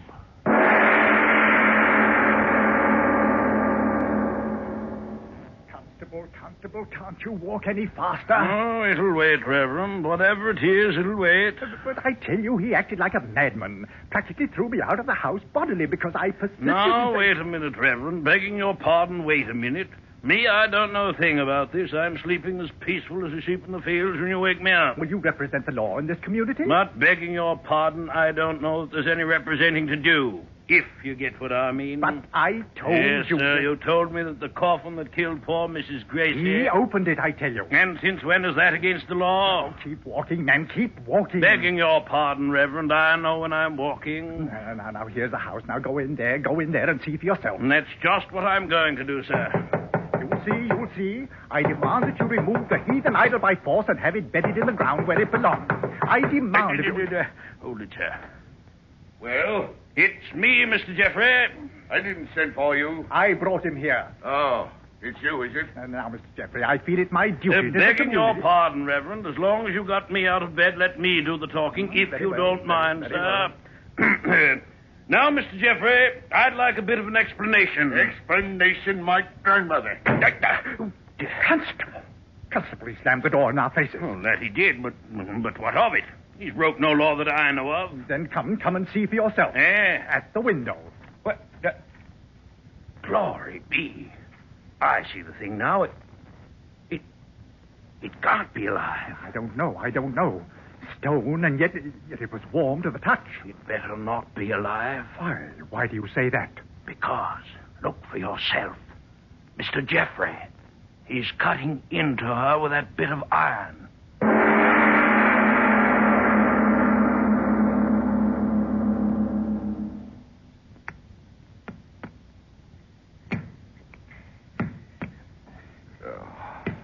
It was good of you to come in and help me, Mr. Elton. I'm right glad to be of service, I am. I'm glad to be of service, but this is devilish hard rock. Yes, it is.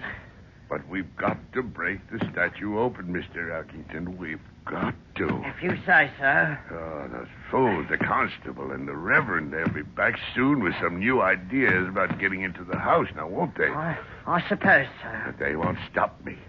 They won't. I've a chance to do something before I die.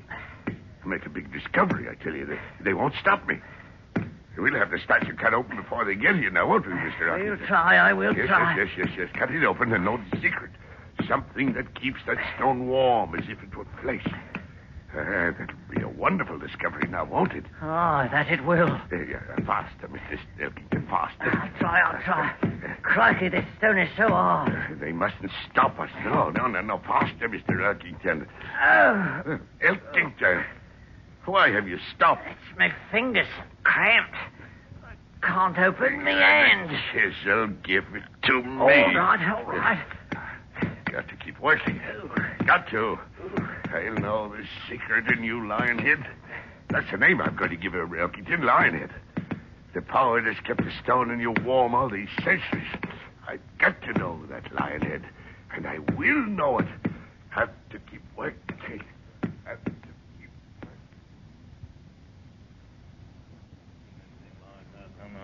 working. Now, Reverend, you can drive a man too far. I tell you No, Constable, now we'll tell you. For 24 hours, you've been telling the people of this community that the law won't permit you to do this and the law won't permit you to do that. Well, it won't. But we tell you we won't stand by and permit one of our citizens to indulge in heathen madness and not do something about it. Am I right, gentlemen? Absolutely right. But what can I do? He's in his own home. He's not committing any public nuisance. We've gone over that 100 times. The fact remains you've got to go in there and stop him. You've got to.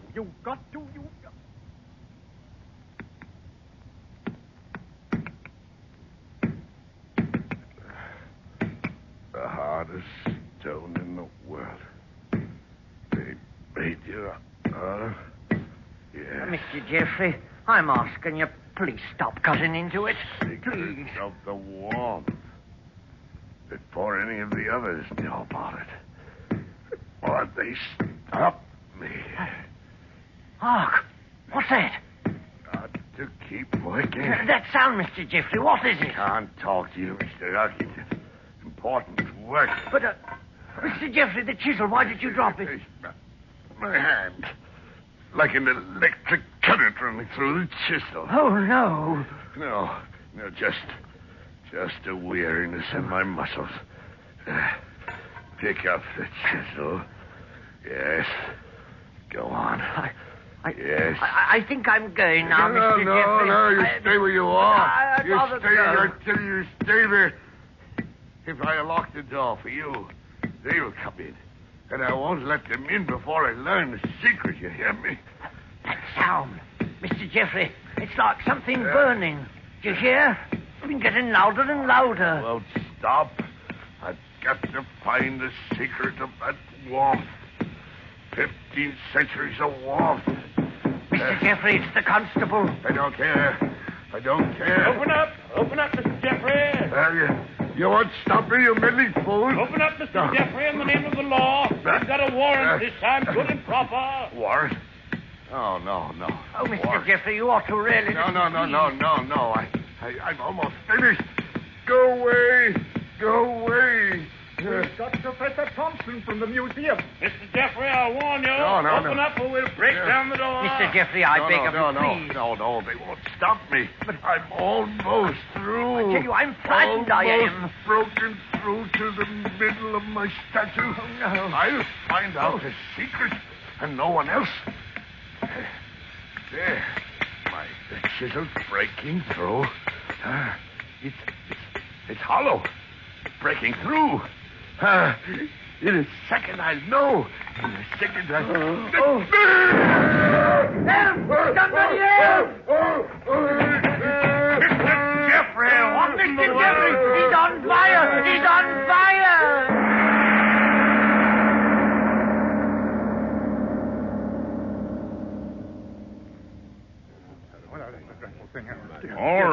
All right, men, quiet down. There's nothing more we can do. Mr. Jeffrey is dead. Such a horrible way to die. It was the lantern. Set him afire, I guess. No, it wasn't that. Hey, what say, Mr. Elkington? I saw it all. a flame came out of the statue. You're deaf, man. No, I swear it's the truth. I saw it. Professor Thompson, you tell him. What did you see as you came through the door? There was a flame from it. But how can that be? Flame from a statue? And the Romans went down to Egypt. Professor, tell us, what is it? What is this statue? The lioness-headed goddess Sekhmet. Well? And they worshipped her as the goddess of fire.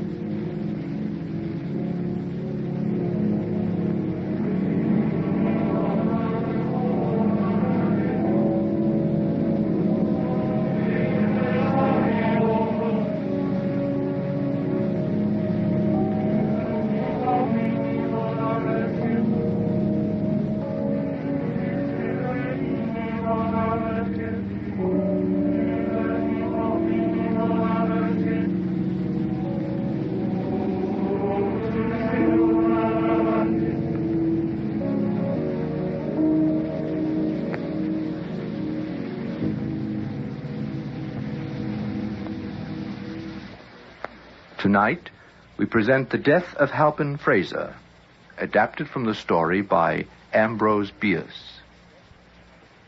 One dark night in midsummer, a man, waking from a dreamless sleep in a forest, lifted his head from the earth and stared a few moments into the black. Catherine.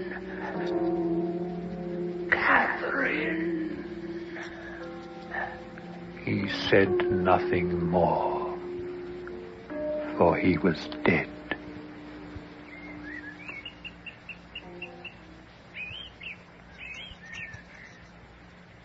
The man was Halpin Fraser, and his body was discovered the following morning by Sam Holker, the deputy sheriff from Napa, and Jim Jarrelson, a detective from San Francisco.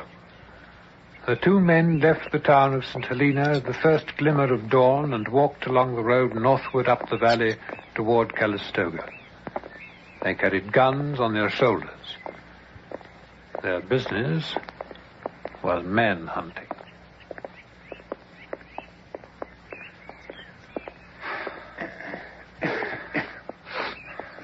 How far is it? No, only a little ways yet. There's a turn ahead, and it's just beyond that.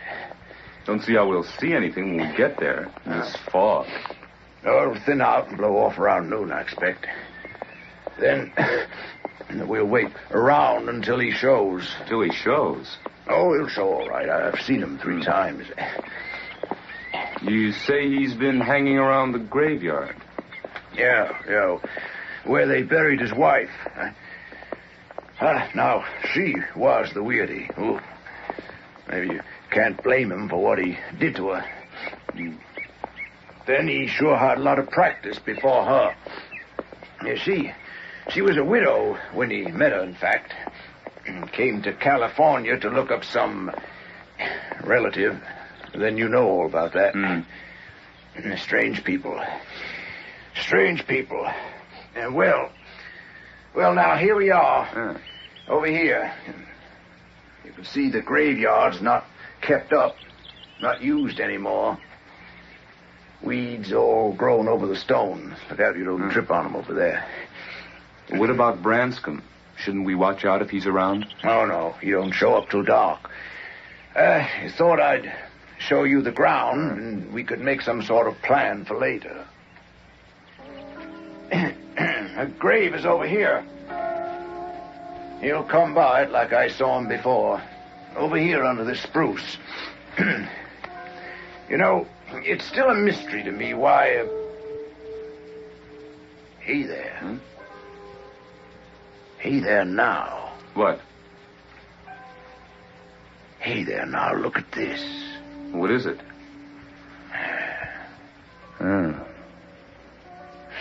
Well, is it Branscombe?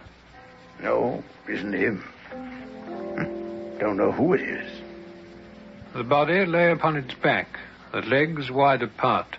One arm was thrust upward, the other outward, but the latter was bent acutely, and the hand was near the throat. Both hands were tightly clenched. The whole attitude was that of desperate but ineffectual resistance to... what? There's a shotgun over there.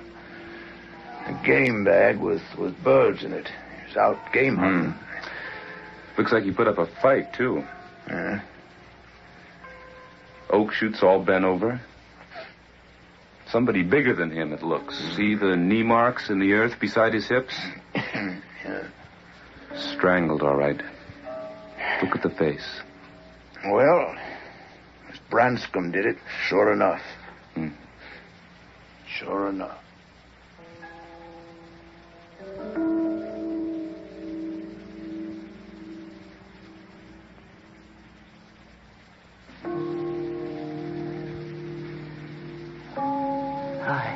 I had been all day in the hills west of the Napa Valley, looking for such small game as was in season.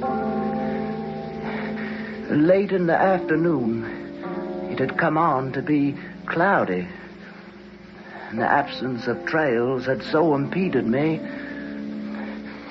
that I was overtaken by night, unable in the darkness to penetrate the thickets. I had lain down near the roots of a large tree and fallen into a sleep, dreamless until I heard the name pronounced, I couldn't imagine why, from my own throat.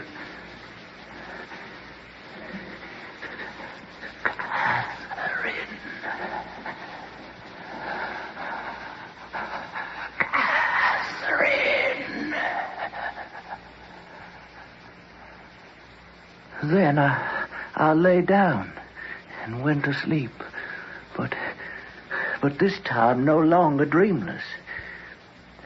I thought I was walking along a dusty road that showed white in the gathering darkness of a summer night. Why or where I traveled, I did not know, though it all seemed simple and natural as is the way in dreams.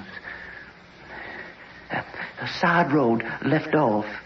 The appearance having been long abandoned because it seemed it led to something evil. Yet I turned into it without hesitation, impelled by some imperious necessity. As I pressed forward, I became conscious that my way was haunted by invisible existences. From among the trees on either side, I caught broken and incoherent whispers in a strange tongue, which yet I partly understood. They seemed to me fragmentary utterances of a monstrous conspiracy against my body and my soul.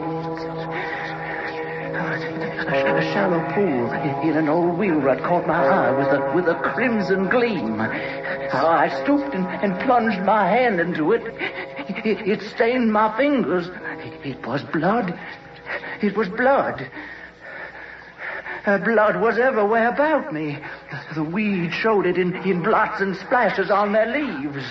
Defiled in the trunks of the trees were broad maculations of crimson, and blood dripped like dew from their foliage. All this I observed with a terror and an expectation. It seemed to be all in expiation of some crime. I was aware of my guilt, but I couldn't remember the crime. I tried to search it out by tracing my life backwards to discover the moment of sin. Scenes and incidents came crowding, one picture effacing in confusion another. But nowhere could I catch a glimpse of the crime.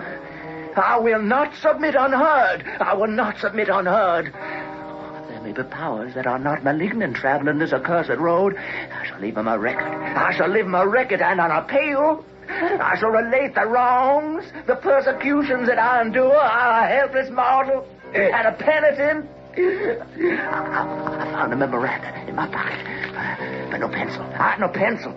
I broke a twig from a bush and dipped it into a pool of blood. And I began to write.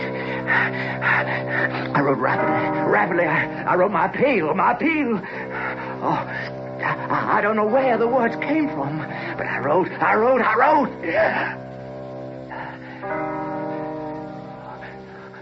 But it seemed I had hardly touched the paper with the twig when I heard her. At first from some measureless distance away. Soulless, heartless, accursed. A strange sensation began to take possession of my body and my mind.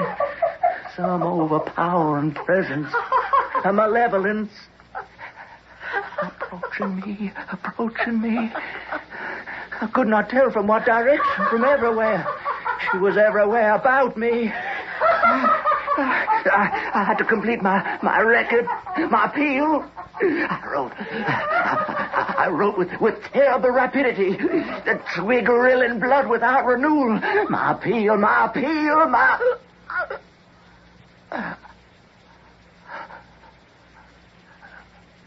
But in the middle of a sentence, I could not move my hands. My arms fell to my sides. The paper to the earth. I was thrown about. I looked up. Staring into a face. Sharply drawn face. Blank, dead eyes. Standing white and silent in the garments of the grave.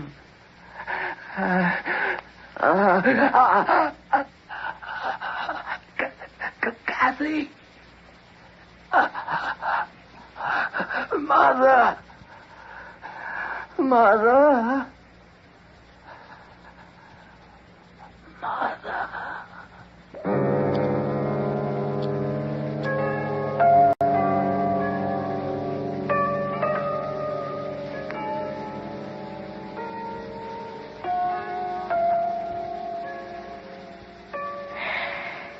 Halpin was the youngest.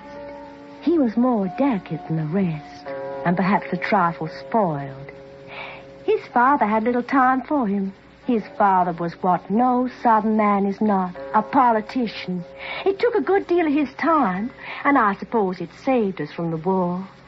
But then later, other children were at school, and I had Halpin all to myself. I was very happy. We were both very happy. His father wanted him to study law. Oh, my law. Halpin was a dreamer, a romantic boy. I knew from the very beginning that he could be a poet. Well, it was in his blood. And he was the living image and character of his maternal grandfather, the late and great Myron Bayne. That was my father, the famous poet, you know. He died just before Halpin was born, so they never knew each other. But I used to think that Halpin was the very incarnation, the very living image. It's true, you know, that before Halpin was born, Myron was all I had. Well, that was really how it was. My husband was in politics, you know, and the children came and went with him all so fast. And it's true, I can hardly remember one of them now. Sometimes I think there was only Halpin after all. And before him, Myron Bain. Oh, Myron, we always believed we'd be together again afterwards. But being alive was all we had after all, wasn't it? You see, my father and I were very close. I was his inspiration. I was all he had. The only one he ever really loved. We had a perfect sympathy that the world would never have understood. So we had to take care. We had to protect our beautiful weakness, our guilt. Then suddenly he died, and I waited in all this dark world until Halpin was born. His father wanted him to study law. Oh, my. The Tennessee Frasers were a practical folk, having a contempt for any quality unfitting a man for the wholesome vocation of politics. Well, Halpin was going to disappoint them, and they could see it from the first. And what they said about him only showed their ignorance. They said he wasn't a very bright, and he was a crazy like his grandfather, Myron Bain. Oh, my. Sometimes you just have to shut the whole world out, don't you? So I expect his mother spoiled him a little, and you can't go blaming her for that, can you? How happy we were, Halpin and I. I was still young, you know, they'd say. Halpin and his beautiful mother. Of course, from his early childhood, Halpin called me Kathy. Halpin and Kathy. No one would have known to look. They were jealous. Yes, they were of us, as our attachment became yearly stronger, more tender. By the time he was 25, Halpin was the most beautiful of God's creatures on this earth. I must say, he didn't turn out to be much of a poet by then. But I knew that it might just burst out of him at any moment. He had it all in him, of course.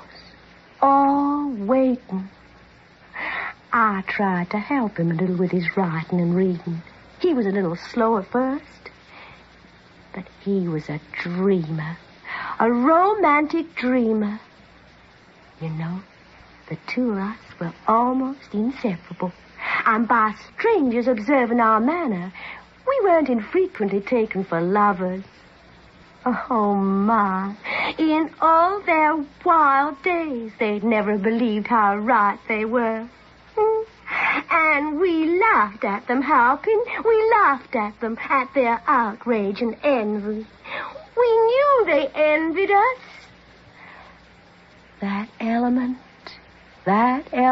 in all the relations of life, strengthening, softening, and beautifying. Yes, beautifying, even those of consanguinity. Oh, Halpin, do you remember? Do you remember even a single moment? Well, then there was that day you left me. Halpin had taken a job with a local lumber company. Oh, he wanted to do something. Didn't want to be so dependent on me, I suppose. And this friend of his talked him into working for the Talcott and Bleecker Lumber Company. Well, he hadn't been with them a month, and then that day he came into my boudoir. I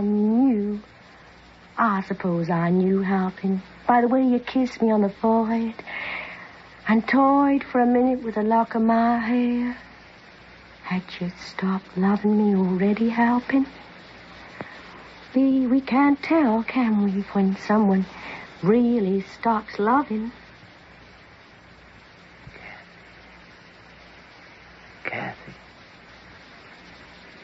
Kathy? Well, Halpin, I have a distinct feeling that there's something on your mind. What is it, Halpin? Oh, Kathy, would you greatly mind if I were called away to California for a few weeks?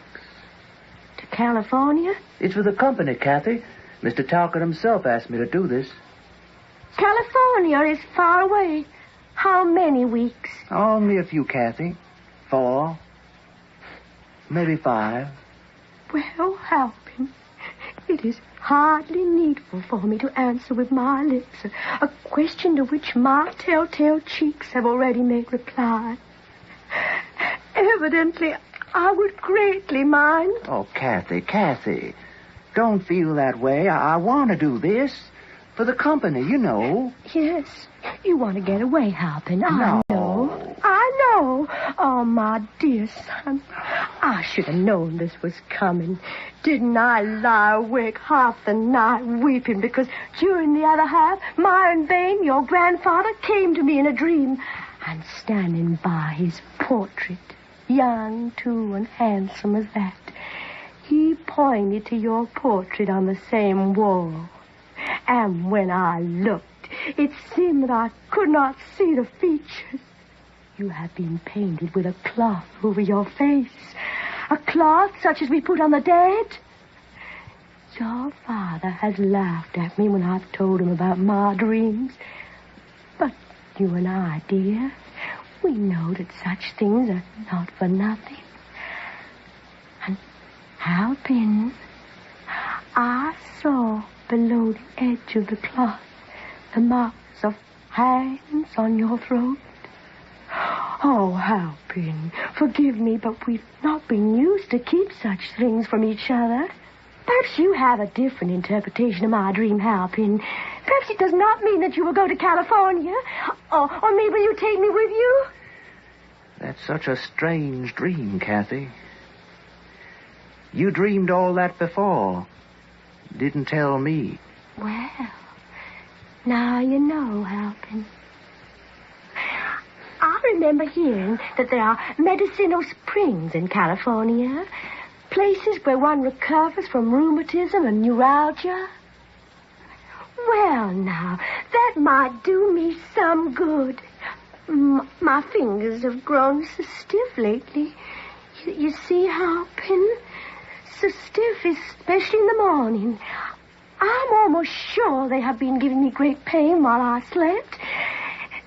Like they was grasping something and just couldn't let go. Like a throat, Kathy. Like a throat when you hold them like that.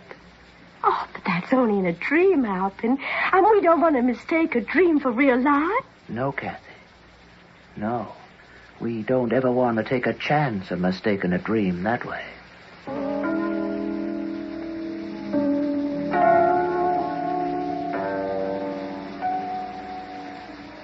That was the last thing you ever said to me, Halpin. Seems I remember it as. You were gone next morning. Couldn't see you for dust. Oh, Halpin. At first I thought it was in a dream you left me, and I couldn't wake out of it, hard as I tried. My poor hands never straightened out. They try to find you in all their emptiness. You never wrote. You just vanished like you never was. Oh, my. I came all the way to California looking for you. A long while in San Francisco, someone said you'd gone to sea. So I watched the ships and the sailors. I thought each one was you, Halpin. I made believe they were because I wanted to wake up out of my dream. Then a very mean man indeed, took me up here to the mountains, and we lived a while torturing each other. I hid all his stolen money in the graveyard. Still looking for it, I suppose. Oh, he was very mean to me, Halpin. He had a little knife, which he kept sharp as a razor. Kathy. Look, Halpin. Kathy. Look at me. See what he did? he said he wanted to find the spot that hurt the most. But nothing hurt, Halpin. Nothing hurt. Nothing hurt anywhere. Only the memory. And he couldn't find the right spot for that. But he got very close one dark night. See, Halpin? My delicate white throat. See how he cut with his razor knife from this ear to that ear. It never stopped bleeding, Halpin. Oh, you'd never believe how much blood could be stored up in one soulless body. See it, Halpin? Keeps me strong enough to come to you and bring these aching hands to your own warm, dear throat. Kathy, no. See me, Halpin? See what's gone out of me? No, Kathy, get away. Kathy. Oh, mine. Kathy, no. Oh, peace. Oh, love gone out of me. I am your dream, Halpin. There is no appeal for you, Halpin. No appeal.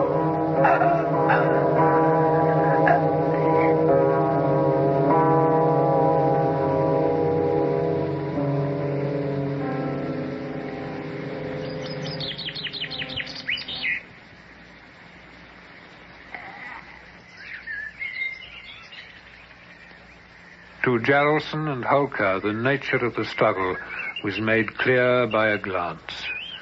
The face and throat were purple, almost black. The shoulders lay upon a low mound, and the head was turned back at an angle otherwise impossible. From the froth filling the open mouth, the tongue protruded, black and swollen. The throat showed terrible contusions, not mere finger marks, but bruises and lacerations wrought by two strong hands that must have buried themselves in the yielding flesh, maintaining their terrible grasp until long after death. The work of a maniac, all right. Branscombe LaRue. Look here. Looks like he was writing something in a memorandum pad. Pretty scrawly. Well, I guess under the circumstances. Can you make it out? Let's see. Poetry, looks like. The air was stagnant all. Silence was a living thing that breathed among trees. With blood, the trees were all adrip. Sounds like Bain. Bain? Who's Bain? Myron Bain. Poet half a century ago. Now, why would this poor fellow want to be copying down that dismal stuff? Dismal, all right. Well, in a way, I guess it figures. Come in. Welcome. I'm E.G. Marshall.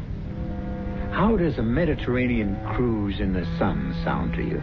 All expenses paid. Not very sinister? Rather pleasant, eh? That's what you think. For when this cruise is only half finished, I think you'll be ready to abandon ship and take the next plane home. We're on a cruise with Elvira Graham, one of the world's leading fashion designers, her escort, Tony Butler, and her daughter, Marjorie. At the moment, our ship is docked in the Libyan coastal town of Derna. Elvira and Tony have gone sightseeing, trying to find a certain shop they heard about from the ship's captain. This is so deserted. There can't be any stores down here. Oh, it's not a very long alley. Let's look. Oh, there's a candle shop. Would that be it? Well, there doesn't seem to be anything else. Elvira, I don't like this. Let's get out of here. There's nothing to be afraid of. It's just too strange. We've gone almost the whole length of the alley, and there's nothing but that candle shop. And that's closed. Tony, wait. Look up ahead. The alley doesn't end. It makes a turn. Let's go back. Captain Miller said the store didn't really exist, and I believe him. We can at least look. Come on. Tony, look! There it is!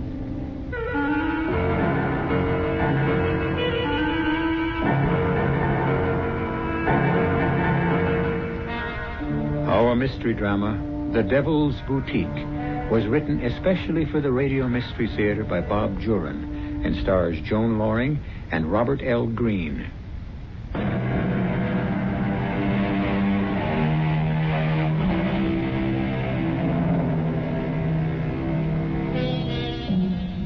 Elvira Graham found the Devil's Boutique, and that was her greatest mistake. She found it on a sunny afternoon in Derna on that Mediterranean cruise. And what happened after that, well, Tony Butler will have to tell us. A year has passed since that fateful afternoon, and at the moment, we're in the office of Lieutenant Morgan, 31st Precinct. Come in, Mr. Butler. Sit down. Thanks. Sergeant McKay says you can identify the body, the lady of the earrings. Yes. Oh, good. We'll go right down to the morgue and... I don't have to see her, Lieutenant. I know who it is. Well, a viewing is absolutely necessary, but we can do it later. Who is she? Elvira Graham. Was she a friend of yours, a relative? A friend. Elvira Graham. We put her age at about 50. If you'd seen her in life, you'd have thought she was 30. But you were close. She was 52. I'd appreciate your giving us a statement, Mr. Butler. Tell us all you can about her. Cause of death was drowning, no marks on the body. We have it down as suicide, but we still can't rule out murder.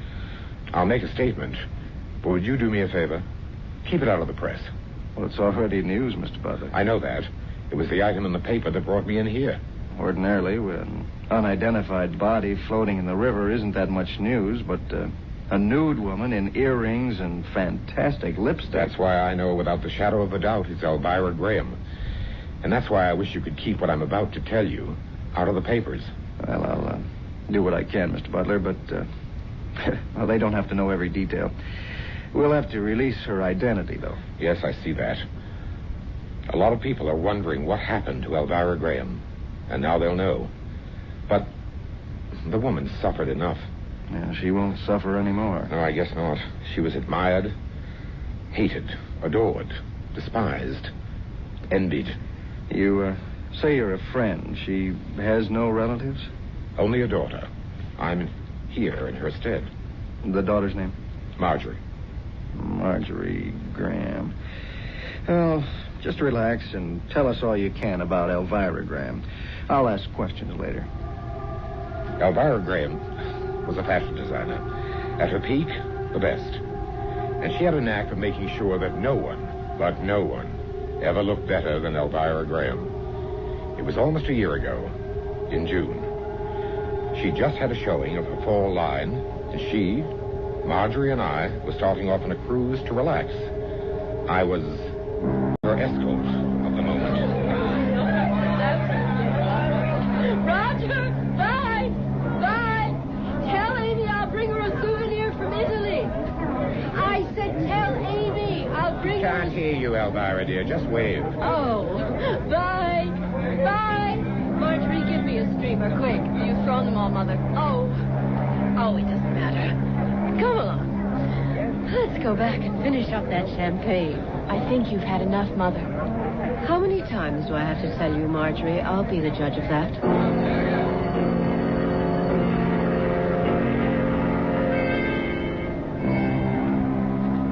Oh, I'm exhausted. Pour me one more, Tony. Thank heaven Marjorie's gone to her own cabin. She is so tiresome sometimes. Do you think I've had too much champagne, darling? Be honest. Well, you do want to look your best at the captain's table tonight. Sweet, sweet Tony. You have such a knack. For what, I'm not sure yet, but a knack. You're absolutely right. You drink this. I'm going to take a nap. I think I'll go up on deck for a while. Tony, do you think that dress Charlotte Remsen was wearing made her look slimmer? Maybe a little taller? Definitely. You designed it that way. Yes. Made her look almost too attractive, I think. Well, I'm not going to think about work anymore. We're here to relax. Kiss me, Tony. And let Elvira get her beauty rest.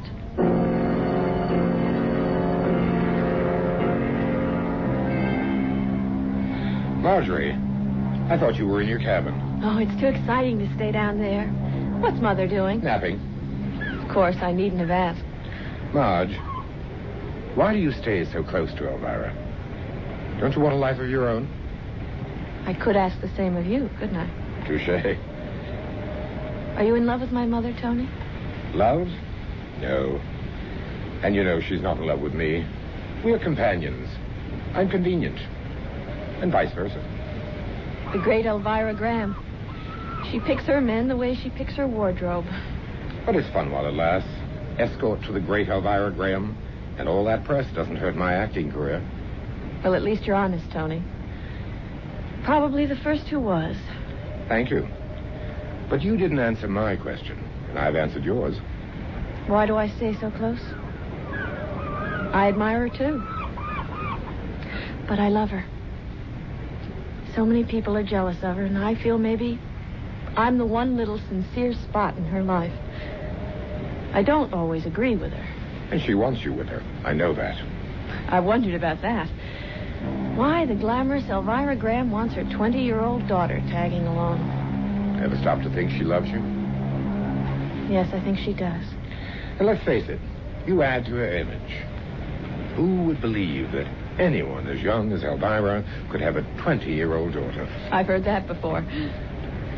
Mother's always been vain. But lately, Tony, it's becoming more of an obsession. She's the acknowledged queen of fashion. What would you expect? She's putting it before everything else. She sold her soul to vanity. Such profundity from one so young. Don't laugh at me, Tony. I'm worried.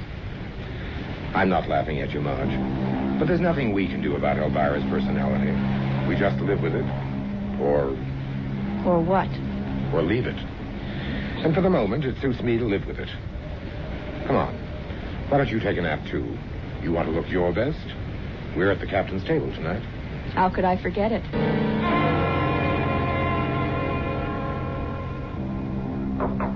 Mother? Come in, dear. I just wondered if you were ready to go up for dinner. Tony and I have had a cocktail already. Yes, just about. But I see you're not Marjorie. I am. That's why I came by. But, Marjorie, you're not going to wear that scarf with that dress. Well, yes, I am. Oh, no, dear. The dress is chiffon. It looks fine, but you don't cover a décolleté as low as that with a scarf. It's ridiculous. Besides, it's the wrong color. It should contrast, if anything. But I thought it was perfect. Perfect? Marjorie, I cannot understand how the daughter of Elvira Graham can be so insensitive to style. Doesn't anything rub off? Mother, We're dining at the captain's table. It may not mean anything to you, but it does to me. I disagree with you about the scarf, but I'll give in to your superior judgment. No, darling, you'll find it's always right. Now, hurry and replace that dreadful scarf with a string of plain, simple pearls, and change your lipstick. It's too bright. I'll meet you in the dining room. You do understand. I just want you to look your best. Well, you must always look your best, my dear. But never better than Mother.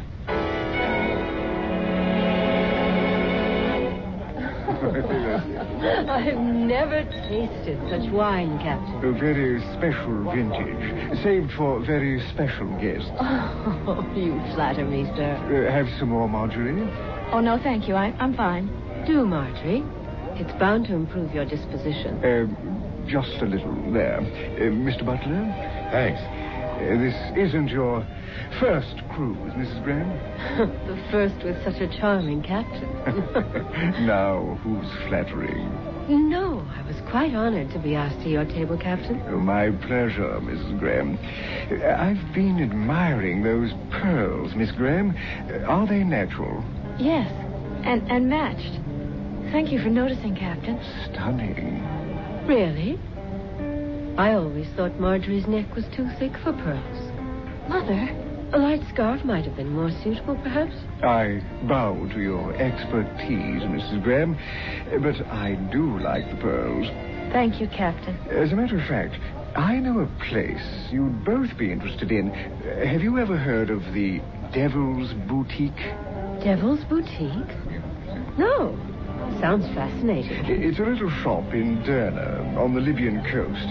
I've heard some of my passengers talk about it. If it's unusual, it's for Elvira. Apparently, it is unusual, all right.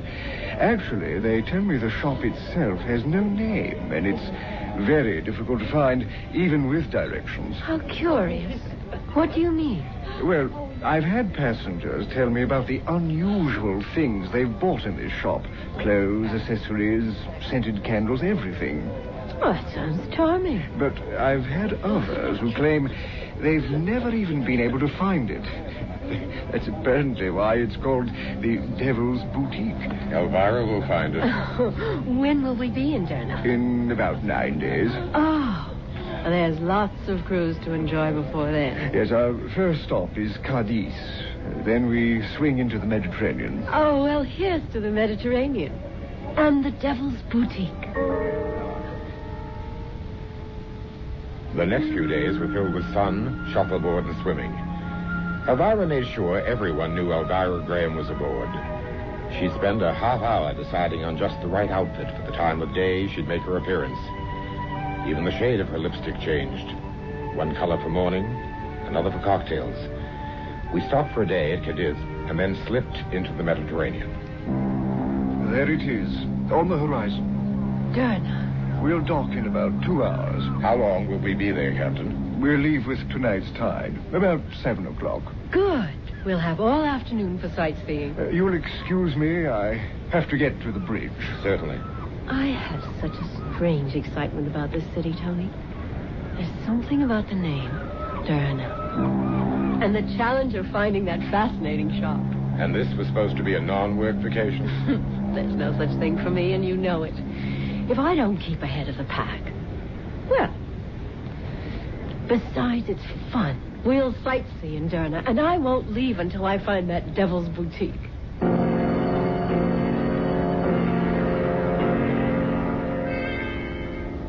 I can tell you one thing. You wouldn't catch me going near a place with a name like that. And I certainly wouldn't go out of my way to find it. But then, for a woman as vain and determined as Elvira Graham, it might be just the place. Vanity, like love, is blind. And Elvira has no inkling of the strange fate that awaits her in the Devil's Boutique. I'll return shortly.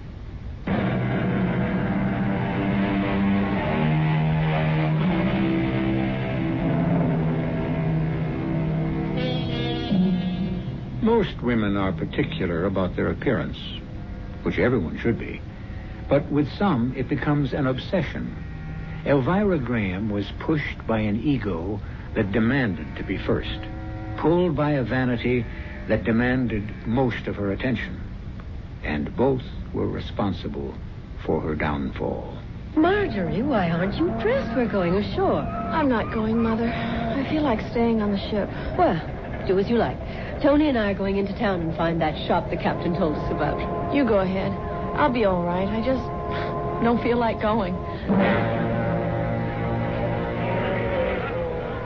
This is exciting. I've never seen a place like this. I wish we knew where we were going. The captain said follow the main street to the water well and then take the first alley on the right. If it's that simple, how come some people couldn't find it? They didn't want to find it badly enough. Come along, Tony. How about we just stroll and enjoy the sights on the way? Time for that later. Here's the alley. First right after the well. You're going down there? Of course. This is so deserted. There can't be any stores down here. Oh, it's not a very long alley. Let's look.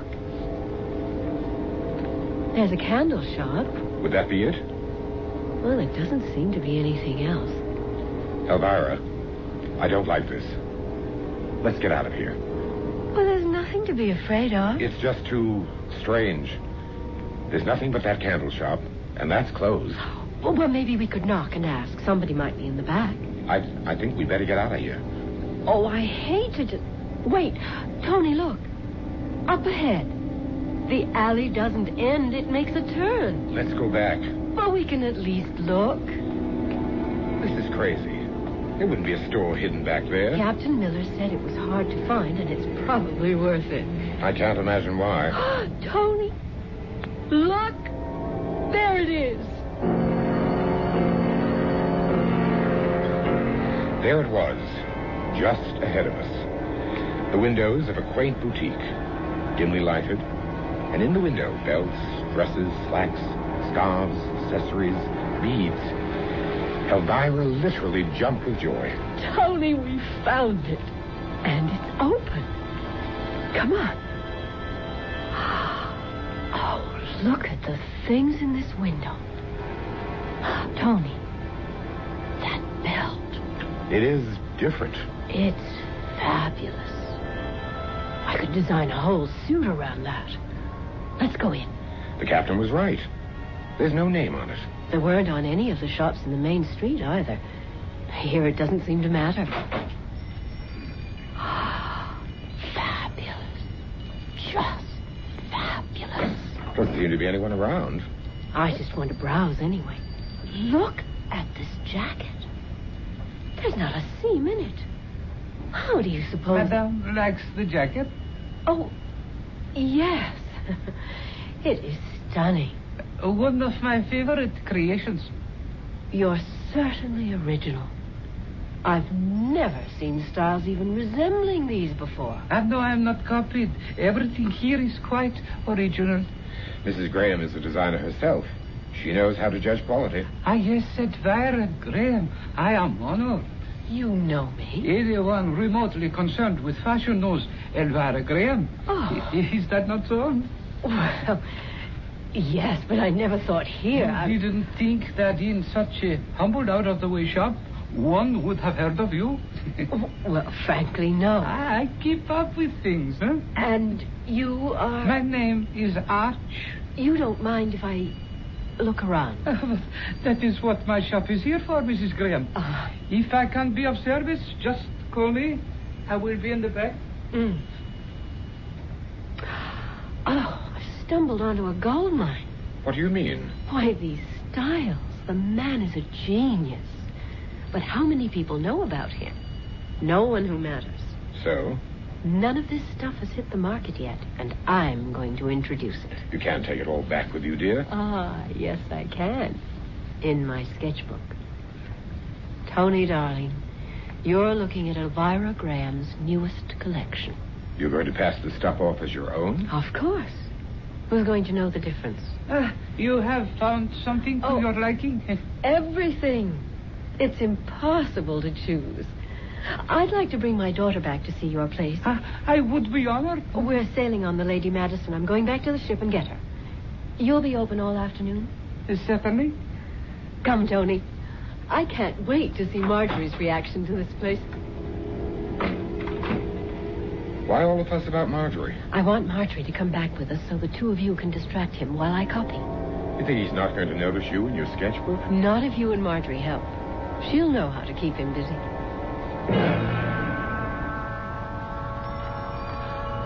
Mother, this is unbelievable. I told you it was sensational.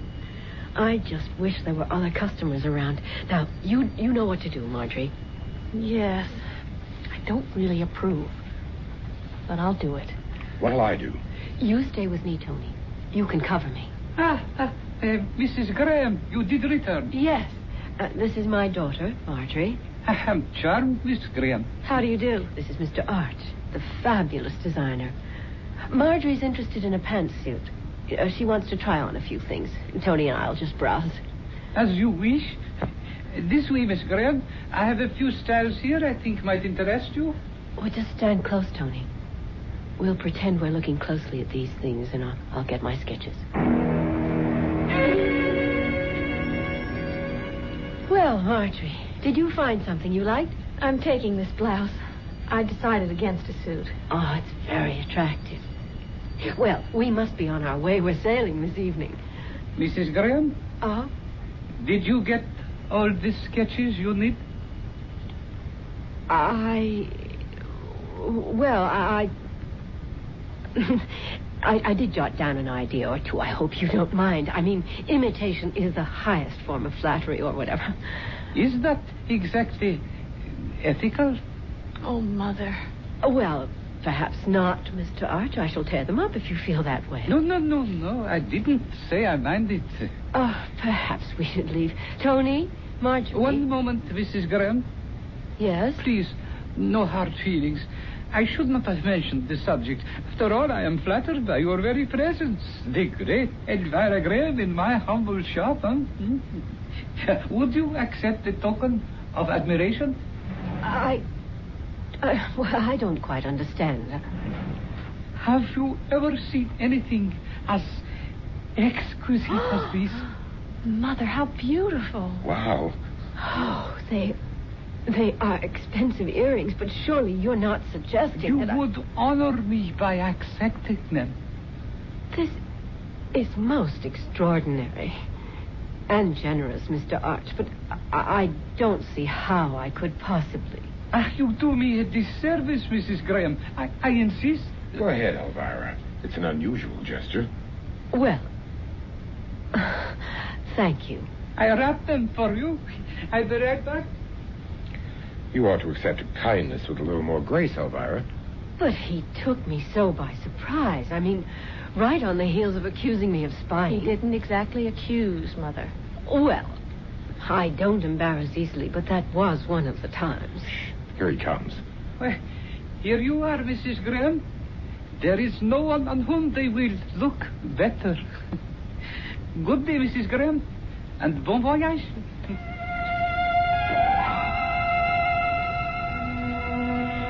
It was late afternoon when we got back to the ship. Marjorie went to her stateroom to dress for dinner. And Elvira stored her sketches in a secret compartment of her trunk. I'm not taking any chances with those, Tony. They are priceless. Speaking of priceless, let's see the earrings. Oh, yes. Here they are, in my purse. I'm so taken up with the sketches, I'd almost forgotten them. I still don't understand his generosity. Oh, but they are beautiful. Well, what's this? Anything wrong? Packed with the earrings. It's a lipstick. So?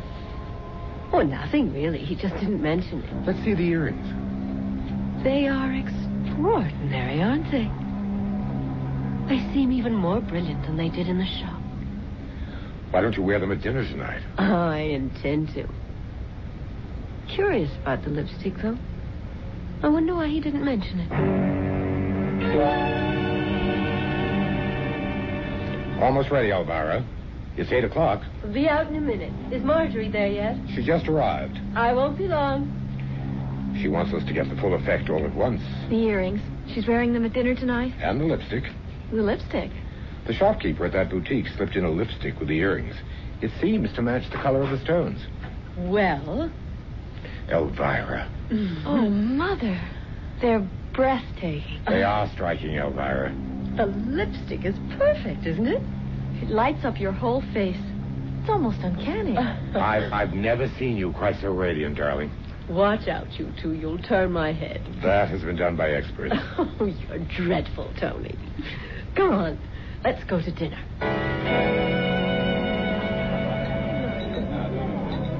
You're turning heads, darling. Everyone's looking at you. Oh? I hadn't noticed. Oh, Mrs. Graham. Good evening. Miss Graham, Mr. Butler. How did you enjoy dinner? Captain Miller, I owe you a million thanks. I found that boutique. And you liked it? It is fabulous. It's going to do great things for me. Do you like my earrings, Captain? Magnificent. I got them at the boutique. Most unusual. The man at the shop gave them to Mother. They're most becoming, Mrs. Graham. Shall we sit down? The steward's ready with the consomme. Oh, yes, dinner, of course.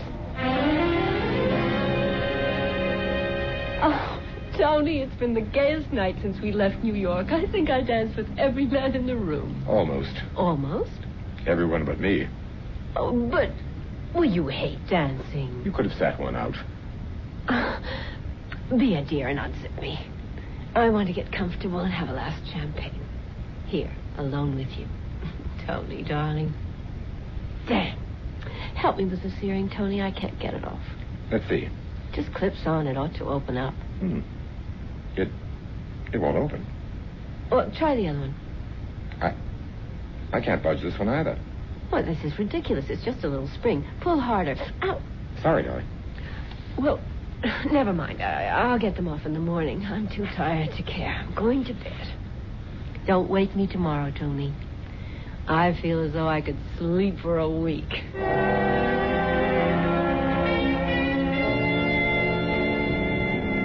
Good morning, darling. It's morning already. Oh, I must look a sight. Hand me that cold cream, dear. Here you are. Oh, I must have been tired last night to leave this lipstick on. You were quite the belle of the ball, you know. You don't mind.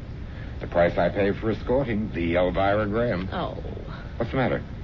Tony, my lips. The lipstick isn't coming off. What? I can't seem to remove this lipstick. I mean, cold cream always takes it right off. Rub harder. It just doesn't seem to work. The earrings. Now the lipstick. The earrings. Last night, we couldn't get the earrings off. Oh, I remember now. They're still on. Yes. I can't open the clasp. I didn't have any luck with them last night either. Try again, Tony. Try. Okay. It's crazy.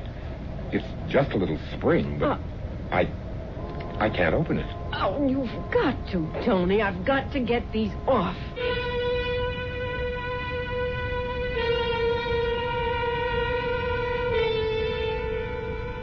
I told you I wouldn't go near a place with a name like the Devil's Boutique. You never know what you're in for. The earrings and lipstick the little shopkeeper gave Elvira were beautiful, all right. And she was immediately attached to them, wouldn't you say? We'll see what happens next when I return shortly with Act 3.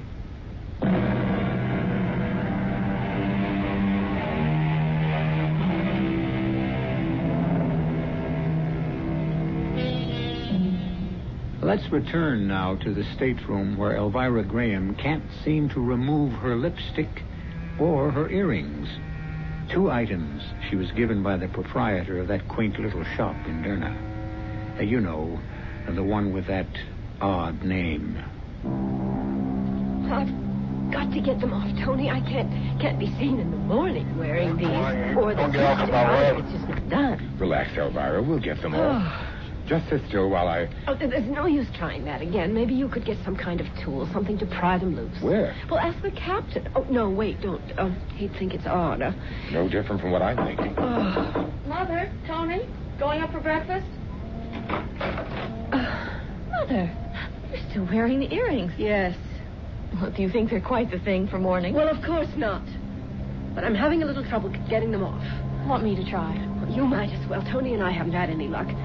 Tony, maybe we ought to try and get a tool. Don't ask the captain. Try the purser or someone. Oh, I've never seen it clasped so tight. That's not the half of it. What do you mean? I can't get the lipstick off either. We tried everything. Cold cream and even alcohol on the lipstick. Wire cutters we got from the engine room on the earrings.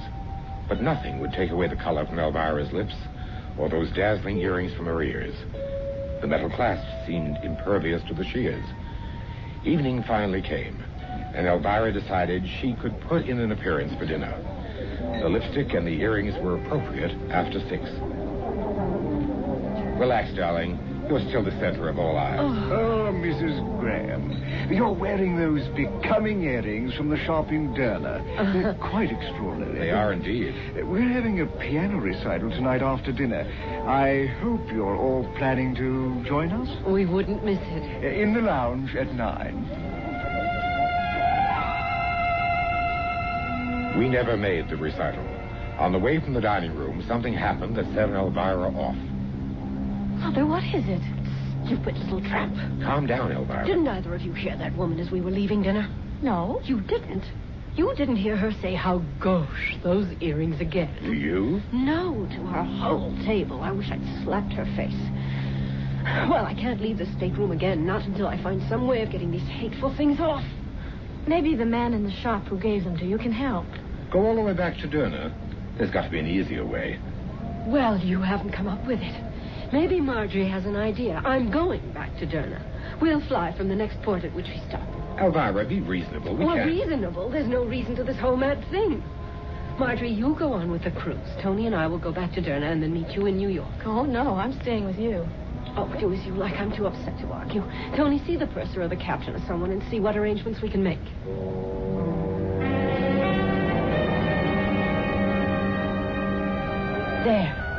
There's the window. And I remember that carpet shop across the square. The alley should be just ahead. I hope he can help after what it took to get back here. We've been on everything but a camel. That's the alley we went down, isn't it? Oh, yes. Come on. This is it. There's that candle shop. Still closed. Doesn't look as though it's ever been opened. Tony? Yes, I see. That's strange. The alley ends in a wall. But it turned off to the left the last time we were here. That's where the shop was. An absolutely dead end? How could they have put up a wall? We were here only 3 days ago. This isn't a new wall, Elvira. Look at it. What? It's hundreds of years old. But this is the alley. We came down and it branched off and we found the shop. I wasn't dreaming. You were both with me. Tony, this is frightening. Well, there's another way in, another alley. I've got to find that shop. I've got to find it. Come on, Marjorie, be quick. Which way did she go? I don't know. Well, she's disappeared in the crowd. Stay close to me. The street's so crowded we can't go fast enough. Oh, Tony, what are we going to do? We pushed through the crowded streets, and finally, after more than half an hour, we found Elvira. Mother! Marjorie! Tony, thank heavens I didn't know where to look for you. Elvira, get a hold of yourself. I've asked everyone I could find who spoke any English at all. No one, absolutely no one, ever heard of the shop. The only thing left to do was to go back to New York. We returned home, and Elvira went into hiding. Of course, everyone assumed we were still on the cruise, so no one called. But Elvira was getting more desperate. A plastic surgeon's my only hope. A friend of mine had some work done about a year ago. I could find out the name of his man. Oh, do it, Tony. Do it today. Now, Mrs. Graham, Mr. Butler, come in. Thank you, Doctor. You're a friend of Charlie Porter's? Yes, we've done some shows together. Well, now, how can I help you, Mrs. Graham? This lipstick I'm wearing. Yes? I can't get it off. Nothing works, so don't ask me how many things I've tried. I wouldn't be here if anything had helped. Oh, well, let me see.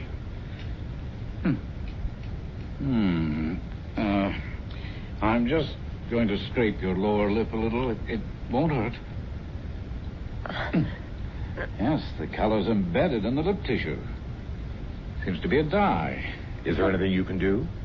Well, I could try bleach. It would be uncomfortable for a week or so, but probably effective. Do it. I'll do anything to get out of this clown makeup, but that's only part of my problem. There's more. Take my bandana, Tony. Those earrings, Doctor. They won't come off either. They're clasped completely around my earlobe. How long have you had this condition? It's been almost a month. I got the earrings and lipstick in a little shop in Libya, and frankly, they are bewitched. I know that now. Hold still a moment. Yes, the lobes are beginning to swell. And we'll have to work on this.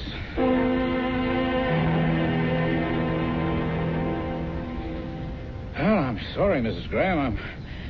I'm at a loss to know what to do with these. Oh. Have you tried... A machine shop, an auto garage, everything but an acetylene torch. I must admit I've never seen anything like it. No one has.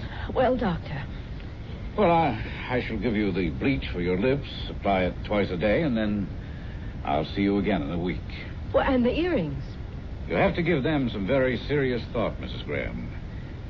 There seems to be nothing I can do, short of removing your earlobes.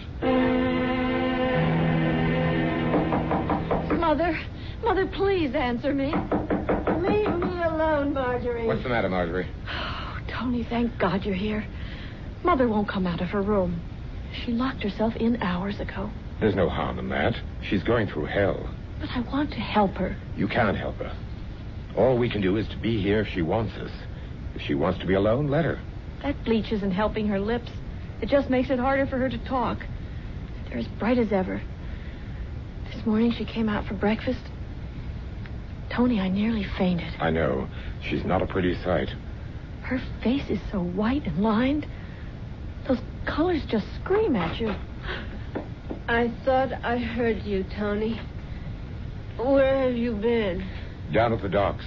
The ship came in this morning. I went to claim our trunks. Oh, of course, the luggage we left on board when we flew back. I've never given it a thought. Was everything there? Everything. And everyone. Everyone? A welcome home party. Oh, no. About 20. Oh. They assumed we were still on the cruise. Oh, Lord, Tony. What did you tell them? That you and Marjorie stayed on in Nice. Oh, that's good. Good thinking, Tony. No one will be calling up here. Oh, here are the trunks. Just put them anywhere for now. There's the one I'm interested in. Here you are. And this is for you. Oh, yes, I'd almost forgotten. What are you doing, Mother? My sketches. I may be in hibernation, but Elvira Graham isn't through yet. I'll fix that demon. Oh, yes, here they are. What is it, Elvira? Oh, no. No. Mother? What the... No wonder. Tony, they're blank. Absolutely blank.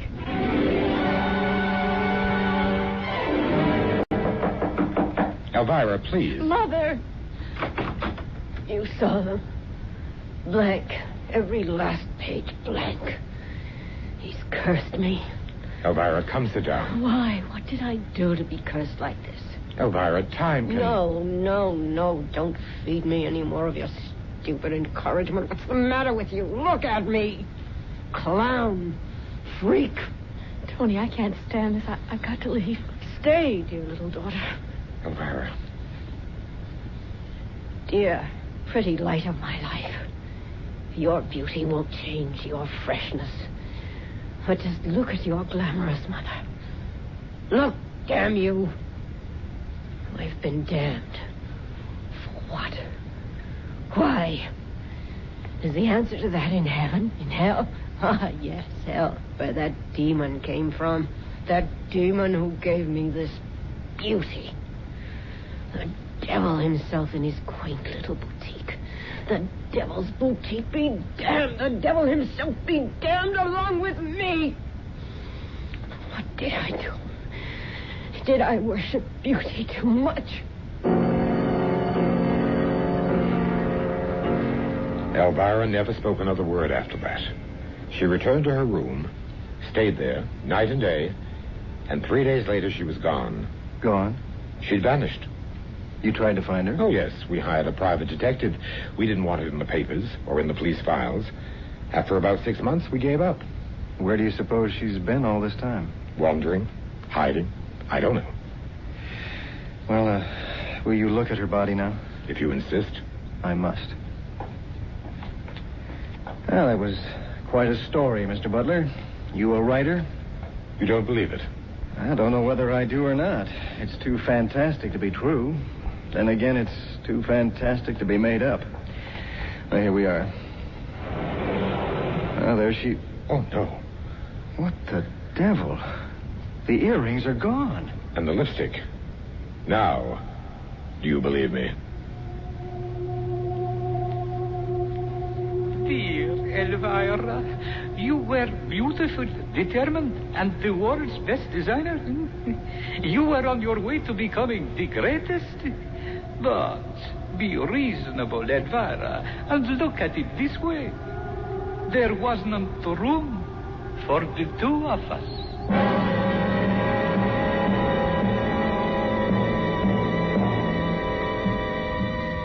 There's nothing wrong in being beautiful to other people. It's when we start becoming beautiful to ourselves that we're in for trouble. Elvira's life wasn't a total loss. Considering her personality, she ended up in pretty good company. I'll be back shortly.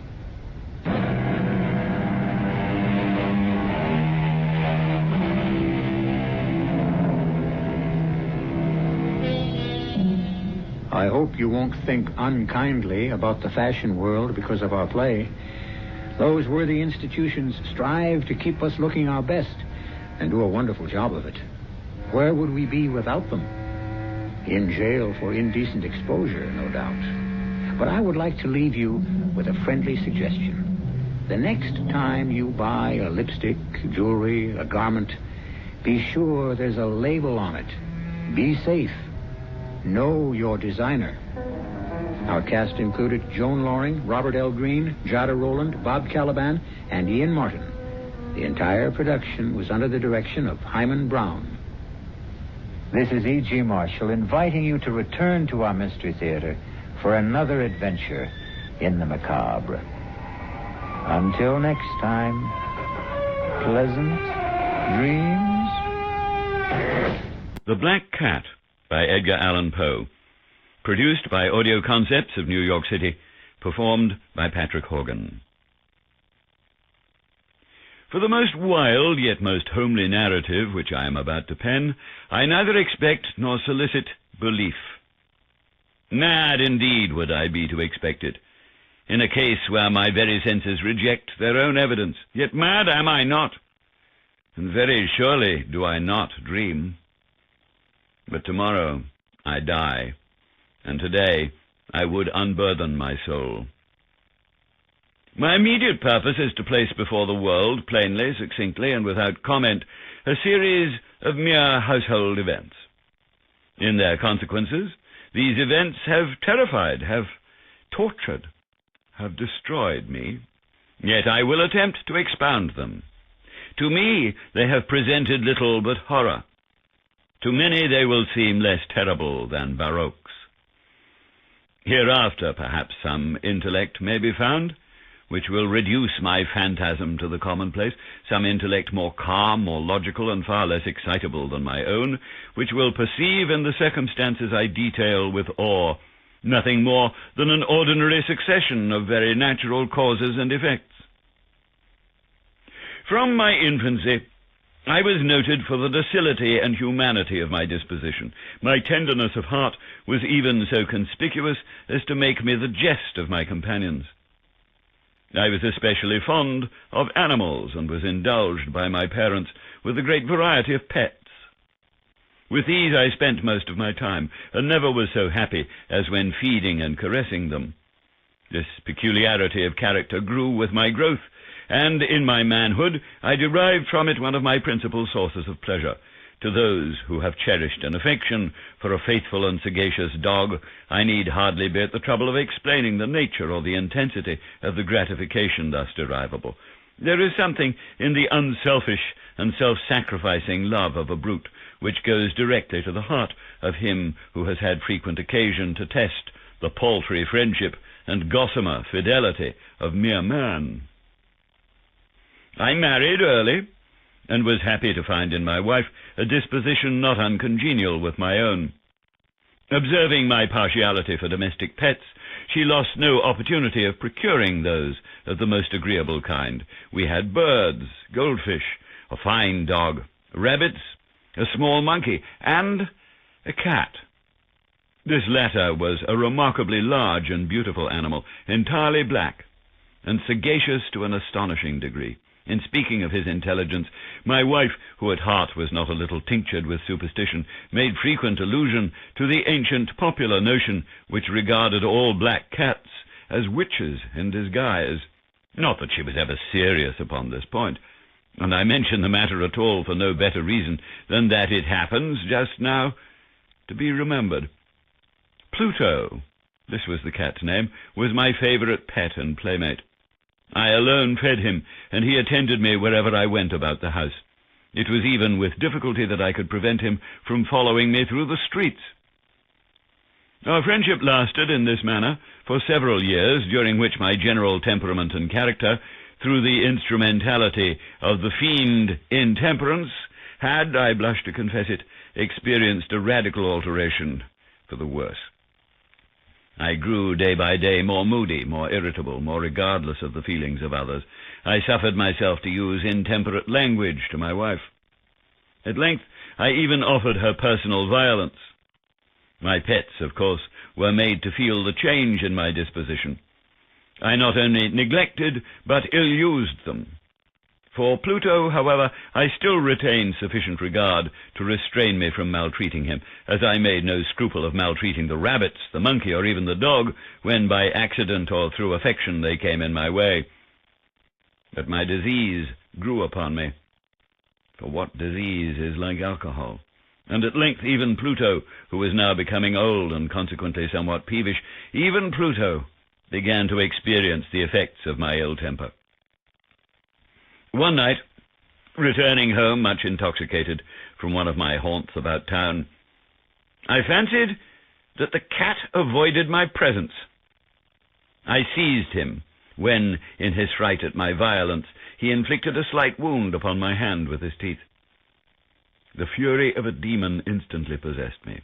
I knew myself no longer. My original soul seemed at once to take its flight from my body, and a more than fiendish malevolence, gin-nurtured, thrilled every fibre of my frame. I took from my waistcoat pocket a penknife, opened it, grasped the poor beast by the throat, and deliberately cut one of its eyes from the socket.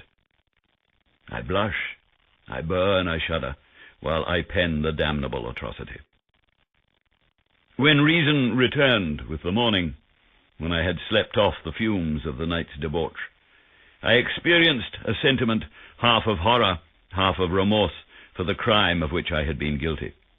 But it was at best a feeble and equivocal feeling, and the soul remained untouched. I again plunged into excess, and soon drowned in wine all memory of the deed. In the meantime, the cat slowly recovered. The socket of the lost eye presented, it is true, a frightful appearance, but he no longer appeared to suffer any pain. He went about the house as usual, but as might be expected, fled in extreme terror at my approach. I had so much of my old heart left as to be at first grieved by this evident dislike on the part of a creature which had once so loved me, that this feeling soon gave place to irritation. And then came, as if to my final and irrevocable overthrow, the spirit of perverseness. Of this spirit, philosophy takes no account. Yet I am not more sure that my soul lives than I am that perverseness is one of the primitive impulses of the human heart, one of the indivisible primary faculties or sentiments which give direction to the character of man. Who has not, 100 times, found himself committing a vile or a silly action for no other reason than because he knows he should not? Have we not a perpetual inclination, in the teeth of our best judgment, to violate that which is law merely because we understand it to be such? This spirit of perverseness, I say, came to my final overthrow. It was this unfathomable longing of the soul to vex itself, to offer violence to its own nature, to do wrong for the wrong's sake only, that urged me to continue and finally to consummate the injury I had inflicted upon the unoffending brute. One morning, in cool blood, I slipped a noose about its neck and hung it to the limb of a tree. Hung it with the tears streaming from my eyes and with the bitterest remorse at my heart. Hung it because I knew that it had loved me and because I felt it had given me no reason of offense. hung it because I knew that in so doing I was committing a sin, a deadly sin that would so jeopardize my immortal soul as to place it, if such a thing were possible, even beyond the reach of the infinite mercy of the most merciful and most terrible God. On the night of the day on which this cruel deed was done, I was aroused from sleep by the cry of fire. The curtains of my bed were in flames. The whole house was blazing. It was with great difficulty that my wife, a servant, and myself made our escape from the conflagration. The destruction was complete. My entire worldly wealth was swallowed up, and I resigned myself thenceforward to despair. I am above the weakness of seeking to establish a sequence of cause and effect between the disaster and the atrocity, but I am detailing a chain of facts and wish not to leave even a possible link imperfect. On the day succeeding the fire, I visited the ruins. The walls, with one exception, had fallen in. This exception was found in a compartment wall, not very thick, which stood about the middle of the house, and against which had rested the head of my bed.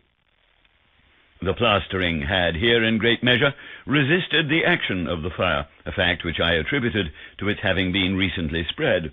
About this wall a dense crowd were collected, and many persons seemed to be examining a particular portion of it with very minute and eager attention.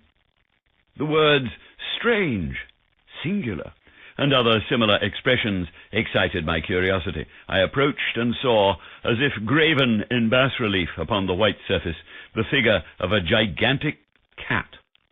The impression was given with an accuracy truly marvelous. There was a rope about the animal's neck. When I first beheld this apparition, for I could scarcely regard it as less, my wonder and my terror were extreme, but at length reflection came to my aid. The cat, I remembered, had been hung in a garden adjacent to the house. Upon the alarm of fire, this garden had been immediately filled by the crowd, by some one of whom the animal must have been cut from the tree and thrown through an open window into my chamber. This had probably been done with the view of arousing me from sleep. The falling of other walls had compressed the victim of my cruelty into the substance of the freshly spread plaster, the lime of which, with the flames and the ammonia from the carcass, had then accomplished the portraiture as I saw it. Although I thus readily accounted to my reason, if not altogether to my conscience, for the startling fact just detailed, it did not the less fail to make a deep impression upon my fancy. For months I could not rid myself of the phantasm of the cat. And during this period there came back into my spirit a half-sentiment that seemed, but was not, remorse. I went so far as to regret the loss of the animal, and to look about me among the vile haunts which I now habitually frequented for another pet of the same species, and of somewhat similar appearance, with which to supply its place. One night, as I sat half stupefied in a den of more than infamy, my attention was suddenly drawn to some black object reposing upon the head of one of the immense hogsheads of gin or of rum which constituted the chief furniture of the apartment. I had been looking steadily at the top of this hogshead for some minutes, and what now caused me surprise was the fact that I had not sooner perceived the object thereupon. I approached it and touched it with my hand. It was a black cat, a very large one, fully as large as Pluto, and closely resembling him in every respect but one. Pluto had not a white hair upon any portion of his body, but this cat had a large, although indefinite, splotch of white, covering nearly the whole region of the breast. Upon my touching him, he immediately arose, purred loudly, rubbed against my hand, and appeared delighted with my notice. This, then, was the very creature of which I was in search. I at once offered to purchase it of the landlord, but this person made no claim to it, knew nothing of it, had never seen it before. I continued my caresses, and when I prepared to go home, the animal evinced a disposition to accompany me. I permitted it to do so, occasionally stooping and patting it as I proceeded. When it reached the house, it domesticated itself at once, and became immediately a great favorite with my wife. For my own part, I soon found a dislike to it arising within me. This was just the reverse of what I had anticipated, but I know not how or why it was. Its evident fondness for myself rather disgusted and annoyed. By slow degrees, these feelings of disgust and annoyance rose into the bitterness of hatred. I avoided the creature, a certain sense of shame and the remembrance of my former deed of cruelty preventing me from physically abusing it. I did not, for some weeks, strike or otherwise violently ill-use it, but gradually, very gradually, I came to look upon it with unutterable loathing, and to flee silently from its odious presence, as from the breath of a pestilence. What added, no doubt, to my hatred of the beast was the discovery on the morning after I brought it home that, like Pluto, it also had been deprived of one of its eyes. This circumstance, however, only endeared it to my wife, who, as I have already said, possessed in a high degree that humanity of feeling which had once been my distinguishing trait, and the source of many of my simplest and purest pleasures. With my aversion to this cat, however, its partiality for myself seemed to increase. It followed my footsteps with a pertinacity which it would be difficult to make the reader comprehend. Whenever I sat, it would crouch beneath my chair or spring upon my knees, covering me with its loathsome caresses. If I arose to walk, it would get between my feet and thus nearly throw me down, or fastening its long and sharp claws in my dress, clamber in this manner to my breast. At such times, although I longed to destroy it with a blow, I was yet withheld from so doing, partly by a memory of my former crime, but chiefly, let me confess it at once, by absolute dread of the beast. This dread was not exactly a dread of physical evil, and yet I should be at a loss how otherwise to define it. I am almost ashamed to own, yes, even in this felon's cell, I am almost ashamed to own that the terror and horror with which the animal inspired me had been heightened by one of the merest chimeras it would be possible to conceive. My wife had called my attention more than once to the character of the mark of white hair of which I have spoken, and which constituted the sole visible difference between the strange beast and the one I had destroyed. The reader will remember that this mark, although large, had been originally very indefinite.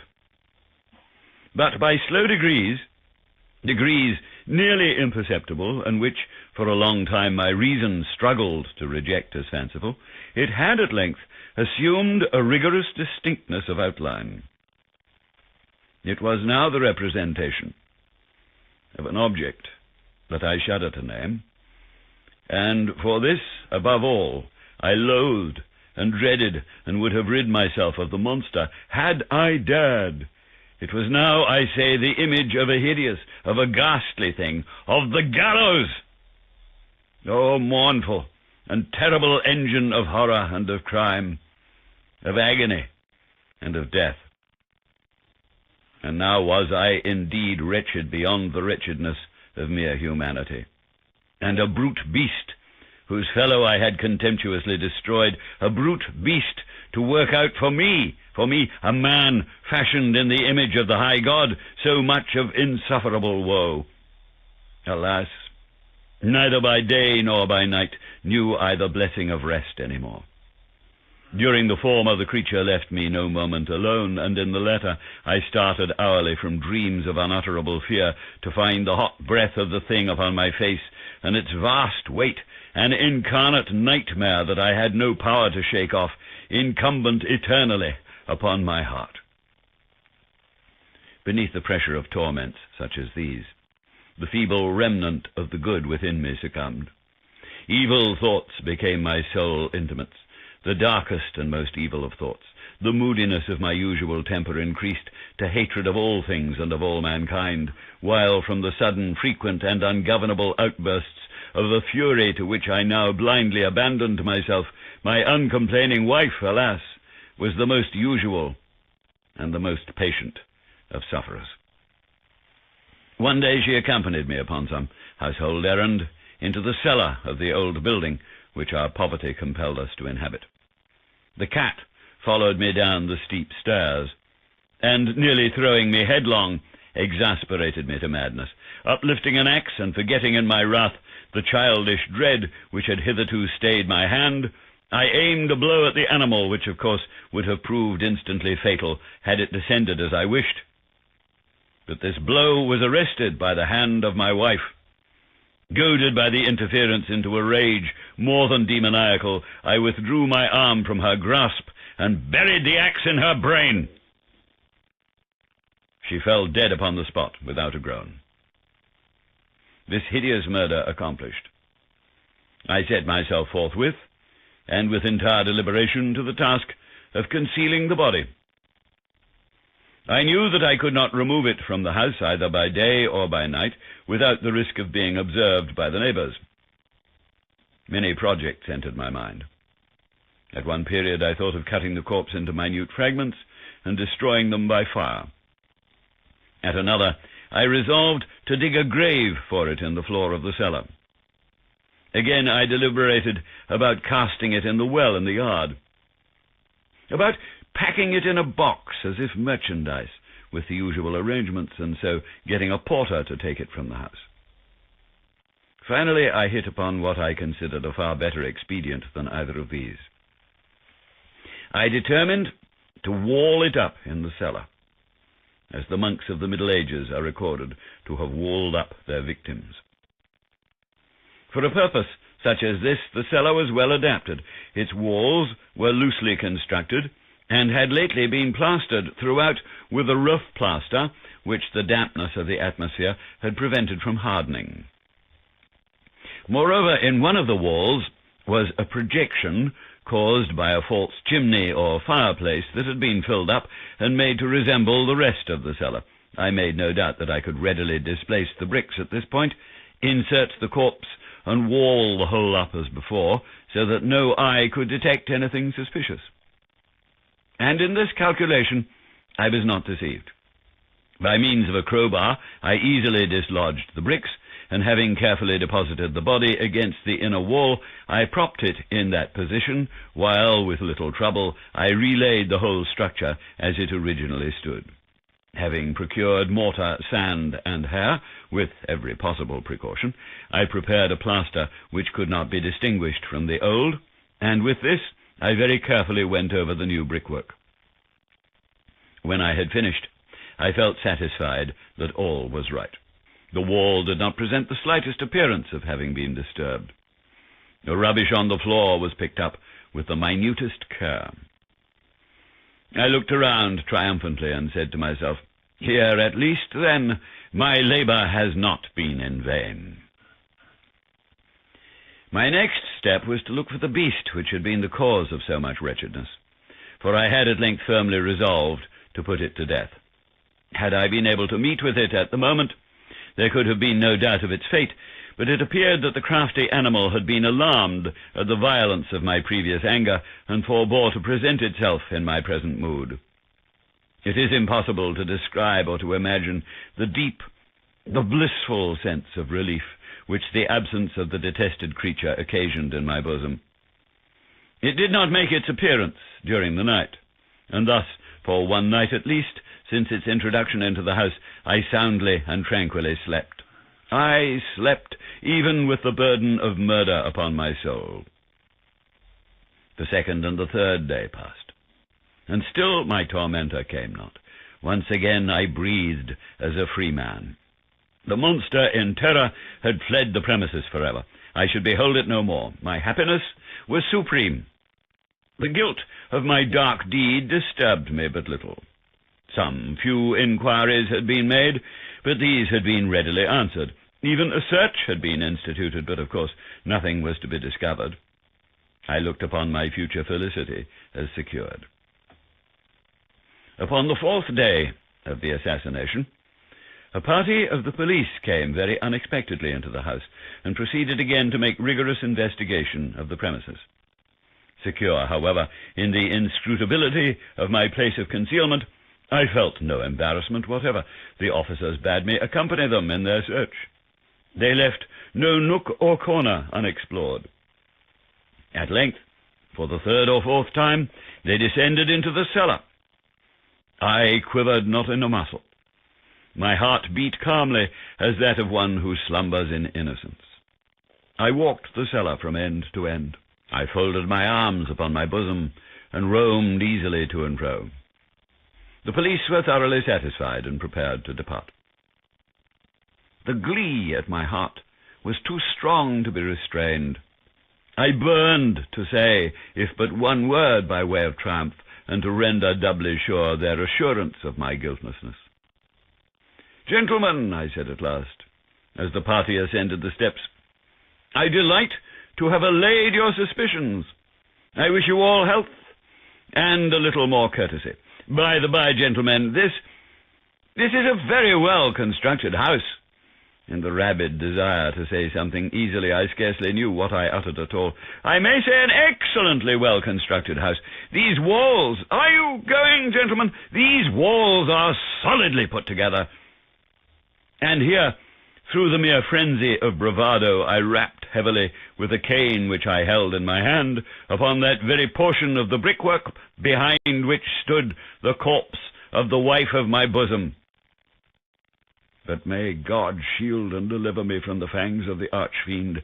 No sooner had the reverberation of my blows sunk into silence than I was answered by a voice from within the tomb, by a cry, at first muffled and broken like the sobbing of a child, and then quickly swelling into one long, loud, and continuous scream, utterly anomalous and inhuman, a howl, a wailing shriek, half of horror and half of triumph, such as might have arisen only out of hell, conjointly from the throats of the damned in their agony and of the demons that exult in the damnation. Of my own thoughts, it is folly to speak. Swooning, I staggered to the opposite wall. For one instant the party upon the stairs remained motionless, through extremity of terror and awe. In the next, a dozen stout arms were toiling at the wall. It fell bodily. The corpse, already greatly decayed and clotted with gore, stood erect before the eyes of the spectators.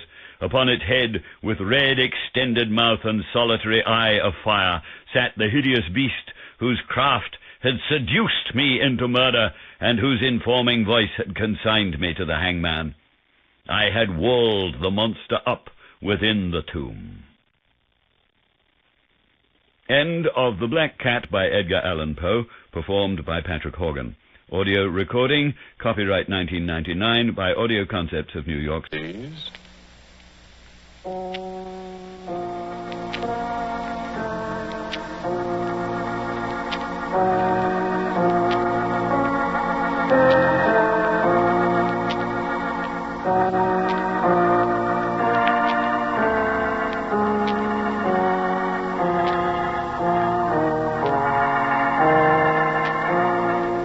Mutual Broadcasting System presents Quiet Please, which is written and directed by Willis Cooper and which features Ernest Chappell.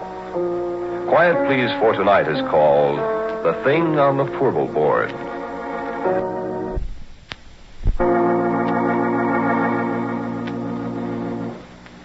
Me, I'm a roughneck.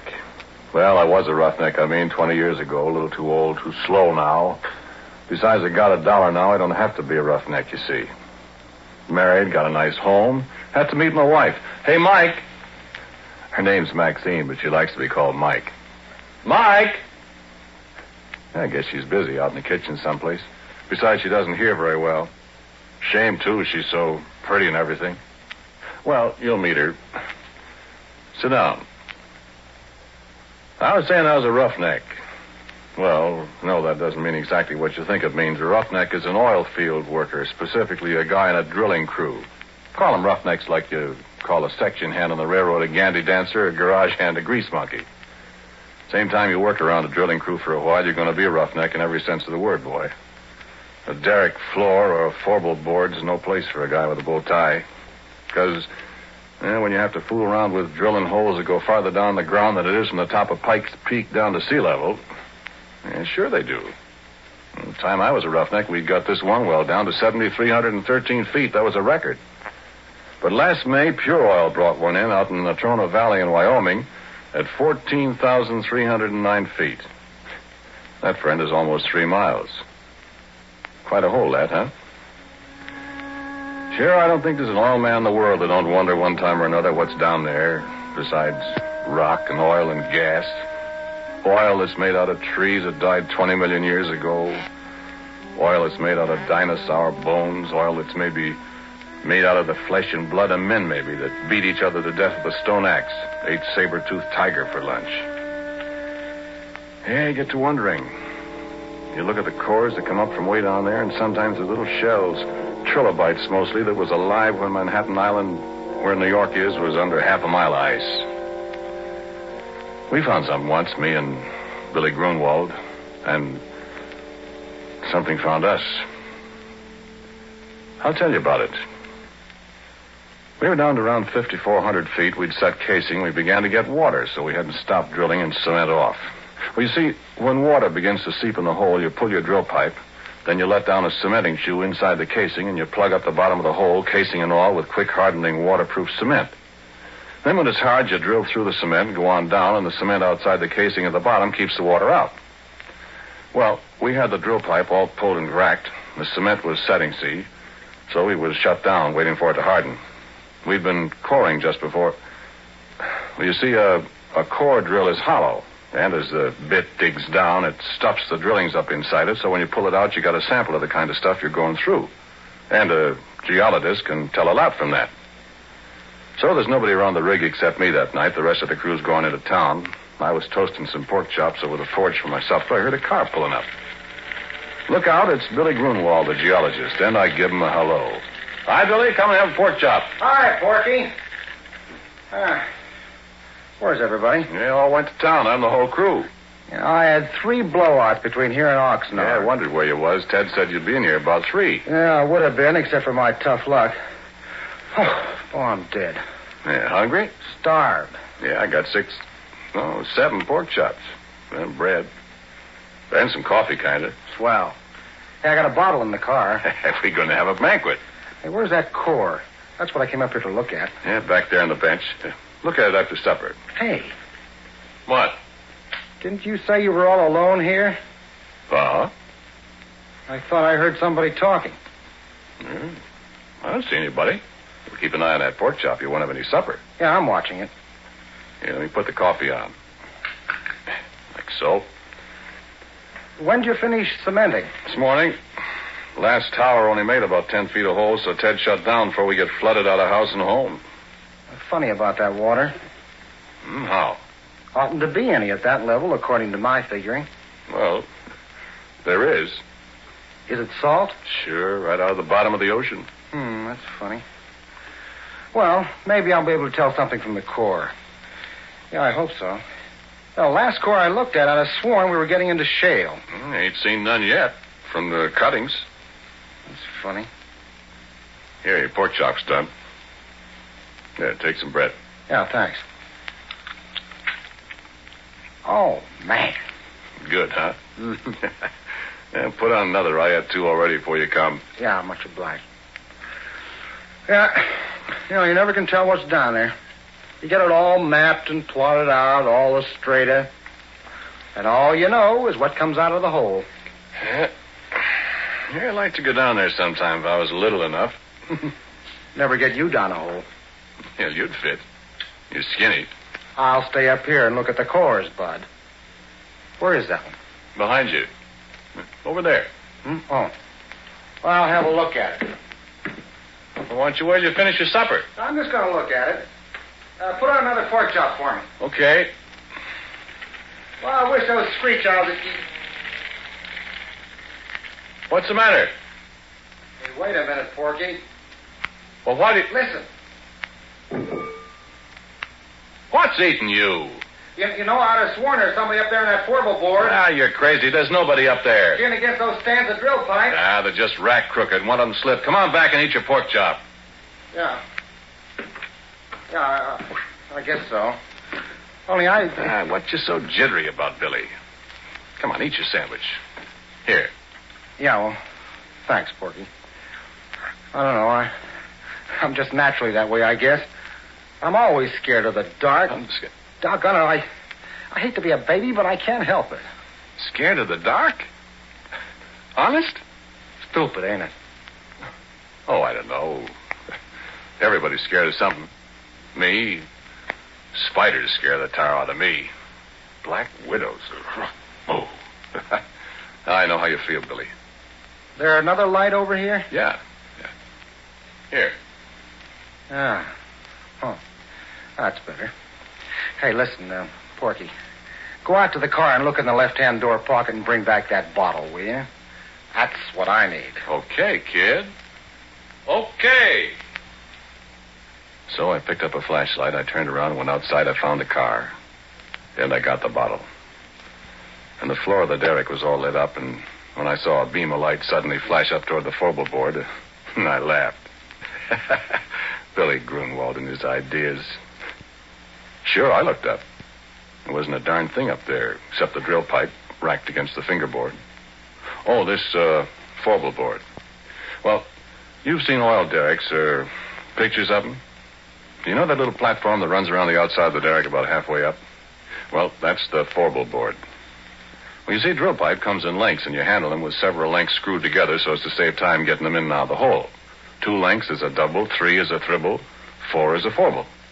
When you pull the pipe, you heist it up inside the derrick with a traveling block, which moves up and down from the crown block at the top of the derrick. And then when a foreball of pipe is pulled out, it's held in the rotary table. You break the joint with tongs, like a great big Stilton wrench, you see. Snub a cable that's fastened to the handle over the cathead on the drawworks, and that breaks the joint. Then you hold the tongs on the pipe, give the rotary table a few turns to unscrew it. You heist away with the traveling block and swing it over against the fingerboard, lean it against the derrick. The guy up on the foreball board takes off the traveling block. You do it all over again till you got all the pipe out, you see? Well, there wasn't anybody up on the foreball board except a screech owl, and it flew away. So Billy turned his light off, and I come on inside. And just as I come up the steps, he let out a yell. Yay! What's the matter? What's the matter, Billy? Hey, come here. Look here. Well, what's it? Look, Porky. Where did you find that? Now, listen, Porky, I give you my word. That was embedded in the core. Why, it couldn't be. I tell you it was. Look where I dug it out. Hey, you know what? That rock there comes from a mile underground. And it's been a mile underground for 1,000,000 years. And look at this. And I did look. And what he was holding was a gold ring. And it was all carved and filigreed just like jewelry. And there wasn't any kidding about it. It was real.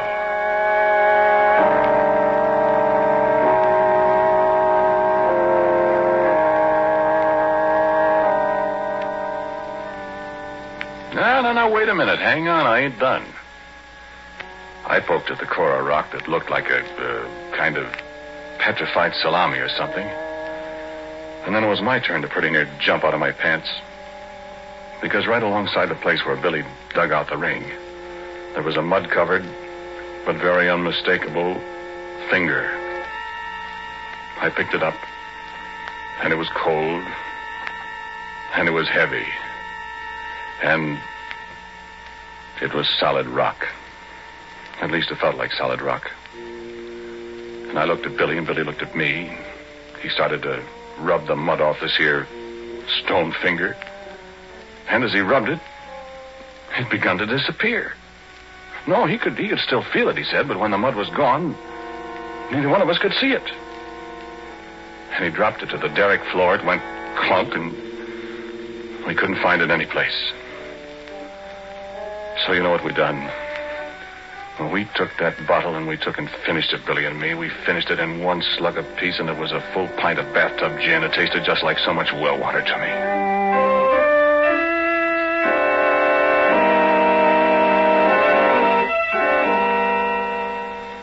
And then we sat down on the derrick floor and we looked at each other. We didn't say a word. My eyes got heavier and heavier. The last thing I remember was I heard some kind of noise that seemed to be coming up from down on the foreball board 80 feet above us. I shut my eyes a minute. I guess I went to sleep.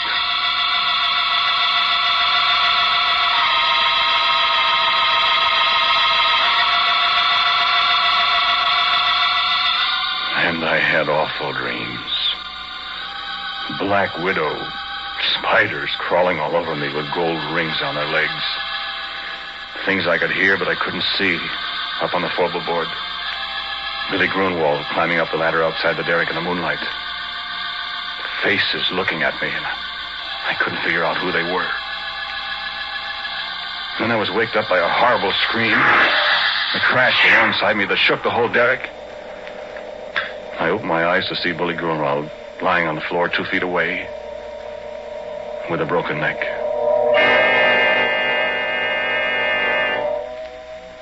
With a broken neck and his left hand. Well, he put the gold ring on the little finger of his left hand, and the way his arms were spread out, his left little finger and the ring were gone. Well, friend, I got out of there. I run down to where Billy had left his car, and I got in. I stepped on the starter. And I couldn't get it to go, and then I remembered after I'm pretty near run down the battery that Billy had taken a key. I wasn't going up there and go through a dead man's clothes to get it. So I sat there in the car and shivered all by myself till daylight.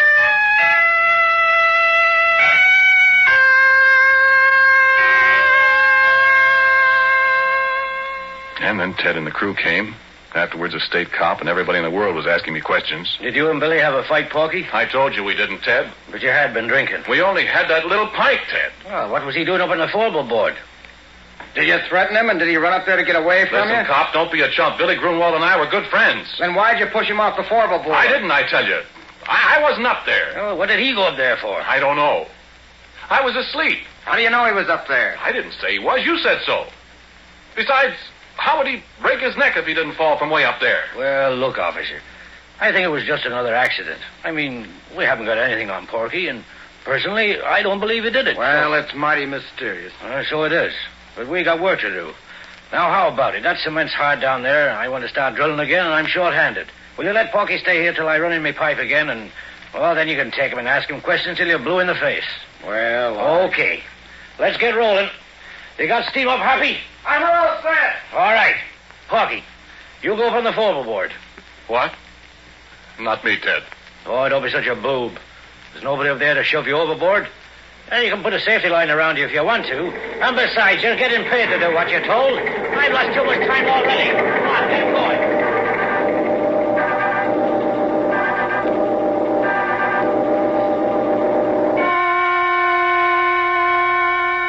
So, okay, I go up on the forward board. And you can bet I took a good gander around before I did anything else. Now I couldn't see a thing. So I signaled to the driller to let down the traveling block, and he did. Came sailing down from up above. I was just reaching for it to pick up the first four-bullet drill pipe. Gave a big jerk, and the cable broke. It dropped and nearly pulled me off the four-bullet board. And it landed right on top of Ted. And if you have any idea what a guy looks like after 2 tons of metal land on him from 80 feet up, yeah, you keep your ideas to yourself.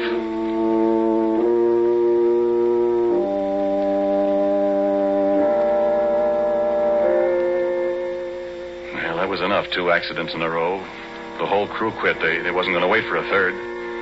And it was Ted's money that was paying off.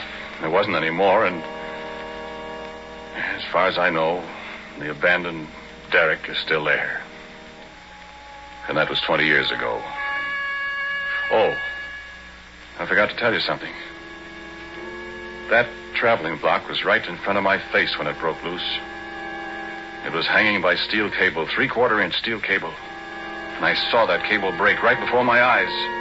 Looked just like a piece of string when you snap it between your fingers. I could almost see the fingers. You know what?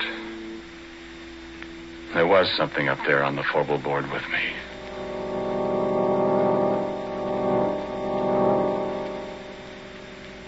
And so a couple of days later I came back. I don't know if there's anything in the world as desolate, as dismal, as dead-looking as an abandoned oil well rig. There it stands like a skeleton off on a deserted side road and the bare yellow hills surrounding it, and it's the deadest thing you ever saw. I sat in my car for a long time looking at it.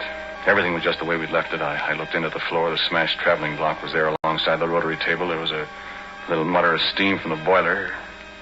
That was all. Then I heard a tinkle of something as it hit the ground alongside me. I looked around. There wasn't a soul in sight. But at my feet was the gold ring that Billy Grunwald and I had found in the core of rock that came from a mile underground and from 1,000,000 years ago in time.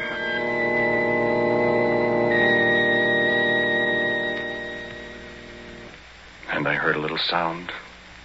The sound of a kid crying. And there wasn't any kid up there. And I heard it again, and it came from above my head, and I took out my revolver. I loaded it carefully. I started up the ladder to the forward board. Well, there wasn't anything up there, nothing I could see. But there was a voice crying. The voice of a little kid. And then there was a movement behind the rack of drill pipes, and I saw the pipe move, and I yelled, "Come out of there, whoever you are! Come out or I'll start shooting!"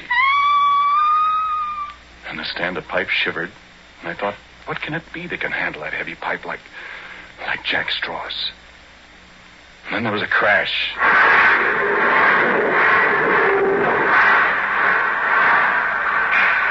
The whole stand of pipe fell over, and I just got out of the way in time. And I was alone on the forward board with the thing. But I couldn't see it. I felt the platform tremble under my feet again as something moved toward me. I fired 2 or 3 shots. And nothing happened. I started backwards. I knew it was following me because I could hear it meowing like a cat. My feet tripped over something. I saw it was a big can of red lead that somebody had left up there. Without thinking, I picked it up and I threw it at the sound, and it splashed. And there it was. And I wish the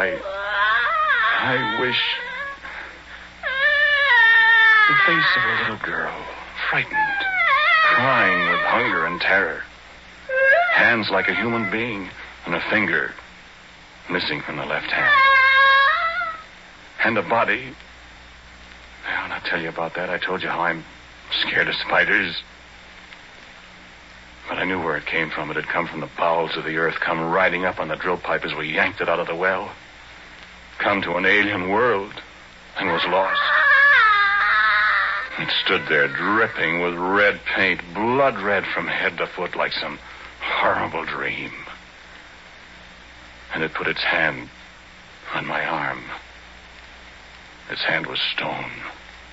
Living, moving stone. And it looked into my eyes and mewed like a lost kitten.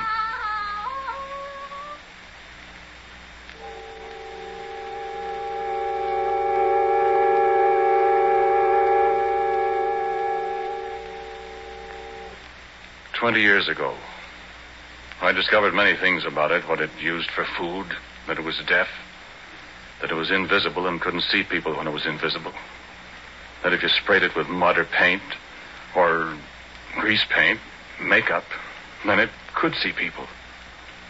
And believe me, I didn't want to see its body. I can see that in my nightmares. But its face, I can't help wanting to see that pathetic little girl face.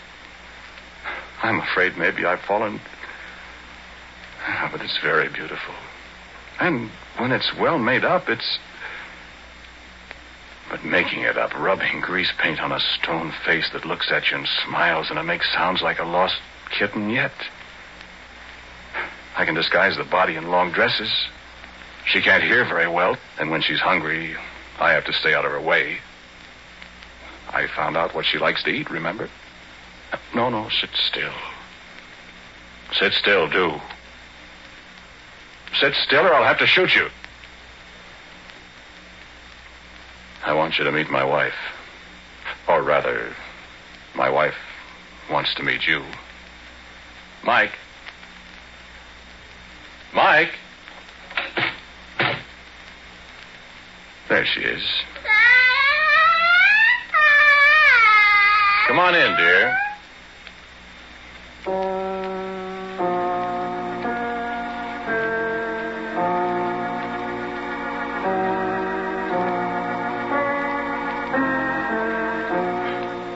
The title of tonight's Quiet Please story is The Thing on the Furball Board.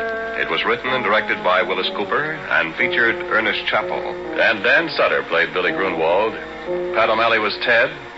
And Cecil Roy was also a member of the cast. As usual, music for Quiet Please is played by Albert Berman. Sound by our good friend Albert April. Now, for a word about next week, here is our writer-director, Willis Cooper. Well, I'm reasonably sure that all the characters in tonight's stories were completely fictional. At least I, for one, hope so. Next week, the story is called Presto Changeo, I'm sure.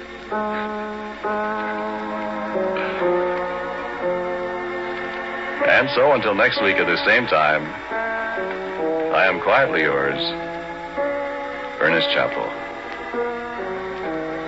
This program was heard in Canada through the facilities of the Canadian Broadcasting Corporation.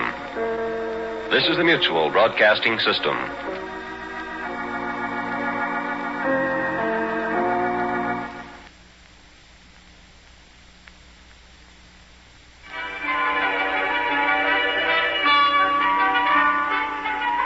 Listen to them.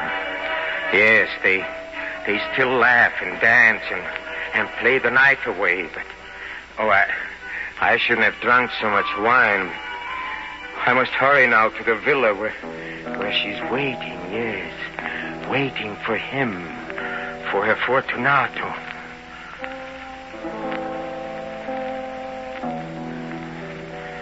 Oh, you at last. Oh, you're like a beautiful painting, soft in candlelight. But your lips, they're cold. And your face, what has happened to your face? And your eyes, your white staring eyes, and the light that grows in them. No, you don't wait for me, you wait for him. Yes, I should have known, but I did not want to know. I could not believe that you would fall for that too pretty face, for that pretty voice, those pretty things setting so pretty away. Oh, but now I know you. You wait, Wallen, and wait for your Fortunato. You know? No, you couldn't know, no. You only fear, yes. And while there is fear, there's life, huh?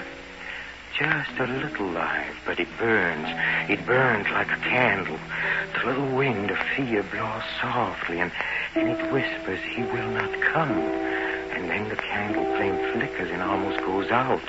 But then a soft wind of hope whispers, he will come. He will. And the little flame struggles up with light. Yes, but he will not come. He will not come. Ever. Huh? Have I seen him? Have I seen your lover, Fortunato? Oh, of course I've seen him in the street, and I knew it was he because I heard the jingle of the little bells on his cap, and I knew him despite his jester's costume, and beneath the mask I could read his foolish, pretty smile, and I took him and went down to the dark passageways under my house on a hill, and he followed me laughing and excited at what I promised at the end. There, I said, there you shall taste my greatest treasure, my finest wine, a cask of ancient Amontillado.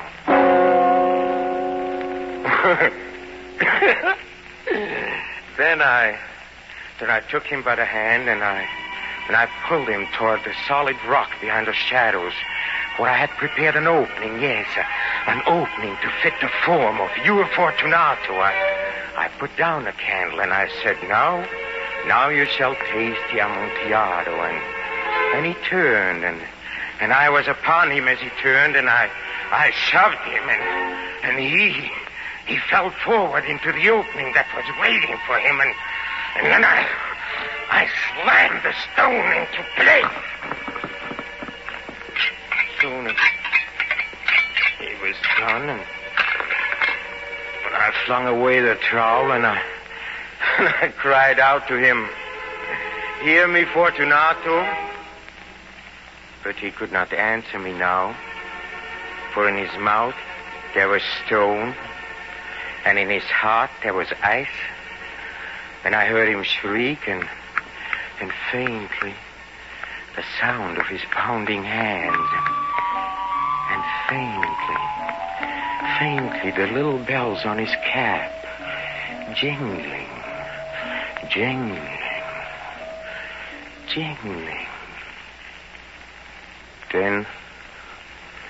Then there was nothing, and I left the place where Fortunato is waiting. Yes, he waits, and you wait, and you shall wait forever. I have condemned you, and I've counted my words as they slowly killed you, as I looked into your eyes and watched the little flame slowly die. Now go down to him, sit with him, play for him, sing for him, and cry to him, whisper to him, and listen. Listen, and perhaps you'll hear him breathe, and perhaps you'll hear a soft tinkling of his cap. Yes, the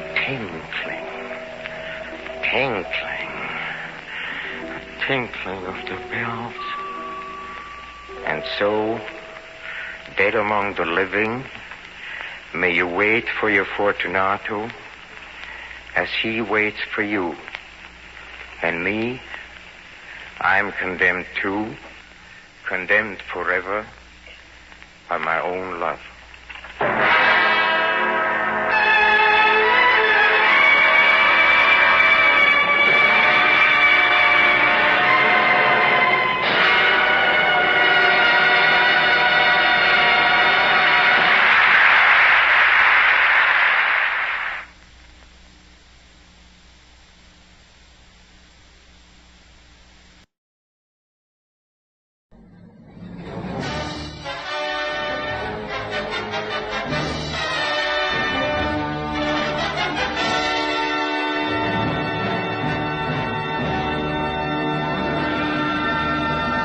Scoop.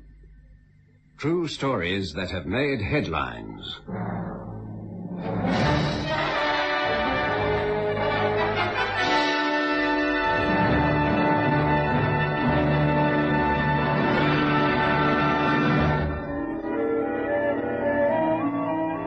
February 1855. Strange tracks found in South Devon snow.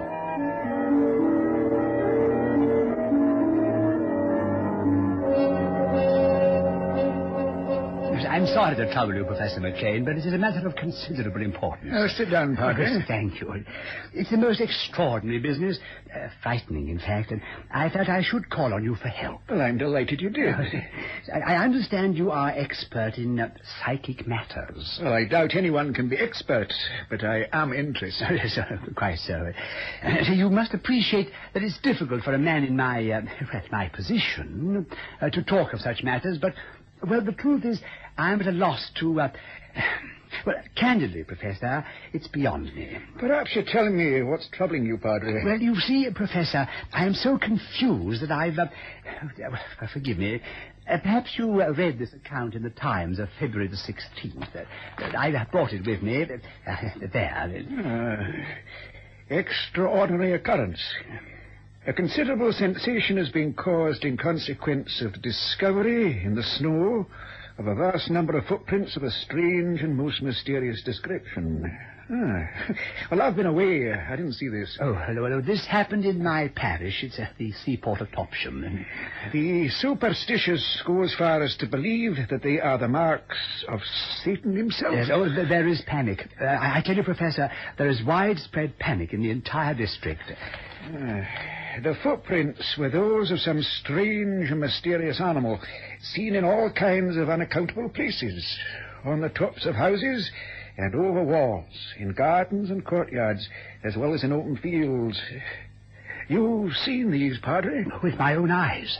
At first glance, they look like the impression made by a donkey's hoof, measuring 4 by 2 3/4 inches. But the hoof marks run in a single line, and the distance between one impression and the next is undeviatingly 8.5 inches. You mean that... Yes. Imagine a line of marks made by a creature with one leg terminating in a hoof, which moves in a series of jumps, and always mathematically 8.5 inches apart. Good gracious. Oh, I tell you, Professor, they were the oddest prints I have ever seen, made by neither man nor bird nor animal. There is no sensible or Christian way of explaining their presence. Now, here I have drawn what the prints look like. There. You see, they are unlike any animal known to man. Oh, it's most interesting. Oh, it is frightening.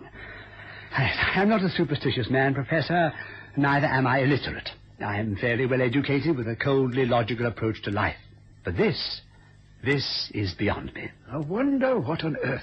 I am beginning to fear it isn't of this earth. Is it possible for you to come down and, investigate the proceedings? I could introduce you to the local inhabitants, and they could paint the picture for you. Well, certainly I'll come. Splendid. You could, of course, stay with me. I would appreciate it if you would come down as soon as possible. There is a certain element that feeds on panic. Well, I can leave immediately. I do hope you can come up with some solution, and I would be heartily relieved. Is Henry about, Sarah? Oh, another gentleman to see him? Yes. Professor McLean, this is Sarah Pilk, whose husband was the first to see the marks. And I tell you why he did. I tell you why. It's him and his drinking, that's what it is. He was intoxicated. He was sober, Professor. You mustn't give the gentleman the wrong idea, Oh, Sarah. wrong idea, is it? There's too much drinking and gambling and swearing in this village, and you can't deny it, Vicar. There is. Oh, we live in the very heart of wickedness. Oh, now, come, Sarah, come. Now, where is your husband? He's in the bakery. I'll tell you what these marks are, Professor. They're the cloven hoofs of the devil himself. He's come to visit his own kind, to look for more victims. And look, this is the talk of a child. A child, eh? Well then, Vicar, you tell me, what living creature made those marks out there in the snow, eh? A dog? A donkey? A swan? A badger, perhaps, all up in one leg? No, I say it's the devil, and unless we repent, the whole district will be destroyed. Now, come along, Professor. I'll take you to the bakery. It's the evil that men do. This I warn you, Vicar. It's the evil that men do. We'd like you to tell us exactly what happened that morning, Henry. Well, I'd rather not talk about it, Vicar. This gentleman, Henry, has come from London, and he might have some solution. Well, it were all harmless. It isn't the way Sarah says about me being drunk. No, of course. Well, you see, Tom and old Jeb and me, we work hard all week, and come Friday night we meet and sort of discuss things, between men like. Well, there's nothing wicked about it. And, Sarah, I'm not criticising, you understand, but she does carry on. And I don't blame her not altogether, because it's Will Gaskin, that's him. He's always talking about the devil coming. Yes, what time did you get home on Friday? Well, he must have been right about 9 o'clock. No later, that's all. And the snow started to fall heavily, and that made walking difficult. It isn't that I couldn't walk, like Sarah says. Anyway, old Jeb left me at the door and walked to his cottage down the lane. Good night, Henry. Good night. Here the moon, we're shining bright as we came down. Oh, so you've come on me. Oh, hello, my dear. Take your hands off me, you drunken brute. Well, drunk? Who's drunk? Not me. I had a few with old Jeb, maybe, but I'm not drunk. Look, you can't even walk proper. Good evening, Henry. Oh, it's you, is it? What's he doing here? Mr. Gaskin called here about a meeting next week. Yeah, well, you can stay away from my This home. whole district's in the grip of the devil himself. Drinking, fighting, all forms of evil are I here. will take yourself off. We can see a cloud. But unless there be repentance... Now, see here, unless you get out of that door now, I'm going to throw you out. I'm going. But take warning, Henry Pilk. Punishment is waiting.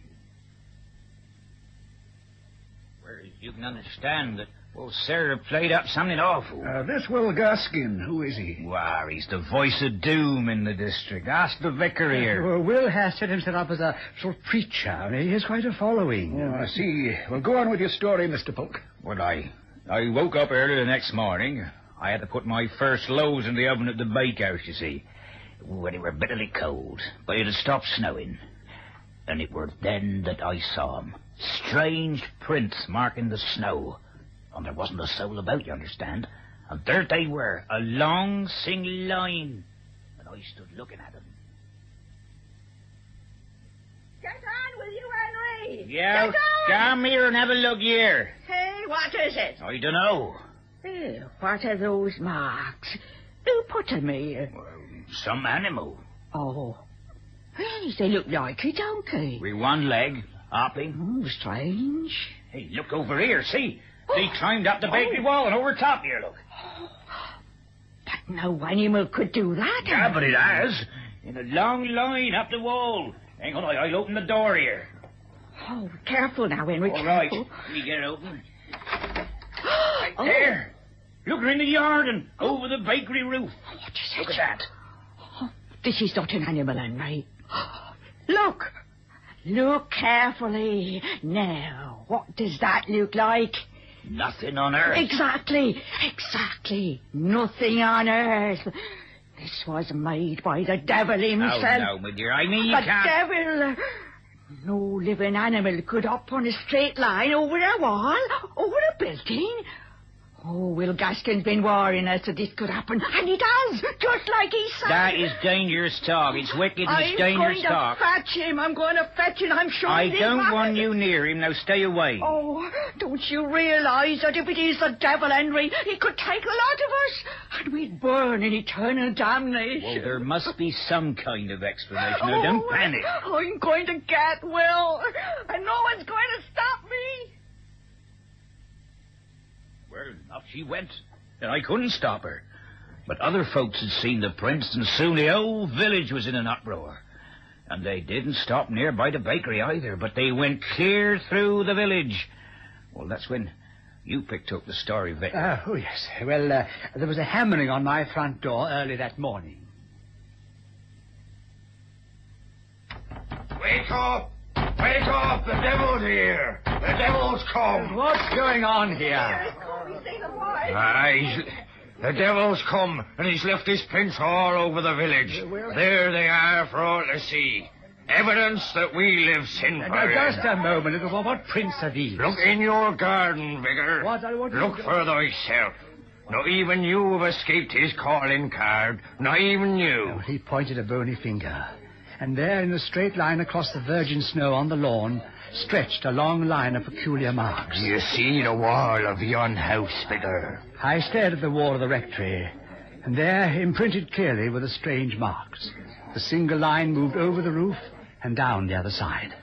Will touched at my arm and looked at me with triumph in his eye. Well, Vicar, if that ain't the devil himself, what is it? You say that these prints were exactly the same size. Yes, as if they had been made mechanically. Oh, but that isn't the end of the story, Professor. Oh, no. Within an hour, another visitor was hammering on my door. It was Albert Brailford, the schoolmaster. Well, Vicar, what do you make of all this? Oh, well, I am mystified. I have taken drawings of the print, but I can't identify them. I followed them on my horse. I rode 5 miles in the direction of Tynemouth, and there they were, as clear as if they'd been cut with a shovel. But they extend for 5 miles. Well, that's as far as I followed them. In a straight line, Vicar. A straight line. In Cooper's Field, they went directly over his haystacks. Over them? Right over them. Oh, so it couldn't have been an animal. Impossible. Oh, for heaven's sake, Mr. Brailford, what could have made these prints? I'm as mystified as you are, Vicar. Well, of course, I could stand up in the pulpit on Sunday and talk of the evil stalking amongst us. And this is what the people expect to hear. Yet in all sincerity, I mean, such things can't happen. I'm beginning to wonder. But you mean that you believe it could be... Let's eliminate the improbables. Animals, birds, reptiles. None of them hop in a single line for 5 miles. And we can rule out insects, the human element. We are left with 2 possibilities. A hoax, which is extremely unlikely, or... But it can't be. I mean, we are men of education, of logic. It can't be. Well, Vicar, if it isn't, we must find some satisfactory solution. Otherwise, I promise you, there will be chaos. Absolute chaos. Well, where's Will Gaskin? I don't know. They said he might be in the bakehouse, Henry. This is the last place he'll be. I've seen tracks on my farm, from the one side to the other in a single line. They came direct to the door, and then up the wall and over the roof in a single line. Yeah, I seen him. But these were different, oh yes. Different? Horribly different. They were cloven. What? I saw them clear in the snow, cloven. Now, come off it, George. How can you stand there so calm? When I first saw the marks, it did set you back a bit, I know, but there's some explanation. A bird or an animal. I'm not allowing that Will Gaskin to tell me the devil's been here because of wickedness and drunkenness. But, Henry... I'll tell you more. Maybe this is the work of Will Gaskin himself. What? Will Gaskin. He never stops talking about the devil. He never stops warning us he's coming here. I heard him 100 times, I have. Beelzebub is walking the countryside. Mend your ways. Repent. That's a lot of nonsense. Yes, I have. Now mysterious marks appear in the snow. Will would never do such a thing. Wouldn't he?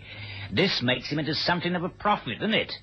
He was standing in the square this morning, ranting and raving. He should be driven right out of this village. You're steady on, Henry. I tell you this, George. He knows more about those marks than he's telling. But how could he have done them? A long line for miles and miles. It's beyond the ability of any human being. I tell you, Henry, there were cloven hooves, and more than that, they looked as if they'd been burnt.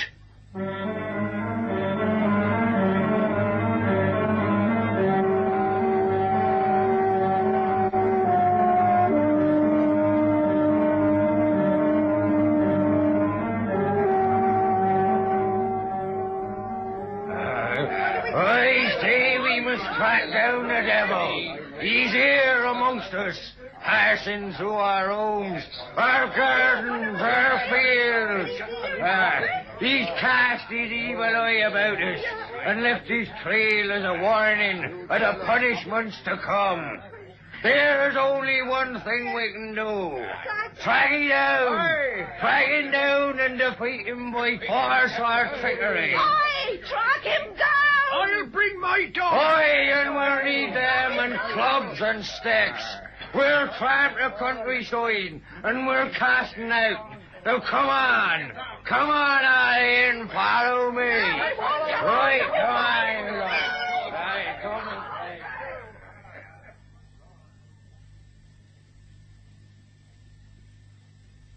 All of them have gone, Vicar. Singing and yelling like they was mad. It's that Will Gaskin. He's whipped them up. Yes, it's all right, Henry. I was afraid this would happen. If they see a stranger, they could do him harm, you know. Yes, well, there's only one thing for this. I'll ask Squire Bartholomew to send to the authorities in Exeter and request 2 companies of the Royal Fusiliers to patrol the area. Now he's talking sense. A splendid idea, Vicar. It'll take more than the devil to withstand the sword and shot of the Queen's soldiers. Would you like me to go to the squire? I have my horse outside. Yes, Mr. Railford. And tell him this is a matter of extreme urgency. Very well. And I should be with him by 11. Oh, lock the door, Henry, and draw the bolts across. Yeah, but it's early, Sarah. Oh, it's getting dark. I light these lamps. Now, Luke, now just let's be sensible out all this, shall we? Oh. The Queen's own soldiers have arrived and they're patrolling outside. You can see them from the window. Come on, have a look for yourself. Oh, Henry, no one's safe from the devil. When he comes this night, he'll demand a human sacrifice. And there's Will Gaskin again. Oh, marks were seen on I know, and they were cloven and burned into the snow. That's right. Now, see here, sir, if I was you and the rest of the crowd that went searching for the devil with clubs and sticks and dogs, I would be so ashamed I would hang my head. Oh, we walked miles now, and what miles. did you find? Daft Denny. A harmless idiot who nearly frightened to death you did. Yes, but... Now this nonsense has got to stop. Do you hear me? Yes, Henry. I want no more talk of the devil. No. Or those marks we saw outside. All right. I've got a business to attend to. I haven't the time to stand in the square ranting and raving like Gaskin does, and I don't want you there listening to it. But I have heard enough. You leave the solving of this problem to men of education like the vicar, and we'll get on with the business of living. The prince only appeared for the one night, Padre. Yes, but to add to the mystery, Professor, it has been established that the tracks extended along the South Devon coast for almost 100 miles. 100 miles? Well, this definitely rules out an animal. And what does it leave? What an incredible business. You have made a study of the psychic phenomena, Professor. Does this stretch into that world? Look, I must know because of the people. They are still afraid, and I can't say that I blame them. There's nothing more terrifying than the inexplicable. They are asking me questions, and what can I tell them? Will Gaskin has an answer, and it seems feasible enough to them. Well, strange marks have been seen before, Padre. What? Where? I knew nothing of this. These prints have caused such a sensation that they've made headlines in the newspapers. Oh. The others were not reported. For instance, now let me see... It must have been 15 years ago among the high mountains of the elevated district where Glen Ockley and Glen Lyon meet. Tracks were found in the snow. Ah, but like these? Well, there is a similarity, yes. Did they discover what caused them? People said it looked like the imprint of a one-legged foal that hopped over 20 miles.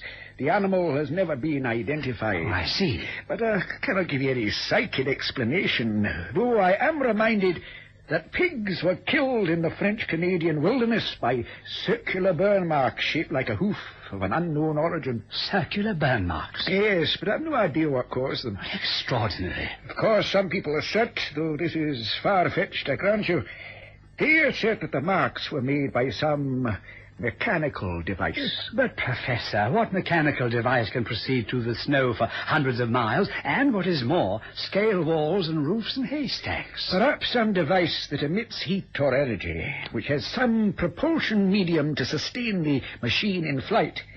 This could explain the undeviating space between each print, and the uniform size, and the burn marks.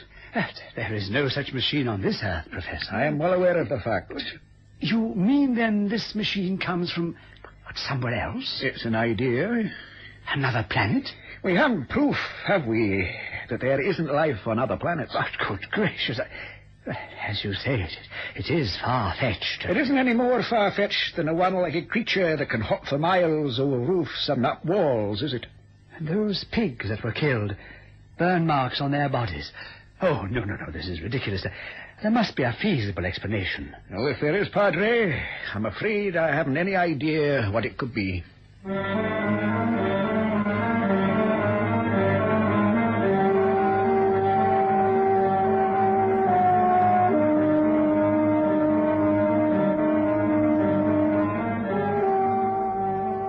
Well, Henry, all the gentlemen have left the village now. Aye, I'm going to miss them. They say my bread is the finest they've tasted. Sales have been booming. Aye. And with all their looking, they didn't come up with anything. Nothing. George Packham told me a man has been all over his farm with one of them water sticks, you know, to see if he could pick up vibrations or something. Oh, I tell you, my dear, there's been some weird ones here. Aye. Anyway, it's put Topsham on the map. They've even written about it in the Times. No. London are, they have. It's a fact. Look, the vicar gave me these papers here. Yeah, let me go on. You just have a look at them.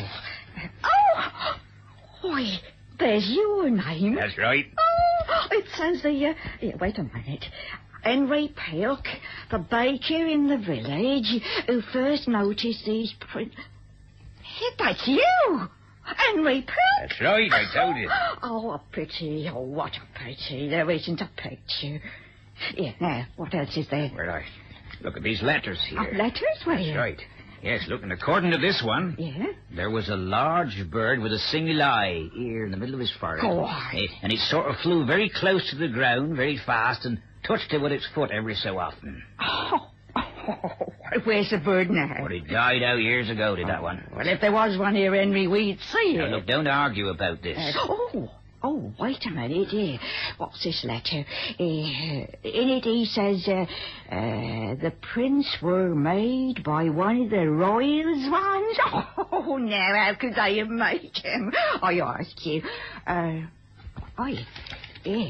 Here's a man who says... He says several badgers made him. Here's someone who says... He says it might have been a unicorn. Oh, now that's daft. No more daft than that Gaskin and his devil. Oh, look. Look here, Ernie. Here's a picture of the village square. I must say the papers have done us proud. Aye, and we done them proud, my dear. Plenty to write about for years to come. And the way I sees it, no one will ever come up with the right solution.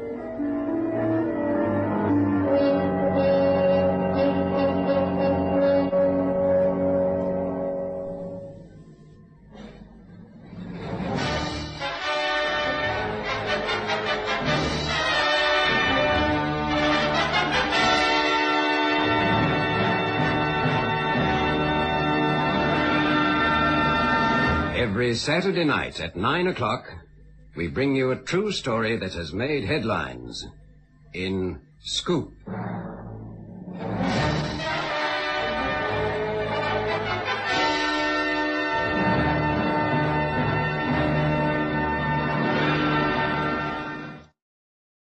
The Roma Wine Company of Fresno, California presents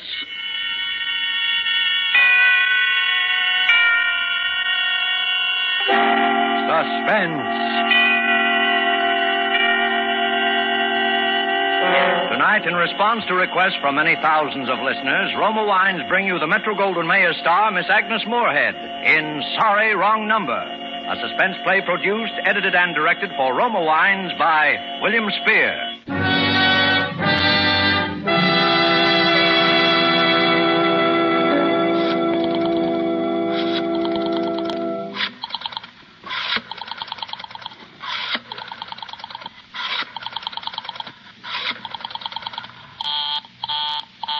Oh, dear.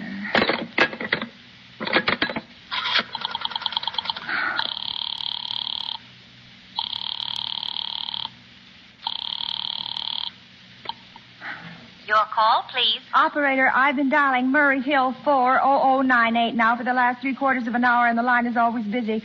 I don't see how it could be busy that long. Will you try it for me, please? I will be glad to try that number for you. One moment, please. I don't see how it could be busy all this time. It's my husband's office. He's working late tonight, and I'm all alone here in the house.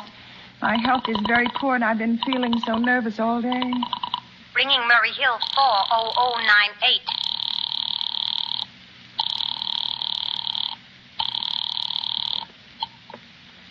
Hello? Hello? Hello, is Mr. Stevenson there? Hello? Hello? Hello? Hello?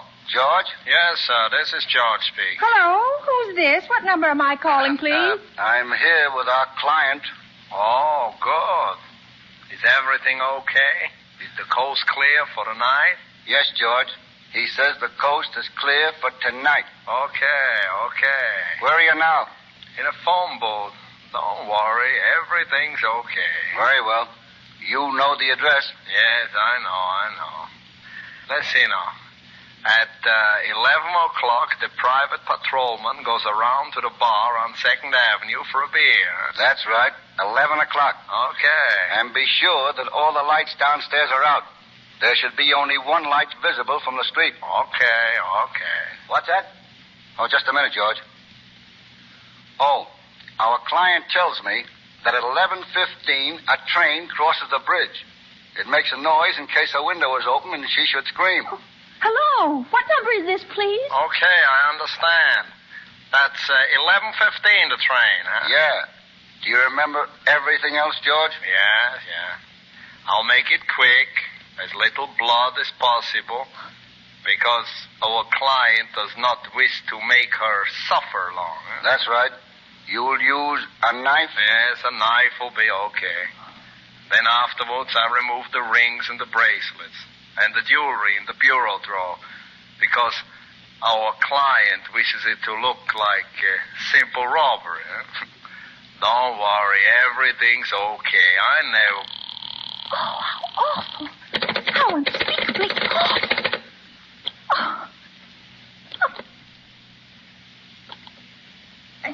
Your call, please. Operator, I've just been cut off. I'm sorry. What number were you calling? Why, it was supposed to be Murray Hill 40098, but it wasn't. Some wires must have got crossed. I was cut into a wrong number, and I've just heard the most dreadful thing, something about a murder. And, operator, you'll simply have to retrace that call at once. I beg your pardon. May I help you? Oh, I know it was a wrong number, and I had no business listening, but these two men, they were cold-blooded fiends, and they were going to murder somebody, some poor innocent woman who was all alone in a house near a bridge. And we've got to stop them. We've just got to. What number are you calling? Well, that doesn't matter. This was a wrong number, and you dialed it for me, and we've got to find out what it was immediately. What number did you call? Oh, why are you so stupid? What time is it? You mean to tell me you can't find out what that number was just now? I'll connect you with the chief operator. Oh, I think it's perfectly shameful. Now, look, it was obviously a case of some little slip of the finger. I told you to try Murray Hill 40098 for me. You dialed it, but your finger must have slipped, and I was connected with some other number, and I could hear them, but they couldn't hear me. Now, I simply fail to see why you couldn't make that same mistake again on purpose. Why you couldn't try to dial Murray Hill 40098 in the same sort of careless way. Murray Hill 40098. I will try to get it for you. Well, thank you.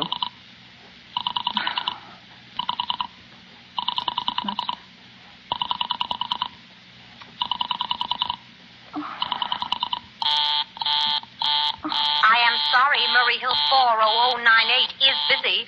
I will call you Operator! Your call, please. You didn't try to get that wrong number at all. I asked you explicitly, and all you did was dial correctly. I am sorry. What number are you calling? Well, can't you for once forget what number I'm calling and do something for me? Now, I want to trace that call. It's my civic duty, and it's your civic duty to trace that call and apprehend those dangerous killers. And if you won't... I will connect you with the chief operator. Well, please. This talk, I can't make it. So much time. This is the chief operator. Oh, chief operator. I want you to trace a call, a telephone call, immediately. I don't know where it came from or who was making it, but it's absolutely necessary that it be tracked down because it was about a murder that someone's planning, a terrible, cold-blooded murder of a poor, innocent woman tonight at 11:15. I see. Can you trace it for me? Can you track down those men? Well, I'm not certain. It depends. Depends on what? It depends on whether the call is still going on. If it's a live call, we can trace it on the equipment.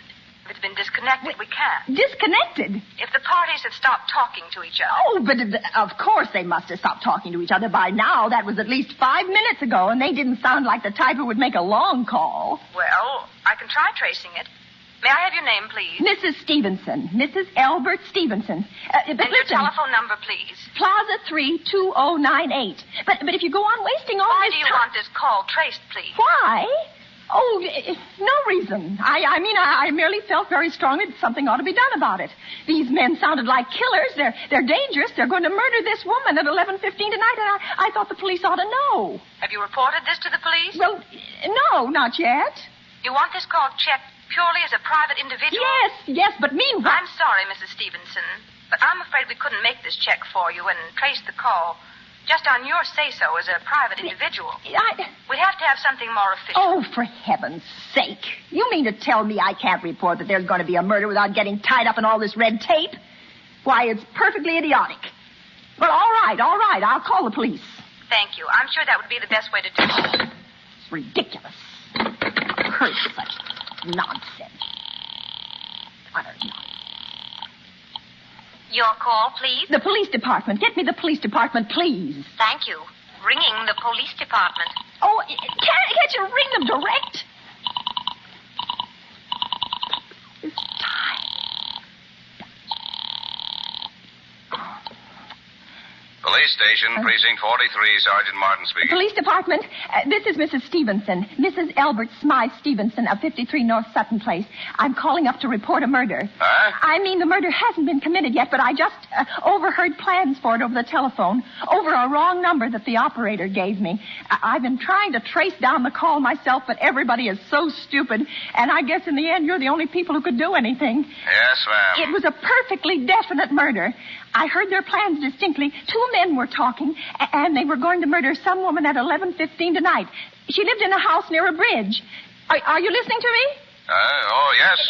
And there was a private patrolman on the street. He was going to go around for a beer on 2nd Avenue. And there was some third man, a client, who was paying to have this poor woman murdered. They were going to take her rings and bracelets and use a knife.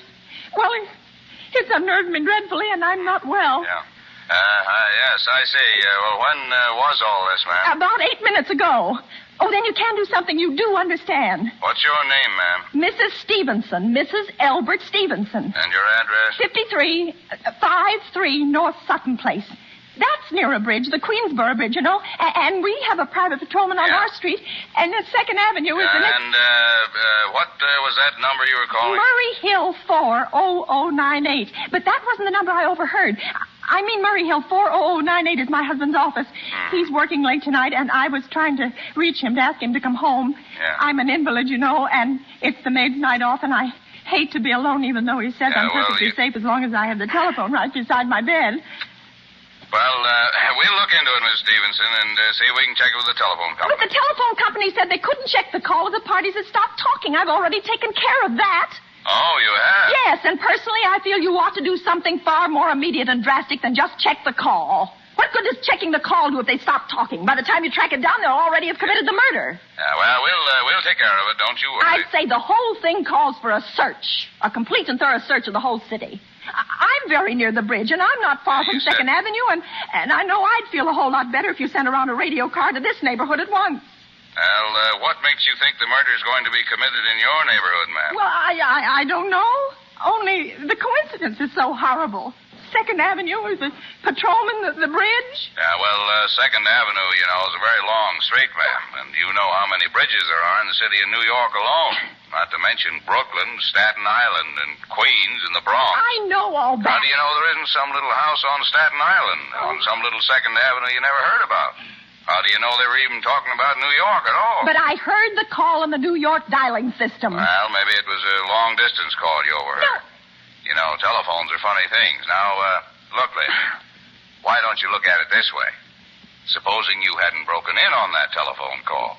Supposing you got your husband the way you always do.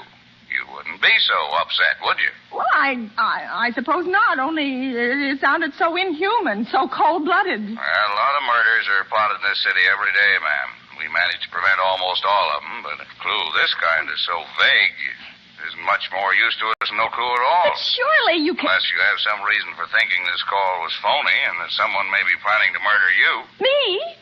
Oh, no. No, I hardly think so. I mean, why should anybody? Well, I'm alone all day and night. I see nobody except my maid, Eloise. She's a big 200-pounder. Yeah. She's too lazy to bring up my breakfast tray, and the only other person is my husband, Albert. He's crazy about me. He adores me. He waits on me hand and foot, and has scarcely left my side since I took sick 12 years ago. Yeah, well, then there's nothing for you to worry about. And now if you'll just leave the rest of this to us, we'll take care of it. But what will you do? It's so late. It's nearly 11 now. We'll take care of it, lady. Well, will you broadcast it all over the city and send out squads and warn your radio cars to watch out, especially in suspicious neighborhoods like mine? Lady, I said we'd take care of it. Now, I've got a couple of other matters here on my desk that require immediate attention. So good night, ma'am, and thank you. Oh, you idiot. Oh. So why did I hang up the phone like that? Now he'll think I am a fool. Oh, why doesn't Albert come home? Why doesn't he? Oh, the operator again. Oh. Your call, please. Operator, for heaven's sake, will you ring that Murray Hill 40098 number again? I can't think what's keeping him so long. I will try it for you. Oh, got me so nervous.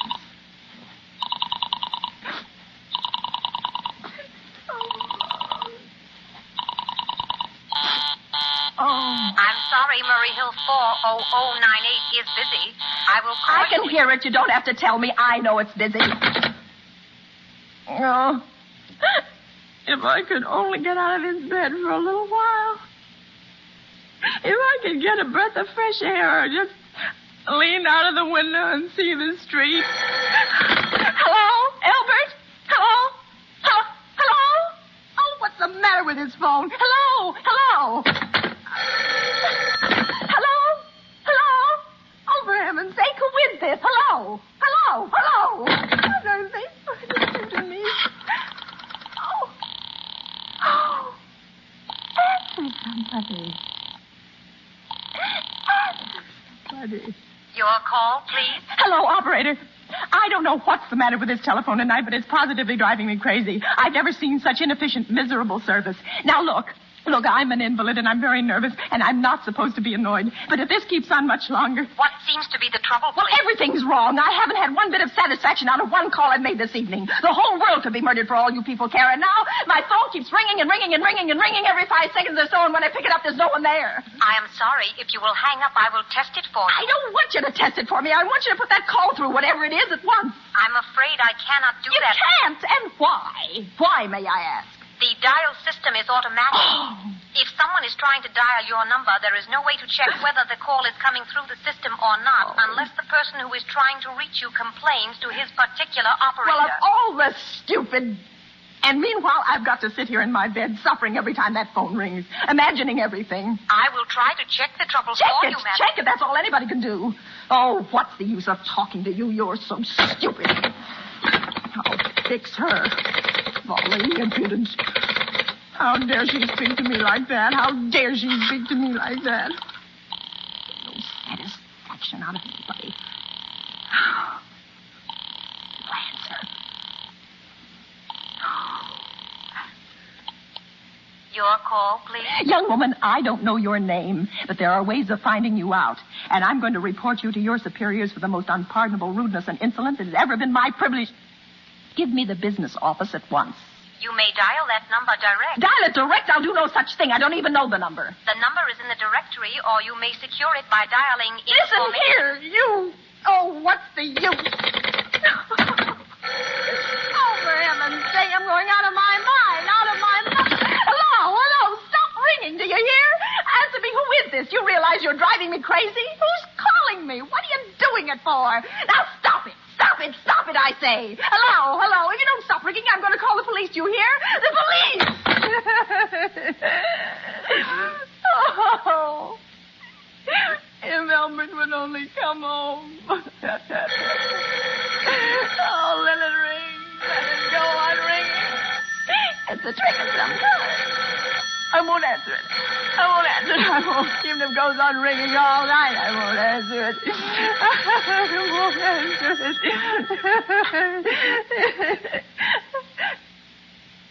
Now, what's the matter? Why do they stop ringing all of a sudden? What time is it? Where's my clock? Where is it? 5 to 11. They've decided something. They're sure I'm home. They've heard my voice answering them just now. That's why they've been ringing me. Why no one is answering me.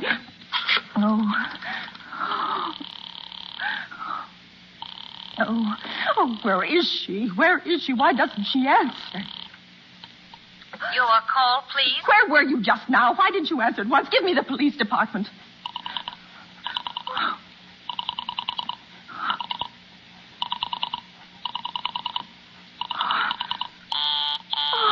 I'm sorry, the line is busy. I will call you. Busy? But that's impossible. The police department can't be busy. There must be other lines available. The line is busy. I will try to get them for you later. No, I've got to speak to them now. It may be too late. I've got to talk to someone. What number do you wish to speak to? I don't know, but there must be someone to protect people beside the police department. A detective agency. You will find agencies listed in the classified directory. I don't have a classified.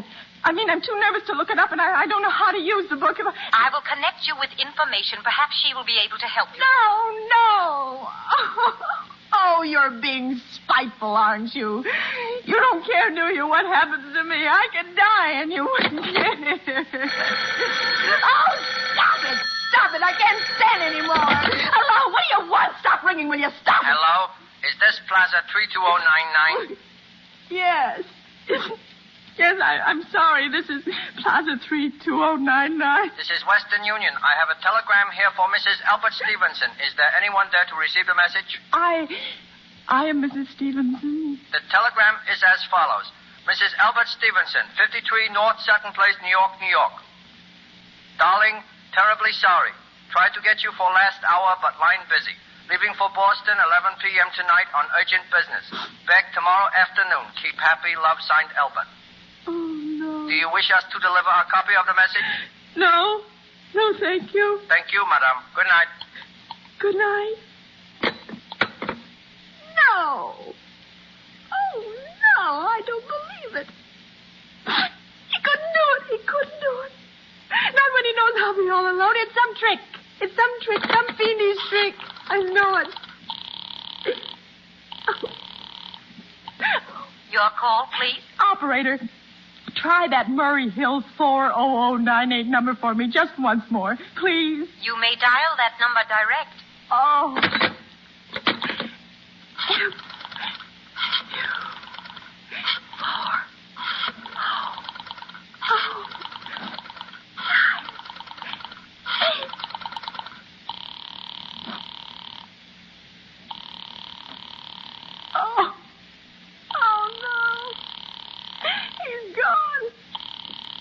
Oh, Albert, how could you?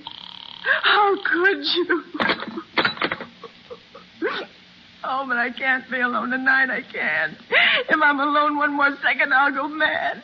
I don't care what he says or what the expense is. I'm a sick woman. I'm entitled to some consideration.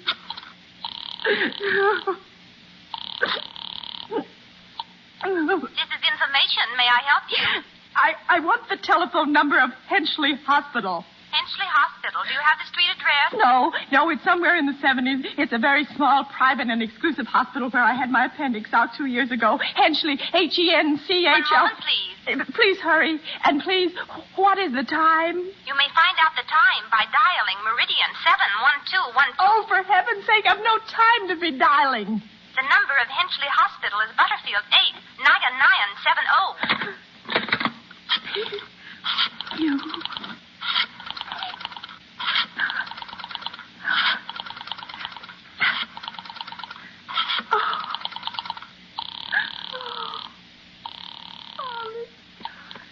Henchley Hospital, good evening. Nurses' registry. Who was it you wished to speak to, please? I want the nurses' registry at once. I want a trained nurse. I want to hire her immediately for the night. I see. And what is the nature of the case, madam? Nerves. I'm very nervous. I need soothing and companionship. You see, my husband is away, and I'm... have you been recommended to us by any doctor in particular, madam? No, but I really don't see why all this catechizing is necessary. I want a trained nurse. I was a patient in your hospital 2 years ago, and after all, I do expect to pay this person for attending me. We quite understand that, madam. But these are war times, you know. Registered nurses are very scarce just now, and our superintendent has asked us to send people out only on cases where the physician in charge feels it is absolutely necessary. Well, it is absolutely necessary. I'm a sick woman. I'm very upset, very. I'm alone in this house, and I'm an invalid, and tonight I overheard a telephone conversation that upset me dreadfully. A woman's going to be killed when In fact, if someone doesn't come at once, I'm afraid I'll go out of my mind. I see. Well, I'll speak to Miss Phillips as soon as she comes in. What is your name, Miss madam? Phillips. And when do you expect her in? I really couldn't say. She went out to supper at 11 o'clock. 11 o'clock? Oh, it's not 11 yet. Oh, my clock has stopped. I thought it was running down. What time is it? Just 15 minutes past 11. What was that? What was what, madam?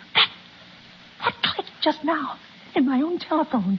As though someone has lifted the receiver off the hook, off the extension telephone downstairs. I didn't hear it, madam. Now, about... But I did. There's someone in this house. Someone downstairs in the kitchen. And they're listening to me now. I won't pick it up. I won't let them hear me. I'll be quiet and they'll think. But if I don't call someone now, while they're still down there, there'll be no time.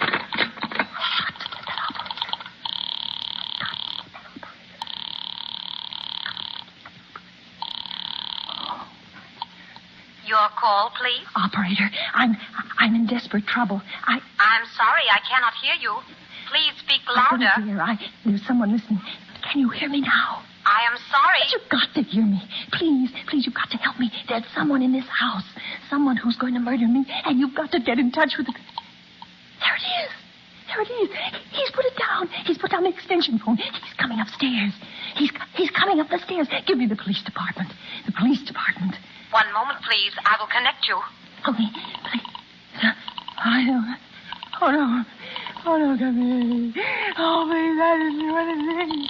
Oh, no, come here. Please, no. Please, no.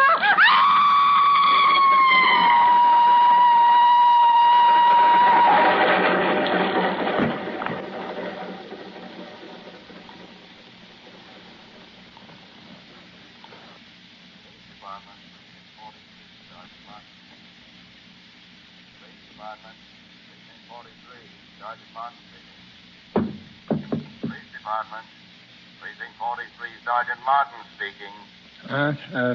Police department? Well, I'm sorry. Must have got the wrong number. Don't worry. Everything's okay.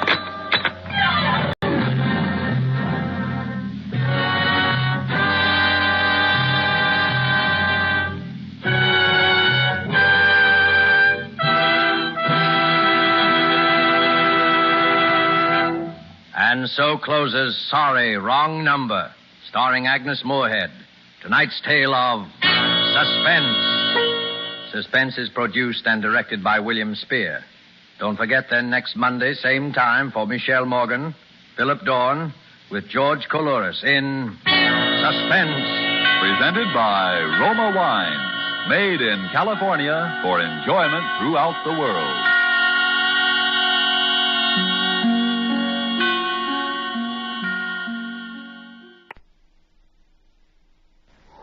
The Witch's Tale.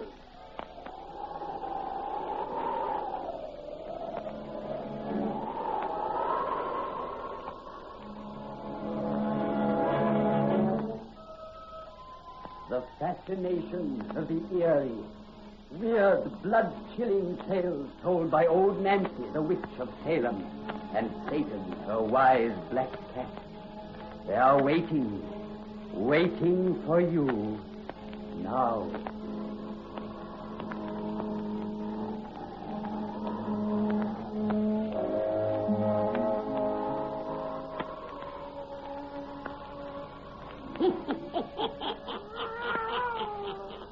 Another sweet 16-year-old I be today.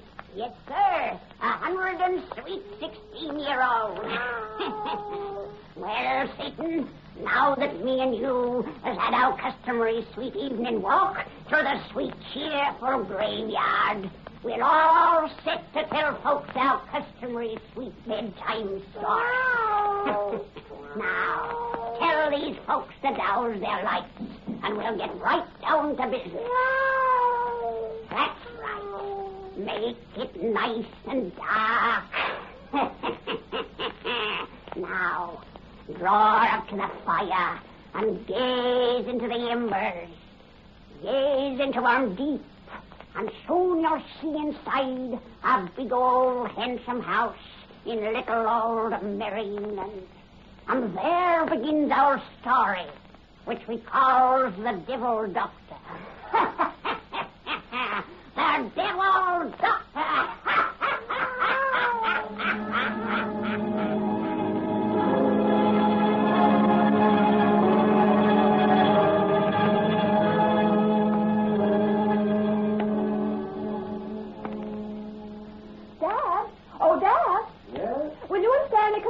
Mr. Roberts is here. Be with you in just a minute. It was awfully good of you to come over, Mr. Roberts. Oh, not at all, Miss Duffus.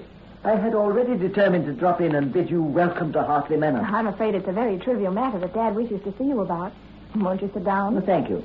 I suppose you're very happy to be finally in your new home. Oh, I'm sure we will be. We've scarcely had time to become acquainted with it yet. I see you've made quite a few changes. Oh, yes.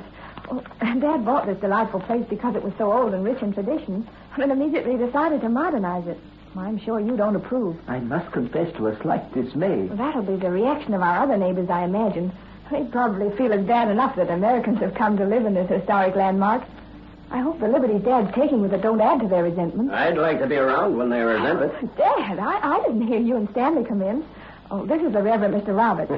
I always wear rubbers so I can sneak up on folks and hear what they're saying about me. Hiya, Mr. Roberts. Glad you come over. Thank you, Mr. Duffus. You know, this girl of mine egged me into buying this place. Yet ever since I planked down a cool $500,000 for it, she's been kicking about the improvements I've made. If only you wouldn't try to change things too much, Dad. Change is what makes the world go round. Oh, excuse me. You haven't met my future son-in-law, Stanley Davis. Stan, this is Mr. Roberts, head man of the local church. How do you do? Now, sit down, everyone. Sit down. Before wasting any time in small talk, Roberts, I'm going to tell you why I sent you that message to come over. When I pay for anything, I expect my money's worth, and I paid for something in this house that isn't here.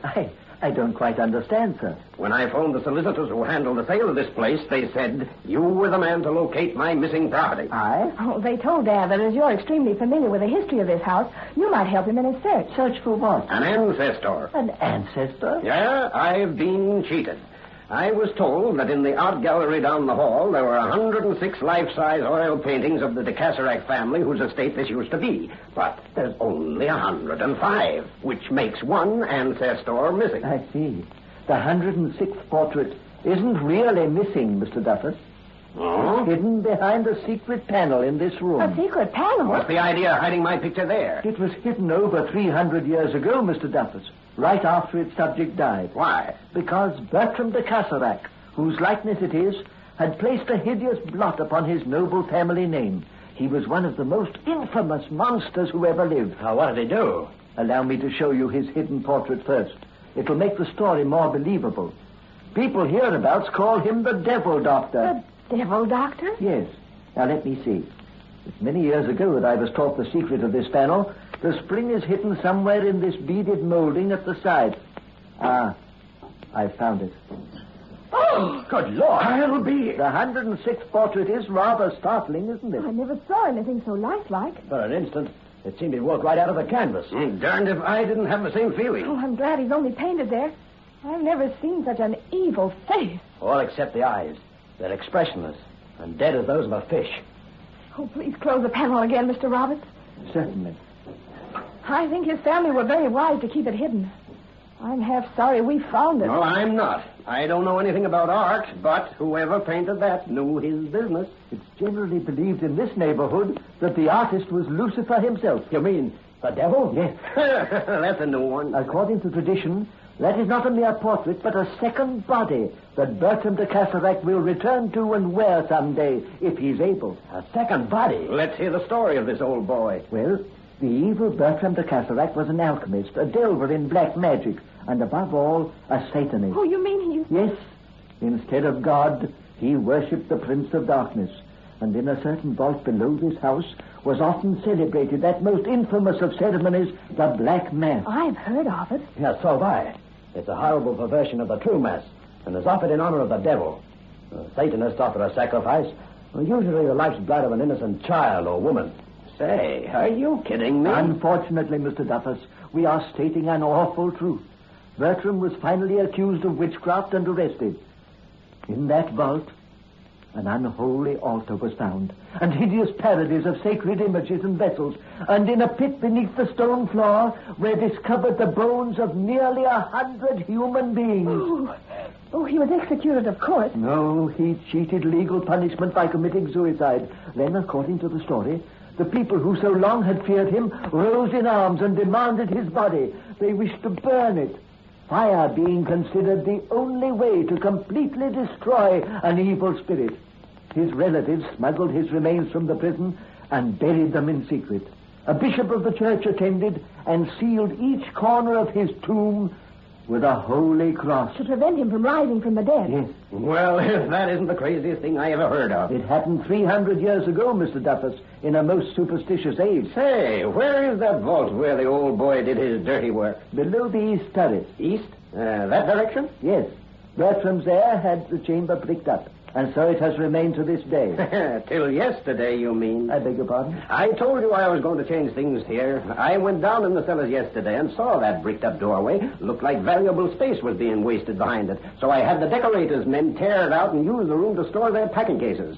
That vault is open? Sure, why not? Does anyone know of this? I just told you the decorator's men opened it. Oh, but they are from London and unfamiliar with the story. Mr. Duffus, if this becomes known around here, half this countryside will be thrown into a panic. Oh, you mean that? I mean the legend of the Devil Doctor is a living truth to the people of this region. I beg you to have that door resealed at once. What do the fools think will happen because that room is open? Oh, I told you their belief about that portrait. You mean that old Bertram will return to life? If he is able. And you have rendered his spirit a service by unbarring the way to his tomb. His tomb? Yes, for below the vault where he buried his victims, Bertram himself was buried. His body's in that room? Embedded in solid masonry. By golly, it's beneath the center of the floor. I remember seeing 4 metal crosses on the corners of the big slab and wondered what they meant. Oh, I want to see it. So do I. Now that I know what it all means, I'd like another look myself. Come on, Robert. Oh, yes. I would like to see it, too. The stairs are right down this hall. You don't have to tell Mr. Roberts, Dad. He knows this house better than any of us. I'm afraid I do. And that is the reason, Mr. Duffus, I request you to seal that vault again. Say, if you weren't a preacher, I'd say you took this stuff about the Devil Doctor pretty serious. As a preacher, I accept the Bible as the Word of God. And Holy Writ bears many testimonies that evil powers exist which are dangerous to man. Well, here's the cellar door. They help Edith down these steps, Stanley. They're pretty steep and carpeted with dust. You see how useless is an attempt to convince my father of anything, Mr. Roberts? He won't even believe my fiancé will help me downstairs unless he's told. Oh, I didn't mean that. I made my money bossing people, Mr. Roberts. Guess it's become such a habit I even do it in my own home. But speaking of convincing me, no one will ever make me believe there's any truth in superstition. The vault's over this way. I haven't been down here before. Neither have I. After hearing Mr. Roberts' story, I shan't make it a habit. Mr. Roberts, since it's believed that portrait of the Devil Doctor is a creation of infernal magic, why was it never destroyed? Because there is a further tradition that whoever harms it will be destroyed themselves. Rot. Well, there's the vault just ahead. Your men didn't break the door? It wasn't necessary. When they tore out the bricks that covered it, the door was standing open. Open? Yes. Strange.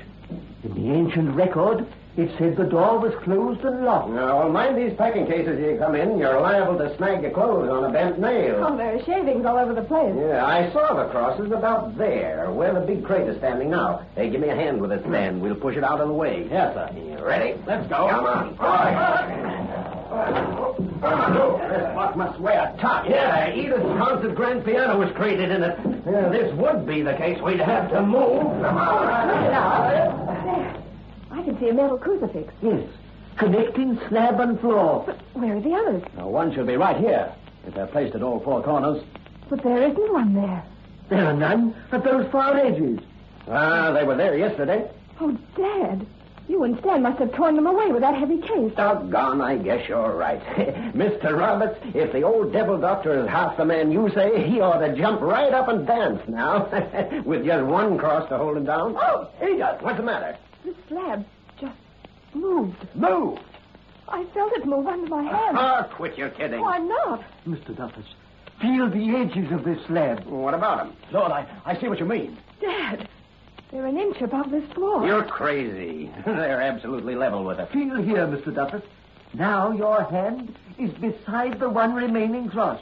That's funny. Yes, it is. None of you are chumps enough to think this slab has risen since we pulled those crosses off, eh? But I felt it move. Imagination. It's probably always been like this. Oh, it couldn't have been, sir. If it had been raised like this before, its sharp edge would have caught the cleats in that piano case. We couldn't have pushed it a foot. Mr. Duffus, you may think me a credulous old fool, but I beg you to have those crosses found and replaced immediately. Then have this vault resealed. I'll do nothing of the kind. Oh, I think you better, Dad. Yeah, perhaps you had. Say, are you 3 children or grown-up men and women? Oh, Dad, for once in your life, give in to someone else. When we entered this vault, I thought the story of the Devil Doctor as fantastic as you still do. But in the last few minutes, since you moved that case, there's something awful in here that's making me afraid.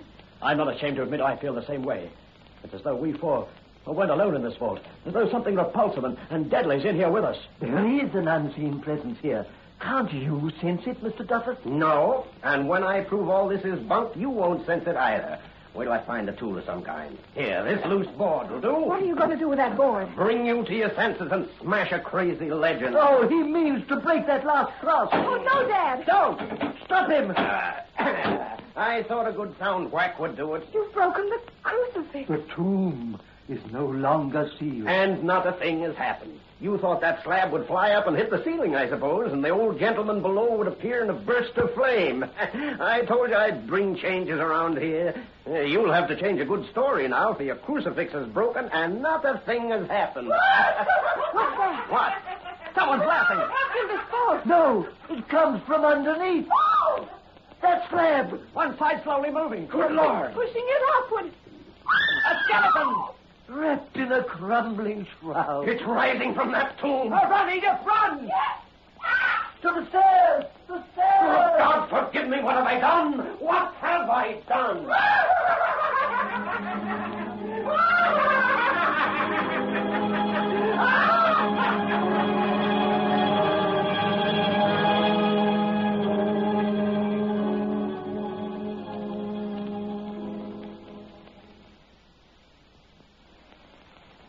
I'm taking care of you now. Better have another drink, and I draw those curtains tighter. Yeah. I do need another hooker, boss. And I'm drinking it to you. No other mouthpiece in the world could have swung that jury so they'd bring a verdict of not guilty. No other in the world. I used perjured testimony, lying witnesses, a framed alibi. I used every dirty trick in the book. But I got you off, Mike. Out of jail, away from the hangman. And I've got you now. Alone with me. See, you're acting a little crazy, boss. Say, I'll have another. You know, I can't figure you out, boss. Why do you make me tell you how I croaked that old woman for you to take my case? I was interested in you, Mike. And for 10 years it's been my rule to know the truth about my client's guilt or innocence before I took a case. Yeah, I heard that. And every hobo from Maine to California says that spilling you the truth never brought him home. That's why I told you the works right off the bat. You got a great name in the jungle, boss. Yeah, it took me 10 years to build that reputation, Mike. Won't you have another drink? Thanks. But, gee, you'll have me stewed in a minute. Well, here's how again. Say, you're a funny guy. You not only spend your own dough to buy witnesses and all, but then you bring me to your house and treat me like a prince. It's very simple, Mike. I've done the things I have because you interest me. Yeah, interest me tremendously. Now, I'd like to know more about your life, about your travels, experiences. Other little peccadillos before you so neatly strangled that last old woman. Say, why you always asking me questions about what I done before we met? Are you afraid to trust a man who saved your life? Oh, but you ask such nutty questions. How long I'd had this crooked scar over my eye, for instance. I was merely curious as to whether you had it 10 years ago when you were in Michigan. And I told you I don't know nothing about Michigan. Oh, come on, Mike. You've lied about that long enough. I never mentioned it before, but friends of yours have told me you were there. What friends? Let me see now. Oh, yeah, their names were Red and Limpy. Red and Limpy? You know them? Quite well. I haven't seen them lately. Have you? No. Neither has anyone else. What do you mean? That they disappeared from the road. And they ain't in jail nowheres. They're just gone. What'd I tell you about me in Michigan? The most interesting story I've ever heard. About a house in the woods. And a woman. They told you that, eh? Yes. Have another drink. I'll open this fresh bottle and join us. Suppose you tell me about your Michigan adventure. I didn't have no part in it. I didn't... Here's your drink, Mike. I must be off my nut to be afraid of you. I got reason to trust you. And I need help about that Michigan job. Need it bad. Listen, the word's gone round that dame's husband has been searching ever since it happened. That he's been on the road with the bows and riding the rails, living in the jungles, asking questions, trying to learn who caused his wife to shoot herself. They say he did for Red and Limpy, and no one's even found their bodies. He used to be a lawyer, just like you, boss. He was... God. Why are you stopping, Mike? The notion just crossed me mind that you might be him. I must be drunk to think a thing like that about the guy who saved me from the rope. If you was her husband, you'd have sent me there. Now, give me that drink, boss, and I'll spill the works. This liquor tastes funny, but it's good. It's swell. Drink yourn, too, boss, and I'll tell you all about a pretty little dame in the house in the woods. Helpless she was as a rat in a trap. Helpless, frightened, like I like to see 'em. Too bad she shot herself before. Say, boss, what's eating you? You crushed that glass in your hand as if it was paper. And your eyes look crazy. See, what you pulling them curtains on the wall for? So you can see what lies behind them. Just a couple of plaster statues of two guys' heads and shoulders. But the faces is all gone, so the bones are showing through. What happened to those faces? You're going to find out, Mike. Just as Red and Limpy learned. Red and Limpy? These busts are their death masks. Taken in soft plaster. After they've lain here helpless. Helpless. Helpless as rats in a trap. And you're going to lie here, helpless, while your punishment fits your cry. God, you're the guy. I'm the husband of the girl you brought to death. I'm going to get out of here. You can't rise from that chair. You doped me liquor. I can't move. I'll move you. Down to my cellar below. Down to my cellar for which I've saved you from the gallows. The news for you'll be too easy, Mike. Your punishment will fit your crime. No, let me go. Let me go. What you gonna do? Your punishment will fit your crime. Your punishment will fit your crime.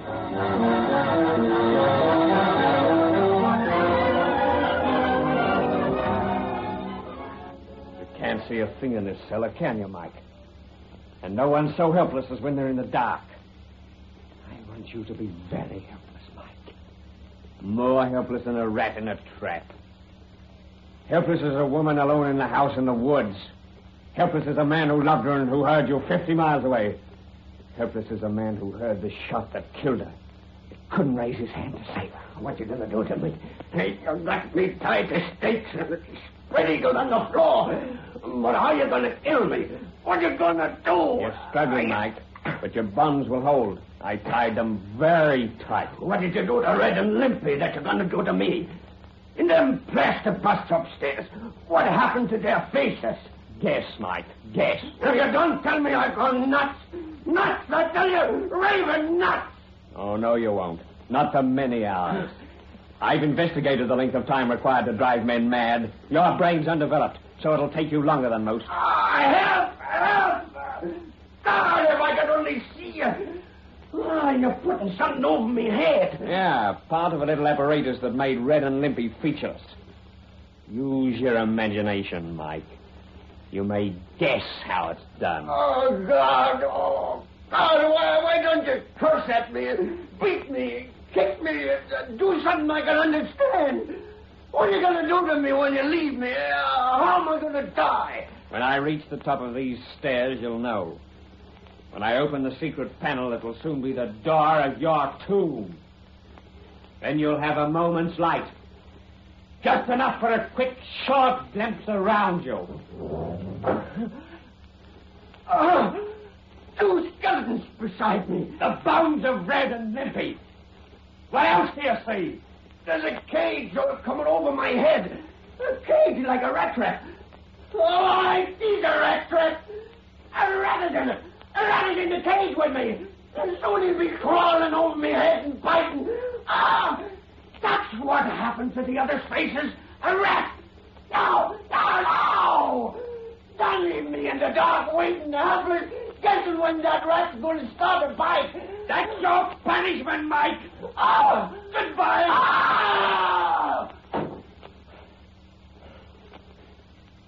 The third, Lucy. And the last. I remembered. And I repaid. Martin! Terry Martin! Martin! Yes, Tom. I hear you. For God's sake, let me in! Quick as you value your life! I'll let you in, Tom. What's the matter, Tom? What you knew would be the matter when you got Big Mike acquitted. A lynching mob is formed and a warrant for this house. They won't find Big Mike here. He's gone. They ain't after him. They're coming here with the rope to hang you, Dave. They can hang me if they want to, Tom. They think I wish to live. I don't. Oh, you're talking like a fool. Come on. There ain't time to talk. But I want to talk, Tom, about imagination. Imagination that can see a living rat in a crumpled old gray rag and mutilated human faces in two old broken plaster busts of poor blind justice. Imagination that kills more horribly and surely